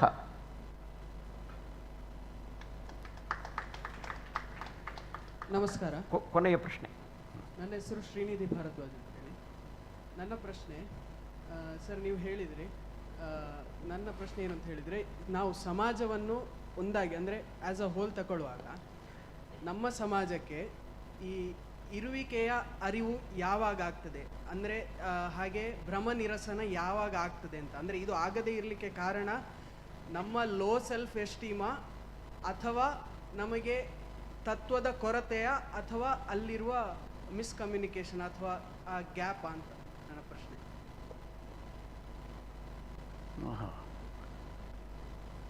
ನಾನು ಮತ್ತು ನೀವು ಪ್ರೈವೇಟ್ ಮಾತಾಡುವ ಅಲ್ವಾ? ಸರಿ ಗೊತ್ತಾಗಿಲ್ಲ ನನಗೆ, ಸರಿ ಅಂತ ಹೇಳಿದಿರುತ್ತೆ ಗೊತ್ತಾಗಿಲ್ಲ. ಬಟ್ ನಾನು ಹೇಳ್ತಾ ಇರೋದು ಏನಪ್ಪ ಅಂದರೆ,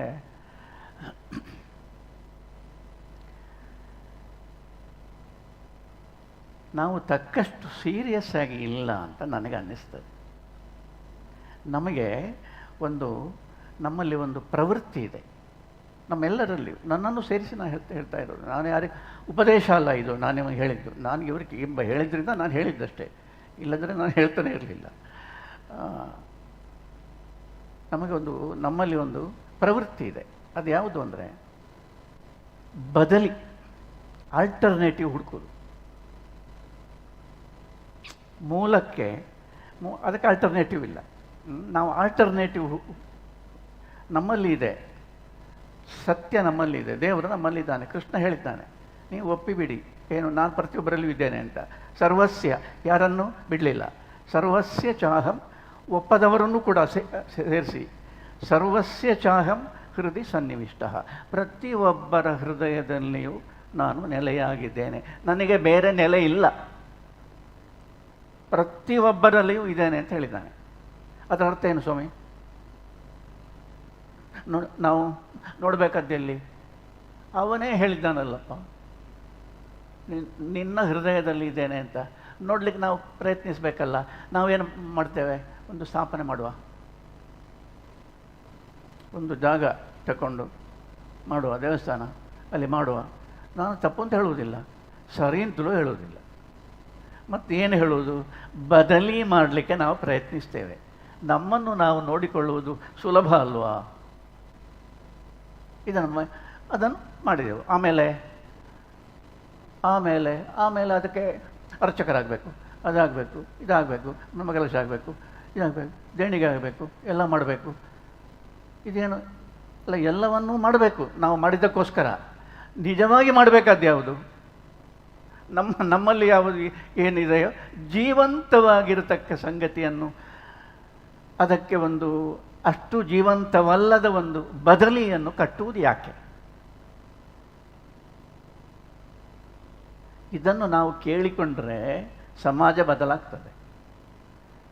ನಾವು ಸಮಾಜದಲ್ಲಿ ಹೆಚ್ಚು ಜನ ಯಾವುದನ್ನು ಬದಲಿಯನ್ನು ಬಯಸ್ತಾರೆ ಅದರ ಹಿಂದೆ ಹೋಗ್ತೇವೆ. ಯಾಕೆಂದರೆ ಅದರಲ್ಲಿ, ಅವರ ಹಿಂದೆ ಹೋಗುವುದರಲ್ಲಿ ನಮ್ಮ ಅನೇಕ ಸ್ವಾರ್ಥಗಳು ಹುದುಗಿವೆ. ನೋಡಬೇಕಷ್ಟೆ.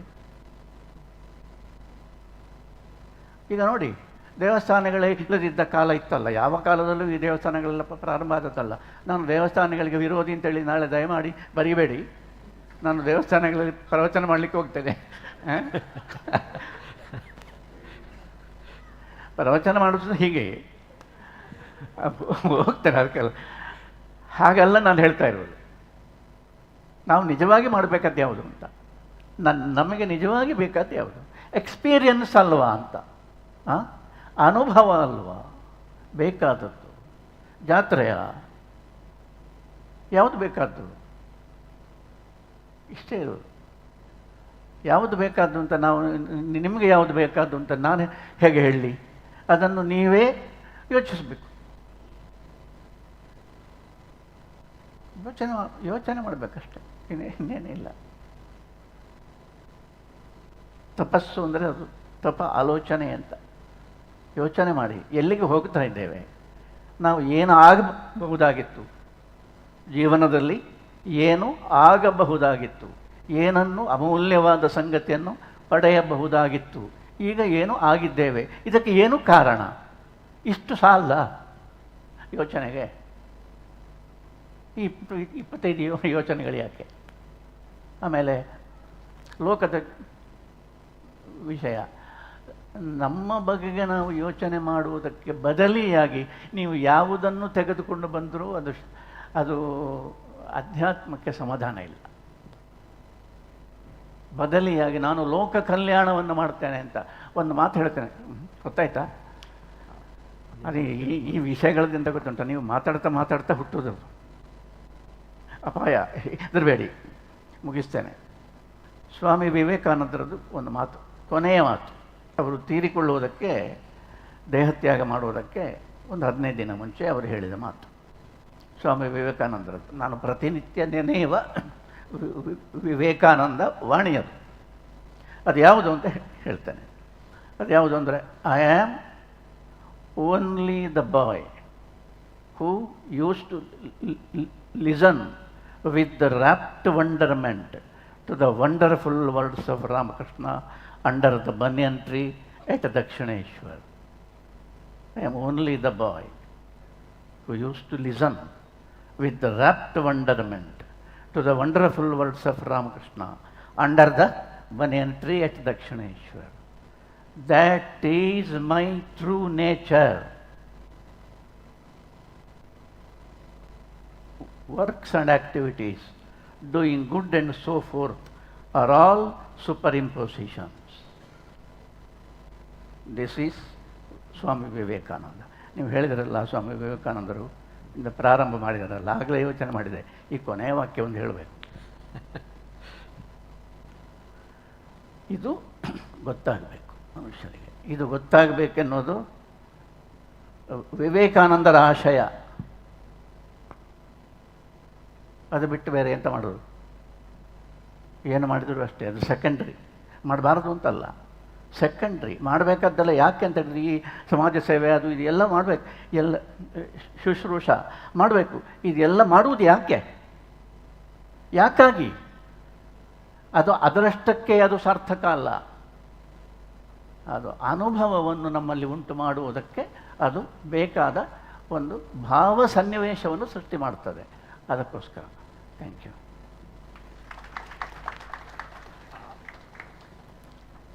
ಆಧ್ಯಾತ್ಮ, ಆತ್ಮಾನುಸಂಧಾನದ ಪಥದಲ್ಲಿ ಯಾವ ಆತ್ಮಾವಲೋಕನವನ್ನು ಮಾಡಬೇಕೋ ಅದರ ಆಳ ಎತ್ತರವನ್ನು ನಾವು ಇವತ್ತು ಶ್ರೀ ಲಕ್ಷ್ಮೀಶ ತೋಳ್ಪಾಡಿಯವರ ಮಾತುಗಳಲ್ಲಿ ಕೇಳಿದ್ದೇವೆ. ಸತ್ಯ ಯಾವತ್ತೂ ಕೂಡ ನೇರ, ನಿಖರ, ಕಟು, ದಿಟ್ಟ ಮತ್ತು ಪ್ರಖರ. ಆ ರೀತಿಯ ಮಾತುಗಳನ್ನು ನಾವು ಅವರ ಆಧ್ಯಾತ್ಮದ ಅನುಭೂತಿಯ ಅಗ್ನಿವಾಣಿಯಲ್ಲಿ ನಾವು ಕೇಳಿದ್ದೇವೆ. ಅವರ ಚಿಂತನೆಗಳಿಗೆ ಈ ಸಮಾವೇಶದ ಆಯೋಜಕರ ಪರವಾಗಿ ನಾನು ಕೃತಜ್ಞತೆಗಳನ್ನು ಅರ್ಪಿಸ್ತೇನೆ. ಇನ್ನಷ್ಟು ಅವರ ಚಿಂತನೆಗಳು ನಮ್ಮ ಮನದಾಳಕ್ಕೆ ಹೋಗಲಿ. ಸತ್ಯಕ್ಕೆ ಹಲವು ಆಯಾಮಗಳಿವೆ. ಒಂದು ವಿಭಿನ್ನ ಆಯಾಮವನ್ನು, ನಾವು ಯೋಚನೆ ಮಾಡದೇ ಇರುವ ಆಯಾಮವನ್ನು ಅವರು ಇವತ್ತು ನಮ್ಮ ಎದುರು ತೆರೆದಿಟ್ಟಿದ್ದಾರೆ. ಅದಕ್ಕಾಗಿ ಅವರಿಗೆ ಕೃತಜ್ಞತೆಗಳು. ಶ್ರೀಯುತ ಲಕ್ಷ್ಮೀಶ ತೋಳ್ಪಾಡಿ ಹಾಗೂ ಪ್ರೊಫೆಸರ್ ನಂದನ್ ಪ್ರಭು ಅವರಿಗೆ ನಿಟ್ಟೆ ವಿಶ್ವವಿದ್ಯಾನಿಲಯದ ಮನಃಶಾಸ್ತ್ರ ವಿಭಾಗದ ಡಾಕ್ಟರ್ ಸತೀಶ್ ರಾವ್ ಅವರು ಸ್ಮರಣಿಕೆಯನ್ನು ನೀಡಿ ಗೌರವಿಸಬೇಕಾಗಿ ಕೇಳಿಕೊಳ್ತಾ ಇದ್ದೇವೆ.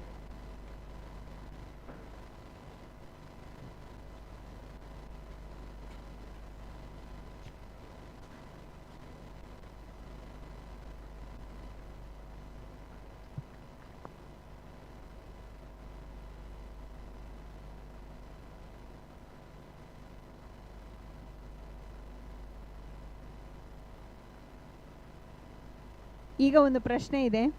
ಲಕ್ಷ್ಮೀಶ್ ತೋಳ್ಪಾಡಿ ಅವರು ಮಾತಾಡ್ತಾ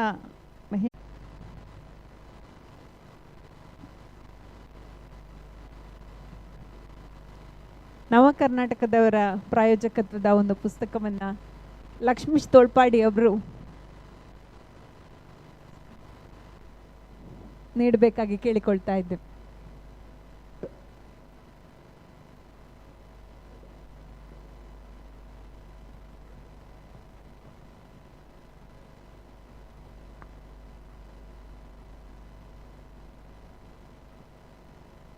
The next session is on idea of Bharat, Hindutva, Dharma and the way forward. The speakers of the sessions are R. Jagannathan, Aravindan Neelakandan, and the session will be led by Jaideep Shenoy.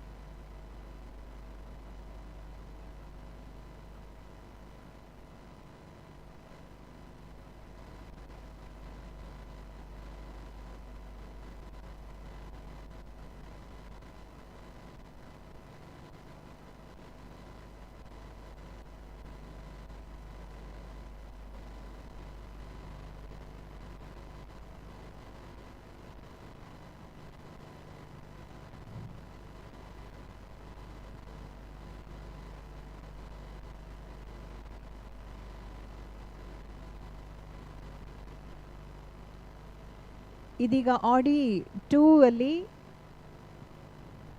ಒಳನೋಟ ಹೊರನೋಟ ಅಲ್ಲಿ ಮಾತಾಡಲಿಕ್ಕಿರುವವರು KN Ganeshaiah ಅವರು, ಅವರ ಜೊತೆಗೆ doctor Sudhindra PR ಅವರು ಇರ್ತಾರೆ.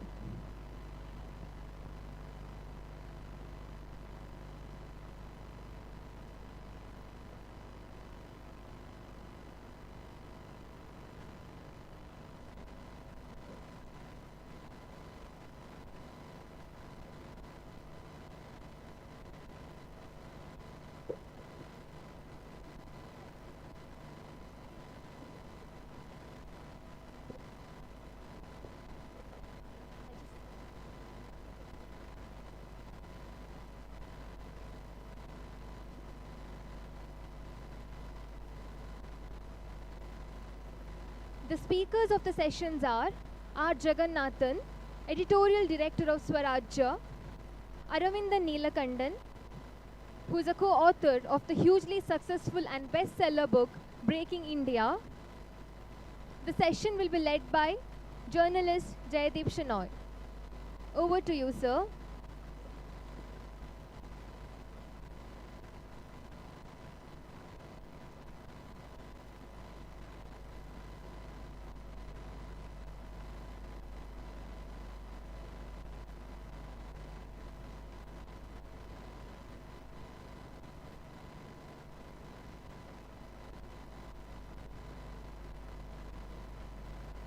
Can you start?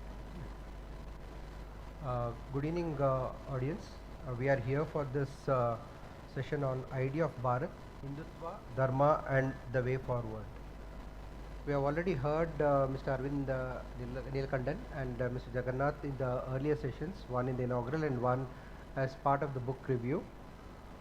And here we are gathered to discuss on the idea of Bharat, Hindutva, Dharma and the way forward on a very auspicious day, that's Shivratri.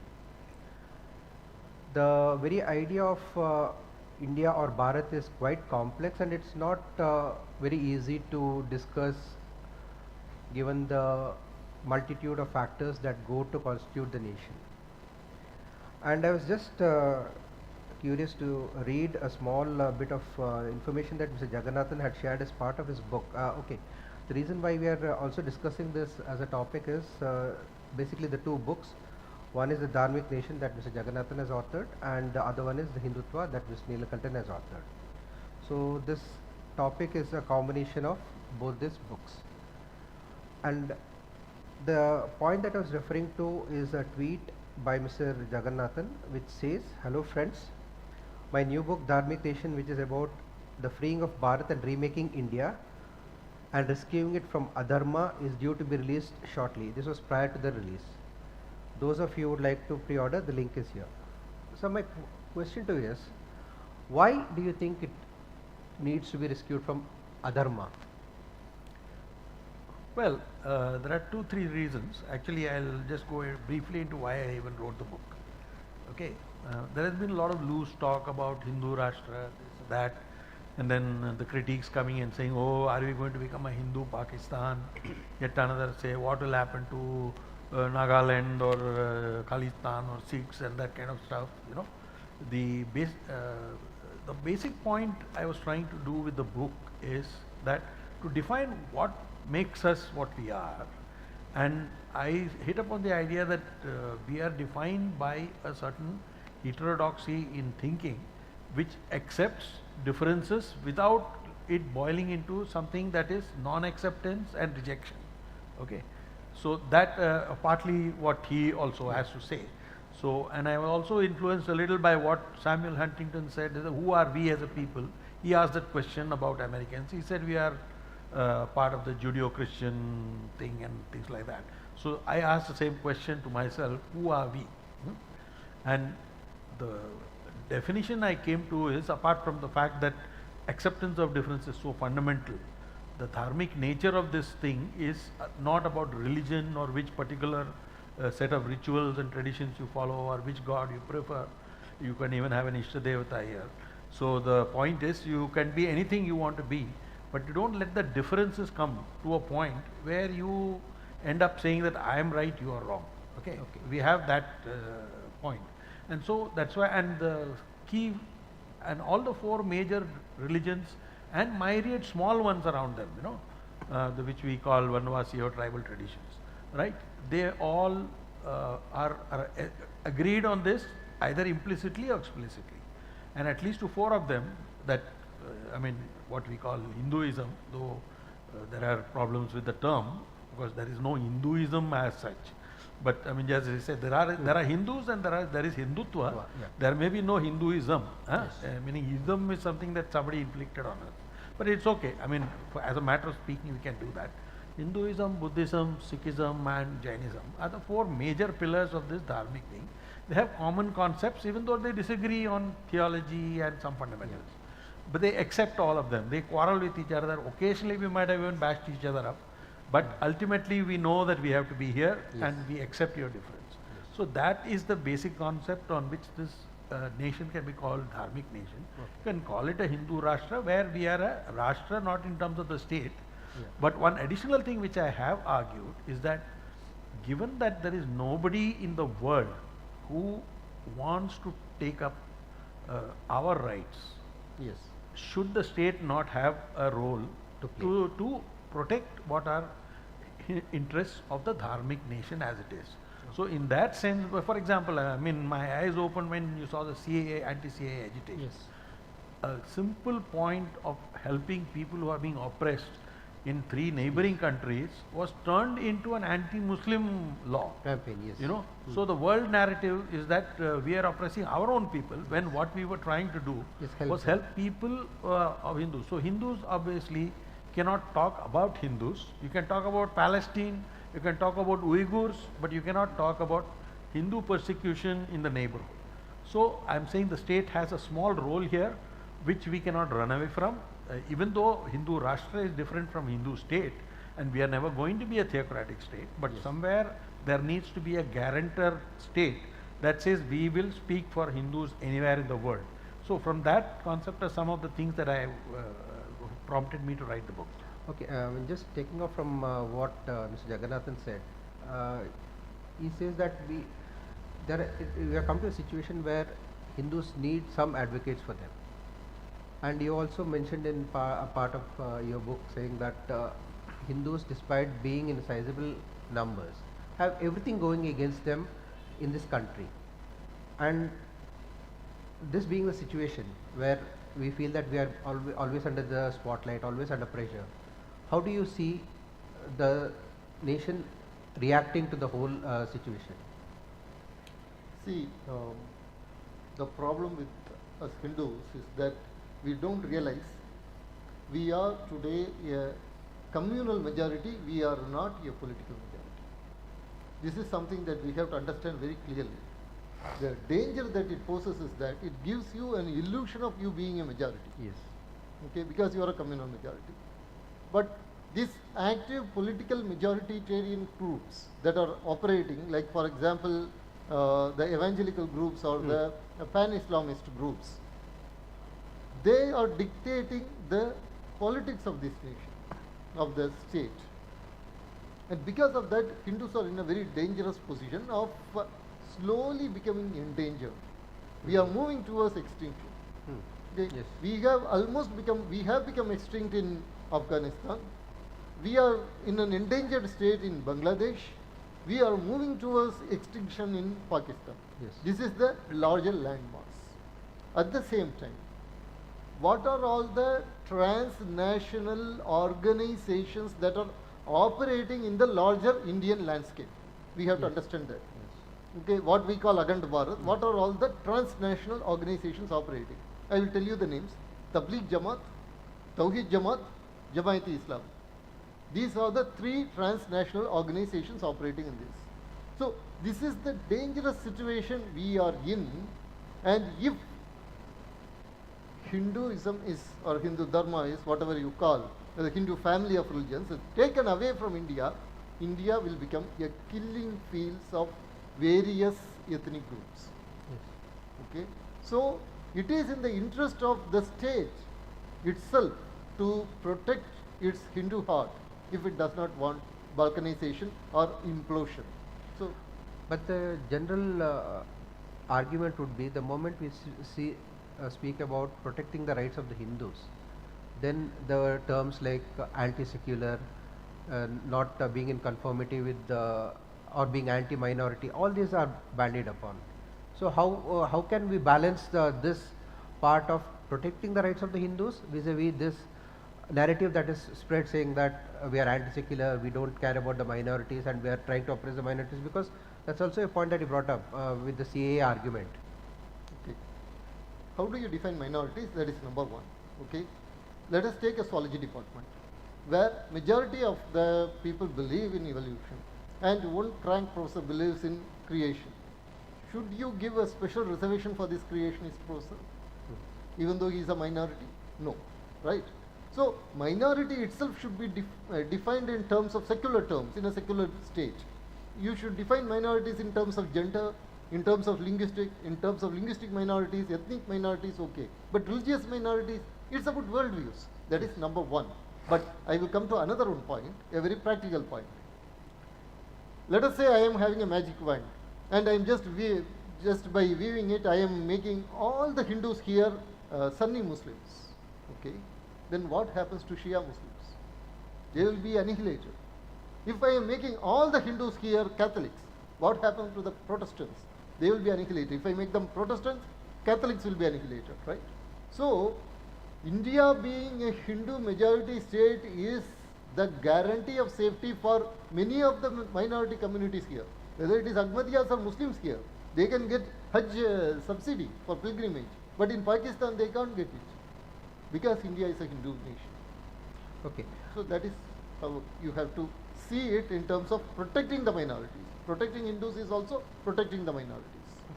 Now let's come to the other part of the topic which says about dharma. One word that has gained weightage of late in the discourse is Raj Dharma, and you obviously would understand the connotations to that. It's also come up in recent discussions in the parliament. So what's your view on Raj Dharma, and is it different from Dharma? See, Dharma has to be defined in a context. I am no expert on Dharma, so I will not contextualize it against scripture. But a common sense meaning is that there is a right action in a certain context. Yes. Okay. So even for a Raj Dharma, it's not the same across. Huh? If you're fighting two enemies, you might in fact align with one and in order to protect yourself, and then look at the larger issue.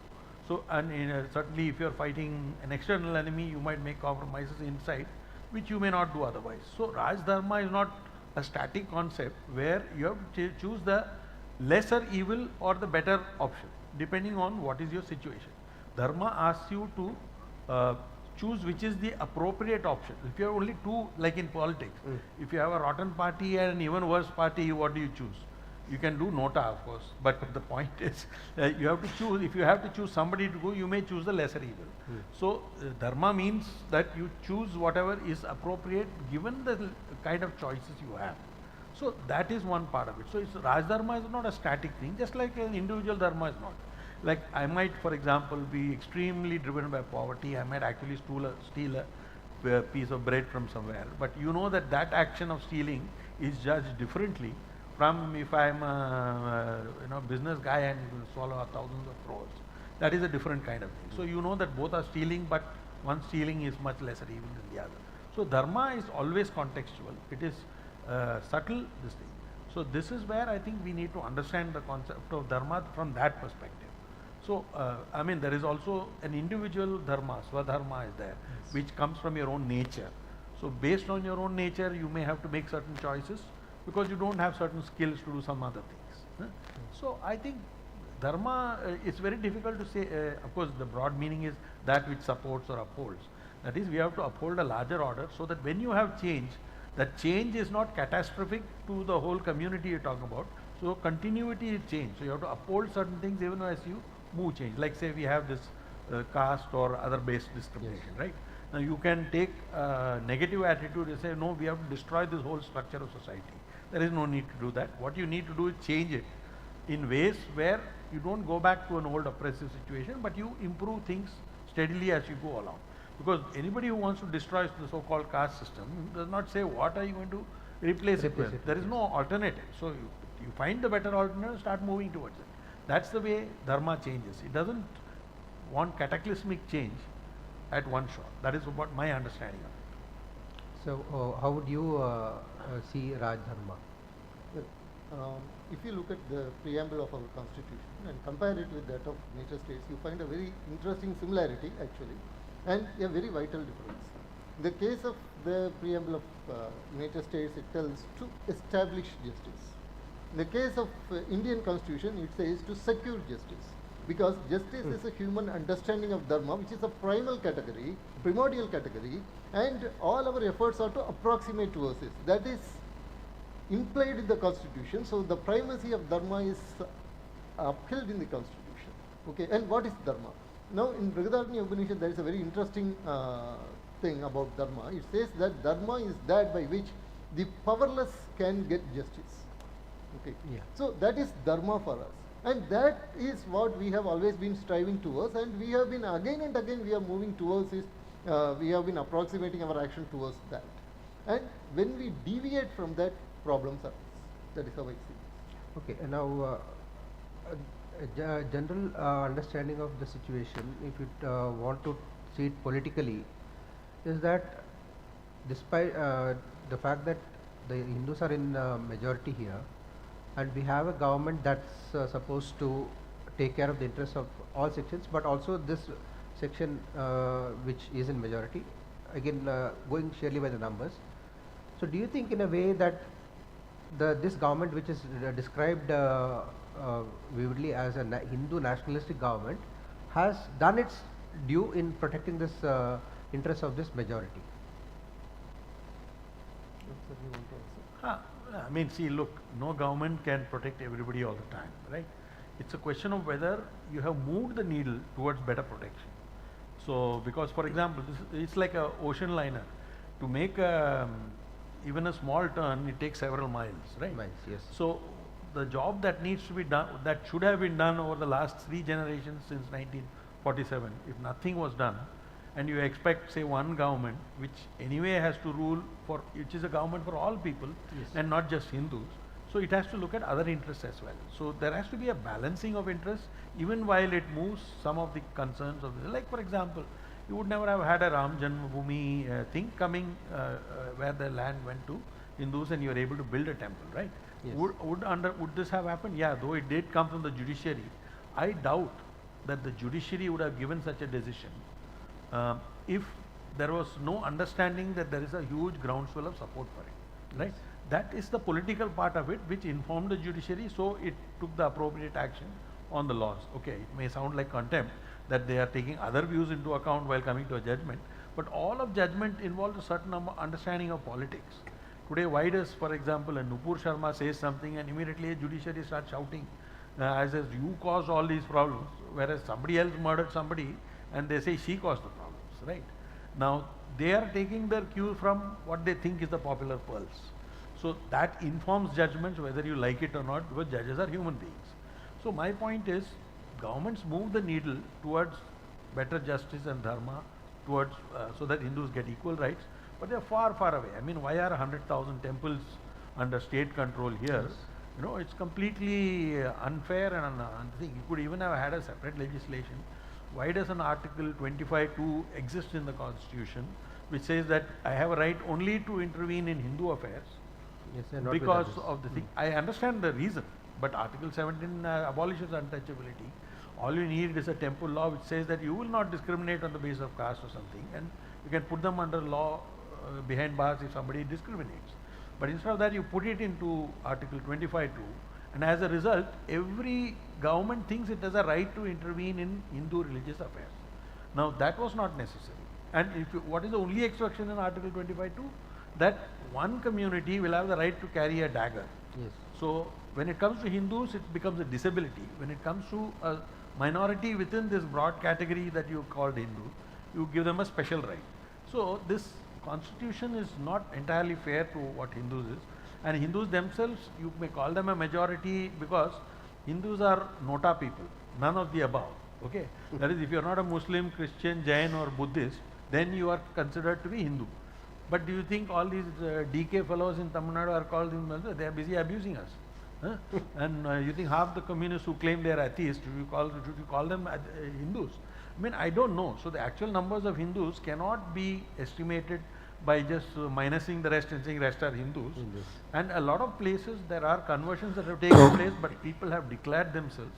Like in Andhra we found, one person did an analysis and he found that probably Christians are probably 12% at least, based on the claims of the dioceses and churches. Okay, but the actual number in the according to the census is some 1 or 2%. So obviously there has been a change, but it is not reflected in the census. So we call ourselves a majority, but it's not the real thing. So we should say we are more like a loose confederation of sampradayas and things, where broadly we consent to calling ourselves Hindus, but we are not a majority in the context of, say, Christian or the thing where there are no well-defined, there is a historical founder and a set of fundamentals that most people agree on, even though there may be differences between a Baptist and a Pentecostalist, whatever it is. Yeah, those things like that. So we should not see ourselves as a majority. Majoritarian doesn't apply to us. What you can say is that there is a common approach towards acceptance of difference, and that is what defines us as a nation. So we will never become a Hindu Pakistan. Since that you brought up the issue of Nupur Sharma, my question was also centered around that. When the hue and cry broke out about what she was trying to defend naturally as part of a TV debate, and very soon we found that the country was put under a lot of pressure from including some of the forces that you just mentioned for obvious reasons.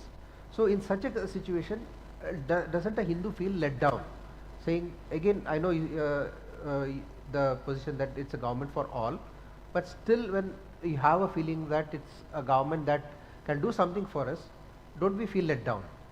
Okay.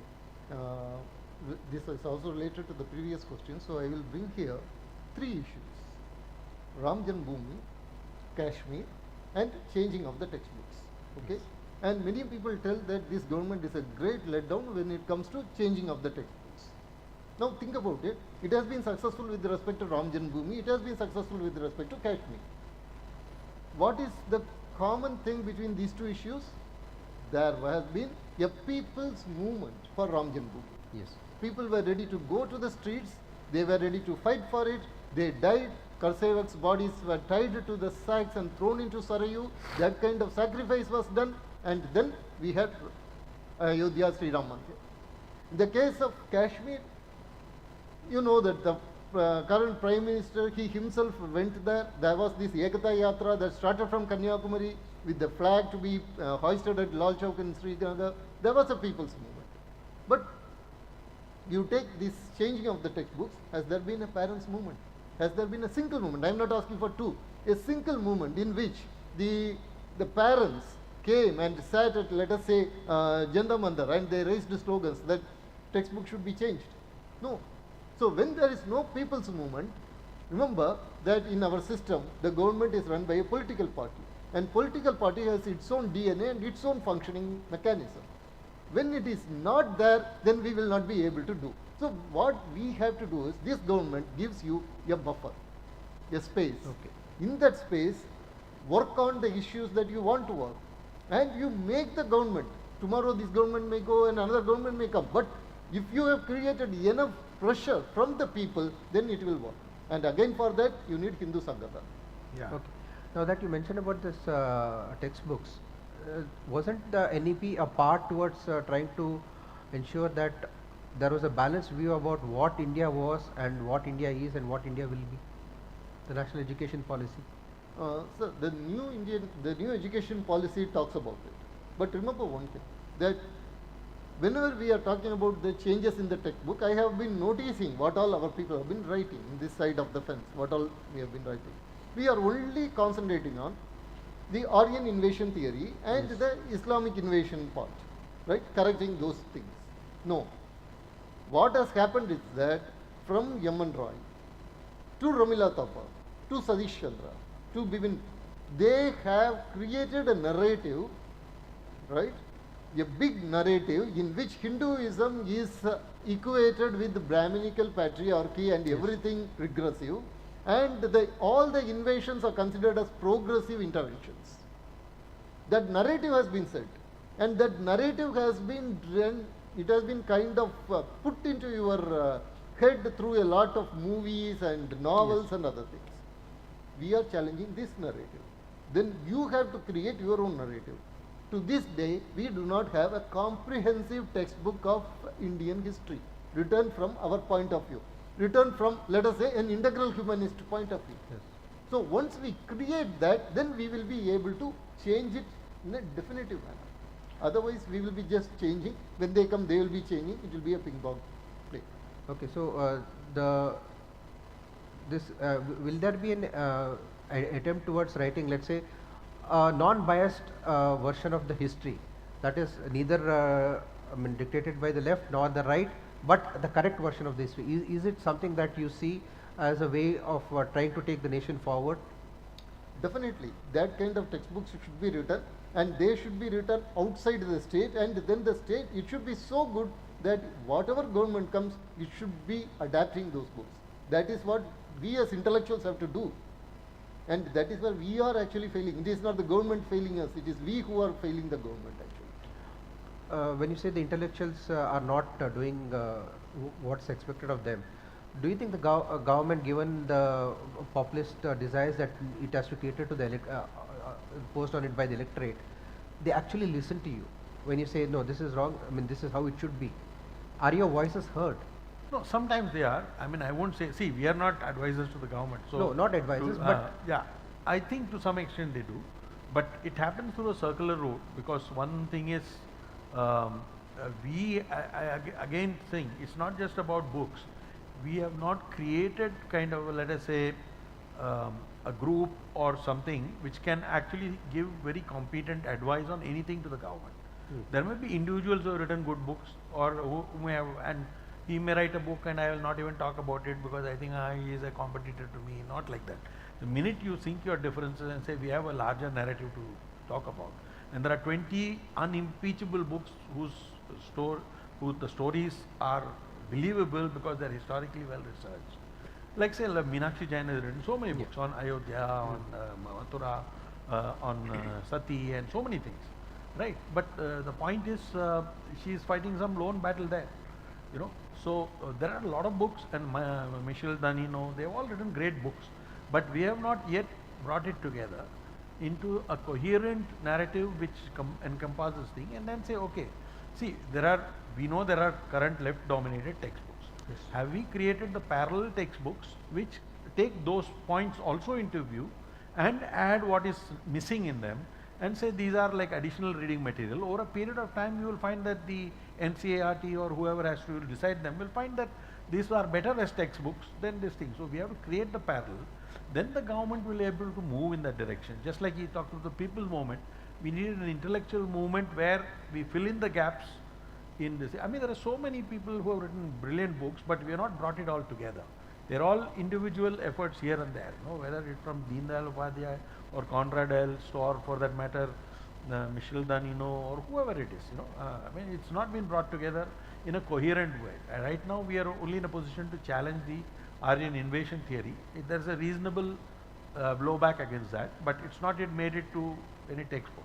But let's not forget, great historians in the past also believed in it. R.C. Majumdar, Tilak, they all thought that it sounded plausible, Aryan invasion, because North Indians look a little fairer than us, so they must have come from there. The assumption is that. Whereas the fact is, I know in my own family there are people who are extremely fair and there are extremely dark and who are darker than most people in Tamil Nadu. So it's just we have a mixed up genes, and we can no longer say that there was an invasion. I think people have moved into the thing. Actually, AIT should stand for African invasion theory, because Homo sapiens is supposed to have started from Africa. So they spread all over the world, and those genes are mixed up everywhere. So after that, once the gene separation happens in geographically isolated, those things develop into further differences. Like Chinese, for example, look different from us. The fact that many people would have come and gone, there have been mixing of races, but there is no invasion. Okay, now this intellectual bank. Sorry, you would like the intellectual bank that you are referring to in terms of getting a set of ideas across the government.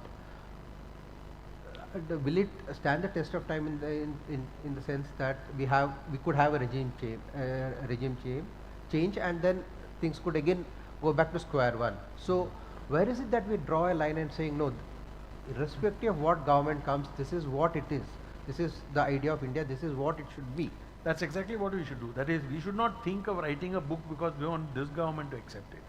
We have to write books that will stand the test of time no matter which the regime, right? Our problem is we haven't even been able to bring departments of Indology back to India because we have not created the kind of intellectual excellence except outside universities. We have not created that situation where you will develop great Indological thoughts from India. We have not even, for example, taken cultural control of things like yoga and meditation. The scientists there have studied it, and then they've called it, mindfulness and this and that. They've changed the name and they've used our same techniques, right? So we need to bring our cultural traditions back to India. We need to bring Indology back to India. Indology ought to be here. The Chinese don't allow the Americans to write Chinese history, but theirs is an autocratic regime, ours is a democratic. So we first need to create the intellectual excellence so that it is no longer deniable that this is what it is. So I think it takes time, and it does not depend. The great thing about this thing is we will not be harassed if you do the work. Maybe under some other regime, what could be happen is that they may interfere with your work because they don't agree with your political philosophy, right? So in that sense, you have to be grateful for what this government will at least not harass you for doing what you need to do, right? But we need to do it regardless of which regime is in power, because truth is independent of which government is in power. It should stand on its own. It should stand on its own. Okay, now I think we are. Do you have time? Okay, one quick last question. That's of the topic. That's the way forward. So from here on, what is it that we should do to ensure that the rights of the Hindus are not just protected but also preserved, but at the same time we also try to dispel this fact that we are not against any particular section or community, and we have a peaceful coexistence, because that's the only way the nation as a whole can progress forward. Yeah, see, I have one or two points. One is, I think we need to get history out of the way.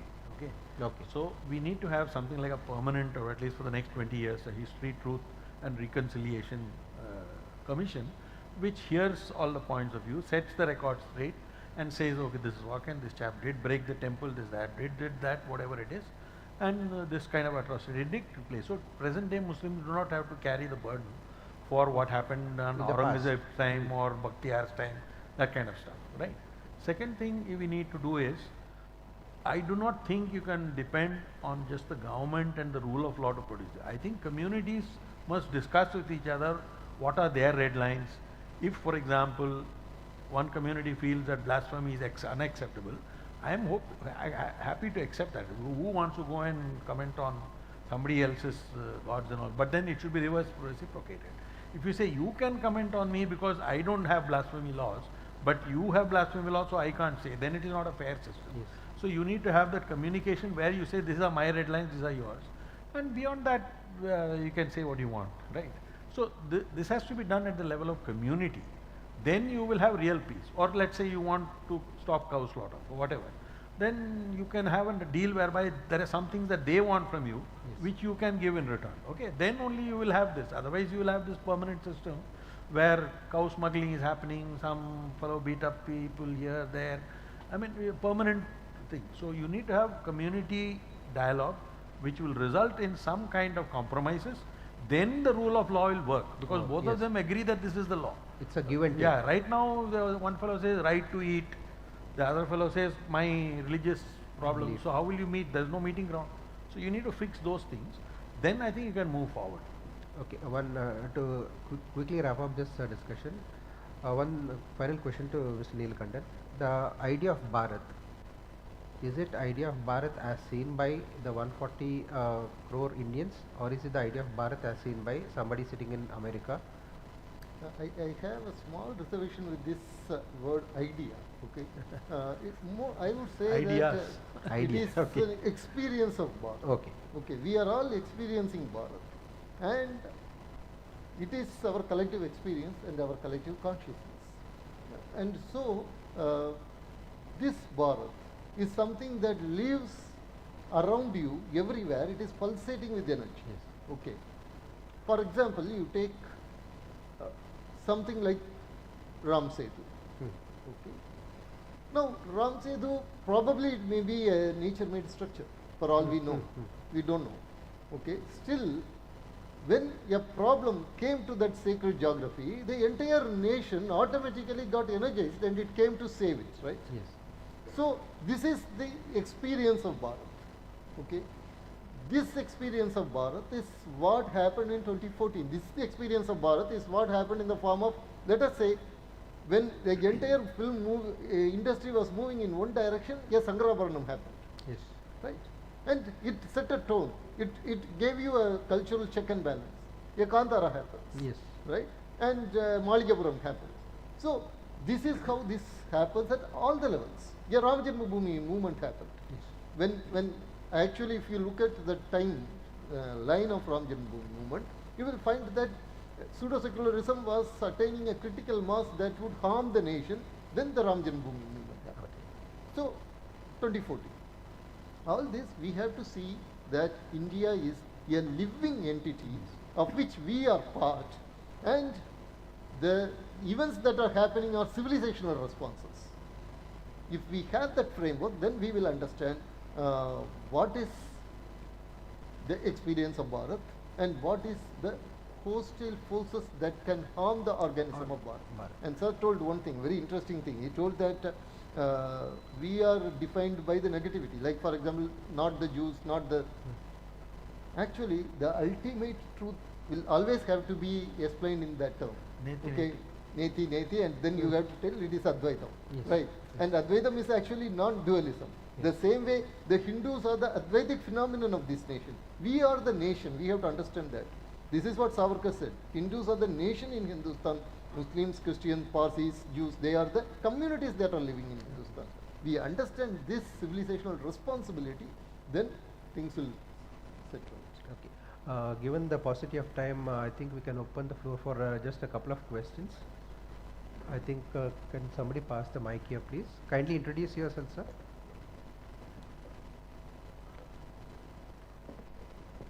I request you to direct the question to the my panelists here. Yeah, my name is Shiv Kumar. My question is to Shri Arvindan Neelakantan. The way I understood was that the rewrite of the narratives is large. It should largely be a non-governmental community initiative. That's what you seem to indicate.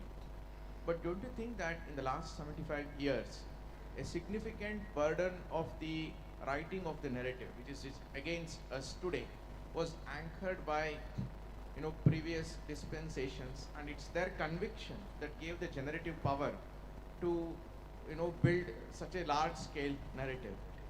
Do we really think that without a prominent governmental role, a non-governmental social generative power can really match the monstrosity of narratives that we face today? Thanks. We'll just have, would you like to answer that? Yeah, Yeah, I please. will answer it. Sir, the particular history writing that you talk about with the institutional support of the state is the typical Soviet history writing. Okay? So, if we are going to follow their methodology, they are adopting their methodology, they can very easily defeat you. For example, in Rajasthan, we brought certain book changes. Then the Congress government came, they just removed even the Veer from Veer Savarkar. Okay? So, what we have to do is that we have to create from the ground level a totally different way of history writing. The history writing, for example, we have something called Idigas Sankalan Samiti, and it is a network. So, we have to empower and engage this kind of networks to create, as you said, the narratives, micro narratives from each and every place, like small streams, and then they should combine together to form this big Ganga, and then that has to be taken to the government. That is the way. If we are trying to do their way, they will easily beat us, because they know how to manipulate the institutional mechanisms.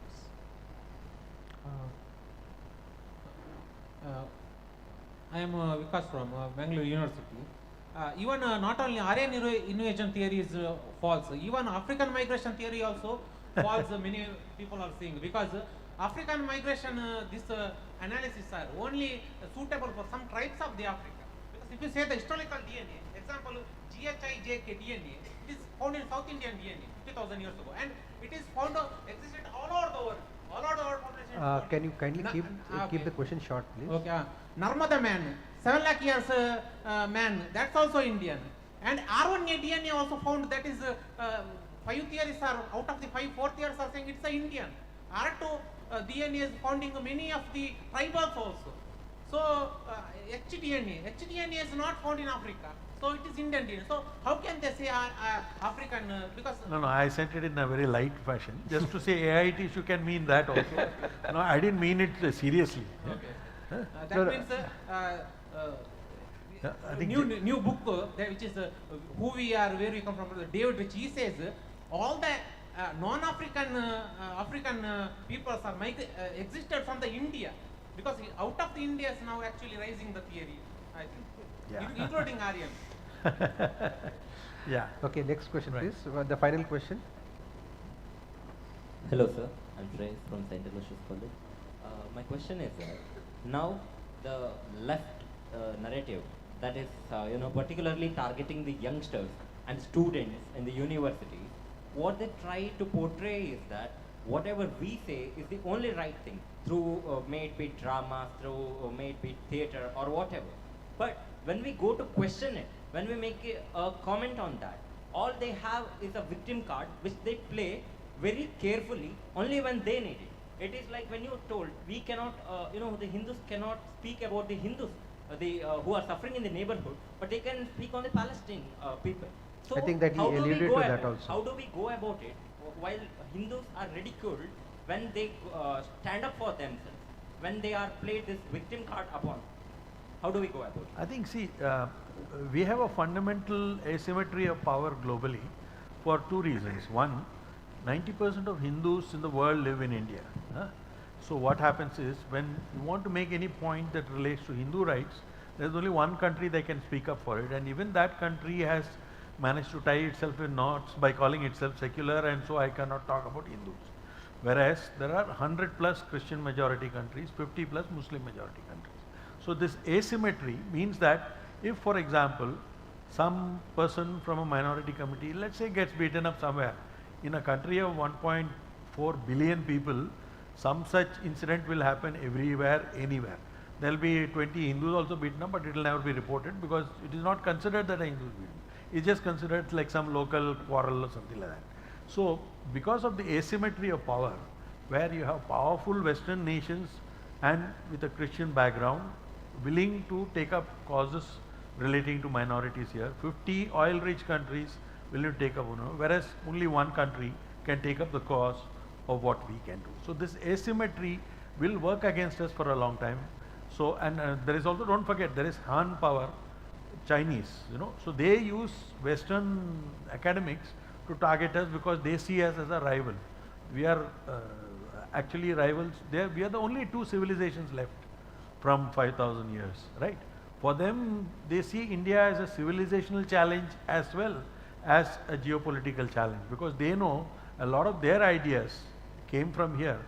Their control of Tibet is shaky as long as Tibetans see India as a land of the birth of their religion, right? So I think that we have this problem, whether you like it or not. So it will take a long time to convert. When I say convert, I don't mean religious conversion, but for the ideas of dharma and ideas to percolate slowly through it. It's already happening in the West. I mean, a lot of people are dropping out of their evangelical notions and slowly adopting dharmic ways. They are doing transcendental meditation and various things. But it's a process. It will take a long time. I think the process that he talked about Hindutva, where you realize something and your consciousness grows, that is the process we have to bank on, because if you just look at numbers in the UN, you will find that India is only one Hindu nation. And even that nation will not speak for Hindus, because that is your problem.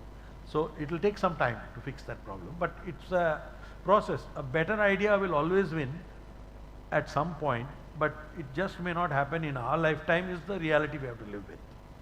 Okay, I think we are totally out of time. This question is with regard to, my name is Damodar Purvi.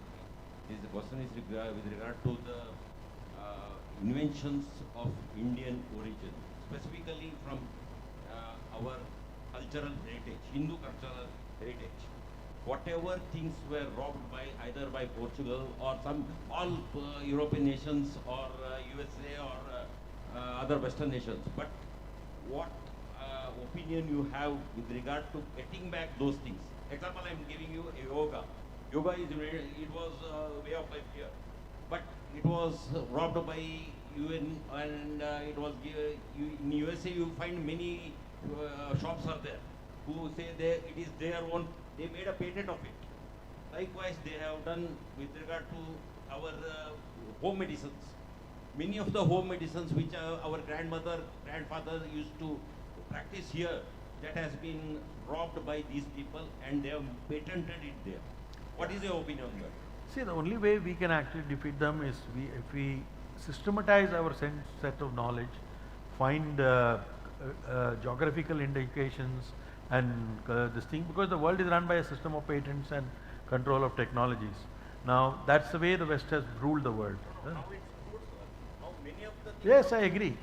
But you see, like the power of haldi, turmeric, all those things are there. They have patented, but slowly we are challenging those patents. Even electricity is proved today that it is Indian origin. Yeah, but some things may not matter whether they were invented here or somewhere else. I think we have to make sure that future technological process as we develop get established in India. Because see, that Sushruta may have done something, he may have done a transplant at some point, but apart from acknowledgement, you don't need to go and say that everything is invented here, nothing was invented abroad. I think that also sounds a little funny, no? I think he is the right man to answer. He's a man of science. I would suggest that you could take it outside the forum, because he also has a flight to catch. He's the right guy to answer that. See, with regard to what you said about our traditional medicines, for that alone I will answer. This is called biopiracy. With big corporate companies from the West coming and taking over whatever has been the home remedies, as you said.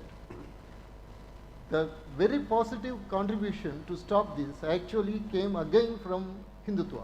Okay, it was Dr. Murli Manohar Joshi who actually created something called it was his brainchild.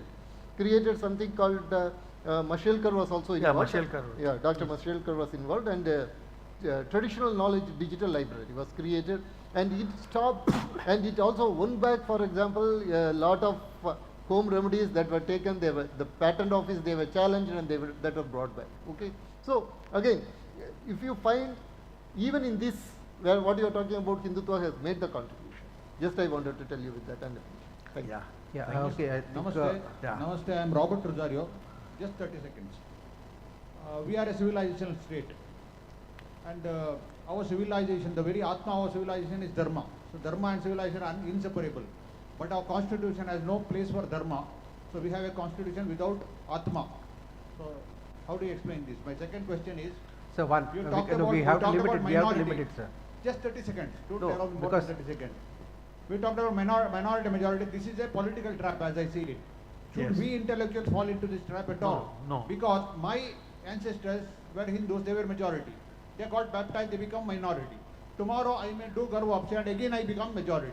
What sort of logic is this? Yeah, no, I don't believe in the majority minority, because all majorities and minorities are contextual, and so we should not get into that trap. I agree with you. We are a nation of, if you want, minorities, nothing else. Okay.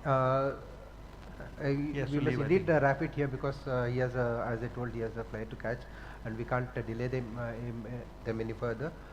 So let's end this discussion on a very positive note, saying that India is a very vibrant nation, and going forward, it's a very young nation also in terms of what it has achieved since independence, and we definitely will be able to achieve a lot, if not in our generation, but in the generations ahead, as Mr. Jagannathan pointed out. And on a personal note, I would like to thank the organizers for giving me this opportunity to be a moderator here, because I have covered the first 3 editions of this event as a journalist, the 4th one as a spectator, and the 5th one here up on the dais. Thanks a lot, and thank you for your time, and thank you for your participation. Thank you for this valuable insight, sir. Now, I request Rajesh Padmar, Trustee, Samartha Bharat, to present the momentum for the guest.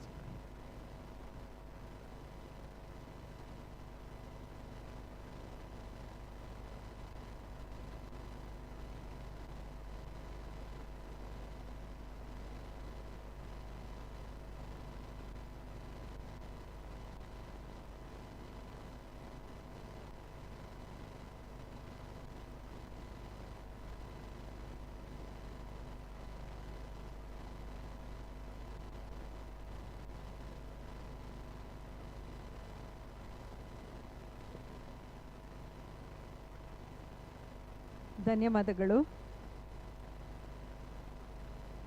ಪುಸ್ತಕ ಸಂವಾದ ಬಹುವಚನಕ್ಕೊಂದೇ ತತ್ವ, ಈ ವಿಷಯದ ಗೋಷ್ಠಿ ಇನ್ನೀಗ ನಡೀಲಿಕ್ಕಿದೆ. Doctor Ajakkala Girish Bhat ಅವರು ಈ ವಿಷಯದ ಕುರಿತು ಮಾತನಾಡಲಿಕ್ಕಿದ್ದಾರೆ. ಶ್ರೀಯುತ ರೋಹಿತ್ ಚಕ್ರತೀರ್ಥ ಅವರು ಸೆಷನನ್ನು ನಡೆಸಿಕೊಡ್ಲಿಕ್ಕಿದ್ದಾರೆ. ಡಾಕ್ಟರ್ ಗಿರೀಶ್ ಭಟ್ ಅಜಕ್ಕಳ ಹಾಗೂ ರೋಹಿತ್ ಚಕ್ರತೀರ್ಥ ಅವರನ್ನು ವೇದಿಕೆಗೆ ಆಹ್ವಾನಿಸ್ತಾ ಇದ್ದೇವೆ.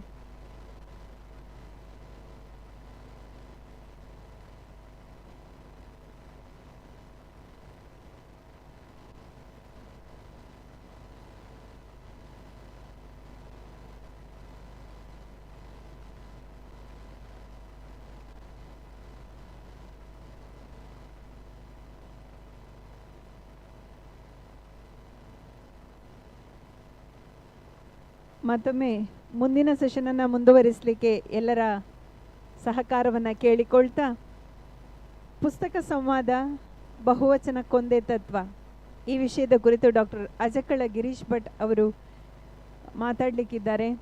ಅದೇ ರೀತಿ ಶ್ರೀಯುತ ರೋಹಿತ್ ಚಕ್ರತೀರ್ಥ ಅವರು ಈ ಸಂವಾದ ಕಾರ್ಯಕ್ರಮವನ್ನು ನಡೆಸಿಕೊಡ್ಲಿಕ್ಕಿದ್ದಾರೆ. ಇದೀಗ ವೇದಿಕೆ ಡಾಕ್ಟರ್ ಗಿರೀಶ್ ಭಟ್ ಅಜಕ್ಕಳ ಹಾಗೂ ರೋಹಿತ್ ಚಕ್ರತೀರ್ಥ ಅವರಿಗೆ.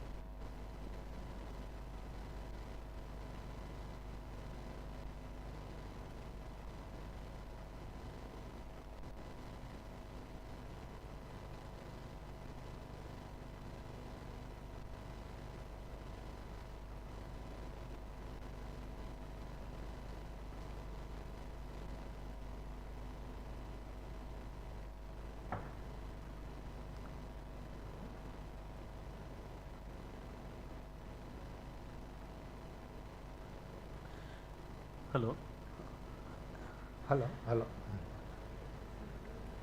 ಎಲ್ಲರಿಗೂ ನಮಸ್ಕಾರ. ಮಂಗಳೂರು ಲಿಟ್ ಫೆಸ್ಟ್ನ 5ನೇ ಆವೃತ್ತಿ ಇದರ ಮೊದಲ ದಿನ ಅಪರಾಹ್ನ ನಾನು ಮತ್ತು ಡಾಕ್ಟರ್ ಅಜಕ್ಕಳ ಗಿರೀಶ್ ಭಟ್ ಇಬ್ಬರು ಅವರು ಬರೆದ ಒಂದು ಪುಸ್ತಕವನ್ನು ಇಟ್ಟುಕೊಂಡು ಚರ್ಚೆ ಮಾಡ್ತಾ ಇದ್ದೇವೆ. ಇಲ್ಲಿ ಇಟ್ಟುಕೊಂಡು ಅಂತ ಹೇಳಿದರೆ ನಾವು ಪುಸ್ತಕ ಅದು ಭೌತ ರೂಪದಲ್ಲಿ ಇಲ್ಲ, ಅದಿನ್ನೂ ಪ್ರಿಂಟ್ ಆಗಬೇಕಷ್ಟೇ. ಆದರೆ ಆ ಪುಸ್ತಕದಲ್ಲಿ ಬಂದಿರುವ ಒಂದಷ್ಟು ವಿಚಾರಗಳನ್ನು ಇಟ್ಟುಕೊಂಡು ಚಿಂತನ ಮಂಥನವನ್ನು ನಡೆಸುವ ಕಾರ್ಯಕ್ರಮ ಇದು. ನಾನು ನೇರವಾಗಿ ವಿಷಯ ಪ್ರವೇಶ ಮಾಡ್ತೇನೆ. ಇವತ್ತು ಬೆಳಿಗ್ಗೆಯಿಂದ ಅನೇಕ ಗೋಷ್ಠಿಗಳಲ್ಲಿ ಮತ್ತೆ ಮತ್ತೆ ಚರ್ಚೆಗೆ ಬಂದಿರುವ ಹಲವು ವಿಚಾರಗಳು, ಉದಾಹರಣೆಗೆ ಹಿಂದೂತನ, ಹಿಂದುತ್ವ, ಅಥವಾ ಧರ್ಮ ಮತ್ತು ರಿಲಿಜನ್ಗಳ ವ್ಯತ್ಯಾಸ, ಮತ್ತು ಒಟ್ಟಾರೆಯಾಗಿ ಭಾರತೀಯ ಸಂಸ್ಕೃತಿ ಅಂದರೆ ಏನು, ಈ ಎಲ್ಲ ವಿಚಾರಗಳನ್ನು ಇಟ್ಟುಕೊಂಡು ಬಹಳ ಕ್ರಮಬದ್ಧವಾಗಿ ಶಿಸ್ತುಬದ್ಧವಾಗಿ ಒಂದು ಅಕಾಡೆಮಿಕ್ ಶೈಲಿಯಲ್ಲಿ, ಅಕಾಡೆಮಿಕ್ ಶಿಸ್ತಿನಲ್ಲಿ ಬರೆದಿರುವ ಒಂದು ಪುಸ್ತಕ ಬಹುವಚನಕ್ಕೊಂದೇ ತತ್ವ. ಅದು ಡಾಕ್ಟರ್ ಅಜಕ್ಕಳ ಗಿರೀಶ್ ಭಟ್ ಅವರ ಹೊಸ ಪುಸ್ತಕ. ಗಾತ್ರದಲ್ಲಿ ಕಿರಿದು ಸುಮಾರು 150 ಪುಟಗಳ ಪುಸ್ತಕ, ಆದರೆ ಬಹಳಷ್ಟನ್ನು ಸಾಂದ್ರೀಕರಿಸಿ ನಮ್ಮ ಇವತ್ತಿನ ಅನೇಕ ಗೊಂದಲಗಳನ್ನು ಪರಿಹರಿಸುವ ರೀತಿಯಲ್ಲಿ ಅವರು ಆ ಪುಸ್ತಕದ ವಿಷಯವನ್ನು ನಿರೂಪಣೆ ಮಾಡಿದ್ದಾರೆ. ಹಾಗಾಗಿ ನಾನು ನೇರವಾಗಿ ಆ ಪುಸ್ತಕದ ವಿಷಯವನ್ನು ಇಟ್ಟುಕೊಂಡು ಒಂದಷ್ಟು ಚರ್ಚೆಗೆ ಪ್ರವೇಶವನ್ನು ಮಾಡ್ತೇನೆ.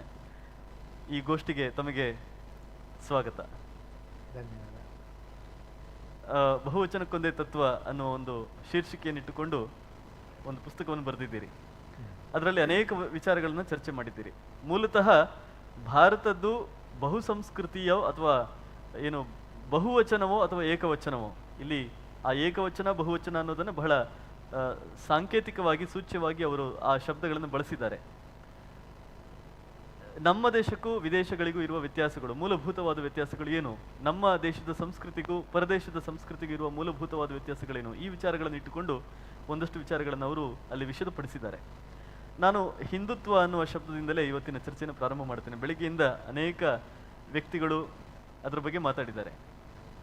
ಹಿಂದುತ್ವ ಅನ್ನೋದನ್ನು ನೀವು ಹೇಗೆ ಆ ಪುಸ್ತಕದಲ್ಲಿ ಪ್ರತಿಪಾದನೆ ಮಾಡ್ತೀರಿ? ಈ ಚರ್ಚೆ ಇವತ್ತು ಮುಖ್ಯವ ಅನ್ನೋ ಒಂದು ಪ್ರಶ್ನೆಯನ್ನು ಇಟ್ಟುಕೊಂಡು, ಹಿಂದುತ್ವದ ಬಗ್ಗೆ ನಾವು ಚರ್ಚೆ ಮಾಡಬೇಕಾದ ಅಗತ್ಯ ಇದೆಯಾ ಅನ್ನೋದನ್ನು ಇಟ್ಟುಕೊಂಡು ಹಿಂದುತ್ವವನ್ನು ನೀವು ಯಾವ ರೀತಿಯಲ್ಲಿ ನೋಡ್ತೀರಿ? ಅದೇ ಒಂದು ನೀವು ಹೇಳಿದ ಹಾಗೆ ಆ ಪುಸ್ತಕದ ಹೆಸರು ಬಹುವಚನಕ್ಕೊಂದೇ ತತ್ವ ಅಂತ ಮುಖ್ಯ ಶೀರ್ಷಿಕೆ ಇದ್ದರೆ ಅದಕ್ಕೊಂದು ಸಣ್ಣ ಉಪಶೀರ್ಷಿಕೆ ಇದೆ, ಅಥವಾ ಉಪಶೀರ್ಷಿಕೆ ಸಣ್ಣದೇ, ಏಕತ್ವ ಅನೇಕತ್ವಗಳ ಹಿಂದುತ್ವ ಅಂತ. ಅಂದರೆ ನಾವು ಬಹಳ ಸಲ ಈ ಹಿಂದುತ್ವ ಮತ್ತು ಹಿಂದೂಯಿಸಮ್, ಹಿಂದುತನ ಈ ಶಬ್ದಗಳನ್ನೆಲ್ಲ ಬಳಸ್ತೇವೆ. ಆದರೆ ಯಾವುದನ್ನು ನಾವು ಈ ಹಿಂದುತ್ವ ಅಂತ ಹೇಳ್ತೇವೆ, ಅದರ ಗುಣಲಕ್ಷಣಗಳೇನು ಅನ್ನೋದನ್ನು ಡಿಫೈನ್ ಮಾಡಬೇಕು ಅಂತ ನನ್ನ ಯತ್ನ. ಅದರಲ್ಲಿ ಒಂದು ಚಾಪ್ಟರ್ ಅದರ ಬಗ್ಗೆ ಇದೆ ಮುಖ್ಯವಾಗಿ. ಅಲ್ಲಿ ಈಗಷ್ಟೇ ಹಿಂದೆ 2 ಅವಧಿಗಳಲ್ಲಿ ಬೆಳಗ್ಗೆ ಶ್ರೀಯುತ ಜಗನ್ನಾಥನ್ ಅವರು ಮತ್ತು ಈಗ ಅರವಿಂದ್ ನೀಲಕಂಠನ್ ಮತ್ತು ಜಗನ್ನಾಥನ್ ಅವರು ಏನು ಮಾತಾಡಿದರು ಅದನ್ನು ಹಿನ್ನೆಲೆಯಾಗಿ ನಾವು ಇಟ್ಕೊಳ್ಬೋದು. ಯಾಕೆಂದರೆ ಅದರ ಒಂದು ರೀತಿಯಲ್ಲಿ ಮುಂದುವರಿಕೆಯಾಗಿ ನಮ್ಮ ಮಾತುಗಳು ಇರ್ತವೆ ಮತ್ತು ಬಹಳಷ್ಟು ವಿಚಾರಗಳ ಸಾಮ್ಯತೆ ಕೂಡ ಅಲ್ಲಿ ಇದ್ದ ಹಾಗಿದೆ. ಅಂದರೆ ನಮಗೆ ಒಂದು ಸ್ಪಷ್ಟ ಆಗಬೇಕು, ವ್ಯಾವಹಾರಿಕವಾಗಿ ಮಾತಾಡುವಾಗ ನಾವು ಯಾವುದನ್ನು ಹಿಂದುತ್ವ ಅಂತ ಕರಿತೇವೆ ಅನ್ನೋದು ತುಂಬ ಜನಕ್ಕೆ ಅದನ್ನು ಡಿಫೈನ್ ಮಾಡಲಿಕ್ಕೆ ಕಷ್ಟ ಆಗ್ತದೆ. ಅನೇಕರು ತಮ್ಮನ್ನು ಹಿಂದುತ್ವವಾದಿಗಳು ಅಂತ ಕರ್ಕೊಳ್ತಾರೆ. ಆದರೆ ಅನೇಕ ಬಾರಿ ಪ್ರಶ್ನೆಗಳನ್ನು ಕೇಳಲಾಗ್ತದೆ. ಹೇಗೆ ಅಂದರೆ, ಹಿಂದೂ ಅಂದರೆ ನೀವು ಯಾವುದನ್ನು ಹೇಳ್ತೀರಿ, ಅದು ಜನಾಂಗವಾಚಿಯೇ ಅನ್ನುವ ಪ್ರಶ್ನೆಗೆ ಬರ್ತದೆ, ಅಥವಾ ಅದು ಪ್ರದೇಶವಾಚಿಯೇ ಅನ್ನುವ ಪ್ರಶ್ನೆ ಬರ್ತದೆ. ಸಾವರ್ಕರ್ ಅಥವಾ ಹಿಂದಿನಿಂದಲೇ ಅನೇಕರು ಬೇರೆ ಬೇರೆ ರೀತಿಯಲ್ಲಿ ಹಿಂದುತ್ವವನ್ನು ವ್ಯಾಖ್ಯಾನ ಮಾಡಿದ್ದಾರೆ, ಅಥವಾ ಹಿಂದೂ ಎಂಬ ಶಬ್ದವನ್ನು ಅದಕ್ಕೆ ವಿವರಣೆಯನ್ನು ಕೊಟ್ಟಿದ್ದಾರೆ. ಆದರೆ ಅದು ಜನಾಂಗವಾಚಿ ಅಂತ ಹೇಳಿದರು, ಪ್ರದೇಶವಾಚಿ ಅಂತ ಹೇಳಿದರು. ಆ ಪ್ರಶ್ನೆಯ ಒಂದು ಇದ ಅಂತ ಕೇಳುವಂಥ ಪ್ರಶ್ನೆಯ ಒಳಗೆ ನೀವು ಸಿಕ್ಕಿಬಿದ್ದರೆ ಉತ್ತರಿಸಲಿಕ್ಕೆ ಆಗೋದಿಲ್ಲ.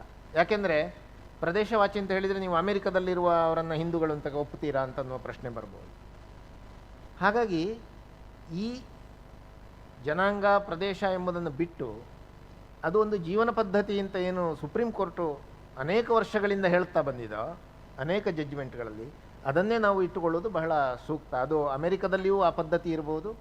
ಆ ಜೀವನ ಪದ್ಧತಿಯನ್ನು ಪಾಲಿಸುವವರು ಭಾರತದಲ್ಲಿ ಹಿಂದೂಗಳಲ್ಲದೆ, ಅಂದರೆ ಸರ್ಕಾರದ ಲೆಕ್ಕಾಚಾರ ಪ್ರಕಾರ ಯಾರೆಲ್ಲ ಹಿಂದೂಗಳಿದ್ದಾರೋ ಸುಮಾರು 80% ಸೆನ್ಸಸ್ ಪ್ರಕಾರ ಅವರಲ್ಲದೆ ಬೇರೆಯವರು ಕೂಡ ಇದ್ದರೆ ಅವರನ್ನು ನಾವು ಒಳಗೊಂಡು ಹೇಳ್ಬೋದು. ಅಂದರೆ ನಾನು ಪ್ರಯತ್ನ ಮಾಡಿದ್ದೇನು ಅಂದರೆ, ಈ ಹಿಂದೂಗಳು ಎನ್ನುವವರ ಕೆಲವು ಸಾರಲಕ್ಷಣಗಳು ಏನು ಅನ್ನುವಂಥದ್ದು. ಆಗ ಭಾಳ ಚೆನ್ನಾಗಿ ಒಂದು ಶಬ್ದವನ್ನು ಹೇಳಿದರು, ಭಾರತೀಯತ್ವದ ಒಂದು ಅನುಭವ, ಎಕ್ಸ್ಪೀರಿಯನ್ಸ್, ಐಡಿಯಾ ಆಫ್ ಇಂಡಿಯಾ ಅನ್ನುವ ಬದಲು ಎಕ್ಸ್ಪೀರಿಯನ್ಸ್ ಆಫ್ ಇಂಡಿಯಾ. ಅಲ್ಲಿ ಈ ಸುಮಾರು 80% ನಾನೇನು ಹೇಳಿದೆ, ವನವಾಸಿಗಳಿಂದ ಹಿಡಿದು ದಲಿತರಿಂದ ಹಿಡಿದು ಬ್ರಾಹ್ಮಣರವರೆಗೆ ಇರುವವರಲ್ಲಿ ಸಮಾನವಾಗಿ ಇರುವಂತಹ ಕೆಲವು ಗುಣಗಳು, ಅದನ್ನು ಬರೀ ಲಕ್ಷಣಗಳು ಅಂತ ಹೇಳುವುದಿಲ್ಲ, ಅದು ಒಳ್ಳೆಯದಾದ್ದರಿಂದ ಅದನ್ನು ಗುಣಗಳು ಅಂತಲೇ ನಾವು ಕರಿಬೇಕು. ಅವುಗಳನ್ನು ನಾವು ಪಟ್ಟಿ ಮಾಡ್ಬೋದು. ಅದು ನಾವು ಮನುಷ್ಯರನ್ನು ದೇವರಾಗಿ ಕಾಣುವಂಥದ್ದಿರ್ಬೋದು, ದೇವರನ್ನು ಮನುಷ್ಯರನ್ನಾಗಿ ಮಾಡುವುದಿರ್ಬೋದು, ನೀವು ದೇವರೇ ಇಲ್ಲ ಅಂತನ್ನುವ ನಂಬಿಕೆಗೂ ಅವಕಾಶವನ್ನು ನೀಡುವಂಥದ್ದಿರ್ಬೋದು. ಆಮೇಲೆ ಸೃಷ್ಟಿಯನ್ನು, ಮುಖ್ಯವಾದ ಒಂದು ಗುಣ ಏನು ಅಂತಂದರೆ, ಸೃಷ್ಟಿಕರ್ತನನ್ನು ಮಾತ್ರ ಪೂಜಿಸಬೇಕು ಅಂತ ಏನು ತತ್ವ ಇದೆ,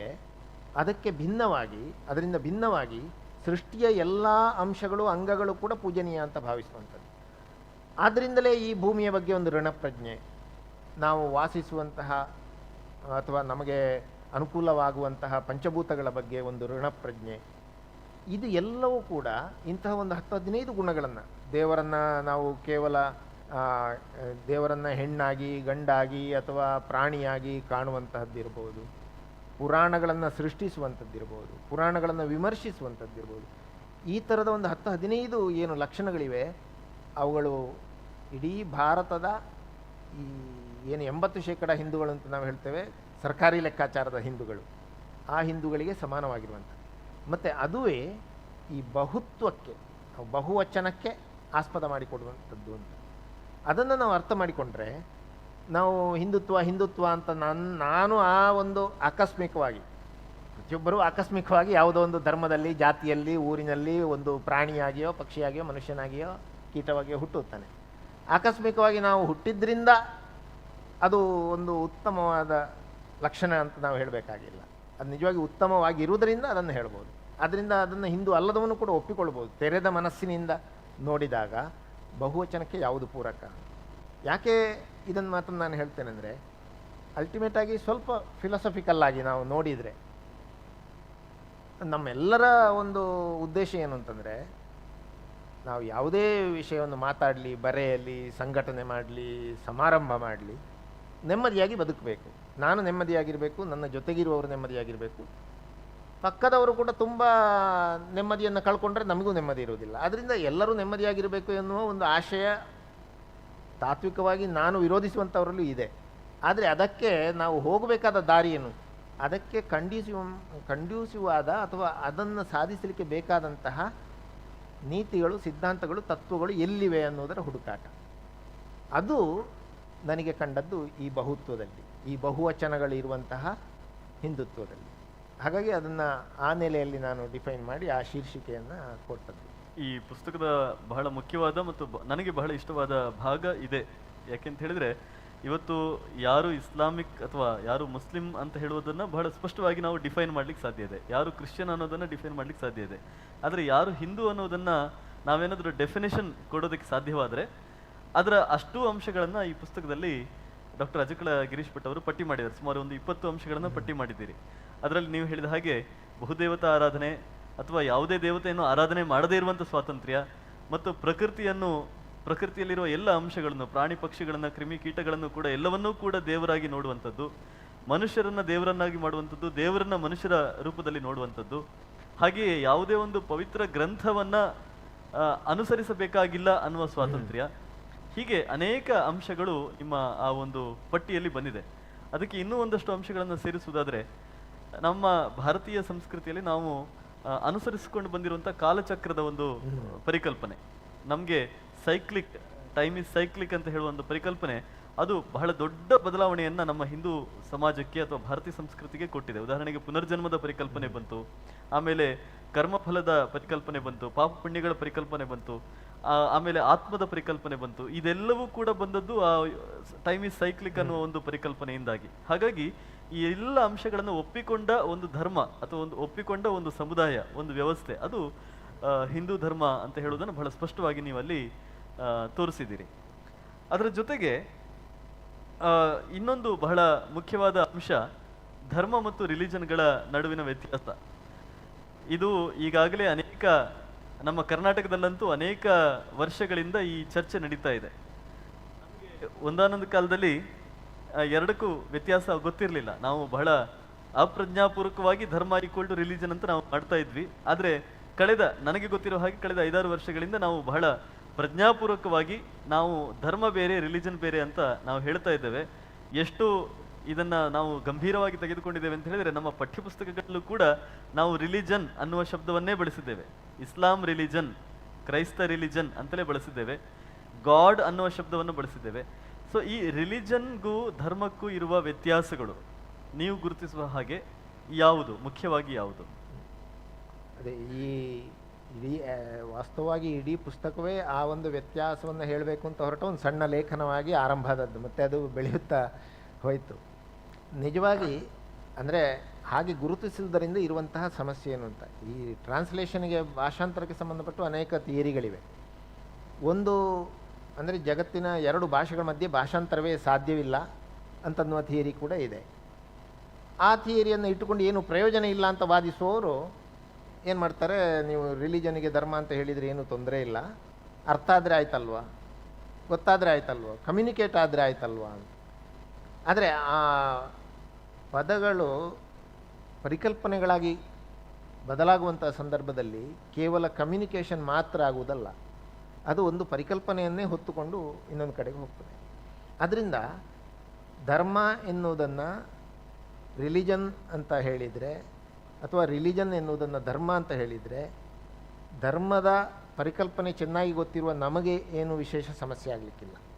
ಆದರೆ ಧರ್ಮದ ವಿಶೇಷತೆ, ಧರ್ಮದ ಗುಣಲಕ್ಷಣಗಳನ್ನು ತಿಳಿದಿಲ್ಲದಂಥವರು ರಿಲಿಜನ್ ಅಂದರೆ ಧರ್ಮ ಅಂತ ಅನುವಾದವನ್ನು ನೋಡಿ ರಿಲಿಜನ್ನಿನ ಎಲ್ಲ ಗುಣಗಳನ್ನು ಅಥವಾ ಲಕ್ಷಣಗಳನ್ನು ಅಥವಾ ದೋಷಗಳನ್ನು ಧರ್ಮಕ್ಕೆ ಆಟ್ರಿಬ್ಯೂಟ್ ಮಾಡ್ತಾರೆ. ಅದು ಭಾರತದಲ್ಲಿ ಆಗಿದೆ. ಆದ್ದರಿಂದ ಭಾರತದಲ್ಲಿ ಏನಾಗಿದೆ ಅಂದರೆ ಹಿಂದೂ ಧರ್ಮ ಎನ್ನುವುದು ಹಿಂದೂ ರಿಲಿಜನ್, ಅದು ಇಸ್ಲಾಂ ರಿಲಿಜನ್ನ ಹಾಗೆ, ಕ್ರೈಸ್ತ ರಿಲಿಜನ್ನ ಹಾಗೆ ತಾನು ಬಹುಸಂಖ್ಯೆಯಲ್ಲಿದ್ದಾಗ ಇತರ ರಿಲಿಜನ್ಗಳನ್ನು ಪರ್ಸಿಕ್ಯೂಟ್ ಮಾಡುವ, ದಬ್ಬಾಳಿಕೆ ಮಾಡುವ ಒಂದು ರಿಲಿಜನ್ ಅಂತನ್ನುವ ಪರಿಕಲ್ಪನೆಯಾಗಿ ಬೆಳೆದಿದೆ. ಈಗ ನಿಜವಾಗಿ ಪದವನ್ನು ಬಳಸಿದರೆ ನಿಜವಾಗಿ ಅಂತಹ ಸಮಸ್ಯೆ ಏನಿಲ್ಲ.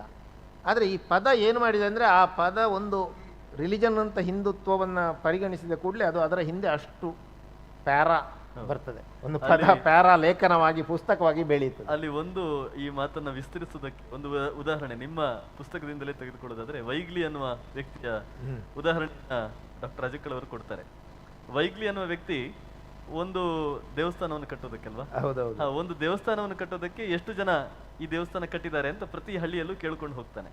ಆ ಹಳ್ಳಿಯ ವ್ಯಕ್ತಿಗಳು ಏನೋ ಉತ್ತರ ಕೊಡ್ತಾರೆ, ಅದನ್ನು ಇವನು ಡಾಕ್ಯುಮೆಂಟ್ ಮಾಡ್ತಾನೆ. ಕೊನೆಗೆ ಅವನು ಬರೆದ ಡಾಕ್ಯುಮೆಂಟ್ ಹೇಗಿತ್ತು ಅಂತ ಹೇಳಿದ್ರೆ, ಪ್ರತಿ ಊರಿನಲ್ಲೂ ಒಂದು ದೇವಸ್ಥಾನ ಕಟ್ಟಬೇಕಾದ್ರೆ ಮಿನಿಮಮ್ 10 ಜನ ಇರಬೇಕು ಅಂತ ಇವರೇನೋ ನಿಯಮ ಮಾಡ್ಕೊಂಡಿದ್ದಾರೆ, ಆ 10 ಜನ ಇದ್ರೆ ಮಾತ್ರ ದೇವಸ್ಥಾನ ಕಟ್ತಾರೆ ಅಂತ ಹೇಳಿ ಅವನು ಡಾಕ್ಯುಮೆಂಟ್ ಮಾಡ್ತಾನೆ. ಬಟ್ ಆಕ್ಚುಲಿ ಆ ಜನ ಹೇಳಿದ್ದೇನೆಂದ್ರೆ, ಈ ದೇವಸ್ಥಾನ ಯಾರು ಕಟ್ಟಿದ್ರು ಅಂದ್ರೆ ಊರಿನ 10 ಸಂಸ್ಥರು ಅಂತ ಹೇಳಿದ್ದವರು. ಆ 10 ಸಂಸ್ಥರನ್ನ ಅಂದ್ರೆ ಇದು ಭಾಷಾಂತರದಲ್ಲಿ ಆಗುವಂತ ಏನು ತೊಂದರೆಗಳು.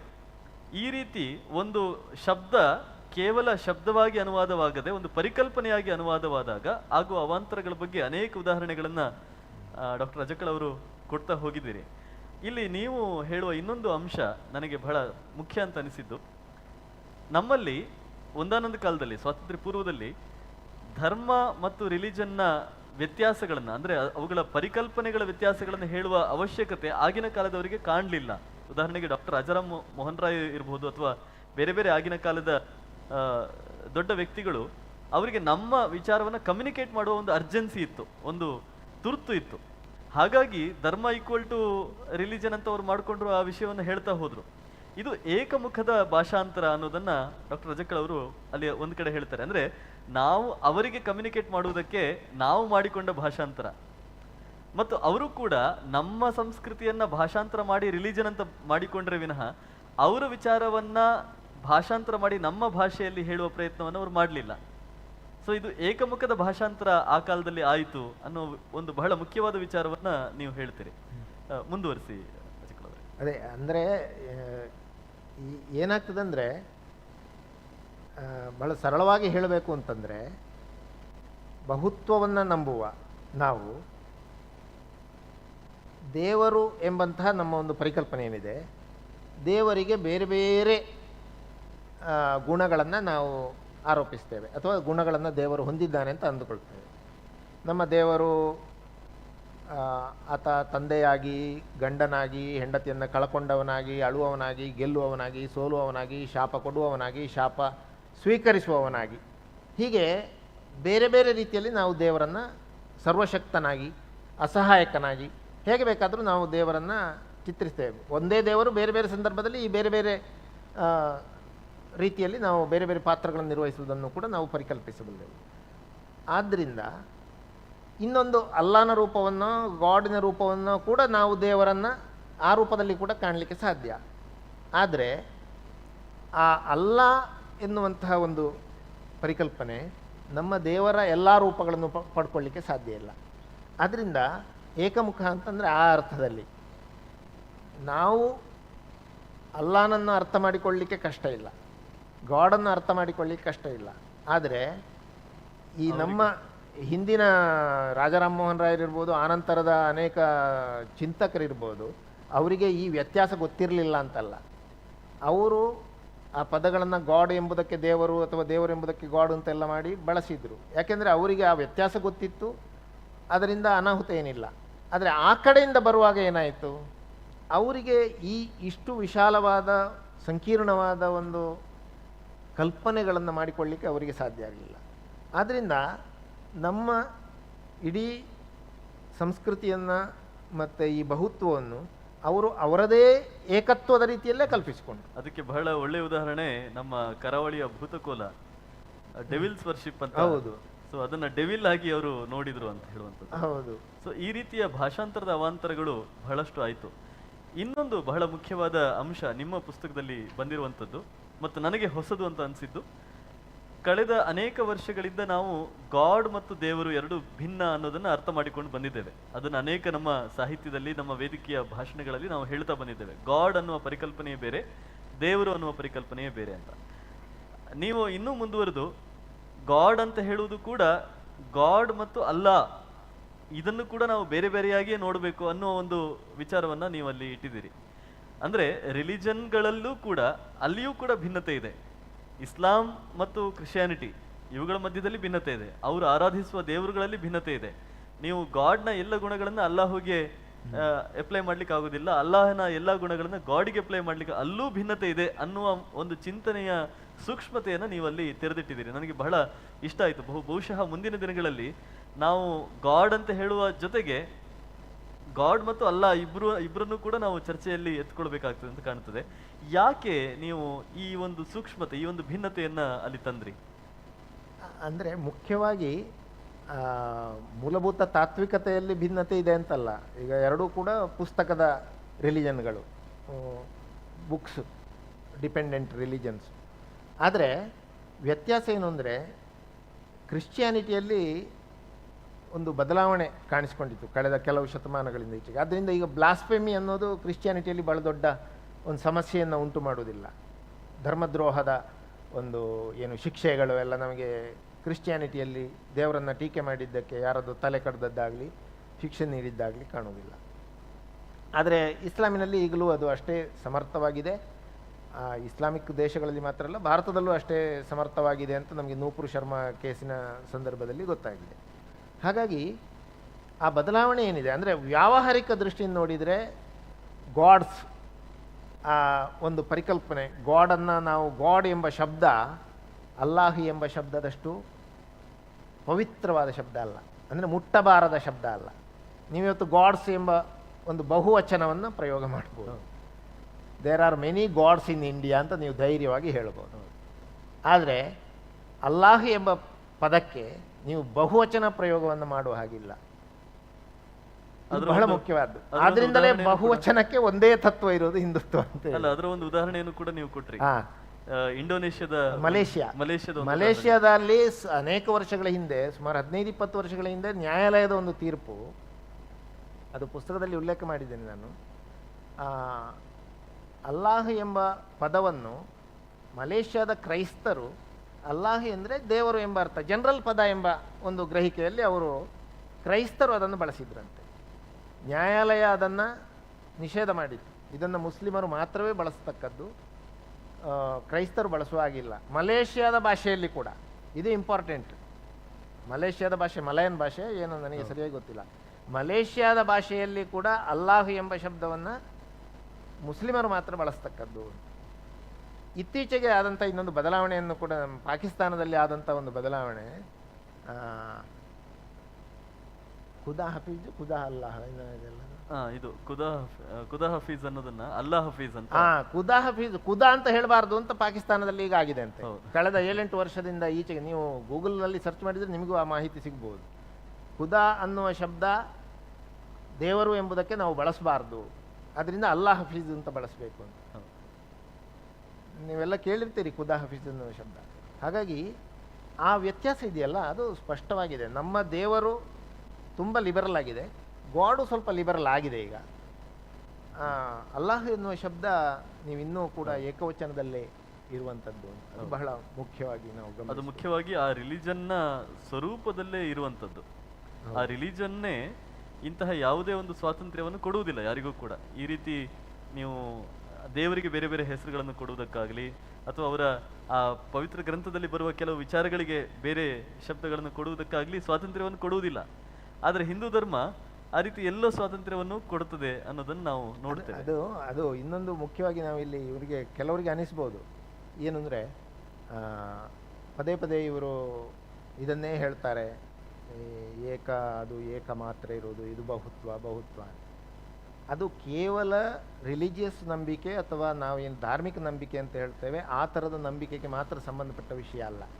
ನೀವು ಬೆಳಿಗ್ಗೆ ಮಧ್ಯಾಹ್ನ ಬೆಳಿಗ್ಗೆ ಅಲ್ವಾ, ಪ್ರಾದೇಶಿಕತೆ ಮತ್ತು ರಾಷ್ಟ್ರೀಯತೆ ಅನ್ನುವ ಆ ಒಂದು ಡೈಕಾಟಮಿ ಅಥವಾ ಎರಡು ಕೂಡ ಬೇರೆ ಬೇರೆಯ ಒಂದೇಯ.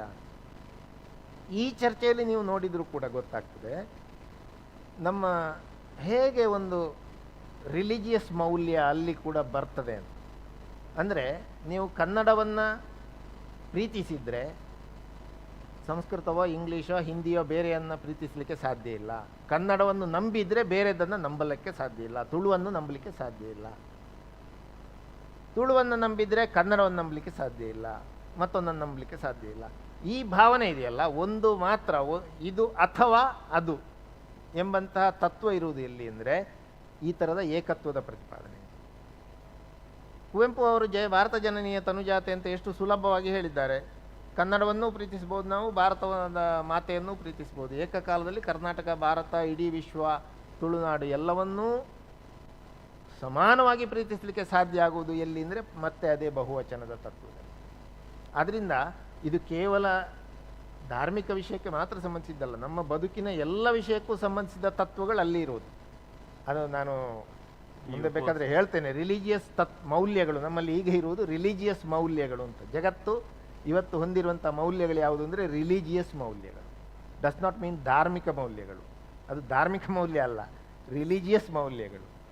ಇಲ್ಲ, ಈ ವಿಚಾರವನ್ನೇ ಸ್ವಲ್ಪ ಮುಂದುವರಿಸೋಣ. ಈ ರಿಲಿಜಿಯಸ್ ಮೌಲ್ಯಗಳು ಅನ್ನೋದು ಇವತ್ತು ನಮ್ಮ ನ್ಯಾಯಾಲಯದ ಆವರಣದಲ್ಲೂ ಇವತ್ತು ಬಂದಿದೆ ಅಂತ ಹೇಳುವುದಕ್ಕೆ ಒಂದು ಸಣ್ಣ ಉದಾಹರಣೆ ನಾನು ತಗೊಳ್ಳೋದಾದರೆ, ನಮ್ಮಲ್ಲಿ ಅಯೋಧ್ಯದಲ್ಲಿ ರಾಮ ಮಂದಿರ ಆಗಬೇಕು ಅಂತ ಹೇಳಿದಾಗ ನಾವು ಕೇವಲ ಪಠ್ಯ ಅಂತ ಹೇಳಿದರೆ ಟೆಕ್ಸ್ಟ್ಗಳಲ್ಲಿ ಅದಕ್ಕೆ ಬೇಕಾದ ಎವಿಡೆನ್ಸಸ್ ಕೊಟ್ಟರೆ ಸಾಕಾಗಲಿಲ್ಲ, ನ್ಯಾಯಾಲಯಕ್ಕೆ ಕೂಡ ಸಾಕಾಗಲಿಲ್ಲ. ಭೌತಿಕವಾದ ಪುರಾವೆಗಳನ್ನು ತೋರಿಸಿ ಅಂತ ನ್ಯಾಯಾಲಯ ಕೂಡ ಹೇಳಿತು. ಕೊನೆಗೆ ಆರ್ಕಿಯಾಲಜಿ ಡಿಪಾರ್ಟ್ಮೆಂಟಿಂದ ಒಂದಷ್ಟು ಉತ್ಖನನ ಎಲ್ಲ ಆಗಿ ಕೊನೆಗೆ ಇಲ್ಲಿ ಕಂಬ ಇದೆ, ಇಲ್ಲಿ ಏನು ಬೇರೆ ಬೇರೆ ಅದರ ಅವಶೇಷಗಳಿದೆ ಅನ್ನೋದನ್ನು ತೋರಿಸಿದ ಮೇಲೆ ನ್ಯಾಯಾಲಯ ಕೂಡ ಒಪ್ಪಿಕೊಂಡಿತು ಅನ್ನೋದನ್ನು ನಾವು ನೋಡಿದ್ದೇವೆ. ಆದರೆ ಅದೇ ರೀತಿಯಲ್ಲಿ ಬೇರೆ ರಿಲಿಜಿಯನ್ಸ್ ಚರ್ಚೆಗಳು ನಡೆದಾಗ, ಉದಾಹರಣೆಗೆ ಹಿಜಾಬಿನ ಒಂದು ಪ್ರಕರಣದಲ್ಲಿ ಅದರ ವೈಜ್ಞಾನಿಕತೆಯ ಚರ್ಚೆ ಆಗೋದಿಲ್ಲ, ನ್ಯಾಯಾಲಯದಲ್ಲೂ ಆಗೋದಿಲ್ಲ, ಅದರ ಹೊರಗೆ ಮಾಧ್ಯಮಗಳಲ್ಲೂ ಕೂಡ ಅದರ ವೈಜ್ಞಾನಿಕತೆಯ ಚರ್ಚೆ ಆಗೋದಿಲ್ಲ. ಮುಖ್ಯವಾಗುವುದು ಯಾವುದು ಅಂತ ಹೇಳಿದ್ರೆ ಇದು ನಮ್ಮ ಗ್ರಂಥಗಳಲ್ಲಿ ಹೇಳಿದೆಯಾ ಇಲ್ವಾ ಅಥವಾ ನಮ್ಮ ರಿಲಿಜನ್ ಅಲ್ಲಿ ಇದ್ರ ಬಗ್ಗೆ ಹೇಳಿದೆಯಾ ಇಲ್ವಾ ಅನ್ನೋದು ಮಾತ್ರ ಮುಖ್ಯ ಆಗುತ್ತೆ. ಸೊ ಮತ್ತೆ ಅಲ್ಲಿ ನ್ಯಾಯಾಲಯಗಳು ಕೂಡ ಆ ಗ್ರಂಥಗಳಲ್ಲಿ ಬಂದರೆ ಸಾಕು ಅದನ್ನು ನಾವು ಒಪ್ಪಿಕೊಳ್ತೇವೆ ಅನ್ನುವ ಮನಸ್ಥಿತಿಗೆ ಬಂದು ಬಿಡ್ತವೆ. ಅಂದರೆ ನೀವು ಹೇಳ್ತಾ ಇರುವ ಈ ರಿಲಿಜಿಯಸ್ ಮೌಲ್ಯಗಳು ಅಂತ ಹೇಳುವಂಥದ್ದು ನಮ್ಮ ಇವತ್ತಿನ ದೈನಂದಿನ ಚರ್ಚೆಗಳಲ್ಲಿ, ನ್ಯಾಯಾಲಯದ ಕಲಾಪಗಳಲ್ಲಿ, ಎಲ್ಲ ಕಡೆಗಳಲ್ಲೂ ಕೂಡ, ಮತ್ತು ರಾಜಕೀಯದ ಭಾಷೆಯಲ್ಲಿ, ರಾಜಕೀಯ ನಾಯಕರು ಆಡುವಂಥ ಭಾಷೆಯಲ್ಲಿ, ಅವರ ಮಾತಿನಲ್ಲೂ ಕೂಡ ಈ ರಿಲಿಜಿಯಸ್ ಮೌಲ್ಯಗಳೇ ಮತ್ತೆ ಮತ್ತೆ ಮುಂದಕ್ಕೆ ಬರ್ತಾ ಇವೆ. ನಮಗೆ ಗೊತ್ತಾಗೋದಿಲ್ಲ ಇದು ರಿಲಿಜಿಯಸ್ ಮೌಲ್ಯ ಅನ್ನೋದು ನಮ್ಗೆ ಗೊತ್ತಾಗೋದಿಲ್ಲ. ಸೊ ಅದರ ಬಗ್ಗೆ ನೀವು ಆ ಪುಸ್ತಕದಲ್ಲಿ ಒಂದು ಅಧ್ಯಾಯವನ್ನೇ ನೀವು ಡೆಡಿಕೇಟ್ ಮಾಡಿದಿರಿ. ಅದರ ಬಗ್ಗೆ ಆ ರಿಲಿಜಿಯಸ್ ಮೌಲ್ಯಗಳು ಹೇಗೆ ಇವತ್ತಿನ ನಮ್ಮ ಜೀವನವನ್ನು ಆಳ್ತಾ ಇವೆ ಅನ್ನೋದ್ರ ಬಗ್ಗೆ ಒಂದಷ್ಟು ಬೆಳಕು ಚೆಲ್ಲಿ. ಬಹಳ ಸರಳವಾಗಿ ಹೇಳಬೇಕು ಅಂದರೆ, ಈಗ ನಮ್ಮಲ್ಲಿ ರಿಲಿಜಿಯಸ್ ಮೌಲ್ಯಗಳು ಅಂತ ಹೇಳಿದರೆ, ನನ್ನ ಜಾತಿಯೇ ಶ್ರೇಷ್ಠ ಅಂತ ಯಾರಾದರೂ ಸಪೋಸ್ ಹೀಗೆ ಹೇಳಿದರೆ ಅದನ್ನು ಒಪ್ಪಿಕೊಳ್ಳುವವರು ಈ ಸಭೆಯಲ್ಲಿ ಯಾರೂ ಇರಲಿಕ್ಕಿಲ್ಲ. ಈ ಸಭೆಯಲ್ಲಿ ಎಲ್ಲ, ಇಡೀ ಜಗತ್ತಿನಲ್ಲಿ ಒಪ್ಪಿಕೊಳ್ಳುವವರು ಇರ್ಬೋದು, ಆದರೆ ಒಪ್ಪಿಕೊಂಡವರನ್ನು ನಾವು ಒಪ್ಪಿಕೊಳ್ಳಿಕ್ಕಿಲ್ಲ. ಅದರ ಬಗ್ಗೆ ಸಾಕಷ್ಟು ಟೀಕೆಗಳು ಬರ್ಬೋದು. ನನ್ನ ಧರ್ಮವೇ ಶ್ರೇಷ್ಠ ಅಂತ ಹೇಳಿದರೆ ಯಾವ ತಪ್ಪೂ ಇಲ್ಲ, ಅದು ಒಪ್ಪಿತ ಮೌಲ್ಯ ಜಗತ್ತಿನಲ್ಲಿ. ನನ್ನ ಧರ್ಮ ಅಂದರೆ ರಿಲಿಜನ್ ಎಂಬ ಅರ್ಥದಲ್ಲಿ, ನನ್ನ ರಿಲಿಜನ್ನೇ ಶ್ರೇಷ್ಠ ಅಂತ ಹೇಳೋದು, ಪ್ರಚಾರ ಮಾಡೋದು, ಹೇಳೋದರಲ್ಲಿ ಯಾವ ತಪ್ಪು ಇಲ್ಲ. ಆದರೆ ನನ್ನ ಜಾತಿ ಶ್ರೇಷ್ಠ ಅಂತ ಹೇಳಿದರೆ ತಪ್ಪು. ನಾನು ಜಾತಿ ಶ್ರೇಷ್ಠ ಅಂತ ಹೇಳಬೇಕು ಅಂತ ಹೇಳುತ್ತಿರೋದಿಲ್ಲ, ಆದರೆ ನಮ್ಮ ಮೌಲ್ಯಗಳು ಹೇಗಿದೆ ಅನ್ನೋದನ್ನು ಗುರುತಿಸುವಂಥದ್ದು. ಆಮೇಲೆ ಈ ಉದಾಹರಣೆಗೆ ಈ ಥರ ಅನೇಕ ವಿಷಯಗಳಿವೆ ಇಂಥದ್ದು. ನೀವು ಉಪವಾಸದ ರಂಜಾನ್ ಮಾಸದಲ್ಲಿ ಯಾವ ಇಂಟರ್ನ್ಯಾಷನಲ್ ಕ್ರೀಡಾಪಟುವು ಕೂಡ ಎಷ್ಟು ದೊಡ್ಡ ಟೂರ್ನಮೆಂಟ್ ಇದ್ದರೂ ಕೂಡ ನಾನು ಇವತ್ತು ಊಟ ಮಾಡಿ ಆಟ ಆಡಿದೆ ಅಂತ ಹೇಳಿ ಒಪ್ಪಿಕೊಳ್ಳುವುದಿಲ್ಲ. ಸಾರ್ವಜನಿಕವಾಗಿ ಎಲ್ಲಿಯಾದರೂ ಹೇಳಿದ್ದುಂಟ ನೋಡಿದ್ದೀನಿ. ಅದೇ ಒಂದು ಅರ್ಧ ದಿನದ ಒಪ್ಪೊತ್ತಿನ ಗ್ರಹಣದ ಉಪವಾಸ ಮಾಡಿದರೆ ಅದು ದೊಡ್ಡ ಮೂಢನಂಬಿಕೆ ನಮ್ಮಲ್ಲಿ. ಮನುಷ್ಯರ ಕಾಲಿಗೆ ನಮಸ್ಕಾರ ಮಾಡಿದರೆ ಅದು ನಮ್ಮ ಅರೆ ಜಿಜ್ಞಾಸುಗಳ ಮಟ್ಟಿಗೆ ಅದು ಬಹಳ ದೊಡ್ಡ ಒಂದು ತಪ್ಪು ನಡೆ. ಸಾರ್ವಜನಿಕವಾಗಿ ಇನ್ನೊಬ್ಬ ಮನುಷ್ಯನಿಗೆ ಕಾಲಿಗೆ ಬಿದ್ದ ಅಂತೇಳಿ. ಆ್ಯಕ್ಚುಲಿ ಮನುಷ್ಯರನ್ನು ದೇವರಾಗಿ ಕಾಣಬಲ್ಲ ನಮ್ಮ ಭಾರತೀಯ ಸಂಸ್ಕೃತಿಯಲ್ಲಿ ಮತ್ತು ಉತ್ತಮವಾದ ಒಂದು ಸಂಸ್ಕೃತಿಯಲ್ಲಿ ಅದರಲ್ಲಿ ಏನು ತಪ್ಪಿಲ್ಲ. ಆದರೆ ಜಗತ್ತು ಒಪ್ಪಿದ ಮೌಲ್ಯ ಅಲ್ಲ ಅದು ಇವತ್ತು. ಯಾಕೆಂದರೆ ರಿಲಿಜನ್ನಲ್ಲಿ ಮನುಷ್ಯನಿಗೆ ನಮಸ್ಕಾರ ಮಾಡುವ ಅಂಥದ್ದಿಲ್ಲ. ಸೃಷ್ಟಿಕರ್ತನಿಗೆ ಮಾತ್ರ ಮಣಿಯಬೇಕಾದ್ದು. ಸೃಷ್ಟಿಕರ್ತನ ಹೊರತಾಗಿ ಬೇರೆಯವರಿಗೆ ಮಣಿಯುವಂಥ ಪ್ರಶ್ನೆ ಇಲ್ಲ. ಆದ್ದರಿಂದ ಮನುಷ್ಯನಿಗೆ ಕಾಲಿಗೆ ನಮಸ್ಕಾರ ಮಾಡಿದರೆ ಅದು ದೊಡ್ಡ ಒಂದು ಅಪರಾಧ ಅಥವಾ ಅದು ದೊಡ್ಡ ಗುಲಾಮತನದ ಸಂಕೇತವಾಗಿ ನಮ್ಮ ಬಹುತೇಕ ಮೌಲ್ಯ ಹಾಗೇ ಇದೆ. ಒಂದು ಇತ್ತೀಚೆಗೆ ಹಿಂದುವಿನಲ್ಲಿ ಬಂದಂಥ ಒಂದು ಇದು ಕೋರ್ಟ್ ಕೇಸಿನ ಬಗ್ಗೆ ನೋಡಿದೆ ನಾನು. ಈ ದಾವೂದ್ ಬೋಹ್ರಾಗಳ ಒಂದು ಕೇಸು 1963ರಲ್ಲಿ ಎಕ್ಸ್ಕಮ್ಯುನಿಕೇಷನ್ ಮಾಡುವಂಥದ್ದು. ಅದರ ಧಾರ್ಮಿಕ ಮುಖಂಡನಿಗೆ ಯಾರೋ ಒಬ್ಬ ವ್ಯಕ್ತಿಯನ್ನು ಎಕ್ಸ್ಕಮ್ಯುನಿಕೇಟ್ ಮಾಡೋದು ಅಥವಾ ಏನು ಬಹಿಷ್ಕಾರ ಅಂತ ನಾವು ಹೇಳ್ತೇವಲ್ಲ, ಬಹಿಷ್ಕಾರ ಹಾಕಲಿಕ್ಕೆ ಅಧಿಕಾರ ಇರಬೇಕಾ ಬೇಡವಾ ಅನ್ನುವಂಥ ಪ್ರಶ್ನೆ. ಸರ್ಕಾರ ಈ ಥರ ಬಹಿಷ್ಕಾರ ಹಾಕುವುದನ್ನು ನಿಷೇಧಿಸುವಂಥ ಕಾನೂನು ಮಾಡಿತಂತೆ ಮುಂಬೈ ಸರ್ಕಾರ, ಬಹುಶಃ ಆವಾಗಿದ್ದು. ಅದರ ವಿರುದ್ಧ ಅವರು ಕೋರ್ಟಿಗೆ ಹೋದರು. ಕಮ್ಯುನಿಟಿಯ ಮುಖಂಡ, ನಮಗೆ ಈ ಅಧಿಕಾರ ಇದೆ, ನಮಗೆ ರಿಲಿಜಿಯಸ್ ಫ್ರೀಡಮ್ ಇದೆ ಅಂತ. ಕೋರ್ಟಿಗೆ ಹೋದಾಗ ಕೋರ್ಟು ಆ ಕಾನೂನನ್ನು ಅಸಿಂಧುಗೊಳಿಸಿತಂತೆ. ಇವರ ರಿಲಿಜಿಯಸ್ ಫ್ರೀಡಮ್, ಈ ಸಮುದಾಯದ ರಿಲಿಜಿಯಸ್ ಫ್ರೀಡಮ್ಮು ಆ ವ್ಯಕ್ತಿಯ ಫ್ರೀಡಮ್ಗಿಂತಲೂ ದೊಡ್ಡದ್ದು. ಯಾಕೆಂದರೆ ಸಮುದಾಯದ ರಿಲಿಜಿಯಸ್ ಫ್ರೀಡಮ್ಮೇ ರಿಲಿಜನನ್ನು ಉಳಿಸುವಂಥದ್ದು ಅಂತ. ಅದರಿಂದ ಇಡೀ ಅಂಗಗಳು, ನಮ್ಮ ಆಡಳಿತಕ್ಕೆ ಸಂಬಂಧಪಟ್ಟ ಬೇರೆ ಬೇರೆ ಅಂಗಗಳು, ಕಾರ್ಯಾಂಗ ನ್ಯಾಯಾಂಗ ಅಂತಲ್ಲ ನಾವು ಹೇಳ್ತೇವಲ್ಲ, ಅವುಗಳು ಈ ರಿಲಿಜನ್ ಅಂತ ಏನಿದೆ ಅದರಲ್ಲಿ, ಅದರ ಪುಸ್ತಕದಲ್ಲಿ ಬರೆದದ್ದನ್ನು ಪ್ರೊಟೆಕ್ಟ್ ಮಾಡುವ ರೀತಿಯಲ್ಲೇ ವರ್ತಿಸುವುದು ಅನಿವಾರ್ಯವಾಗಿರುವಂಥದ್ದು ಭಾರತದ ಪರಿಸ್ಥಿತಿ. ಆ ರಿಲಿಜನ್ ಅಲ್ಲದ ಪುಸ್ತಕದ ಮೂಲಕ ತಮ್ಮ ನಂಬಿಕೆಯನ್ನು ಸಾಧಿಸಲಿಕ್ಕೆ ಸಾಧ್ಯವಿಲ್ಲದಂತಹ ಸಂಸ್ಕೃತಿ ಈ 80% ಜನರದ್ದು ಇರುವಂಥದ್ದು. ಪುಸ್ತಕದ ಉದಾಹರಣೆಯ ಮೂಲಕ ಸಾಧಿಸಲು ಸಾಧ್ಯವಿಲ್ಲದಂಥ ಸಂಸ್ಕೃತಿಗಳಿಗೆ ನ್ಯಾಯಾಂಗದ ಬೆಂಬಲ ಕೂಡ ಸಿಕ್ಕುವುದಿಲ್ಲ. ಯಾಕೆಂದರೆ ಸಂವಿಧಾನ ಹೇಳಿದೆ ರಿಲಿಜಿಯಸ್ ಫ್ರೀಡಮ್ಮು ಅಂತ. ಸಂವಿಧಾನ ಕೊಟ್ಟದ್ದು ರಿಲಿಜಿಯಸ್ ಫ್ರೀಡಮ್, ಅಂದರೆ ರಿಲಿಜನ್ಗಳಿಗೆ ಮಾತ್ರ ಫ್ರೀಡಮ್ ಕೊಟ್ಟದ್ದು. ನೀವು ರಿಲಿಜನ್ ಅಂತ ಪ್ರೂವ್ ಆದದ್ದಕ್ಕೆ ಮಾತ್ರವೇ, ರಿಲಿಜನ್ನಿನ ಸ್ವರೂಪವನ್ನು ಹೊಂದಿರುವುದಕ್ಕೆ ಮಾತ್ರವೇ ಅಲ್ಲಿ ಫ್ರೀಡಮ್ ಸಿಕ್ಕುವಂಥದ್ದು. ಉಳಿದದ್ದಕ್ಕೆ ಇಂಟರ್ಪ್ರಿಟೇಷನ್ ಅಷ್ಟೇ. ಅದು ಕೆಲವೊಂದು ಸಂದರ್ಭಗಳಲ್ಲಿ ನಂಬಿಕೆಗಳಿಗೂ ಕೂಡ ಇಂಟರ್ಪ್ರಿಟೇಷನ್ಗಳ ಮೂಲಕ ನ್ಯಾಯಾಲಯದಲ್ಲಿ ಗೆಲುವು ಸಿಕ್ಕಿರ್ಬೋದು. ಆದರೆ ಬಹಳ ಸ್ಪಷ್ಟವಾಗಿ ನ್ಯಾಯಾಂಗದ ಒಂದು ವ್ಯವಸ್ಥೆ ಕೂಡ ಈ ಪುಸ್ತಕಗಳನ್ನು, ಅಂದರೆ ರಿಲಿಜನ್ಗಳನ್ನು ನೋಡಿ ತೀರ್ಪು ನೀಡುವಂಥ ಒಂದು ನಿರ್ಬಂಧಕ್ಕೆ ಒಳಗಾಗುವ ಪರಿಸ್ಥಿತಿ ಭಾರತದಲ್ಲಿ ಇದೆ. ನೀವು ಯಾವುದೇ ಕೇಸನ್ನು ನೋಡಿ, ರಿಲಿಜಿಯಸ್ ಫ್ರೀಡಮಿನ ಪ್ರಶ್ನೆ ಬಂದಾಗ ಅದು ಆ ಕೇಸು ಎಷ್ಟು ಜಟಿಲವಾಗ್ತದೆ ಅನ್ನುವಂಥದ್ದು. ಹಾಗಾಗಿ ಶಾಬಾನೋ ಕೇಸ್ ಕೂಡ ಇದೆಯಲ್ಲ. ಹೌದು, ಶಾಬಾನೋ ಕೇಸ್ನಲ್ಲಿ ಕೊನೆಗೆ ಆಕೆಗೆ ನ್ಯಾಯವನ್ನು ಕೊಟ್ಟ ಮೇಲೂ ಕೂಡ ಸರ್ಕಾರ ಬಂದು ಅದನ್ನ ಮತ್ತೆ ಹಿಂದಕ್ಕೆ ಮಾಡಿ ಕಾನೂನು ಮಾಡಿದ ಒಂದು ಪ್ರಕರಣವನ್ನು ಕೂಡ ನಾವು ನೋಡಿದ್ದೇವೆ. ಹೌದು, ಅಂದರೆ ರಿಲಿಜನ್ ಅಂತ ಇರುವುದನ್ನು ಪ್ರೊಟೆಕ್ಟ್ ಮಾಡುವ ರೀತಿಯ ವ್ಯವಸ್ಥೆ ಇರುವಂಥದ್ದು. ಆ ರಿಲಿಜನ್ ಅಂತ ಪ್ರೂವ್ ಆಗದೇ ಇರುವುದನ್ನು, ರಿಲಿಜನ್ ಆಗಿ ಸಾಧಿಸಲಿಕ್ಕೆ ಆಗದೇ ಇರುವುದನ್ನು ಸರ್ಕಾರ ಅಥವಾ ನ್ಯಾಯಾಂಗ ಬೆಂಬಲಿಸುವಂಥ ಅವಕಾಶ ಇರುವುದಿಲ್ಲ. ಅದು ನಮ್ಮ ಕಾನ್ಸ್ಟಿಟ್ಯೂಷನ್ನಲ್ಲಿ ರಿಲಿಜಿಯಸ್ ಫ್ರೀಡಮ್ ಇದ್ದರೂ ಕೂಡ ಅದು ಯಾವ ಥರ ಇದೆ ಅನ್ನೋದಕ್ಕೆ ಒಂದು ಸಾಕ್ಷಿ ಅದು. ನಾನು ಮತ್ತೆ ಈ ಶಬ್ದಗಳ ವಿಚಾರಕ್ಕೆ ಬರ್ತೇನೆ. ನಮ್ಮಲ್ಲಿ ಅನೇಕ ಶಬ್ದಗಳು, ಉದಾಹರಣೆಗೆ ಧರ್ಮ, ಪಾಪ, ಪುಣ್ಯ, ದೇವರು, ದೈವ, ಶಿವ, ಬ್ರಹ್ಮ, ಪರಬ್ರಹ್ಮ, ಆಮೇಲೆ ಪೂಜೆ, ಆರಾಧನೆ, ಅಭಿಷೇಕ, ಸಮರ್ಪಣೆ, ದೇವಸ್ಥಾನ, ಗರ್ಭಗುಡಿ, ಉತ್ಸವ, ಜಾತ್ರೆ, ಭೋಜನ, ಹೀಗೆ ಆಮೇಲೆ ಚಿತ್ತ, ಮನಸ್ಸು, ಹೀಗೆ ಯಾವುದನ್ನು ಬೇಕಾದ್ರೂ ತೆಗೆದುಕೊಳ್ಳಿ. ಸಂಪೂರ್ಣವಾಗಿ ಭಾರತೀಯ ಅಂದ್ರೆ ಈ ನೆಲದ ಸಂಸ್ಕೃತಿಯಿಂದ ಹುಟ್ಟಿದ ಯಾವ ಶಬ್ದವನ್ನು ಬೇಕಾದ್ರೂ ತೆಗೆದುಕೊಳ್ಳಿ, ಅದಕ್ಕೆ ಸಂವಾದಿಯಾದ, ಅದರ ಅರ್ಥವನ್ನು ಅಷ್ಟೇ ನಿಖರವಾಗಿ ಹೇಳುವ ಬೇರೆ ಅನ್ಯ ದೇಶೀಯ ಶಬ್ದ ಇಲ್ಲ. ಅನ್ಯ ದೇಶೀಯ ಅಂತ ಹೇಳುವಾಗ ಇಂಗ್ಲಿಷ್, ವಿದೇಶಿ ಶಬ್ದ. ಆದ್ರೆ ಭಾರತೀಯ ಭಾಷೆಗಳಲ್ಲಿ ಈ ಎಲ್ಲ ಶಬ್ದಗಳಿಗೆ ಸಂವಾದಿ ಶಬ್ದಗಳಿದಾವೆ. ಉದಾಹರಣೆಗೆ ದೇವ ಅಂತ ನಾವು ತಗೊಂಡ್ರೆ, ದೇವ ಅನ್ನುವ ಸಂಸ್ಕೃತ ಶಬ್ದಕ್ಕೆ ದೇವ್ ಅಂತ ನಾವು ಹಿಂದಿಯಲ್ಲಿ ಹೇಳ್ತೇವೆ, ದೇವರು ಅಂತ ಕನ್ನಡದಲ್ಲಿ ಹೇಳ್ತೇವೆ, ದೇವೇರಂತ ತುಳುವಲ್ಲಿ ಹೇಳ್ತೇವೆ, ದೈವಂ ಅಂತ ಮಲಯಾಳಮಲ್ಲಿ ಹೇಳ್ತೇವೆ. ಯಾವುದೇ ಭಾಷೆಯಲ್ಲಿ ಹೇಳಿದ್ರು ಕೂಡ ನಮಗೆ ಆ ಶಬ್ದ ಮತ್ತು ಪರಿಕಲ್ಪನೆ ಎರಡೂ ಕೂಡ ಟ್ರಾನ್ಸ್ಲೇಟ್ ಆಗ್ತದೆ. ಆದ್ರೆ ಇಲ್ಲಿ ಈ ಶಬ್ದಗಳಿಗೆ, ನಾನು ಹೇಳಿದ ಈ ಕೆಲವೊಂದು ಶಬ್ದಗಳನ್ನ ಅದೇ ಅರ್ಥದಲ್ಲಿ ಆ ಪರಿಕಲ್ಪನೆಯನ್ನು ಟ್ರಾನ್ಸ್ಲೇಟ್ ಮಾಡುವಂತ ಒಂದು ಶಕ್ತಿ ಇಲ್ಲ. ಅದನ್ನ ಇಂಗ್ಲಿಷ್ ಭಾಷೆಯಲ್ಲಿ ನಾವು ನೋಡೋದಿಲ್ಲ. ಈ ರೀತಿಯ ನಾನ್ ಟ್ರಾನ್ಸ್ಲೇಟಬಲ್ ಶಬ್ದಗಳನ್ನ ಇಟ್ಟುಕೊಂಡು ನಾವು ಹೇಗೆ ಭಾಷಾಂತರ ಮಾಡೋದು? ಇದು ಬಹಳ ದೊಡ್ಡ ಸಮಸ್ಯೆ. ಯಾಕಂದ್ರೆ ಒಂದು ಅರ್ಧ ಪೇಜಿನ ಟೆಕ್ಸ್ಟ್ ಅನ್ನ ನಾನು ಆ ಎಲ್ಲ ಅರ್ಥಗಳು ಬರುವ ಹಾಗೆ ಟ್ರಾನ್ಸ್ಲೇಟ್ ಮಾಡ್ಬೇಕಾದ್ರೆ ಒಂದು 20 ಪೇಜ್ ಆಗ್ಬೋದು. ಸೊ ಆ ನೋಟ್ಗಳನ್ನ ಕೊಟ್ಟು ಟ್ರಾನ್ಸ್ಲೇಟ್ ಮಾಡ್ಬೇಕಾ, ಅಥವಾ ಜಸ್ಟ್ ಟ್ರಾನ್ಸ್ಲೇಟ್ ಮಾಡಿ ಅದು ವ್ಯತಿರಿಕ್ತ ಅರ್ಥಗಳನ್ನು ಕೊಡುವ ಹಾಗೆ ಆಗ್ಬೇಕಾ? ಹೇಗೆ ಈ ನಾನ್ ಟ್ರಾನ್ಸ್ಲೇಟಬಲ್ ಶಬ್ದಗಳನ್ನು ಮ್ಯಾನೇಜ್ ಮಾಡೋದು ಹೇಗೆ? ಅದೇ, ಅದು ಸ್ವಲ್ಪ ಕಷ್ಟವೇ. ಯಾಕೆಂದರೆ ನೀವು ಹೇಳಿದಾಗೆ ನಾವು ಮಾಡಬಹುದಾದ ಅತಿ ಕಡಿಮೆ ಕಷ್ಟದ ಕೆಲಸ, ಕಷ್ಟವೇ. ಅದರಲ್ಲಿ ಮಾಡಬಹುದಾದ್ದು ಏನು ಅಂದರೆ ನಾವು ಆಯಾ ಶಬ್ದಗಳನ್ನೇ ಇಡುವಂಥದ್ದು ಟೆಕ್ಸ್ಟಿನ, ಮುಖ್ಯ ಟೆಕ್ಸ್ಟಿನ ಒಳಗೆ. ಆನಂತರ ಅದನ್ನು ವಿವರಿಸುವಂಥ ಟಿಪ್ಪಣಿಯನ್ನು ಪ್ರತ್ಯೇಕವಾಗಿ ಕೊಡುವುದು ಒಳ್ಳೆಯದು. ಯಾಕೆಂದರೆ ಈ ರೀತಿಯ ವಿಶೇಷ ಪರಿಕಲ್ಪನೆಗಳು, ನೀವು ಹೇಳಿದಂಥ ಪರಿಕಲ್ಪನೆ ಭಾರತದೊಳಗೆ ಅದು ಟ್ರಾನ್ಸ್ಲೇಟೇಬಲ್, ಆರಾಮವಾಗಿ ಅದನ್ನು ನಾವು ಭಾಷಾಂತರ ಮಾಡ್ಬೋದು. ಅಥವಾ ಅದೇ ಶಬ್ದವನ್ನು ಎಷ್ಟೋ ಸಲ ನಾವು ಬಳಸ್ತೇವೆ, ಅದು ಸಹಜವಾಗಿ ಎಲ್ಲರಿಗೂ ಅರ್ಥ ಆಗ್ತದೆ.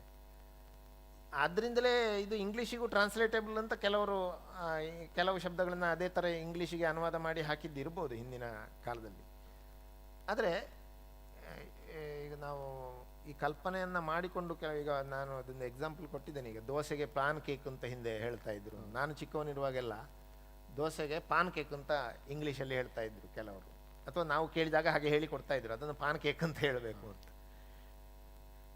ತೊಂದರೆ ಏನಿಲ್ಲ, ದೋಷ ಇಲ್ಲ, ದೋಸೆ ಅದರಿಂದ ದೋಷ ಇಲ್ಲ. ಈಗ ದೋಸೆ ಇಂಗ್ಲೀಷಿಗೆ ಹೋಗಿದೆ ಅದು. ಮತ್ತು ಈ ದೋಸೆ ಕಣ್ಣಿಗೆ ಕಾಣುವ ವಸ್ತು, ನೀವು ಇದು ದೋಸೆ ಅಂತ ಹೇಳ್ಬೋದು, ದಿಸ್ ಈಸ್ ಪಾನ್ ಕೇಕ್ ಅಂತ ತೋರಿಸ್ಬೋದು. ಆವಾಗ ದೊಡ್ಡ ಸಮಸ್ಯೆ ಏನು ಬರುವುದಿಲ್ಲ, ಅದರಲ್ಲಿ ಚಿತ್ರವನ್ನು ಏನನ್ನೋ ತೋರಿಸ್ಬೋದು. ನೀವು ಈಗ ಅಭಿಷೇಕದಂತಹ ಕೆಲವು ಮುಹೂರ್ತವಾಗಿ ತೋರಿಸಬಹುದಾದ್ದನ್ನು ಕೂಡ ನೀವು ಟ್ರಾನ್ಸ್ಲೇಟ್ ಮಾಡಿದರೂ ಹೆಚ್ಚು ಸಮಸ್ಯೆ ಆಗಲಿಕ್ಕಿಲ್ಲ. ಈ ಅಮೂರ್ತವಾದಂತಹ ವಿಷಯ, ಅದೇ ಈಗ ದೇವರ ಆ ಅಮೂರ್ತವಾದಂತಹ ಶಬ್ದಗಳಿದೆಯಲ್ಲ, ಈ ಕಲ್ಚರ್ ಸ್ಪೆಸಿಫಿಕ್ ವರ್ಡ್ಸು ಒಂದು. ಈಗ ಅಭಿಷೇಕ ಇದೆಲ್ಲ ಕಲ್ಚರ್ ಸ್ಪೆಸಿಫಿಕ್ ಹೌದು, ಬಟ್ ಅದನ್ನು ಕಣ್ಣಿಗೆ ಕಾಣಿಸಿ ನಾವು ವಿವರಿಸ್ಬೋದು, ಅದರ ಚಿತ್ರವನ್ನು ತೋರಿಸ್ಬೋದು, ಅಥವಾ ಅದನ್ನು ಮುಖತಃ ತೋರಿಸ್ಬೋದು. ಅದಲ್ಲದ ಅಮೂರ್ತ ಶಬ್ದಗಳಲ್ಲಿ ಸ್ವಲ್ಪ ಕಷ್ಟವೇ ಅದು. ಆದರೆ ಅಟ್ಲೀಸ್ಟ್ ಅದು ಕಷ್ಟ ಉಂಟು ಅಂತ ಆದ್ರೂ ಗೊತ್ತಾಗುವಾಗೆ ನಾವು ಮಾಡಬೇಕು. ಇದು ಬಹಳ ಸುಲಭ, ಇದು ಹೀಗೆ ಅಂತ ಇಷ್ಟೇ ಅಂತ ಹೇಳಿ ಸಮಸ್ಯೆ ಇಲ್ಲ ಅಂತ ಅನಿಸಬಾರದು. ಈಗ ಹನುಮಂತನಿಗೂ ಕೂಡ ರೆಸ್ಲಿಂಗ್ ಗಾಡ್ ಆಫ್ ಹಿಂದೂಸ್ ಅಂತ ಅನುವಾದ ಮಾಡಿದ್ರು. ಸೊ ರೆಸ್ಲಿಂಗ್ ಗಾಡ್ ಅಂತ ಹೇಳೋದಕ್ಕೂ ಹನುಮಂತ ಅಂತ ಹೇಳೋದಕ್ಕೂ ಎಷ್ಟು ಪರಿಕಲ್ಪನೆಯ ವ್ಯತ್ಯಾಸ ಇದೆ ಅನ್ನೋದು ನಮ್ಗೆಲ್ರಿಗೂ ಅನುಭವಕ್ಕೆ ಮಂಕಿ ಗಾಡ್ ಅಂತ ಹೇಳ್ತಾರೆ, ಮಂಕಿ ಗಾಡ್ ಆಫ್ ರೆಸ್ಲಿಂಗ್ ಅಂತ ಅನುವಾದ ಮಾಡ್ತಾರೆ. ಸೊ ಈ ರೀತಿಯ ಒಂದು ಪರಿಕಲ್ಪನೆಗಳ ಅನುವಾದ ಎಷ್ಟು ಕಷ್ಟ ಅನ್ನೋದು ನಾವು ನೋಡ್ತಾ ಇದ್ದೇವೆ. ಮತ್ತೆ ಮತ್ತೆ ನೀವು ಆ ಪುಸ್ತಕದಲ್ಲಿ ನೀವು ಹೇಳ್ತಾ ಇರೋದು ಏನಂತ ಹೇಳಿದ್ರೆ, ಈ ರೀತಿಯ ತಪ್ಪು ಅನುವಾದಗಳಿಂದಾಗಿ ಎಷ್ಟೋ ತಪ್ಪು ಸಿದ್ಧಾಂತಗಳು ಹುಟ್ಟಿಕೊಳ್ತವೆ ಅನ್ನೋದು. ನಮ್ಮ ಇವತ್ತಿನ ಎಲ್ಲ ಅಪಸವ್ಯಗಳಿಗೂ ಬಹಳ ಮುಖ್ಯವಾದ ಕಾರಣ ಈ ತಪ್ಪು ಅನುವಾದಗಳು ಅನ್ನೋದನ್ನ ನೀವು ಹೇಳ್ತಾ ಹೋಗ್ತೀರಿ. ಇವತ್ತಿನ ಗೋಷ್ಠಿಗಳಲ್ಲಿ ಕೂಡ ಒಂದಷ್ಟು ಶಬ್ದಗಳು ಬಂತು. ಉದಾಹರಣೆಗೆ ಥಿಯೋಡೈವರ್ಸಿಟಿ ಅಂತ ಒಂದು ಶಬ್ದ ಬಂತು. ಈಗ ಅದನ್ನ ನಮಗೆ ಗೊತ್ತಾಯ್ತು, ಆ ಒಂದು ಪರಿಕಲ್ಪನೆಯ ಚರ್ಚೆ ನಡೀತಾ ಇದ್ದದ್ರಿಂದ ನಮ್ಗೆ ಗೊತ್ತಾಯ್ತು. ಆದ್ರೆ ಥಿಯೋಡೈವರ್ಸಿಟಿ ಅಂತ ಹೇಳೋದನ್ನ ನೀವು ಅಷ್ಟೇ ಶಬ್ದವನ್ನು ಇಟ್ಕೊಂಡ್ರೆ ಬೇರೆ ಅರ್ಥವನ್ನು ಕೊಡಬಹುದು. ಅದೇ ರೀತಿಯಲ್ಲಿ ಇಸ್ಲಾಮಿಸ್ಟ್ ಥಿಯಾಲಜಿ ಅನ್ನುವ ಶಬ್ದ ಅದು ಕೇವಲ ಕ್ರಿಶ್ಚಿಯಾನಿಟಿಗೆ ಸಂಬಂಧಪಟ್ಟ ಶಬ್ದ. ನಾವು ಇಸ್ಲಾಮಿಸ್ಟ್ ಥಿಯಾಲಜಿ ಅಂತ ಹೇಳುವಾಗ ಸ್ವಲ್ಪ ಗೊಂದಲ ಆಗುವಂತ ಅವಕಾಶ ಇದೆ. ಈ ರೀತಿಯ ಒಂದಷ್ಟು ವಾದಗಳನ್ನು ನೀವಲ್ಲಿ ಚರ್ಚೆಗೆ ಎತ್ಕೊಂಡಿದ್ದೀರಿ. ಇನ್ನು ಅದರ ಜೊತೆಗೆ ಈ ರಾಷ್ಟ್ರೀಯತೆ ಮತ್ತು ರಾಷ್ಟ್ರಭಕ್ತಿ ಈ ವಿಚಾರವನ್ನು ಕೂಡ ನೀವಲ್ಲಿ ಚರ್ಚೆ ಮಾಡಿದ್ದೀರಿ. ನೀವಲ್ಲಿ ಹೇಳುವ ಒಂದು ವಿಚಾರ ನನಗೆ ಇಷ್ಟ ಆಯಿತು. ಏನಂತ ಹೇಳಿದ್ರೆ, ಇಸ್ರೇಲ್ ಮತ್ತು ಭಾರತ ಎರಡೂ ಕೂಡ ಒಂದೇ ಕಾಲಘಟ್ಟದಲ್ಲಿ ದೇಶಗಳಾಗಿ, ಸ್ವತಂತ್ರ ದೇಶಗಳಾಗಿ ರೂಪುಗೊಂಡಂತ ವ್ಯವಸ್ಥೆಗಳು. ಆದರೆ ಇಸ್ರೇಲ್ ಯಾಕೆ ಮುಂದುವರಿಯಿತು, ಅಭಿವೃದ್ಧಿಯ ದಾರಿಯಲ್ಲಿ ಹೇಗೆ ಅದು ದಾಪುಗಾಲು ಇಡ್ತಾ ಹೋಯ್ತು, ಭಾರತ ಯಾಕೆ ಕುಂಟುತ್ತಾ ಹೋಯ್ತು ಅನ್ನೋದ್ರ ಬಗ್ಗೆ ಒಂದು ವಿಶ್ಲೇಷಣೆಯನ್ನು ಮಾಡಿದ್ದೀರಿ.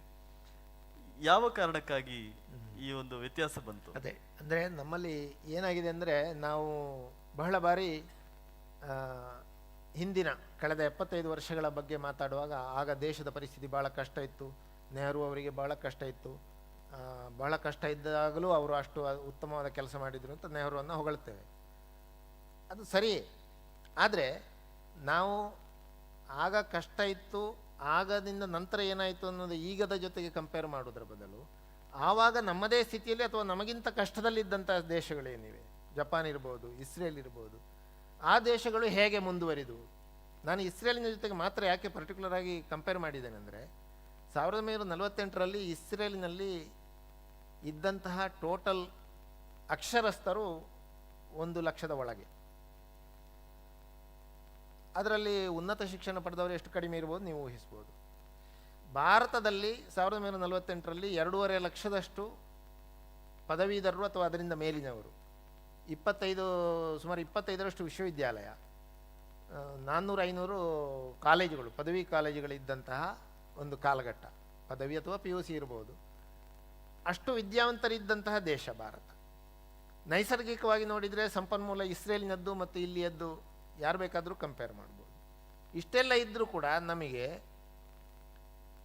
ವೈಜ್ಞಾನಿಕವಾಗಿ ವಿಜ್ಞಾನದ ವಿಷಯದಲ್ಲಿ ಆಗಲಿ, ಸಂಶೋಧನೆಯ ವಿಷಯದಲ್ಲಿ ಆಗಲಿ, ಯಾವುದೇ ಒಂದು ಜ್ಞಾನದ ಕ್ಷೇತ್ರದಲ್ಲಿ ನಾವು ಮುಂದೆ ಹೋಗಲಿಕ್ಕೆ ಆಗಲಿಲ್ಲ. ಇಸ್ರೇಲಿಗೆ ಇವತ್ತಲ್ಲ, ಕಳೆದ ಒಂದು 30 ವರ್ಷದ ಹಿಂದಿನ ಇಸ್ರೇಲಿನ ಜೊತೆಗೆ ನಾವು ಕಂಪೇರ್ ಮಾಡಲಿಕ್ಕೆ ಸಾಧ್ಯ ಇಲ್ಲ. ಆ ರೀತಿಯ ಬೆಳವಣಿಗೆ ಆಗಲಿಕ್ಕೆ ಏನು ಕಾರಣ ಅಂದರೆ, ನಮ್ಮಲ್ಲಿ ಈಗಲೂ ಕೂಡ ನೀವು ಎಷ್ಟೋ ಜನ ಹೇಳೋದು ಕೇಳಿರ್ಬೋದು, ರಾಷ್ಟ್ರೀಯ ಭಾವನೆ ಅಂದರೆ ಅದೊಂದು ಇಮೋಷನಲ್ ಇಶ್ಯೂ, ನೀವು ಇಮೋಷನಲ್ ಇಶ್ಯೂವನ್ನು ಮೇಲೆತ್ತಬಾರದು, ಬದಲಾಗಿ ವ್ಯಾವಹಾರಿಕವಾಗಿ ಪ್ರಾಕ್ಟಿಕಲ್ ಆಗಿ ನಮಗೆ ಸಂಬಂಧಪಟ್ಟ GDP ಬಗ್ಗೆ ಅಥವಾ ಬಡತನ, ನಿರುದ್ಯೋಗದ ಬಗ್ಗೆ ಮಾತಾಡಬೇಕು ಅಂತ ತುಂಬ ಜನ ಹೇಳ್ತಾರೆ. ಇಸ್ರೇಲಿನವರು ಆ ಇಮೋಷನಲ್ ಇಶ್ಯೂ ಅಂತ ಹೇಳುವಂಥ ಇಶ್ಯೂ ಏನಿದೆ, ಆ ಭಾವದಿಂದ ಕೆಲಸ ಮಾಡಿದ್ರಿಂದ ಅವರು ಬಡತನವನ್ನು ನಿವಾರಣೆ ಮಾಡಿದರು, ಶಿಕ್ಷಣದಲ್ಲಿ ಮುಂದೆ ಬಂದರು, ಔದ್ಯೋಗಿಕವಾಗಿ ಮುಂದೆ ಬಂದರು. ಅಂದರೆ ರಾಷ್ಟ್ರೀಯತೆಯ ಭಾವನೆ ಎನ್ನುವುದು ಇಮೋಷನಲ್ ಇಶ್ಯೂ ಆದರೂ ಕೂಡ ಅದು ನೀವು ಇತರ ಎಲ್ಲ ಕ್ಷೇತ್ರಗಳಲ್ಲಿ ಬೆಳವಣಿಗೆ ಆಗುವ ಹಾಗೆ ಮಾಡ್ತದೆ. ನಮ್ಮ ದೇಶದಲ್ಲಿ ಸ್ವಾತಂತ್ರ್ಯ ನಂತರದ ವರ್ಷಗಳಲ್ಲಿ ಆವಾಗಿನ ನೆಹರುವಿಯನ್ ಸೆಕ್ಯುಲರಿಸಮ್ ಇರ್ಬೋದು ಅಥವಾ ಒಟ್ಟು ಬೌದ್ಧಿಕ ವರ್ಗ ಇರ್ಬೋದು, ವಲಯ ಇರ್ಬೋದು. ಆಗ 1970ರ ದಶಕದ ಕಾಲಘಟ್ಟದ ಬಗ್ಗೆ ಒಮ್ಮೆ ಮಾತು ಹೇಳಿದರು, ಯಾವ ರೀತಿಯ ಸ್ಥಿತಿ ಇತ್ತು ಅಂತ. ರಾಷ್ಟ್ರೀಯತೆಯ ಭಾವನೆ ಎನ್ನುವುದನ್ನು ನೆಗೆಟಿವ್ ಆಗಿ ಚಿತ್ರಿಸಲಿಕ್ಕೆ ನೆಹರು ಅವರ ಕಾಲದಿಂದ ನೆಹರು ಅವರು ಸೇರಿದಂತೆ ಎಲ್ಲರೂ ಮಾಡಿದ್ದು. ರಾಷ್ಟ್ರೀಯವಾದಿಗಳನ್ನು ಟೀಕಿಸುವ, ಹಳಿಯುವ, ನಿರಾಕರಿಸುವ ಮನೋಭಾವವನ್ನು ಬಿತ್ತಿದ್ದು. ಮುಂಚೂಣಿ ಮಾಧ್ಯಮಗಳು ಅದನ್ನೇ ಮಾಡಿದ್ದು, ಪತ್ರಿಕೆಗಳು ಅದನ್ನೇ ಮಾಡಿದ್ದು. ಈಗ ರಾಷ್ಟ್ರೀಯ ದೃಷ್ಟಿಕೋನಕ್ಕೆ ಮಹತ್ವ ಸ್ವಲ್ಪ ಆದರೂ ಸಿಗ್ತಾ ಇರುವುದು ಕಳೆದ ಒಂದು 15 ವರ್ಷದಿಂದ ಮುಕ್ತವಾದಂತಹ ಅಭಿವ್ಯಕ್ತಿ ಸಾಮಾಜಿಕ ಮಾಧ್ಯಮದ ಮೂಲಕ ಮತ್ತು ಬಹು ಮಾಧ್ಯಮಗಳ ಒಂದು ಕಾರಣದಿಂದ. ಅಲ್ಲಿಯವರೆಗೆ ಈ ಅಭಿವ್ಯಕ್ತಿಯ ಅವಕಾಶವೇ ಇರಲಿಲ್ಲ, ಎಲ್ಲವೂ ಕೂಡ ಏಕಸ್ವಾಮ್ಯದಲ್ಲಿತ್ತು, ಪತ್ರಿಕೆಗಳು ಆಗಲಿ ಮಾಧ್ಯಮಗಳಾಗಲಿ. ಆ ಕಾರಣದಿಂದ ಈ ರಾಷ್ಟ್ರೀಯ ಭಾವ ಎನ್ನುವುದನ್ನು ಉದ್ದೀಪಿಸಲಿಕ್ಕೆ ಹೋಗದೇ ಇದ್ದದ್ರಿಂದ ಭಾರತ ಇಷ್ಟು ಹಿಂದೆ ಉಳಿಲಿಕ್ಕೆ ಕಾರಣ ಅಂತ ಹೇಳೋದು ನನ್ನ ಒಂದು ಅಭಿಪ್ರಾಯ. ಅದಕ್ಕೆ ಸೇರಿಸೋದಾದರೆ ಮತ್ತೆ ನೀವು ಇಡೀ ಪುಸ್ತಕದಲ್ಲಿ ಮತ್ತೆ ಮತ್ತೆ ಮಾಡಿರುವ ಚರ್ಚೆ, ಆ ಶಬ್ದಗಳ ಅನುವಾದದಲ್ಲಿ ಆಗಿರುವ ತೊಂದರೆಗಳಿಂದ ಹುಟ್ಟಿರುವ ಹೊಸ ಸಮಸ್ಯೆಗಳು, ಈ ರಾಷ್ಟ್ರೀಯವಾದ ಅಂತ ನಾವು ಏನು ಇವತ್ತು ಹೇಳ್ತೇವೆ ಮತ್ತು ರಾಷ್ಟ್ರೀಯವಾದ ಒಳ್ಳೆಯದು ಅನ್ನುವ ಒಂದು ಭಾವನೆಯಿಂದ ಇವತ್ತು ನಾವು ಏನು ಮಾತಾಡ್ತೇವೆ, ಇದನ್ನು ನ್ಯಾಷನಲಿಸಮ್ ಅನ್ನೋ ಶಬ್ದಕ್ಕೆ ಈಕ್ವೇಟ್ ಮಾಡಿದರು. ಇದೇ ನೆಹರುವಿಯನ್ ಇಂಟೆಲೆಕ್ಚುಯಲ್ಗಳು ನ್ಯಾಷನಲಿಸಮ್ ಅನ್ನೋ ಶಬ್ದವನ್ನು ಇಟ್ಟುಕೊಂಡು ನ್ಯಾಷನಲಿಸಮ್ ಅನ್ನೋದು ಕೆಟ್ಟದು ಅಂತ ಹೇಳಿ ಪ್ರೊಜೆಕ್ಟ್ ಮಾಡಿದರು. ಯಾಕೆಂತ ಹೇಳಿದರೆ, ನ್ಯಾಷನಲಿಸಮ್ ಇದ್ದದ್ರಿಂದಾಗಿ ಜರ್ಮನಿಯಲ್ಲಿ ನಾಜಿ ಪಡೆ ಲಕ್ಷಗಟ್ಟಲೆ ಯಹೂದಿಯರನ್ನು ಕೊಂದರು, ಯುರೋಪಿನಲ್ಲಿ ಅನೇಕ ಯುದ್ಧಗಳಾಯಿತು. ಸೊ ನ್ಯಾಷನಲಿಸಮ್ ಎಲ್ಲೆಲ್ಲಿ ಇದೆಯೋ ಅಲ್ಲೆಲ್ಲ ಒಂದು ರೀತಿಯ ಉದ್ವಿಗ್ನ ಪರಿಸ್ಥಿತಿ ನಿರ್ಮಾಣ ಆಗ್ತದೆ, ಅನೇಕ ಬುಡಕಟ್ಟು ಅಥವಾ ಮೂಲ ನಿವಾಸಿ ಜನರನ್ನ ಕೊಲ್ತಾರೆ. ಈ ರೀತಿಯ ಒಂದು ಸಿದ್ಧಾಂತವನ್ನು ಕಟ್ಟಿ ನ್ಯಾಷನಲಿಸಮ್ ಇರುವ ವ್ಯಕ್ತಿಗಳು ಭಾರತದಲ್ಲಿದ್ದರೆ ಅವರು ಕೂಡ ಅಪಾಯಕಾರಿ ಅನ್ನುವ ಮಟ್ಟಕ್ಕೆ ಆ ಒಂದು ಪರಿಕಲ್ಪನೆಯನ್ನು ಬೆಳೆಸ್ತಾ ಹೋದರು. ಅಂದರೆ ನಾನು ಹೇಳೋದು, ಒಂದು ಶಬ್ದವನ್ನು ನೀವು ತಪ್ಪಾಗಿ ಭಾಷಾಂತರ ಮಾಡಿ ಎಷ್ಟು ದೊಡ್ಡ ಸಮಸ್ಯೆಯನ್ನು ಹುಟ್ಟಿಸಬಹುದು ಅಂತ. ಸೊ ಒಂದು 10 ವರ್ಷದ ಹಿಂದೆ ಯಾರಾದರೂ ನಾನು ರಾಷ್ಟ್ರೀಯವಾದಿ ಅಂತ ಯಾರಾದರೂ ತನ್ನನ್ನು ಘೋಷಣೆ ಮಾಡಿಕೊಂಡ್ರೆ ಆತನನ್ನು ಭಯೋತ್ಪಾದಕ ಅನ್ನೋ ರೀತಿಯಲ್ಲಿ ನೋಡುವ ವಾತಾವರಣ ಇತ್ತು. ಸೊ ಬಹುಶಃ ಆ ಒಂದು ಕಾರಣದಿಂದಾಗಿ ನಮ್ಮಲ್ಲಿ ಕಳೆದ 70 ವರ್ಷಗಳಲ್ಲಿ ದೇಶದಲ್ಲಿ ರಾಷ್ಟ್ರೀಯವಾದ ಬೆಳೆಯುವುದಕ್ಕೆ ಅಥವಾ ರಾಷ್ಟ್ರಭಕ್ತಿ ಬೆಳೆಯುವುದಕ್ಕೆ ಅವಕಾಶವೇ ಮಾಡಿಕೊಡ್ಲಿಲ್ವೋ ಏನೋ ಅನ್ನೋದು. ಅದೇ ಅದು ನಿಜ. ನೀವು ಹೇಳಿದ್ದು ಅಲ್ಲಿ ಆ ಶಬ್ದದ ಬಳಕೆಯಲ್ಲಿ ಏನಾಗಿದೆ ಅಂದರೆ, ನೇಷನ್ ಅಂದರೆ ಒಂದು 100 ವರ್ಷದ ಹಿಂದೆ ಕಮ್ಯುನಿಟಿ ಎಂಬ ಅರ್ಥದಲ್ಲಿ ಬಳಕೆ ಆಗ್ತಾ ಇದ್ದದ್ದು ಇಂಗ್ಲೀಷ್ನಲ್ಲಿ. ಕಮ್ಯುನಿಟಿ ಅಂತ, ಸಮುದಾಯ ಅಂತ. ಹಾಗಾಗಿ ಪಶ್ಚಿಮ ದೇಶಗಳಲ್ಲೆಲ್ಲ ಒಂದೊಂದೇ ಸಮುದಾಯ ಇರೋದರಿಂದ ಏನು ಸಮಸ್ಯೆ ಬರುವುದಿಲ್ಲ. ನೇಷನಲಿಸಮ್ ಅನ್ನೋದನ್ನು ಒಂದು ಸಮುದಾಯದ ವಾದ, ಅರ್ಥಾತ್ ಸ್ವಲ್ಪ ರಫ್ ಆಗಿ ಹೇಳುವುದಾದರೆ ಕೋಮುವಾದ ಅಂತ ಅದು ಅನುವಾದ ಆಯಿತು. ಕನ್ನಡಕ್ಕೆ ಅಥವಾ ಭಾರತೀಯ ಭಾಷೆಗಳಿಗೆ ಮಾಡುವಾಗ ರಾಷ್ಟ್ರವಾದ ಅಂತ ಆಯಿತು. ನೇಷನ್ ರಾಷ್ಟ್ರ, ನೇಷನಲಿಸಮ್ ಅಂದರೆ ಕಮ್ಯುನಲಿಸಮ್ ಅಂತ. ಯಾಕೆಂದರೆ ನೇಷನ್ ಎನ್ನುವುದು ಕಮ್ಯುನಿಟಿ ಎಂಬ ಅರ್ಥದಲ್ಲಿದ್ದರಿಂದ. ಆದರೆ ಭಾರತದ ದೃಷ್ಟಿಯಲ್ಲಿ ರಾಷ್ಟ್ರ ಎಂಬುದಕ್ಕೆ ಆ ಥರದ ಒಂದು ಸೀಮಿತವಾದ ಸಂಕುಚಿತವಾದ ಕಮ್ಯುನಿಟಿ ಎಂಬ ಅರ್ಥದಲ್ಲಿ ರಾಷ್ಟ್ರದ ಭಾವನೆ ಇದ್ದದ್ದೇ ಅಲ್ಲ, ಪ್ರಾಚೀನ ಕಾಲದಿಂದಲೇ. ಅದು ಭೌಗೋಳಿಕವಾದ ಮತ್ತು ಒಂದು ಆಗಲೇ ಹೇಳಿದಾಗೆ ಆ ಭಾರತದ ಸಾಂಸ್ಕೃತಿಕ ಅನುಭವ, ಏನು ನಾವು ಹಿಂದುತ್ವದ ಲಕ್ಷಣಗಳು ಅಂತ ಹೇಳ್ತೇವೆ, ಅದರ ಇದರಲ್ಲೇ ಇರುವಂತಹದ್ದು. ಅವರು ಸೂಚನೆ ಕೊಡ್ತಾ ಇದ್ದಾರೆ. ಬಹಳ ಸಂಕ್ಷಿಪ್ತವಾಗಿ ಒಂದು ಸಾಲಿನಲ್ಲಿ ಹೇಳುವುದಾದ್ರೆ, ರಾಷ್ಟ್ರ ಮತ್ತು ಏನು ವ್ಯವಸ್ಥೆ ಅಥವಾ ನೇಷನ್ ಮತ್ತು ಸ್ಟೇಟ್, ನಾವು 2 ಎಕ್ಸಾಂಪಲ್ ತಗೊಳ್ಬೋದು. ಒಂದು ಚೀನಾದ ಉದಾಹರಣೆ. ಚೀನಾದಲ್ಲಿ ಚೀನಾ ಮತ್ತು ಟಿಬೆಟ್ 2 ನೇಷನ್ಗಳಿದ್ದಾವೆ, ಆದರೆ ಒಂದೇ ಸ್ಟೇಟ್, ಒಂದೇ ಅಧಿಕಾರ, ಒಂದೇ ಸರ್ಕಾರ ಇದೆ. ಅದೇ ರೀತಿಯಲ್ಲಿ ಇಂಗ್ಲೆಂಡ್ ಮತ್ತು ಆಸ್ಟ್ರೇಲಿಯಾ 2 ದೇಶಗಳಾದರೂ ಕೂಡ, 2 ನೇಷನ್ಗಳಾದರೂ ಕೂಡ, 2 ಸ್ಟೇಟ್ಗಳಾದರೂ ಕೂಡ ಒಂದೇ ನೇಷನ್. ಅವರಿಬ್ಬರು ಒಂದೇ ರಾಷ್ಟ್ರ ಅಂತ ಅವರು ತಮ್ಮನ್ನ ಅಂದುಕೊಳ್ತಾರೆ, ಭಾವಿಸಿಕೊಳ್ತಾರೆ. ಸೊ ಆ ರೀತಿಯ ಒಂದು ಅರ್ಥದ ಸ್ಪಷ್ಟತೆ ನಮಗೆ ಬೇಕಾಗ್ತದೆ ಅನ್ನೋದು ನಾವು ಈ ಪುಸ್ತಕದಿಂದ ಪಡೆಯುವಂಥ ಒಂದು ಸಂದೇಶ. ಅನೇಕ ಶಬ್ದಗಳನ್ನು ಇಟ್ಟುಕೊಂಡು ಅವುಗಳ ಶಬ್ದಗಳ ಅರ್ಥವನ್ನು ಹಿಂಜಿ ಇದರಿಂದ ಏನು ತೊಂದರೆ ಆಯಿತು, ಇದನ್ನು ತಪ್ಪಾಗಿ ಅನುವಾದ ಮಾಡಿದ್ರಿಂದ ಏನು ತೊಂದರೆ ಆಯಿತು ಅನ್ನೋದನ್ನು ಇಡೀ ಪುಸ್ತಕದಾದ್ಯಂತ ಅವರು ಹೇಳ್ತಾ ಹೋಗಿದ್ದಾರೆ. ರಾಜಕೀಯವಾಗಿ, ಸಾಮಾಜಿಕವಾಗಿ, ಸಾಂಸ್ಕೃತಿಕವಾಗಿ ಏನೇನು ತೊಂದರೆಗಳನ್ನು ನಾವು ಅನುಭವಿಸಬೇಕಾಯಿತು ಅನ್ನೋದನ್ನು. ಈಗ ನಾವು ಡಿಬೇಟಿಗೆ ಇಲ್ವಾ? ಆಯ್ತು, ಸರಿ. ಒಂದು ಕೊನೆಯ ಮಾತು, ಒಂದೇ ಅರ್ಧ 10 ಸೆಕೆಂಡ್. ಅಂದರೆ ಈ ಇಡೀ ನಮಗೆಲ್ಲ ಗೊತ್ತಿರುವ ಹಾಗೆ ಈ ವಿಜ್ಞಾನ ಮತ್ತು ತಂತ್ರಜ್ಞಾನ ಅದು ಸತ್ಯ ಮತ್ತು ತರ್ಕದ ಮೇಲೆ ಹೋಗ್ತದೆ. ಆದರೆ ನಮ್ಮ ಸಮಾಜ ವಿಜ್ಞಾನ ಏನಾಗಿದೆ ಅಂದರೆ, ಕಳೆದ 75 ವರ್ಷಗಳ ದಶಕದಲ್ಲಿ ಅದು ಸತ್ಯವನ್ನು 2ನೇ ಸ್ಥಾನದಲ್ಲಿಟ್ಟಿದೆ. ರಾಜಕೀಯ ಸರಿತನ ಅಥವಾ ಪೊಲಿಟಿಕಲ್ ಕರೆಕ್ಟ್ನೆಸ್ಸನ್ನು ಮೊದಲ ಸ್ಥಾನದಲ್ಲಿಟ್ಟಿದೆ. ಆದ್ದರಿಂದ ಸತ್ಯ ಇಲ್ಲದಲ್ಲಿ ತರ್ಕಕ್ಕೂ ಸ್ಥಾನ ಇರೋದಿಲ್ಲ. ಆದರೆ ಈಗ ಏನಾಗ್ತಾ ಇದೆ ಅಂದರೆ, ಈ ನಮ್ಮ ಸತ್ಯ ಮತ್ತು ತರ್ಕಗಳೆಂಬ ಗಾಲಿಯ ಮೇಲೆ ಚಲಿಸುವಂತಹ ವಿಜ್ಞಾನ ತಂತ್ರಜ್ಞಾನದಂತಹ ಜಗನ್ನಾಥ ರಥ ಇದೆಯಲ್ಲ, ಜಗರ್ನಾಟ್, ಅದು ನಮ್ಮ ಸಮಾಜ ವಿಜ್ಞಾನವನ್ನು ಕೂಡ ಅಪ್ಪಚ್ಚಿ ಮಾಡಿಕೊಂಡು ಮುಂದೆ ಹೋಗ್ತಾ ಇರ್ತದೆ. ಒಂದು ಉದಾಹರಣೆ ನಮ್ಮ ಚಾಟ್ GPT. ಇನ್ನು ಸಾಹಿತಿಗಳಿಗೂ ಕೆಲಸ ಇಲ್ಲ ಅಂತ ಮಾಡ್ತದೆ ಅದೀಗ. ಪದ್ಯವನ್ನು ಬರೀಲಿಕ್ಕೆ ಶುರು ಮಾಡಿದೆ, ಕತೆ ಬರೀತದೆ. ನಾವು ಈ ತಂತ್ರಜ್ಞಾನ ಇದೆಯಲ್ಲ, ಅದು ತರ್ಕದ ಮೇಲೆ ನಿಂತಿದೆ. ಅದು ಈವರೆಗೆ ಕಂಡುಕೊಂಡ ಸತ್ಯದ ಮೇಲೆ ನಿಂತಿದೆ. ಅದು ನಮ್ಮನ್ನು ಎಷ್ಟರ ಮಟ್ಟಿಗೆ ಅಪ್ಪಚ್ಚಿ ಮಾಡ್ಬೋದು ಅಂತ ಹೇಳಲಿಕ್ಕೆ ಸಾಧ್ಯ ಇಲ್ಲ. ನಮ್ಮ ಸಮಾಜ ವಿಜ್ಞಾನ ಮತ್ತು ಸಾಹಿತ್ಯ ಸತ್ಯ ಮತ್ತು ತರ್ಕವನ್ನು ಅವಲಂಬಿಸಲಿಕ್ಕೆ ತೊಡಗಿದ್ರೆ ಬಹುಶಃ ನಾವು ಕೂಡ ಸ್ವಲ್ಪ ಎದ್ದು ನಿಲ್ಲಲಿಕ್ಕೆ ಸಾಧ್ಯ ಆಗ್ಬೋದು ನಾನು ಅಂದ್ಕೊಂಡಿದ್ದೇನೆ. ಖಂಡಿತ. ಧನ್ಯವಾದ. With that note, doctor Ajakala Girish Bhat ಅವರು ಕನ್ನಡದ ಬಹುಮುಖ್ಯ ಚಿಂತಕರಲ್ಲಿ ಒಬ್ಬರು ಅಂತ ನಾನು ಮಾತ್ರ ಅಲ್ಲ, ನೀವೆಲ್ಲರೂ ಭಾವಿಸಿದ್ದೀರಿ ಅಂತ ನಾನು ಅಂದುಕೊಳ್ತೇನೆ. ಬಹುಶಃ ಕನ್ನಡದಲ್ಲಿ ಕಳೆದ 10-15 ವರ್ಷಗಳಿಂದ ನಿರಂತರವಾಗಿ ವಿಚಾರ ಸಾಹಿತ್ಯವನ್ನು, ವೈಚಾರಿಕ ಸಾಹಿತ್ಯವನ್ನು, ಬಹಳ ಗಟ್ಟಿಯಾದ ವೈಚಾರಿಕ ಸಾಹಿತ್ಯವನ್ನು ಕೊಡ್ತಾ ಇರುವವರಲ್ಲಿ ಡಾಕ್ಟರ್ ಅಜಕಳ ಗಿರೀಶ್ ಭಟ್ ಅವರು ಕೂಡ ಒಬ್ಬರು. ಅವರ ಮುಂದಿನ ಕೃತಿ ಬಹುವಚನಕ್ಕೊಂದೇ ತತ್ವ ಅಂತ ಹೇಳುವಂಥದ್ದು ಭಾರತದ ಒಟ್ಟಾರೆ ಸಾಂಸ್ಕೃತಿಕ ಒಂದು ವ್ಯವಸ್ಥೆಯನ್ನು ಪರಿಚಯ ಮಾಡಿಕೊಳ್ಳೋದಕ್ಕೆ ಬಹಳ ಮುಖ್ಯವಾದ ಪ್ರವೇಶಿಕೆ ಈ ಪುಸ್ತಕ ಅಂತ ನಾನು ಭಾವಿಸ್ತೇನೆ. ಇದು ಮುಂದಿನ ವಾರ ಅದು ಲೋಕಾರ್ಪಣೆ ಆಗ್ತಾ ಇದೆ.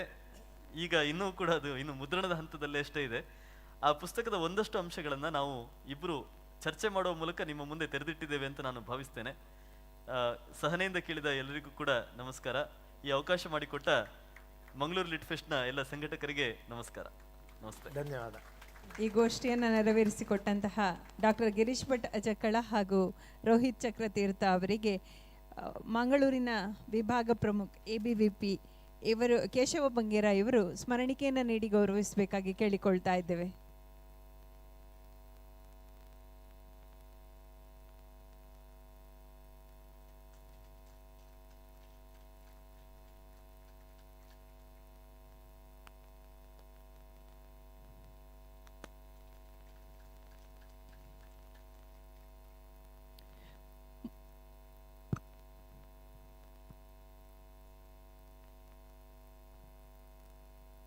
Moving to the next session, Life of an Hindustani, book discussion.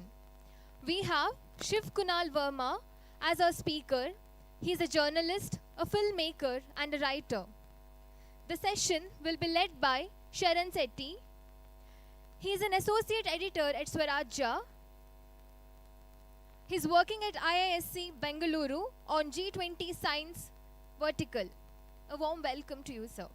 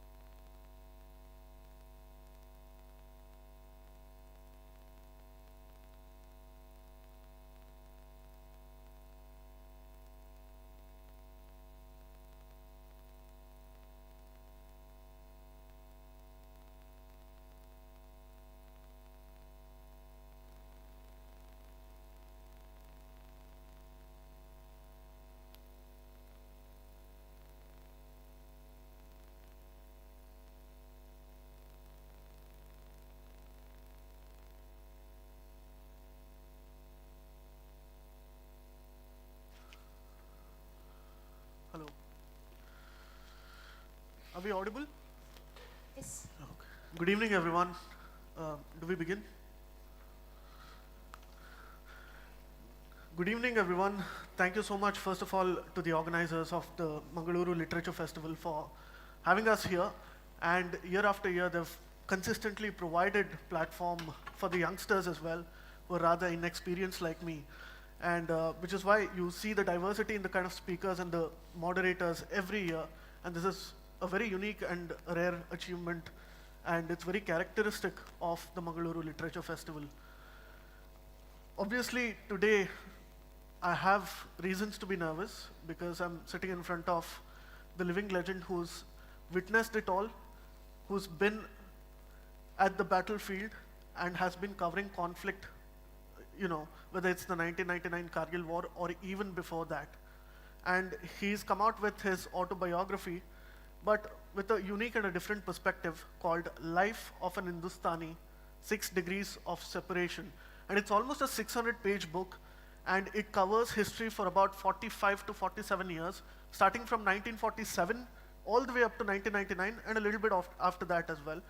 So we have around 45 minutes to cover 45 years of history. Having lost the first 5, I think we should already begin. Sir, thank you so much. In spite of your ill health, you've been kind enough to come all the way here. You've taken a lot of risk for this. Thank you so much for coming here. I wouldn't have missed it, and I want to thank everybody here who are present, and of course the organizers. It's Mangalore is a very special place as far as I'm concerned. I de facto landed up spending my honeymoon here. I had no idea where I was going. We were shooting for the Air Force at that time, and we were going from Delhi to, we've been shooting with the Air Force for 60, 70 days, and Philip Rajkumar, who was with the AST, he was flying us from Delhi to Bangalore, and we were supposed to go to Chennai the next day, and he turned around to me and my wife and said, in a typical drawl of his, I say, you chaps, you got married, you haven't had a honeymoon? We said, no, sir.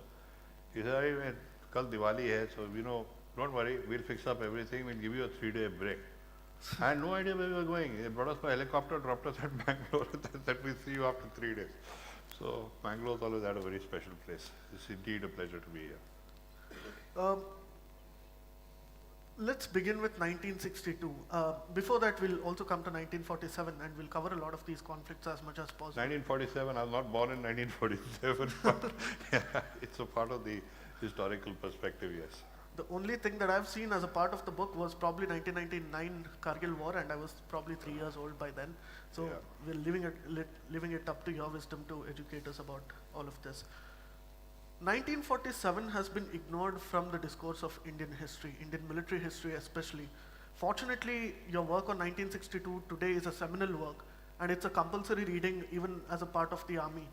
And everybody has to read that book to understand what exactly happened in 1962. But 1947 represents a protracted battle that the Indian Army had right after the Indian independence, and it went all the way up to 1948, so it was almost a year-long battle. 49 actually, through 48 until 48. And so through these several months, there were several battles which were fought, many which were won, many which were lost, and it essentially kind of drew the binaries of the conflict since then. So, you know, what have we not realized in terms of, what have we not gained as an experience from the 1947 war? Or have we realized that there is a certain pattern which was established from 1947? Because in terms of how Pakistan has behaved as a state, it has been more or less the same since then.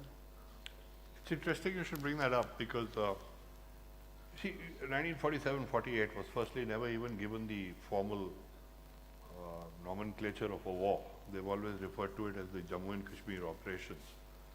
And in fact, it's not just 1947-48, what happened in 1962. I'm not going to get into the lesser operations like Goa and Operation Polo in Hyderabad, etc. But most of the Indian military history, extending right up till, I would even say, I'd even go as far as 1999, Kargil, had always been very, very sketchy. And in fact, there had been some very good work. It's not that there were no good writers, but most of them were self-exonerating books by people who had been involved with it. 47-48, there's an excellent book, Slender Was the Thread, by, at that time, he was a brigade commander, Bogi Sen. But then Bogi Sen in 1962 was an army commander, and in fact in my book he's one of the villains, right, of what actually went wrong. Now, basically what the whole problem has been that, and I've actually believed that had we had our own military history also developed simultaneously, and I'm not talking about the government, okay, the Ministry of Defense has done a superb bit of work in 1947-48. In fact, it's one of the finest pieces of literature you can actually find, but nobody ever gets to see it. So there were people doing this, but they were all working for the government and they was all being stashed away, right? And nobody was the rest of the people were not interested. The challenge actually lay in bringing it into the public domain, and that's what we've actually done with 1962. Because when I wrote 1962, David Davida was my publisher in Alep, and he said, let's do this trilogy of books, let's do 62, 65, and then of course I'm supposed to write 71, I haven't started on it yet, but I suppose I eventually will. And when 62 came out, it's a story of a defeat. I mean, it's a terrible defeat. We got thrashed. There's no other way to put it. Yeah. And I used to wonder, you know, who the hell's going to read this book? And yet I'm actually delighted. It's now 6 years since the book's been out, and as you said, it's mandatory now in staff college, and I believe even in the Air Force now, even for airmen and everything, it is one of the mandatory books that needs to be read before you can actually apply for the Service Selection Board now. So obviously there is also a shift in the audience, because I also found that 1962 resonated a lot with school children, strangely enough.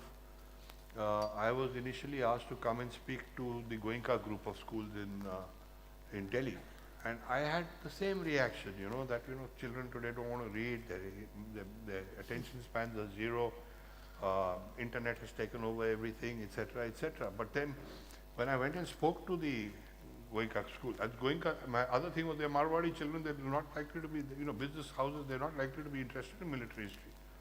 But we found that there was a tremendous thirst for knowledge. And for the last 6 years, I've been running this military history for schools in Welham Boys in Dehradun, where we get every year, annually, we get all the top schools in the country. We have Doon School, we have Mayo College, we have Sana, Lovedale. Everybody is coming for it. It's a major calendar event. And the bottom line is that today there is a tremendous hunger for good information, Right. which is actually not there on the net, you know. Right. And the net is also, the books are linear, whereas net is non-linear. So when the very nature of it is that, okay, you are looking at something, you see something, you flip off, and then you very rarely come back to that. Whereas in a book, you are forced to go down a certain way. Right. So we are working on that, and we are now also looking at developing this value education program, etc. So it's all coming together. Looking forward to that. Before we dive deeper into the conflict and everything, why the term Hindustani? Because everybody whom I describe the book to, they are very curious about that. And also, since it's an autobiography, and you've told me this before, that you hate the concept of autobiographies because it's a little narcissistic to write. Yeah, it is. I mean, I basically, when I was asked to write this autobiography, I didn't want to write it. I had written General V.K. I was his co-author, General V.K. Singh's autobiography, and in his case it's different. He was the chief, right? He had a lot that was happening around him, etc. And that book was very well received. It was published by Alum. But when somebody turned around, when these guys, the Blue One Ink, Anirudh and Pankaj came to me and said, why don't you write an autobiography? I said, no, because I basically believe that autobiographies by their very nature are ego trips. And either that, or it is a high putti kismat kahani, you know, I'm either from a minority or where I would have been this if I hadn't been that. So I didn't really want to do it. But then I started thinking about it, and then we said, okay, once had a tremendous life. I've been born with a lucky star over my head. And I've been involved in a lot of things that have happened, especially in the 80s and stuff. I don't see myself as a journalist. I was a journalist for a very, very short period. Right. After my Tiger Tops in Ladakh days, I was with India Today briefly for a year and a half with the Associated Press. So then I figured that since during that period and otherwise subsequently I shot the Kargil War, all those kind of things that happened, it's worth telling the story because especially for those born in the 80s, the millennials as we call them, Yeah.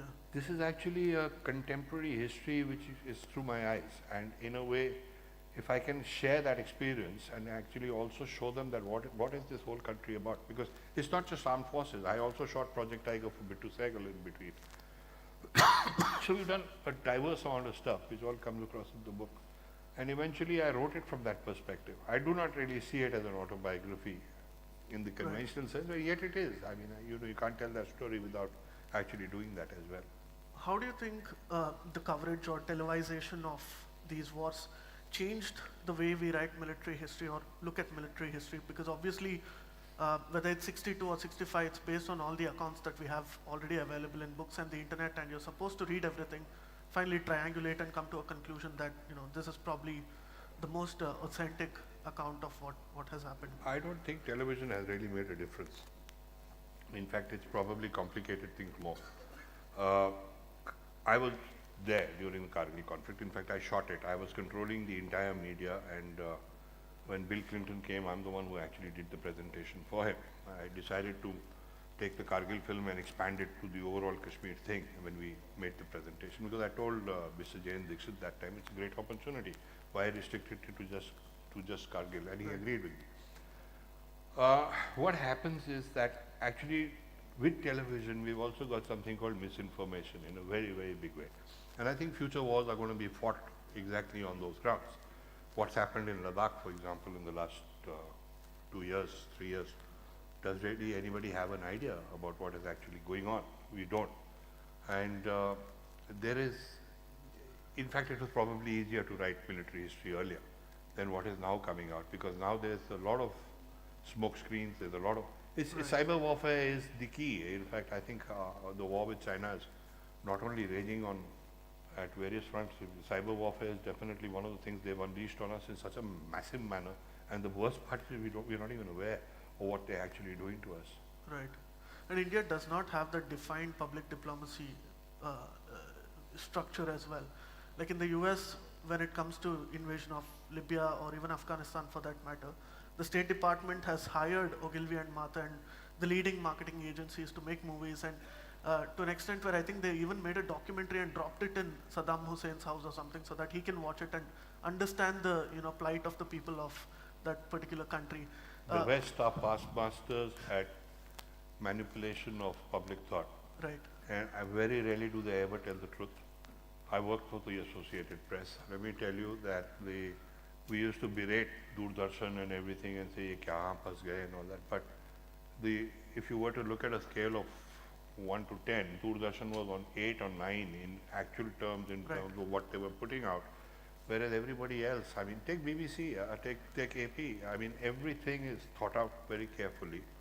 During Blue Star, Associated Press, one of my own colleagues, a very senior journalist today, he actually filed a story about the Indian Army having shot people with their hands tied. Yeah. And it turned out to be a false story.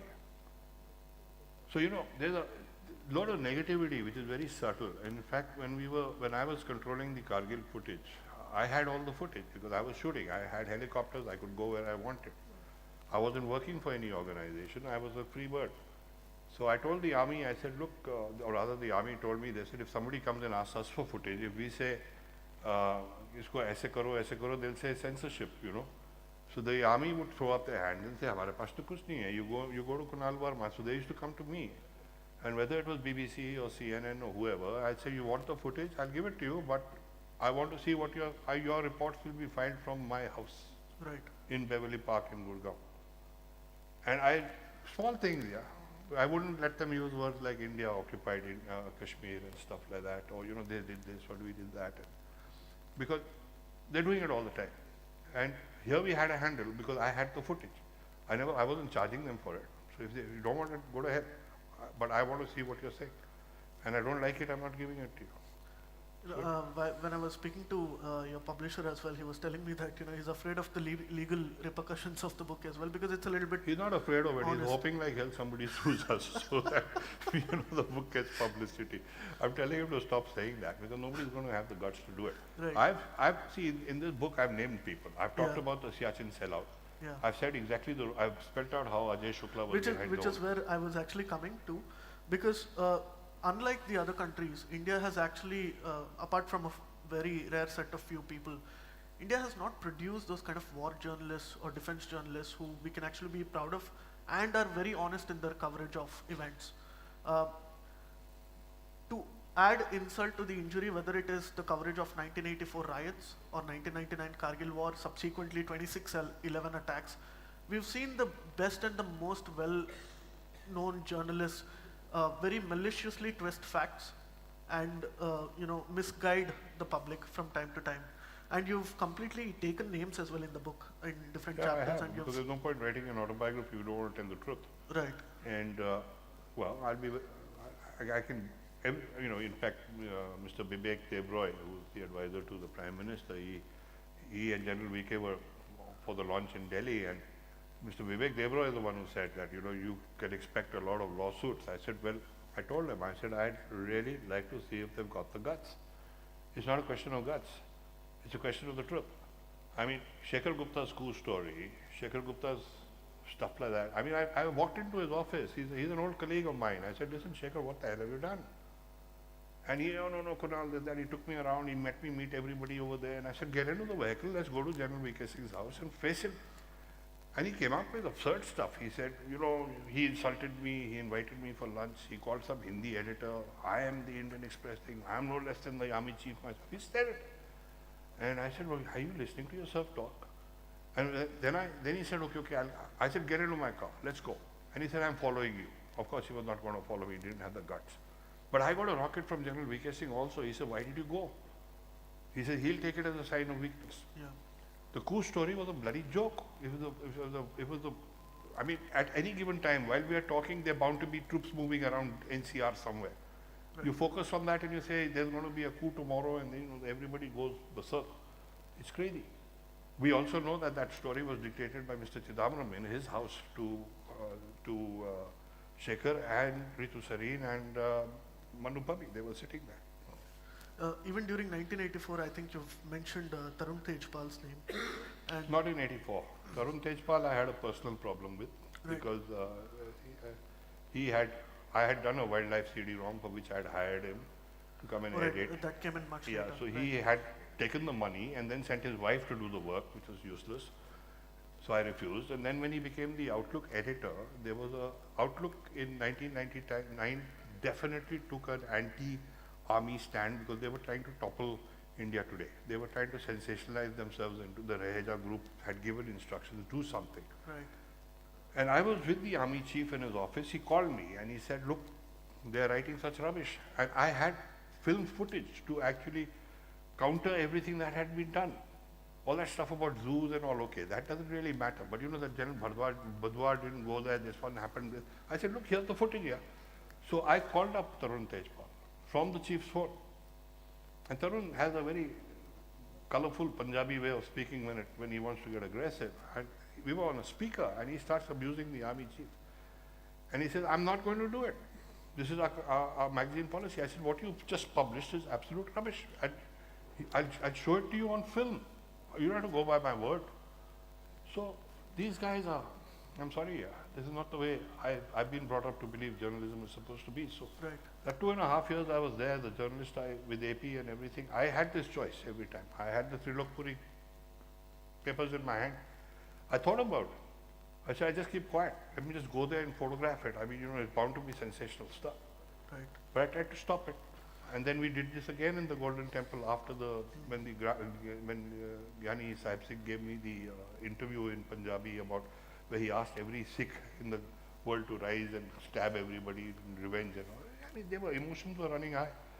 And my chief of bureau was Vicky Graham. She was very, very good with me. And she used to keep telling me, decide if you're a journalist or you want to be something else.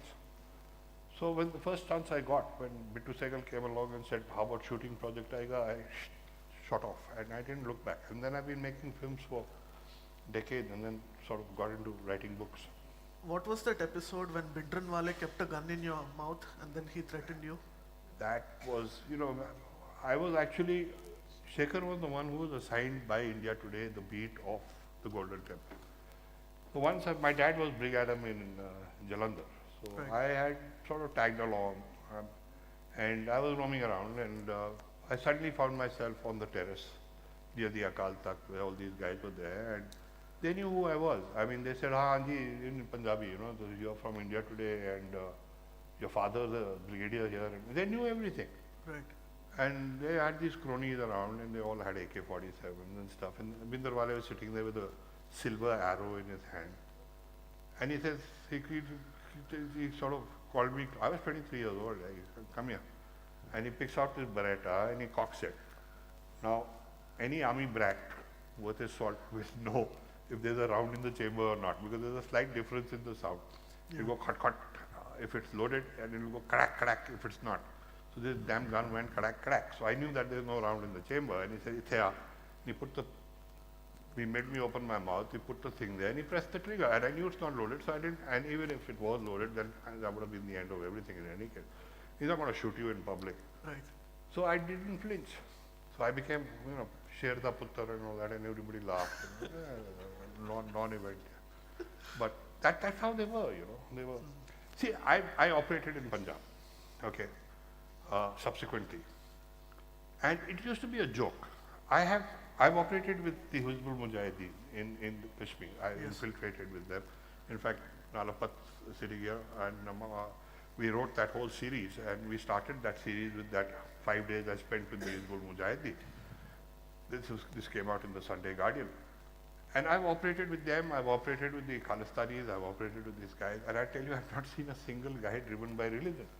Right. It's all youngsters. You give them a gun, yeah, and you suddenly, like, you know, if I'm 24 years old and somebody comes to me and says, "Ji, wo meri voti de naal bhag gaya," which means he's run away with my wife, and I say, chop off his hand. And, you know, you're like little kings here.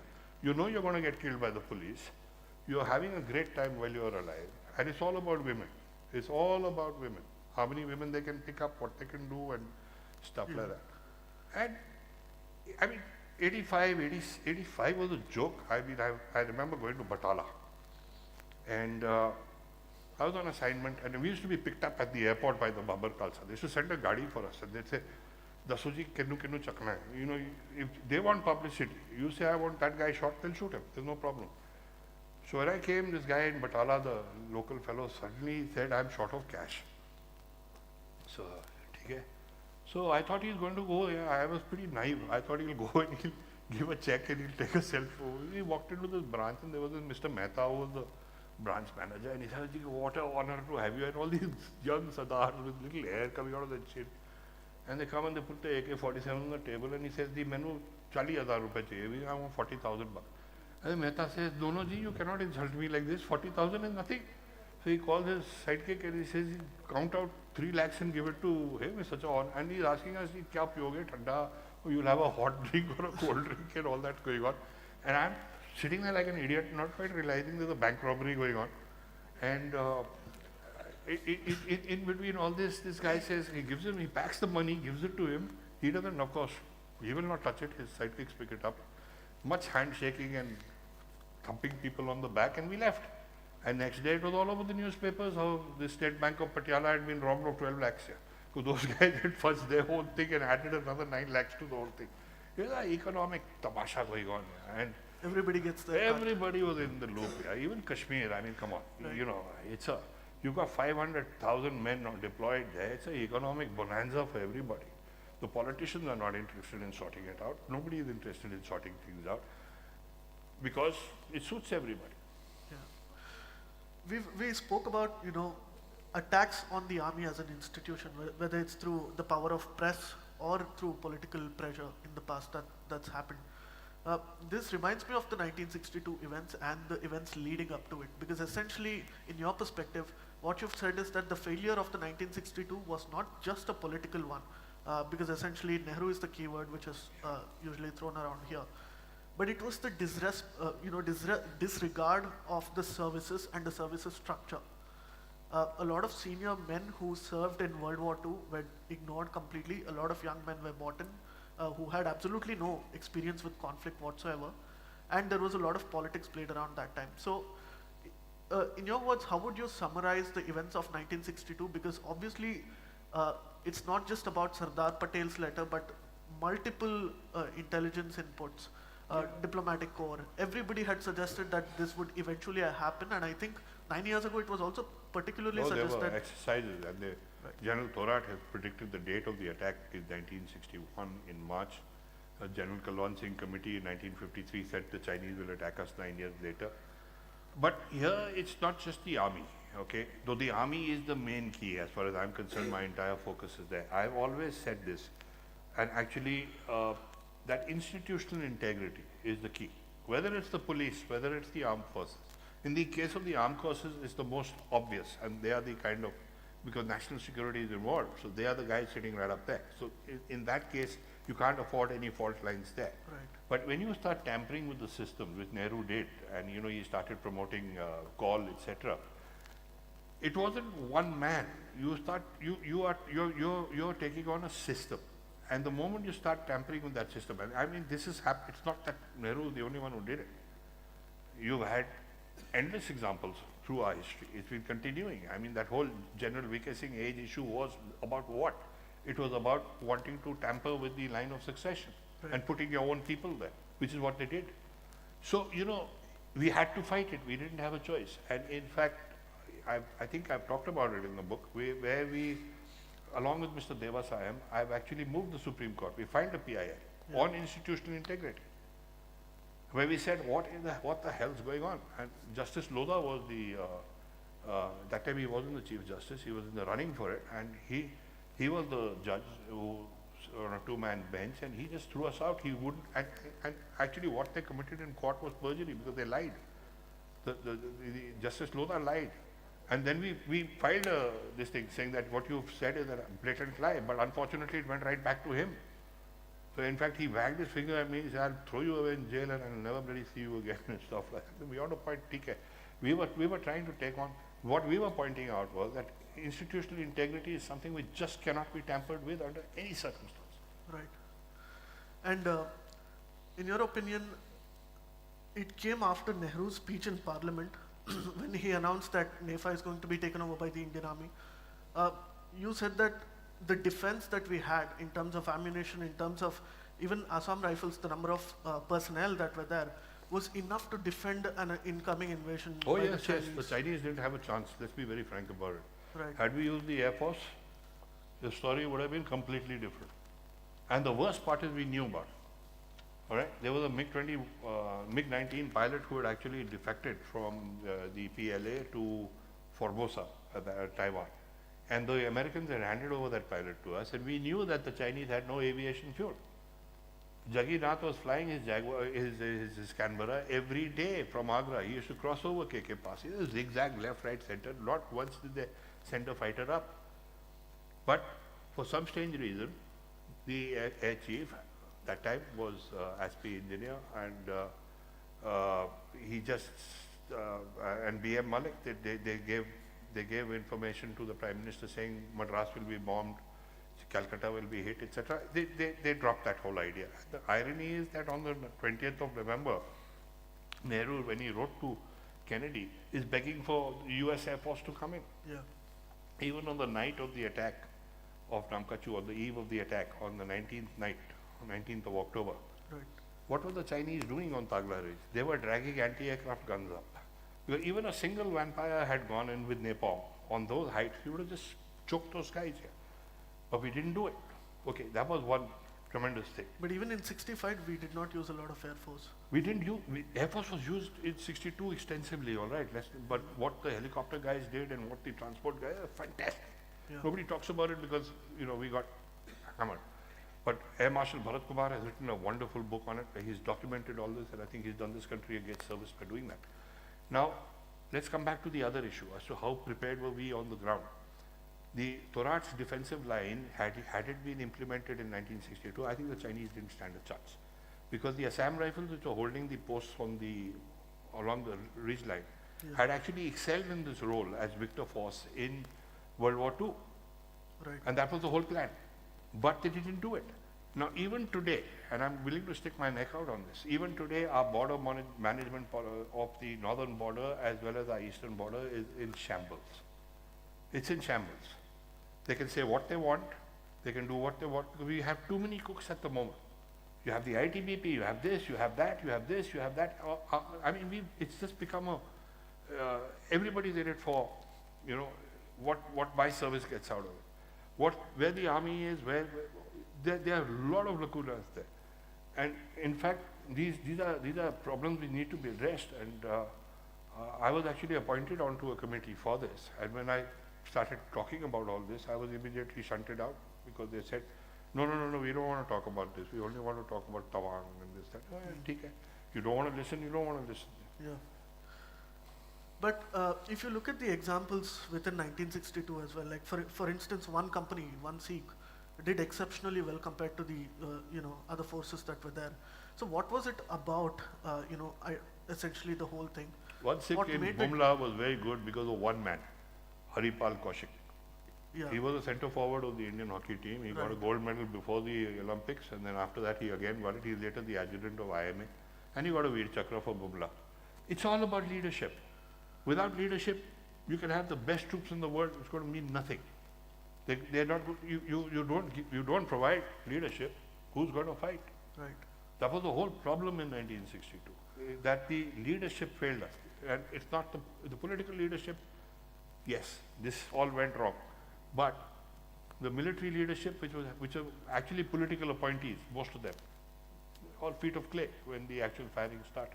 Tell us a little bit about 65, because in terms of the magnitude of victory, it's difficult to actually sort of quantify how big it was, because obviously 71 later was a celebration for everybody in India. But 65, there are differing records of how you observe that particular conflict. So how would you see that, especially because of the failings after the failings of 62, the political establishment was changed at the highest level with Lal Bahadur Shastri becoming the Prime Minister, but otherwise, what did we achieve and what did we not? It's very important to understand those 3 years between 62, 63 and 64. It's exactly what happened. Now, I start my 65 book by talking about the fact that Mountbatten, after the 62 debacle, suddenly starts hanging around Delhi. Right. He made 3-4 trips. A guy who had been the viceroy of this country is now coming and hanging around. In fact, most of the other guys like Chavan and Shastri and all did not like Mountbatten. Right. When he used to walk into the office, sometimes they didn't even offer him a chair. But Nehru had this whole thing going on with Mountbatten and whatever they... Mountbatten had a single point agenda when he came here as the viceroy. He was to divide India up into this thing, and he was to make sure Pakistan is not tampered with, and they are also given Kashmir. Nehru's one big contribution to the overall scenario is that he dug in, or he managed to influence Mountbatten, whether it was through his wife or God knows what he did. The fact is he got Gurdaspur into India. Right. That gave us a footing into the Banial Pass, and we... So the way things subsequently happened in 47, 48. Yeah. Now, when Mountbatten went back to England, he got it from Churchill. Churchill is the man who's behind this entire partitioning and everything. And in fact, in my earlier book, Long Road to Siachen, I've actually said so, that Jinnah was recruited by Churchill in the 1930s. In fact, his secretary was his handler. Okay, and the vice chancellor of the Karachi University actually ratified what I had said. So there's enough evidence to that effect. Now, what happened was that the entire thing, that as far as Nehru was concerned, was that when Mountbatten came back, he was sent back, and he said, "You go and rectify what you've done." So he comes back and tells Nehru that you're on your knees. The only way you can get your image back is to become this unfinished business of Kashmir. Right. And suddenly, Sheikh Abdullah is released. He's hobnobbing with Ayub Khan over there. And the worst part is, and I've seen these maps, they actually were willing to give back the valley to Pakistan. The Swaran Singh committee is actually gone in 1963. They were going to have that meeting that day, but then another very greedy individual on the Pakistani side overplayed his hand, which was Zulfikar Ali Bhutto. And they announced, Pakistan Radio on that morning during breakfast announced that they were ceding the Shashkam Valley. So those talks fell through. Otherwise, Kashmir was gone. And then in 1964, thank God, I mean, I'm saying this from a purely military point of view. There's a lot of, I've always said, you can't just paint any individual with a black brush. Even in the case of Nehru, there was white, there was black, and there was grey. Yeah. But the best thing that would have happened to India in 1964 was that he actually moved out of the scene. Moved out meaning he passed away. And a diminutive man called, and I was going to say Ravi Shastri for a moment, but Lal Bahadur Shastri stepped in. Right. And he had guts. And he had just one point agenda. He says, if they hit you here, you hit them there. But he was also very badly let down by the army chief at that time, who was an absolute, he talked a lot, he was very good, but he really let us down. And there were a lot of other things which have happened, which is all documented in the 65 book in great detail as to what happened. And unfortunately, what has also happened is that General Chaudhary was completely at loggerheads with Harbaksh Singh. Okay. Now, Harbaksh, to make himself into a hero, has completely rubbished that guy. So again, 65 history was a complete muddle. If you see the official history of 65, they have lifted from Harbaksh's book. Harbaksh is lifted from their book. So it's a kind of a mutual society, both tapping each other on the back. Right. I've come in and I've said, this is what happened in 65, this is how it happened, this is how it happened. This whole debate, who won the war, like for example, everybody says, oh, the Fizaya, that's the Pakistan Air Force, they lost 22 aircraft. Indian Air Force lost 75, which is true. But most of our casualties were on the ground. But in the air-to-air combat, the little Nat and the Hunter pilots completely outfought the F-86.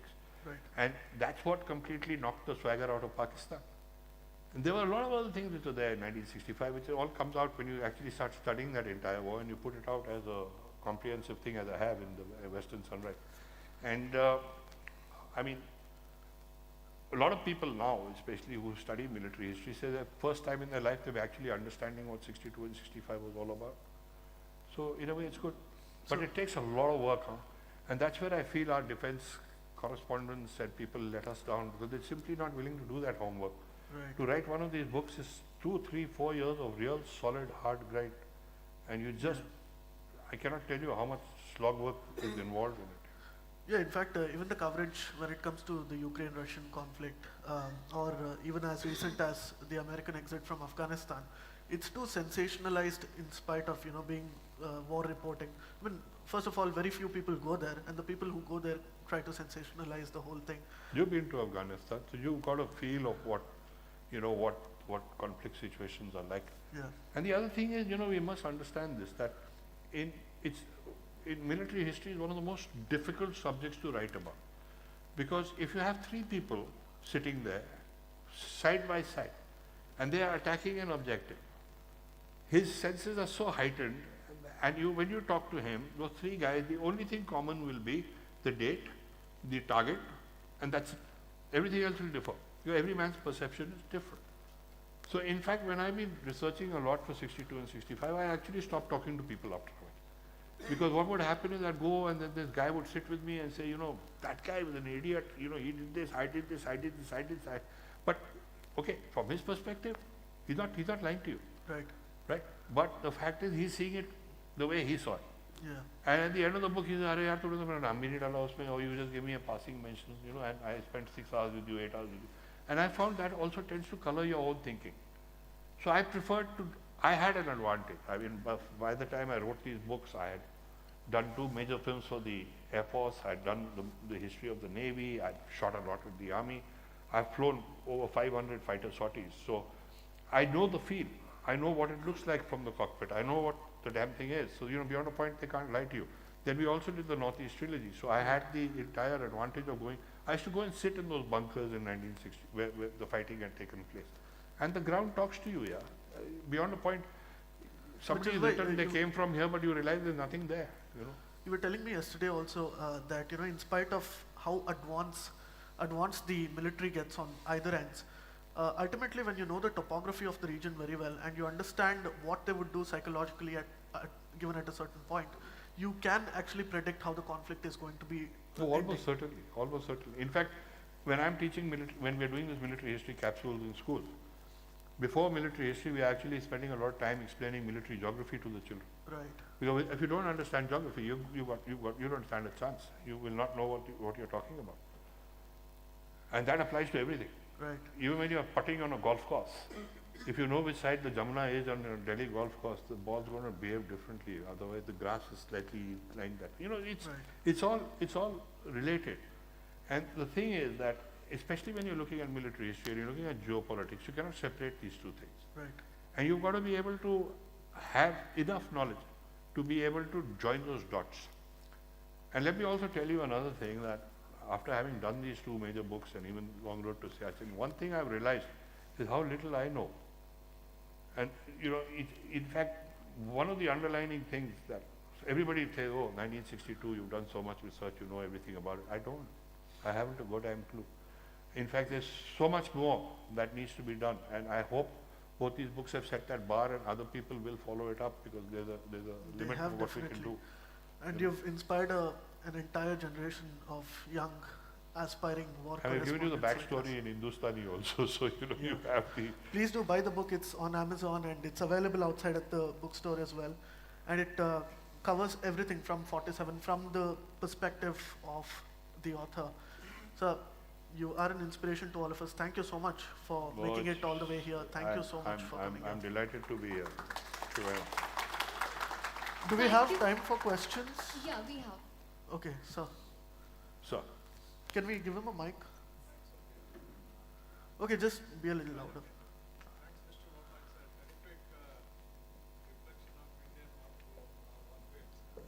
What I'm requesting you to, can you please throw some light on what's really happening in Ladakh and in Arunachal Pradesh? Because we hear many stories, but I think you are the right man to get your objective picture. What's happening really there? Can you please share something? How do we sift through the misinformation? I basically have, I alluded to it earlier, that there's so much misinformation at the moment that it's very difficult to actually pin out what's happening. But of course, one does talk to a lot of people. The situation in Ladakh needs to be seen in the overall context of what the Chinese are actually trying to do. They have been trying to destabilize. This whole border will never get solved, because the Chinese believe that there cannot be two tigers on a hill. And for them, it's very easy. You see, again, let's go back to military geography. It looks like we are at an advantage, that we've got the plains and we've got the southern side of the Himalayas, and our heights are not what they are facing. But the Chinese who are sitting in Lhasa are sitting on a tabletop. They can hit you where they want. They can hit you in Xinjiang, in Kashmir.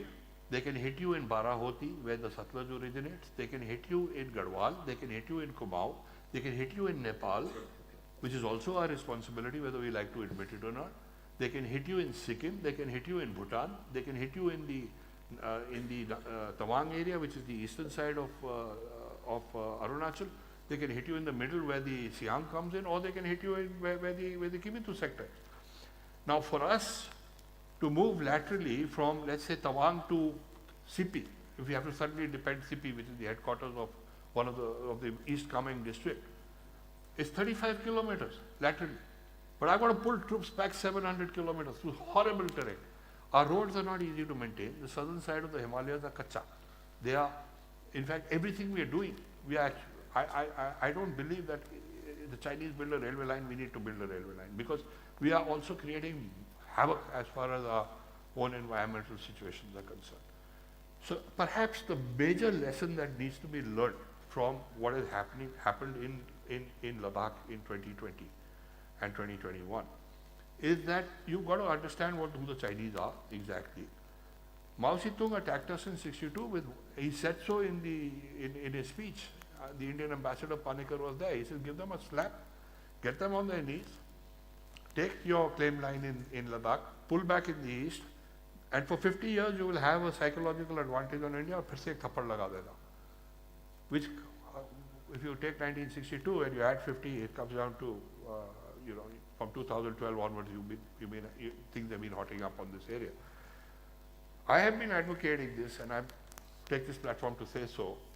The Chinese started getting a little jumpy about what was going on in Ladakh after we blacktopped the Daulat Beg Oldi runway and stuff like that, because suddenly our artillery guns were able to target about 32 kilometers of that G219 highway.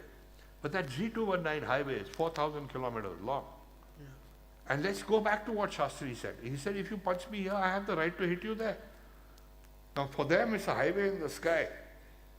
They've got the Malacca states, they've got two other routes over there, but this is the one they have to keep alive, because this is the one which is going to link up with everything. You tell them, you come into the Galwa Valley, kill one of our guys, we reserve the right to take out any part of that highway we want. And what do we have all these fancy missiles and stuff like that for? To parade them on Republic Day? I don't think so. We should actually place them everywhere. We should tell the Chinese, we've got missiles here, we've got missiles here, we've got missiles here. You do anything, we'll go for you. And then you watch the fun, because the Chink is basically a bully. He'll get on to you. You can't match him. He's got unlimited resources. He's going to do this, he's going to do that. You'll always be running to stay in the same place. And you will continue to be reactive. Get a little proactive. In fact, we wrote this. We put this article out in the Sunday Guardian. And interestingly, the very next morning when the article came out, Jairam Ramesh, Mr. Jairam Ramesh, he rang me up and he said, Kunal, what are you doing? You're advocating nuclear war. And I said, sir, I thought you were one of the few people on the Congress side who could read, but I haven't used the word nuclear here at all. It's a deterrent. Are you going to keep getting slapped and keep giving the left cheek? I'm sorry, that's not how it works. Stand up to these guys and jayenge kahan? It's not in China's interest to actually fight us, but it is in their interest to keep us destabilized throughout. Thank you. So, last one, and then we'll take the questions outside.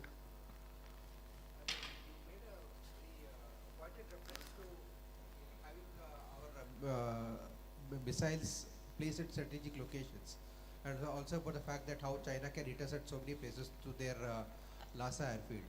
So is BrahMos the answer to all this, or how can we actually make use of these missiles that we have? We definitely have, one of our strengths is our missile technology. I wasn't talking about Lhasa airfield, I was saying the Chinese are sitting in an area where they can push troops and divisions into any direction. They have limitations. They have major problems. Their airfields are also at 17, 18,000 feet. They have payload capacities. The Indian Air Force is a very, very good fighting force.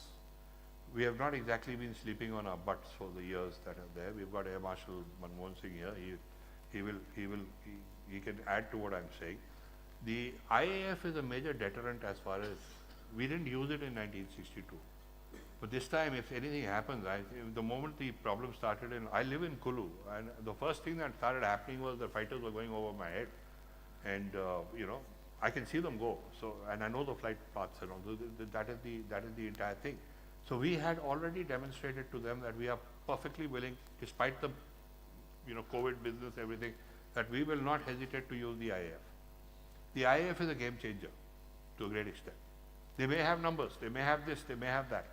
The BrahMos by itself is obviously a very, very good missile system, but the missiles also have different capabilities and different types of things. It's like artillery guns. I mean, so you deploy them as per the capability that you require to do.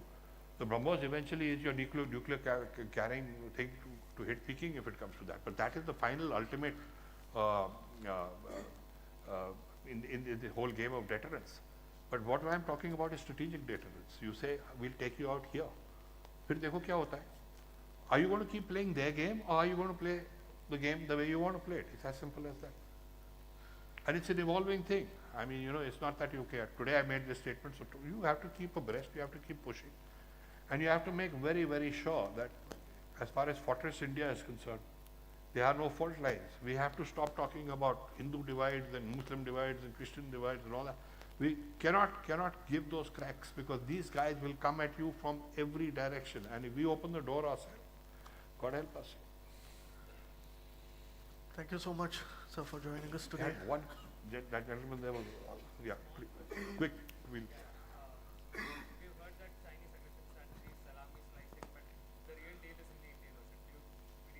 Yes, it is. The main game is in the Indian Ocean. The destabilization is a part of that, so that the Indians don't actually, we are a landlocked mentality because of New Delhi. Our Navy is actually the long-term answer. And again, whether it's aircraft carriers or submarines, that's a debate, that is a different thing. But the Indian Ocean is our biggest strength. And the Chinese know that, even if we don't know that. And to keep us from looking there, they'll keep fingering you in the Himalayas so that your attention is there, so you don't look here. But you're right, that is the main battle zone that will eventually be fought. Thank you so much for joining us, sir. Thank He you. has a session tomorrow as well, which will look at the way forward. We've largely covered the history till now, and I think that session is going to focus on, what's the way forward in terms of, how we are dealing with the bullies that are our neighbors. Thank you very much, Sir Sharan, and thank you all for being very patient listeners. Thank you. Thank you for sharing your knowledge and experience with us, sir. Thank you, Sharan, for conducting this session. May I now request Samiksha Shetty, Young Indians Mangalore Chair, to present token of gratitude to our esteemed speakers.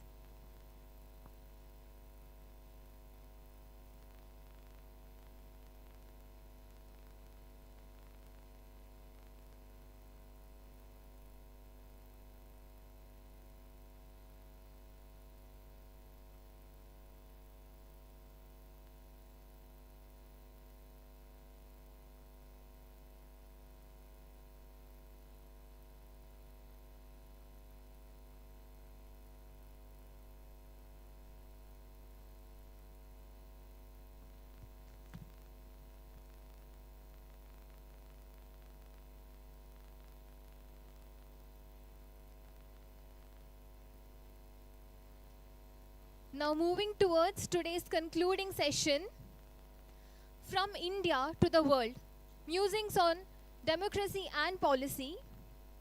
The speaker of this session is Mr. Salvatore Babons, Associate Professor at the University of Sydney. Ms. Surabhi Hodigere, Policy Researcher, will be leading the discussion. I request the dignitaries to grace the dais.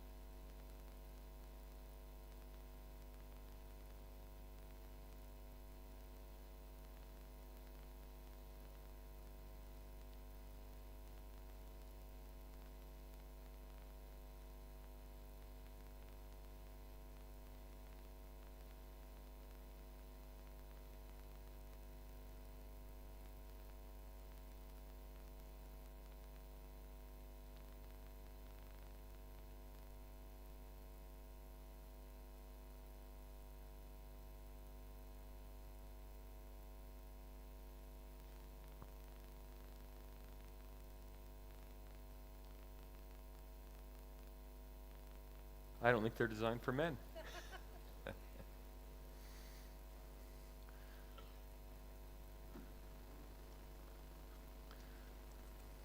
Yeah.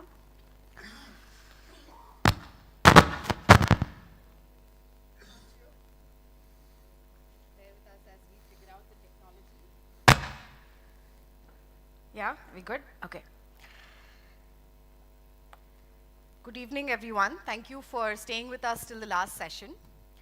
We have a very, very special guest today. And I'd like to really quickly sort of start us off with get to the crux of the issue given how much time that we have. The Economists Intelligence Unit calls India a flawed democracy, followed up by VDEM from Sweden that tells us that we are an electoral autocracy. And to make it worse, probably a Washington-based, the Freedom House, which many people here would have heard of, says that we are only partially free. Professor, you are a comparative sociologist. You have been questioning the democracy rankings, questioning them through your writings, through your research, but also through your travels across India. You've been speaking not just in New Delhi, but also in Namakudla right now. So you've really traversed the length and breadth of India, questioning these rankings. I want to ask you, what motivated you to first and foremost look at these democracy rankings, and where have you landed on that?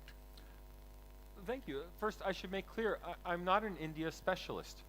I'm a comparative social scientist who mainly works with quantitative methods. My own specialty is not India. My specialty is the rankings. And looking at the rankings, I could tell that India's performance on the rankings was far out of step with the actual status of Indian democracy, at least as I saw it. I began writing a book on Indian democracy about 3 years ago, or at least starting research for this book, because I found that India was really the world's most, and I'm going to use this word carefully, India's most extraordinarily successful democracy. Now, before you pat yourselves in the back, India is the world's most extraordinarily successful democracy. Maybe not the best democracy. I can't say that. It would take a lot of systematic study, not only of India, but of the rest of the world, to tell if India was the best democracy. But when we look around the world as a comparative sociologist, India is by far the world's poorest country to have even 3 or 4 decades of free and fair elections. Even 3 decades. If you want to find another country that has 3 decades of free elections with transfer of power between parties and acceptance by the loser of the verdict of the voters, you have to look at countries that are at least 4 times as rich as India. If you want countries that have developed their own democracy with no pressure from outside, so, I mean, Japan's a democracy, but the United States forced Japan to become a democracy. Eastern European countries are democracy, but if they wanted to join the European Union and NATO, they had to be democracies. If you look for an indigenously developed democracy, you have to look at countries that have a GDP per capita of around $25,000 per year. Taiwan, South Korea, and above. Which means by a factor of 10, by an order of magnitude, India is the world's largest self-created, self-realized democracy. Not only that, India is the only well-institutionalized democracy in Eurasia, between South Korea on one side and Israel on the other. Now, I don't know if being in Eurasia is just bad for democracy, but this continent does not have very many real, well-functioning, well-institutionalized democracies. Similarly, India is the only, as far as I know, the only post-colonial state. Let's leave aside a few islands like the Bahamas. I mean, substantial countries. The only post-colonial state that has remained a democracy throughout its entire period of independence. Now, we can quibble over whether it was a liberal democracy because of the emergency or even the early years under Nehru, but a democracy? Yes, it's had free and fair elections with transfer of power. It's the only one of these post-colonial countries in the world when they had the crisis of democracy, which almost every post-colonial society had. Instead of opting for dictatorship, India, including Indira Gandhi, opted for an election. That's what makes India extraordinary compared to other countries. That is a fantastic sort of summary in terms of how our history has shaped our democratic institutions and values. I want to get to the point of where we are at today. Ever since, especially since 2014, if I may word it that way, every other month we have somebody or the other, mostly from Western countries, telling us that democracy is not strong enough, our democratic institutions.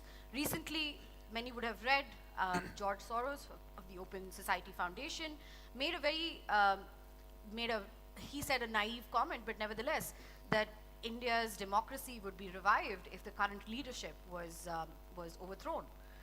I wonder, I agree with you, yes, historically this might be an unfair categorization, but why is it that we are at the receiving end of such opinions? And I'm very curious, your problem with the methodology, where does that come from? So first, Indians seem to believe that Western institutions are rating India negatively. Western press, like Wall Street Journal, Washington Post, New York Times, are saying negative things about India. Look at the authors of those articles in the Washington Post, New York Times, Wall Street Journal. 80% of them have South Asian names. Now, I don't know their citizenship, their loyalty, but they're all people who clearly have a stake in fighting out Indian politics abroad, using their access to these Anglo-American institutions, the Guardian, all of these Anglo-American newspapers and websites. That's why I said it became a shock surprise for me when everyone was surprised when I said India's intellectuals are anti-India. And it became wild, American sociologists says India's intellectuals are anti-India. If I had said America's intellectuals are anti-American, everyone would have said, of course they are. That's the usual trend. Yeah, it's the usual thing. Australia's intellectuals are anti-Australian, of course they are. I didn't mean it in any sense that they're traitors to India. All I meant was in their writing, they're criticizing not only Mr. Modi and the BJP and parties they don't like. They're criticizing the state, the Electoral Commission of India, the Supreme Court. The state institutions are called into question whenever somebody they don't like wins an election. I'm going to push back on that. Is that not the role of the free press? Is that not the role of the activists to question the state, question the establishment? First of all, it's absolutely fine to oppose. Opposing the state is maybe a little much. When you oppose the state because you oppose the government, I think that's probably intellectually going too far. People do it all the time. American intellectuals do it also. My own president, Joe Biden, said last year that if his voting rights bill was not passed, Republican states would be no better than the totalitarian regimes of the 20th century. Nobody took that seriously. He said, and I mean it literally, he actually added that, totalitarian regimes in Florida, Texas, Oklahoma. Now, we don't take it seriously because all of you know about Texas and Florida. Many of you have lived there. You have a lot of access to the US media. All of you have an opinion on Donald Trump. All of you have an opinion on Joe Biden. Well, when Americans see India, when Australians see India, they have no knowledge of your politics.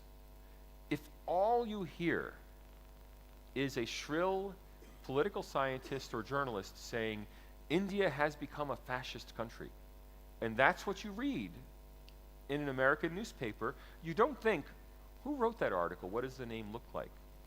You just know, well, that Washington Post says so. It must be true. Because Americans don't have a large stock of knowledge of India. So they take these statements at face value. Similarly, to go back to the rankings organizations take them at face value. So the person who runs the Variety of Democracies Institute rankings is Swedish. He is an Africanist. He's an expert in African democracy. When they wrote an India report in 2019, they commissioned a young Indian scholar, a PhD student in England, to write this report for them. Now, the director of the VDEM, he's a Swedish specialist on Africa. he doesn't know that he's probably unaware that the person he commissions to write this report is taking her politics in India and inserting them into the report. Because when we go to the quantitative details, the hard quantitative numbers that are cited in the reports, none of them, and this was the big paper I did in August, categorically, none of them actually support the narrative that is the textual, qualitative narrative of the report. Professor, I've seen that, you know, in different conversations, you have defended the intention of these ranking agencies and said that it's a tough job to do. They are not anti-India. They're not anti-India inherently, there's no malice per se, they're not out to get India, and how they would treat probably any other global country in the global south might be similar. It's a flaw in the methodology. I wonder if that were true, and if this was apparent in terms of the methodological flaw, why is there no recourse? What is stopping that recourse from happening? Let me give you a practical example that will illustrate what I mean when I say India's intellectuals are responsible for the rankings. Varieties of Democracy Institute has one crucial item in its free and fair election sub-index. That is the Electoral Commission independent? Okay. Up until 2014, the answers given on this survey by the primarily Indian intellectuals, VDEM surveys 85% of their survey respondents are political scientists in the country they're studying. The other 15% are international experts on India. Most of them will be of Indian origin. Right? So probably 95% of the people answering the question are Indian, in their heart, if not in their passport. They say that the Electoral Commission of India went from being strongly independent in 2014 down on a scale from 0 to 4, it went from being a 3 next to the top to being a 1 next to the bottom. So that the Electoral Commission of India is now rated by India's own intellectuals to be essentially controlled by the government. Now, I can't tell you if that's true. What I can tell you is I've tried doing exhaustive searches of the English language media in India, and I've found very few allegations. In fact, I found one allegation of a lack of independence, that the Electoral Commission did not censure Narendra Modi for announcing a missile test during the election quiet period. Okay, is that a problem? Potentially. Does that mean that instead of being robustly independent, the Electoral Commission of India is now controlled by the government? I think that's very unlikely. A much more likely story to me is that the people who are upset about this government, who simply don't like it, perceive things about Indian democracy that simply aren't true. Right. I would also like to talk to you a little bit about an article that is about to come out, right? Where you critique the Pew Research Center's International Religious Freedom Report. International Religious Report. India is the worst country in the world, for social hostility to religion. That means discrimination, violence against people of other religions. The worst country in the world, according to the Pew Research Center. Worse than Afghanistan, Yemen, any other, doesn't Congo, matter. Democratic Republic of Congo, any other. Myanmar, which just committed a genocide against Muslims, rates higher. Right. Rates better on social hostility to religion. And this is a similar case with the Reporters Without Borders Press Freedom Index. Yeah, press freedom rated below Hong Kong. Okay. The great thing about religion is we actually have hard quantitative data. So I've made fun of the report on press freedom because I think it is unrealistic to say that India has less freedom of the press than Hong Kong. That just seems so extraordinary that no one will even question it. But on the religious freedom rankings, we actually have hard data. The very same Pew Research Center that does the International Religious Freedom Report also did a major survey in 2019-2020 of 29,999 households in India. I think they were very upset they didn't get just one more household. 29,999 households, a fantastic representative survey. Pew is the top survey research organization in the world. They had a response rate of over 85% in both urban and rural areas. These are in-person surveys. This is not some online survey done by a newspaper. This was a $2 million survey in which they sent people to all corners of India to knock on doors in, I think it was 24 different languages, to ask people about religion in India. Right. What they found was 89% of Christians and 89% of Muslims say they are, quote, very free to practice their religion in India. Only 2% of Christians and 2% of Muslims said they were not free. So we hear constantly that Muslims can no longer practice their religion in India. That's the elite narrative. We hear the missionary narrative, Christians can no longer practice their religion in India.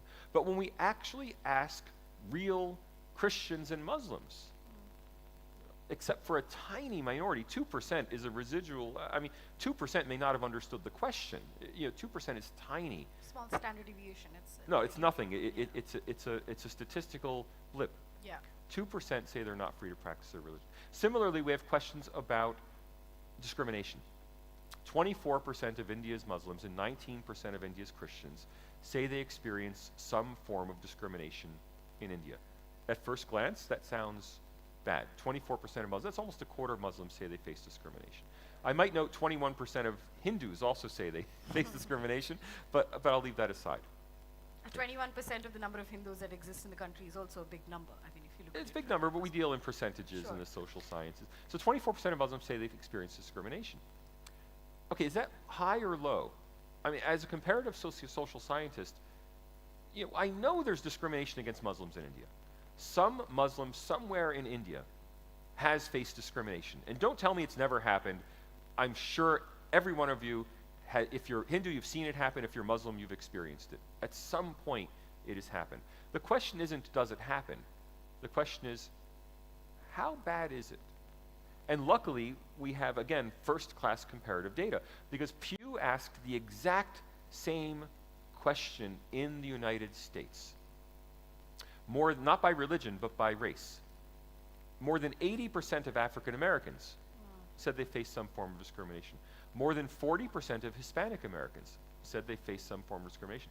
More than 40% of Asian Americans said they faced some form of discrimination.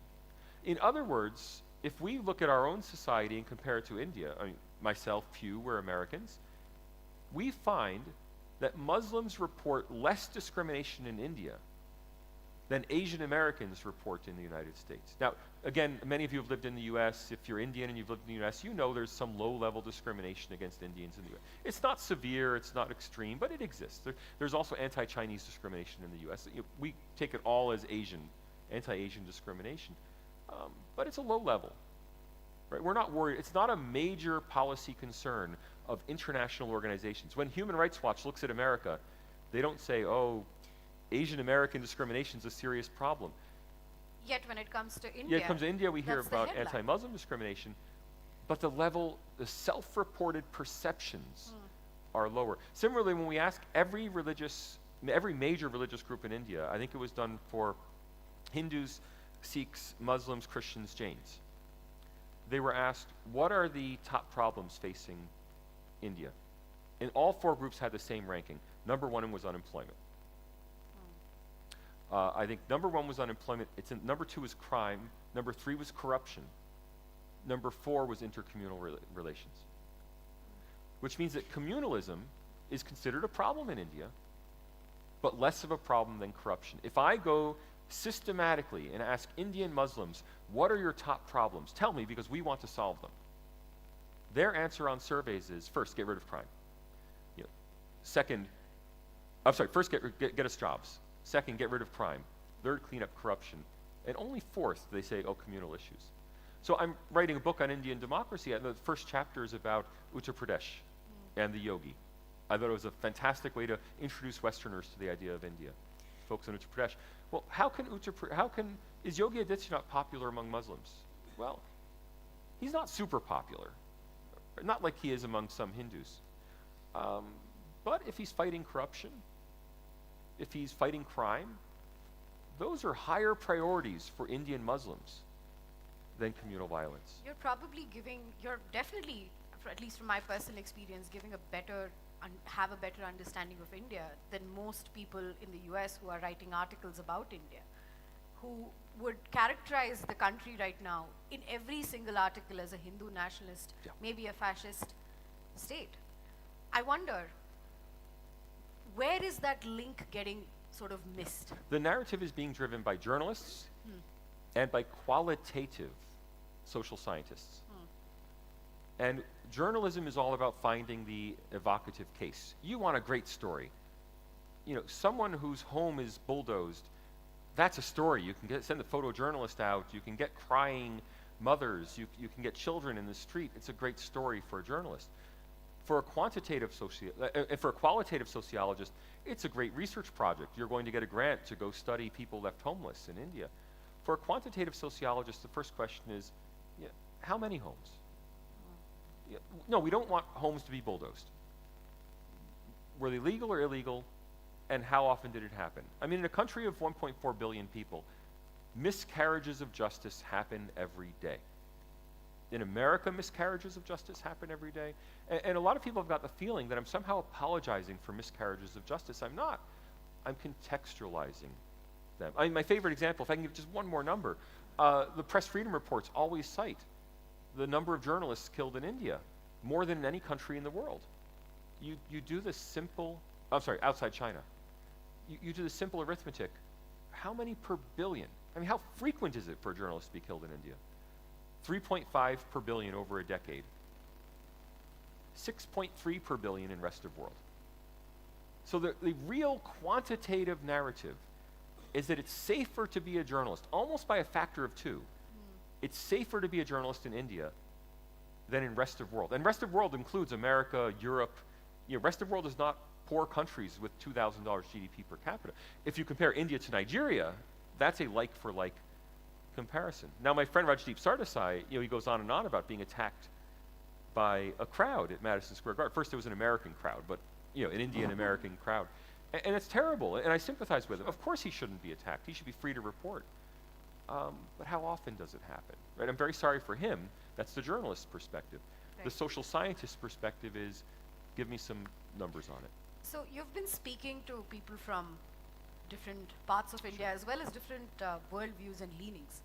And I think the first sort of pushback that you get is that that doesn't necessarily mean that we shouldn't be reporting or that one life killed is not important. Yeah. This comparative perspective is incredibly refreshing for us. I must say, commend the fact that you are sitting here studying our country, not from the lens of everything that's already been, taking it for the word, but actually going in and looking at it. Your personal interest, Professor, what brought you to this? Was it just an academic purely problem academic that you wanted to? Purely academic. But clearly you're enjoying yourself I'm a lot enjoying it. more. It's a lot of fun, but I tell people, everyone wants to tell me the truth about India, and I politely listen, and then I try to forget it. Because I can't cite in an academic journal article, Kumar told me that such and such is true. I need the numbers in the documents, and that's what I'm looking for. That's why my intention was to write my entire book without visiting India. Because I wanted to base the book entirely on data and documents without recourse to any personal experiences of India. Now, I was invited to India by India Today, and it was such an opportunity to go to the India Today conclave. I thought, all right, I'll break my self-imposed exile. But I had no particular interest in India. As a social scientist, I mean, I'm not Hindu, I'm a vegetarian, but honestly, forgive me, I much prefer pizza to Indian food. I'm a vegetarian, but I'm not Hindu. I'm not an Indian. I have no connections to India. Before November, I had never visited India. For me, it was all driven by the exceptional case. And I'm not the only one. I mean, the famous political scientist Adam Przeworski wrote in the late 1990s this exact same thing. The truly exceptional case of democracy is India. People should study it. And nobody took him up on that proposition. But I'm eager to do so. Could we know how? Oh, again, data and documents. So I went back. The first thing I did was reading. Whenever you start a new project, you have to go back and read. And I started. I started with the Chicago speech of Vivekananda. Sorry, I started with Vivekananda's Chicago speech. That was kind of my starting point for understanding India, and I read a lot of Vivekananda, but I quickly went forward to the independence literature. So I found it fascinating that India is the only major democracy other than the United States that has a substantial self-examining literature about what kind of democracy Indians would want to have. So, and the U.S. authors, Hamilton, Jefferson, they wrote short pamphlets in proto-newspapers. We didn't have newspapers then, but little pamphlets for printing presses. The Indians all wrote books, right? So, of course, I read Hind Swaraj and I read Discovery of India, but I quickly discovered Savarkar and I quickly discovered Golwalkar. Forgive my bad pronunciation. I read Prasad's book on partition. I read Ambedkar's book on partition. I read a lot of the Muslim sources. Many of the Muslim ones were anonymous. I'm not sure why, so I can't give you the names. But there were also Muslim books published in English about partition. And I started with that literature, and the first chapter of my book focuses on the yogi as an introduction to the West. Second chapter focuses on the independence movement. Going back to those documentary sources. Coming forward, though, of course, I got interested in the rankings because I am a quantitative sociologist first and foremost. What I had seen about India seemed completely at odds with the rankings, and that's what drove it. And my work in August in the rankings was not very heavy-duty quantitative. I mean, all I did was some simple arithmetic. I have a new paper coming out March 1st in Australia with an organization we've started in Australia called the Indian Century Roundtable, and that paper will be a complete methodological and statistical unpacking of the Varieties of Democracy Institute rankings, which is really what I personally do in my academic life. You mentioned that you prefer pizza, Yeah, but your much so. tweet on how good Indian railway food has gone viral. And you are our newest sort of Twitter celebrity in India. How so was the food really good? The food was that, fantastic. Was that Look, some content? I was shocked sitting in second class. I couldn't get a first class ticket. Forgive me, I wanted to travel first class. Couldn't get a ticket. I'm told that for first class you had to reserve 6 months in advance. I don't know. I was reserving a month in advance. So I had the second class ticket on a sleeper train, lower berth, but I'm not sleeping. I'm just, crouching under the. And I was shocked when they came around with hot, fresh food. Yeah. And I thought, no, not just a bun in a wrapping or something. Hot, fresh curries. I thought, incredible. I'm going to take a photo of this and put it on Twitter. And when Mr. Kumar, the railway porter, saw me taking this photo, he was worried. He asked, is everything okay? But he didn't speak English. He asked someone who spoke English. And I said, no, I'm posting it to tell the minister how good your food is. And so then he said, and he wanted to take a selfie. So I said, perfect, we'll take a selfie together. And I did the photo of the food before, the photo of food after. It was a veg curry. Some of the newspapers misreported it as chicken curry. I am a vegetarian. I have been for 12 years. Yeah, so I am vegetarian. And then I was all ready to do this tweet. I'd done the image. And then they come by with ice cream. And I thought, this is second class and I'm getting free ice cream on the train. I was, the food was better than Indian Airways. Hopefully the Tatas will improve India Airways, but it was incredible. I flew here courtesy of, and if anyone's going to be in Delhi next week, I was flown here courtesy of the Art Festival, which will be next weekend in Delhi. Not here to Mangalore, but I was flown to India. They flew me business class, which is very rare. I mean, academics don't fly business class. And so I thought, what a luxury. The second class food on the Indian Railways was better than the business class food in Air India. I think that sounds about right. Absolutely. I'm not sure how much time we have, but I really wanted to pick your brain on the one article that you wrote where you talked about the collaboration, the understanding that liberal West has with Islamists across the world, and how that, how India and being anti-Hindu. I like that you've defined very clearly that Hindu phobia is not what is really going on. At least that's not the predominant thing. It's anti-Hindu, and how that anti-Hindu is the new anti-Semitism. So I'd love for you to touch on that. Mangalore, where we are, has had a lot of difficult incidents in the recent past, as well as many years ago as well. And it's always a difficult thing to communicate, similar to the UK protests that happened, where there is a point of view that is pursued by the Western media, funded by, I can't say this with authority, but Islamists across the world, this very weird, unholy sort of collaboration that's happening. You've written about that. I'd love to hear from the perspective. Well, actually, it's you said unholy. My Monday paper for Quadrant Magazine that'll come out Monday is actually called Unholy Alliance, but between Islamists, Christian missionaries, and international NGOs. Look, when I talk about anti-Hinduism, the first thing I want to be clear, a lot of the US organizations have started pushing the idea that there's Hindu phobia in America. They say, well, the Muslims get a phobia, we want a phobia too. The Muslims get protection because from Islamophobia, we should get protection from Hindu phobia. The fact is, there is real Islamophobia in the world. Some of it is rational. So people are afraid of, many people are afraid of Muslims because they see them as a security threat. And we just had a big report in the UK, an independent review of anti-terrorism, that said the UK government has to own up to the fact that the primary threats are Islamist threats. It can't. Instead, what we've seen is something much more akin to anti-Semitism. It's a resentment. It's an anger, a resentment, people being specifically against Hindus, and mostly at the elite level. So in my reading, the same sorts of institutions in the UK and the US, mostly at Harvard and in some places in the UK, especially in the London institutions, in the Labour Party in the UK, we see the same people and often the same organizations that have been, for the last 20 or 30 years, resurrecting anti-Semitism under the guise of anti-Zionism. They all say, we're not anti-Semitic, we're just anti-Zionist. Why is this white professor from Chicago so angry about the Palestinian situation? Because they're not just studying it, they're angry. I strongly suspect it's motivated by anti-Semitism. In the same way, we've seen people say, I'm not anti-Hindu, I'm just anti-Hindutva. And being anti-Hindutva has been the new socially acceptable way to be anti-Hindu.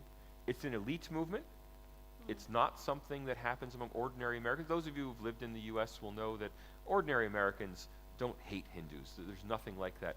It's a bunch of Harvard Americans. If you read Rajiv Malhotra's book, Snakes in the Ganga, you'll see lots of references to this. He calls it Hinduphobia, but I think anti-Hinduism is a much more apt term for it because it's not fear. Hatred is a very different emotion.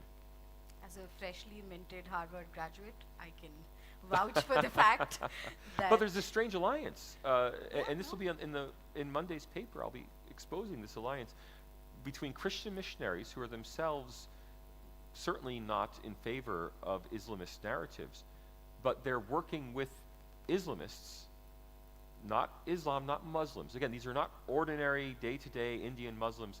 These are international Islamist activists who are working with Christian missionaries and with NGOs. Many international NGOs, human rights NGOs, have almost been taken over by Islamist viewpoints. And like the UN Human Rights Council has been taken over time by Islamist viewpoints. So we see this combination of Christian missionaries, Islamists, and international human rights organizations who have long been anti-Semitic. I mean, we've all known that these groups are anti-Semitic. They've now combined that with a nascent anti-Hinduism. It's only been the last 5 years, but as India becomes more assertive on the world stage, I think it's likely to continue to increase. Sure, it has, again, I'm scared to say without the data, but definitely has increased in its incidence in the last 5 years. But that is a sentiment that I think through colonial rule, through before that as well, is something that Indians are known and used to. Whereas now, as you rightly pointed out, that assertiveness, the fact that we are taking up space in the world stage is making people more aggressive towards... Well, I mean, just look at what Winston Churchill said about Mahatma Gandhi. It wasn't fear of Gandhi, it was just a visceral dislike.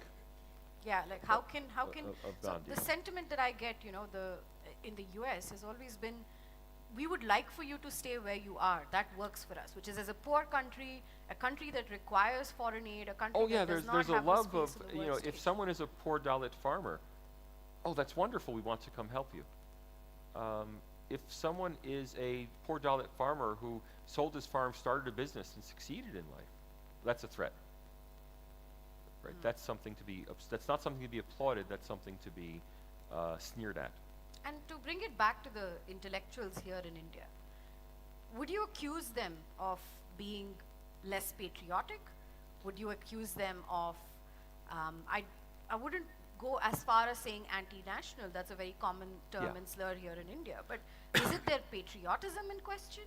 Is it their work ethic in question? Is it the fact that they probably cannot make way in the Western world without going with that narrative? What No, is? look, I don't want to blame journalists. I don't want anyone to go out and beat up a journalist because Salvatore said you know, India's intellectuals are anti-India. Journalists pursuing what they believe is the truth is perfectly fine.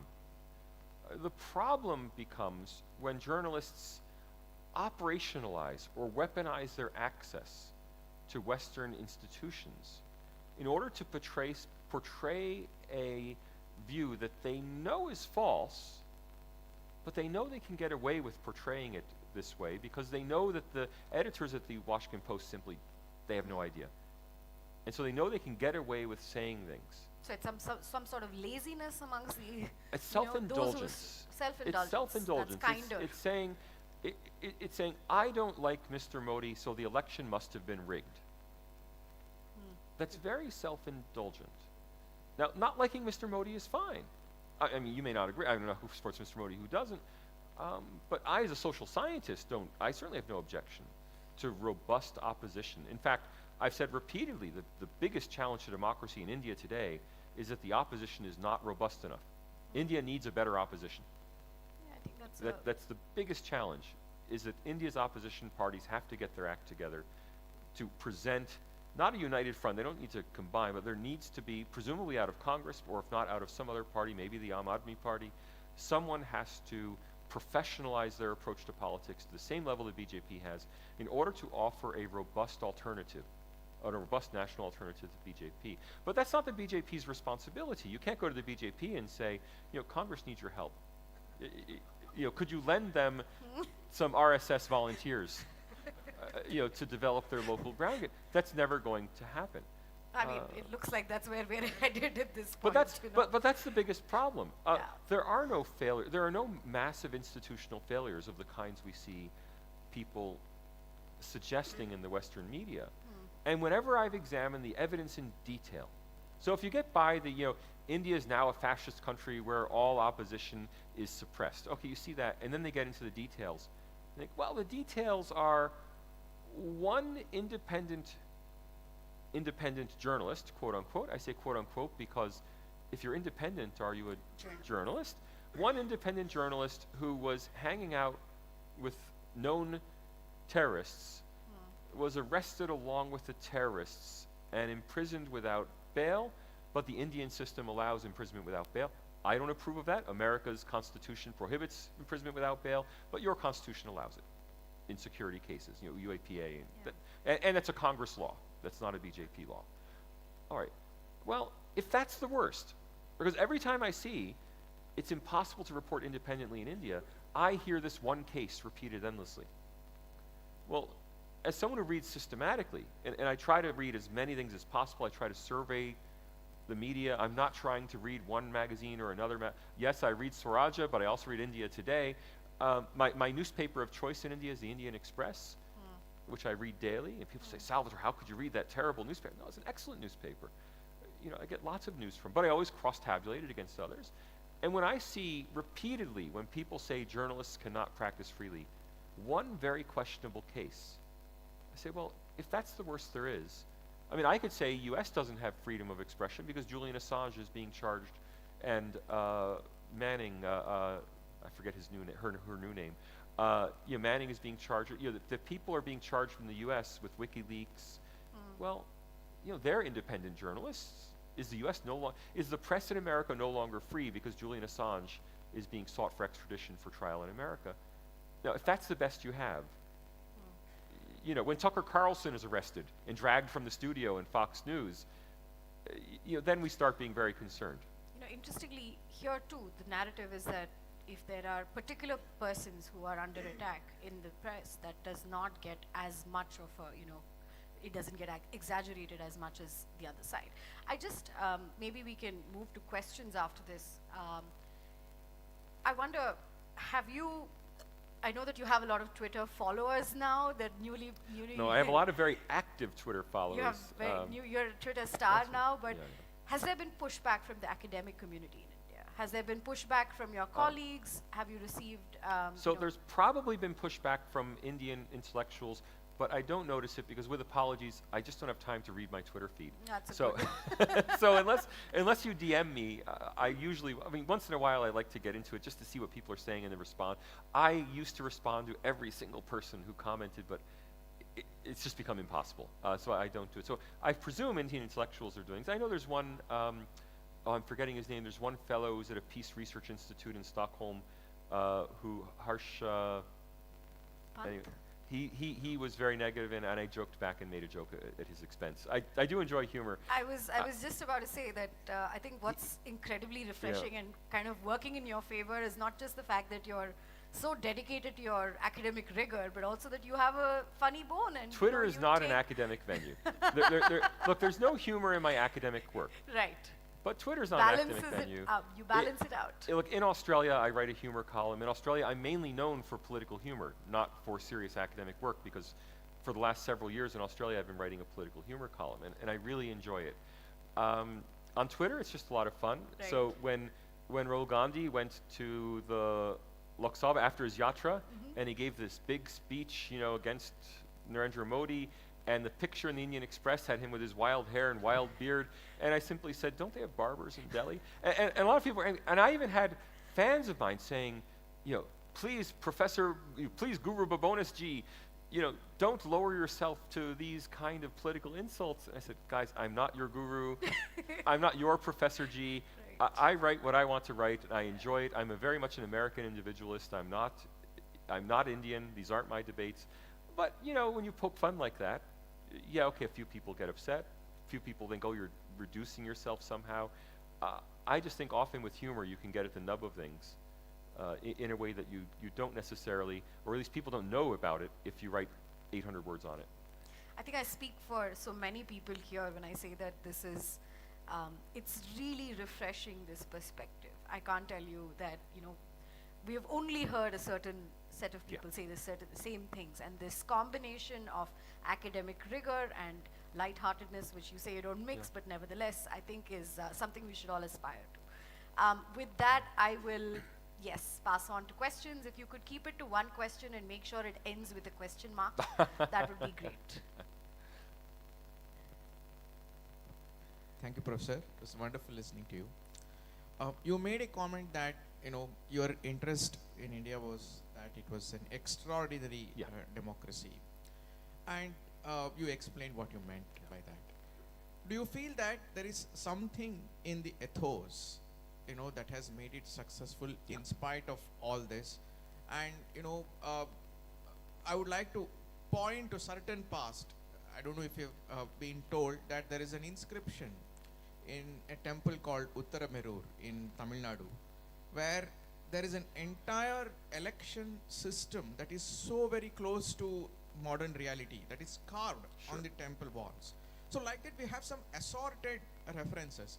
I don't mean to say we had an, you know, electoral democracy that compares to the complexity of modern times, but we still seem to have something that indicates a certain ethos. So with apologies, I've heard stories of ancient Indian democracy many times. I don't discount them. In fact, India comes from the same basic group of people as ancient Greece. The ancient Greece city-states, about half of them were democracies, we think. There's no reason to think that about half of India's ancient city-states weren't also democracies. It's very likely, but that's not where modern Indian democracy comes from. If you read the Constituent Assembly debates, I can't categorically say nobody said there are these ancient traditions, but it certainly was not driving the Constituent Assembly debates. The narrative wasn't, we found this stone in South India, it gave us a recipe, Mr. Ambedkar, Dr. Ambedkar, please go write a constitution in line with these. So the India's Constituent Assembly debate was conducted entirely with reference to modern examples of democracy that had developed mostly in the United States and Western Europe, with some references to other examples. Today's, whatever you may think and be proud of about ancient India, today's Indian democracy does not derive from ancient Indian democracy. And I might add, neither does today's Western democracy. We get, in the West, we get our democracy terminology from the Greeks. But modern Western democracy really dates from the American colonies in the 17th century, and state-level democracy. And there's a whole thesis around, it's called the frontier thesis, I won't get into here, that when you put people out on the frontier and they have no government back home to tell them what to do, they pretty much just say, well, we'll take a vote. Right? The Indians are attacking, not your Indians. The American Indians are attacking, what should we do? And should we stay here or move upriver? And you take a vote. And that's really where American democracy comes from. And ultimately, the rest of the world's democracies today derive from that kernel of American democracy in the 17th century. So American institutions do derive from English institutions, and I would say American liberalism derives from Britain, but the actual decision to take votes democratically very much is homegrown in frontier conditions in the US. Sir, my question is with regard to the economy, present economy of America and Western Europe. Western Europe economy is coming down due to gas crisis. And whatever things, the inflation is roughly around 10 to 15%. Yeah. In America, it is above 25%. What is your opinion on that? Because due to exports to China is lagging behind. Sure. And presently, China is expecting more things to be done, but due to this balloon problem, it has come down like anything. Sure. So first, this goes back to my... I'm asking you a specific thing. How do you think India will get benefit out of it? So first of all, India gets no benefit out of it. The best thing for India is if the rest of the world grows quickly, that creates greater demand, and India would benefit. Everyone benefits from everyone else growing. There's no zero-sum game in economics. But I dispute your inflation figures, but let's leave that aside, whether inflation is 25% or 15% or 7%. Let's leave the actual inflation figure aside. The US economy has grown at about 2% per year consistently over time since the earliest numbers we have, which are around 1860. I strongly suspect that the US economy is robust enough to grow for another 160 years at roughly 2% per year. Europe, however, it is my strong impression, is in long-term decline relative to the United States. So I think European growth has been lower than American growth for quite some time now. I strongly suspect that Europe will slowly slide downwards towards more of a Latin American level, very slowly, but the American economy is very dynamic. Yeah, there are problems, but in the 1970s we had inflation, and the crises come and go. The American economy just keeps growing. While I'm sure Professor could answer questions on a wide range of topics. But we should focus on the democracy yes, issues. Yes. On a lighter note, it's not a question, but seeing the way you're retired, I think you'll spawn 1,000 memes tomorrow. Feel free to meme out there. When someone gives me something and it's not overtly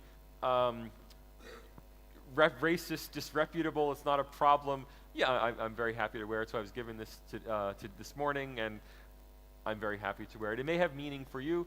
For me, it's just a very nice saffron and green scarf. So thank you very much. I think just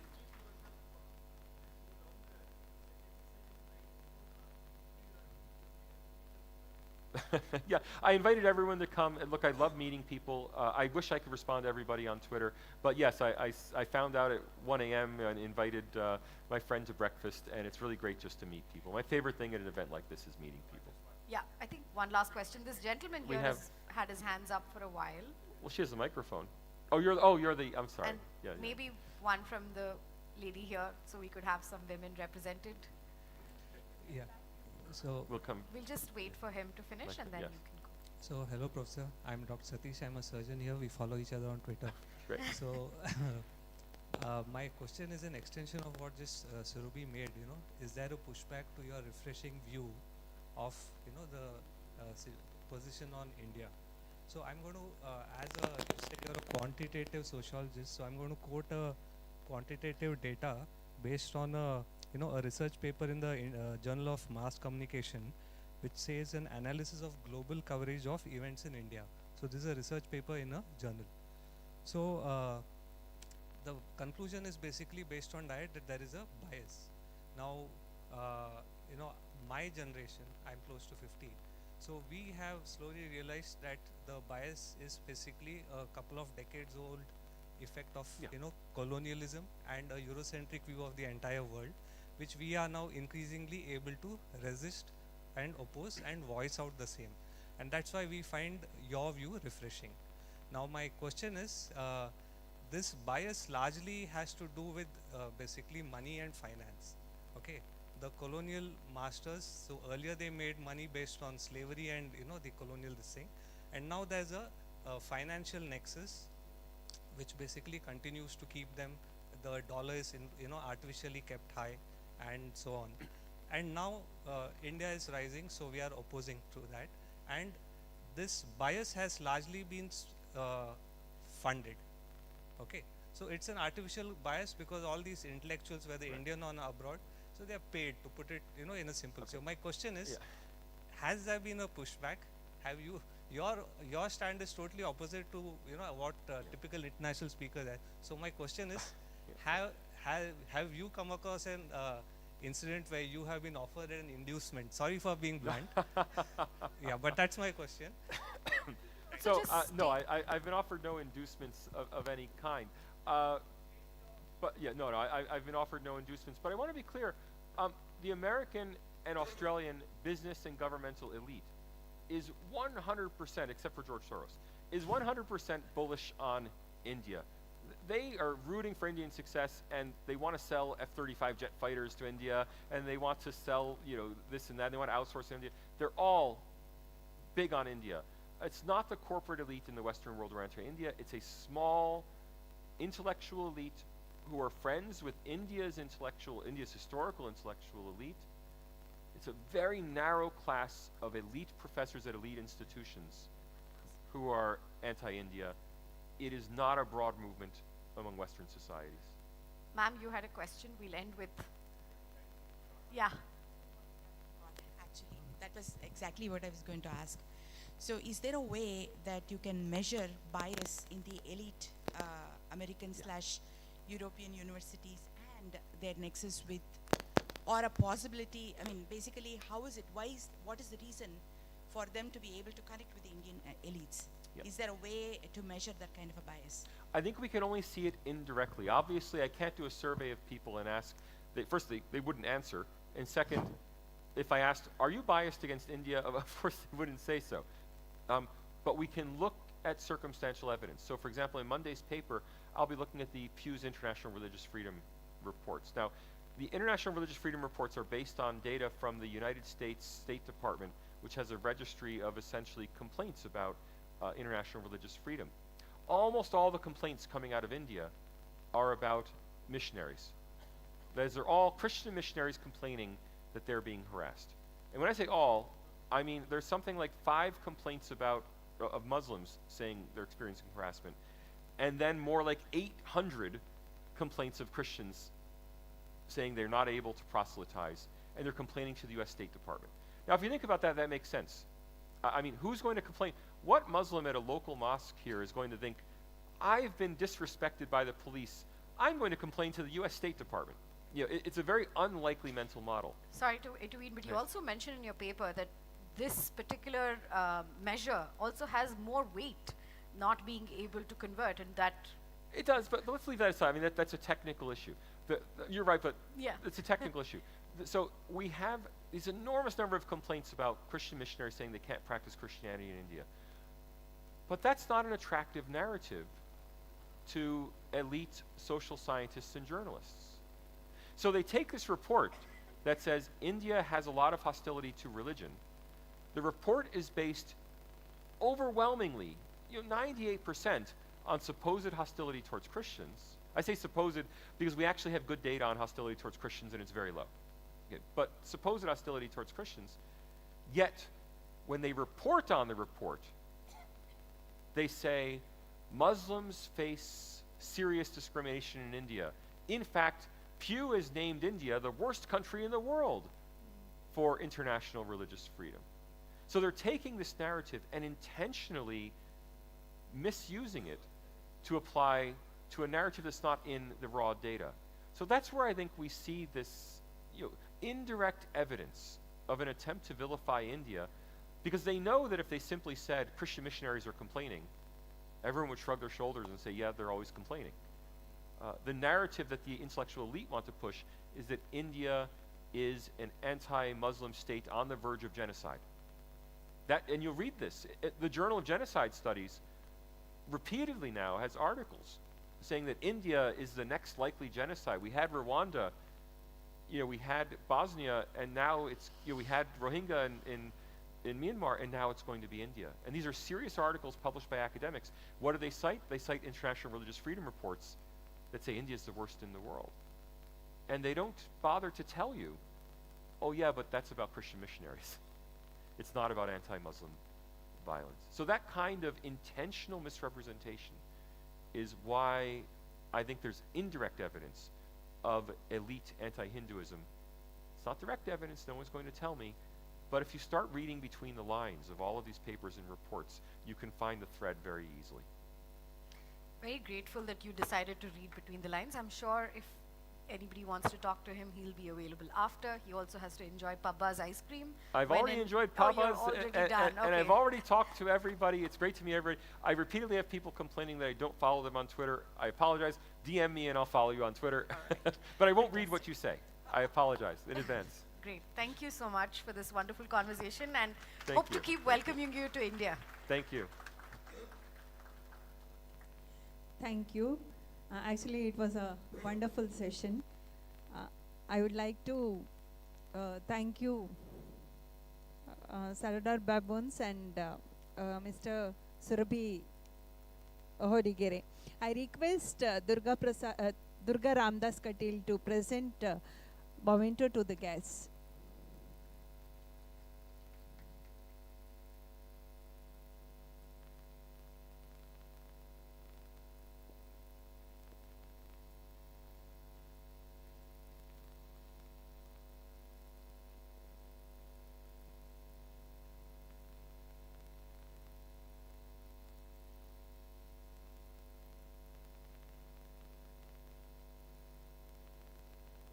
thank you one and all.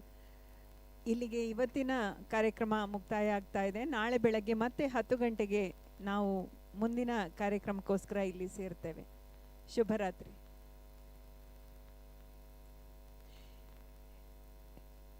ಒಂದು ಕಳೆದು ಹೋಗಿರುವ Redmi phone ಆಫೀಸಲ್ಲಿ ಸಿಕ್ಕಿರ್ತದೆ.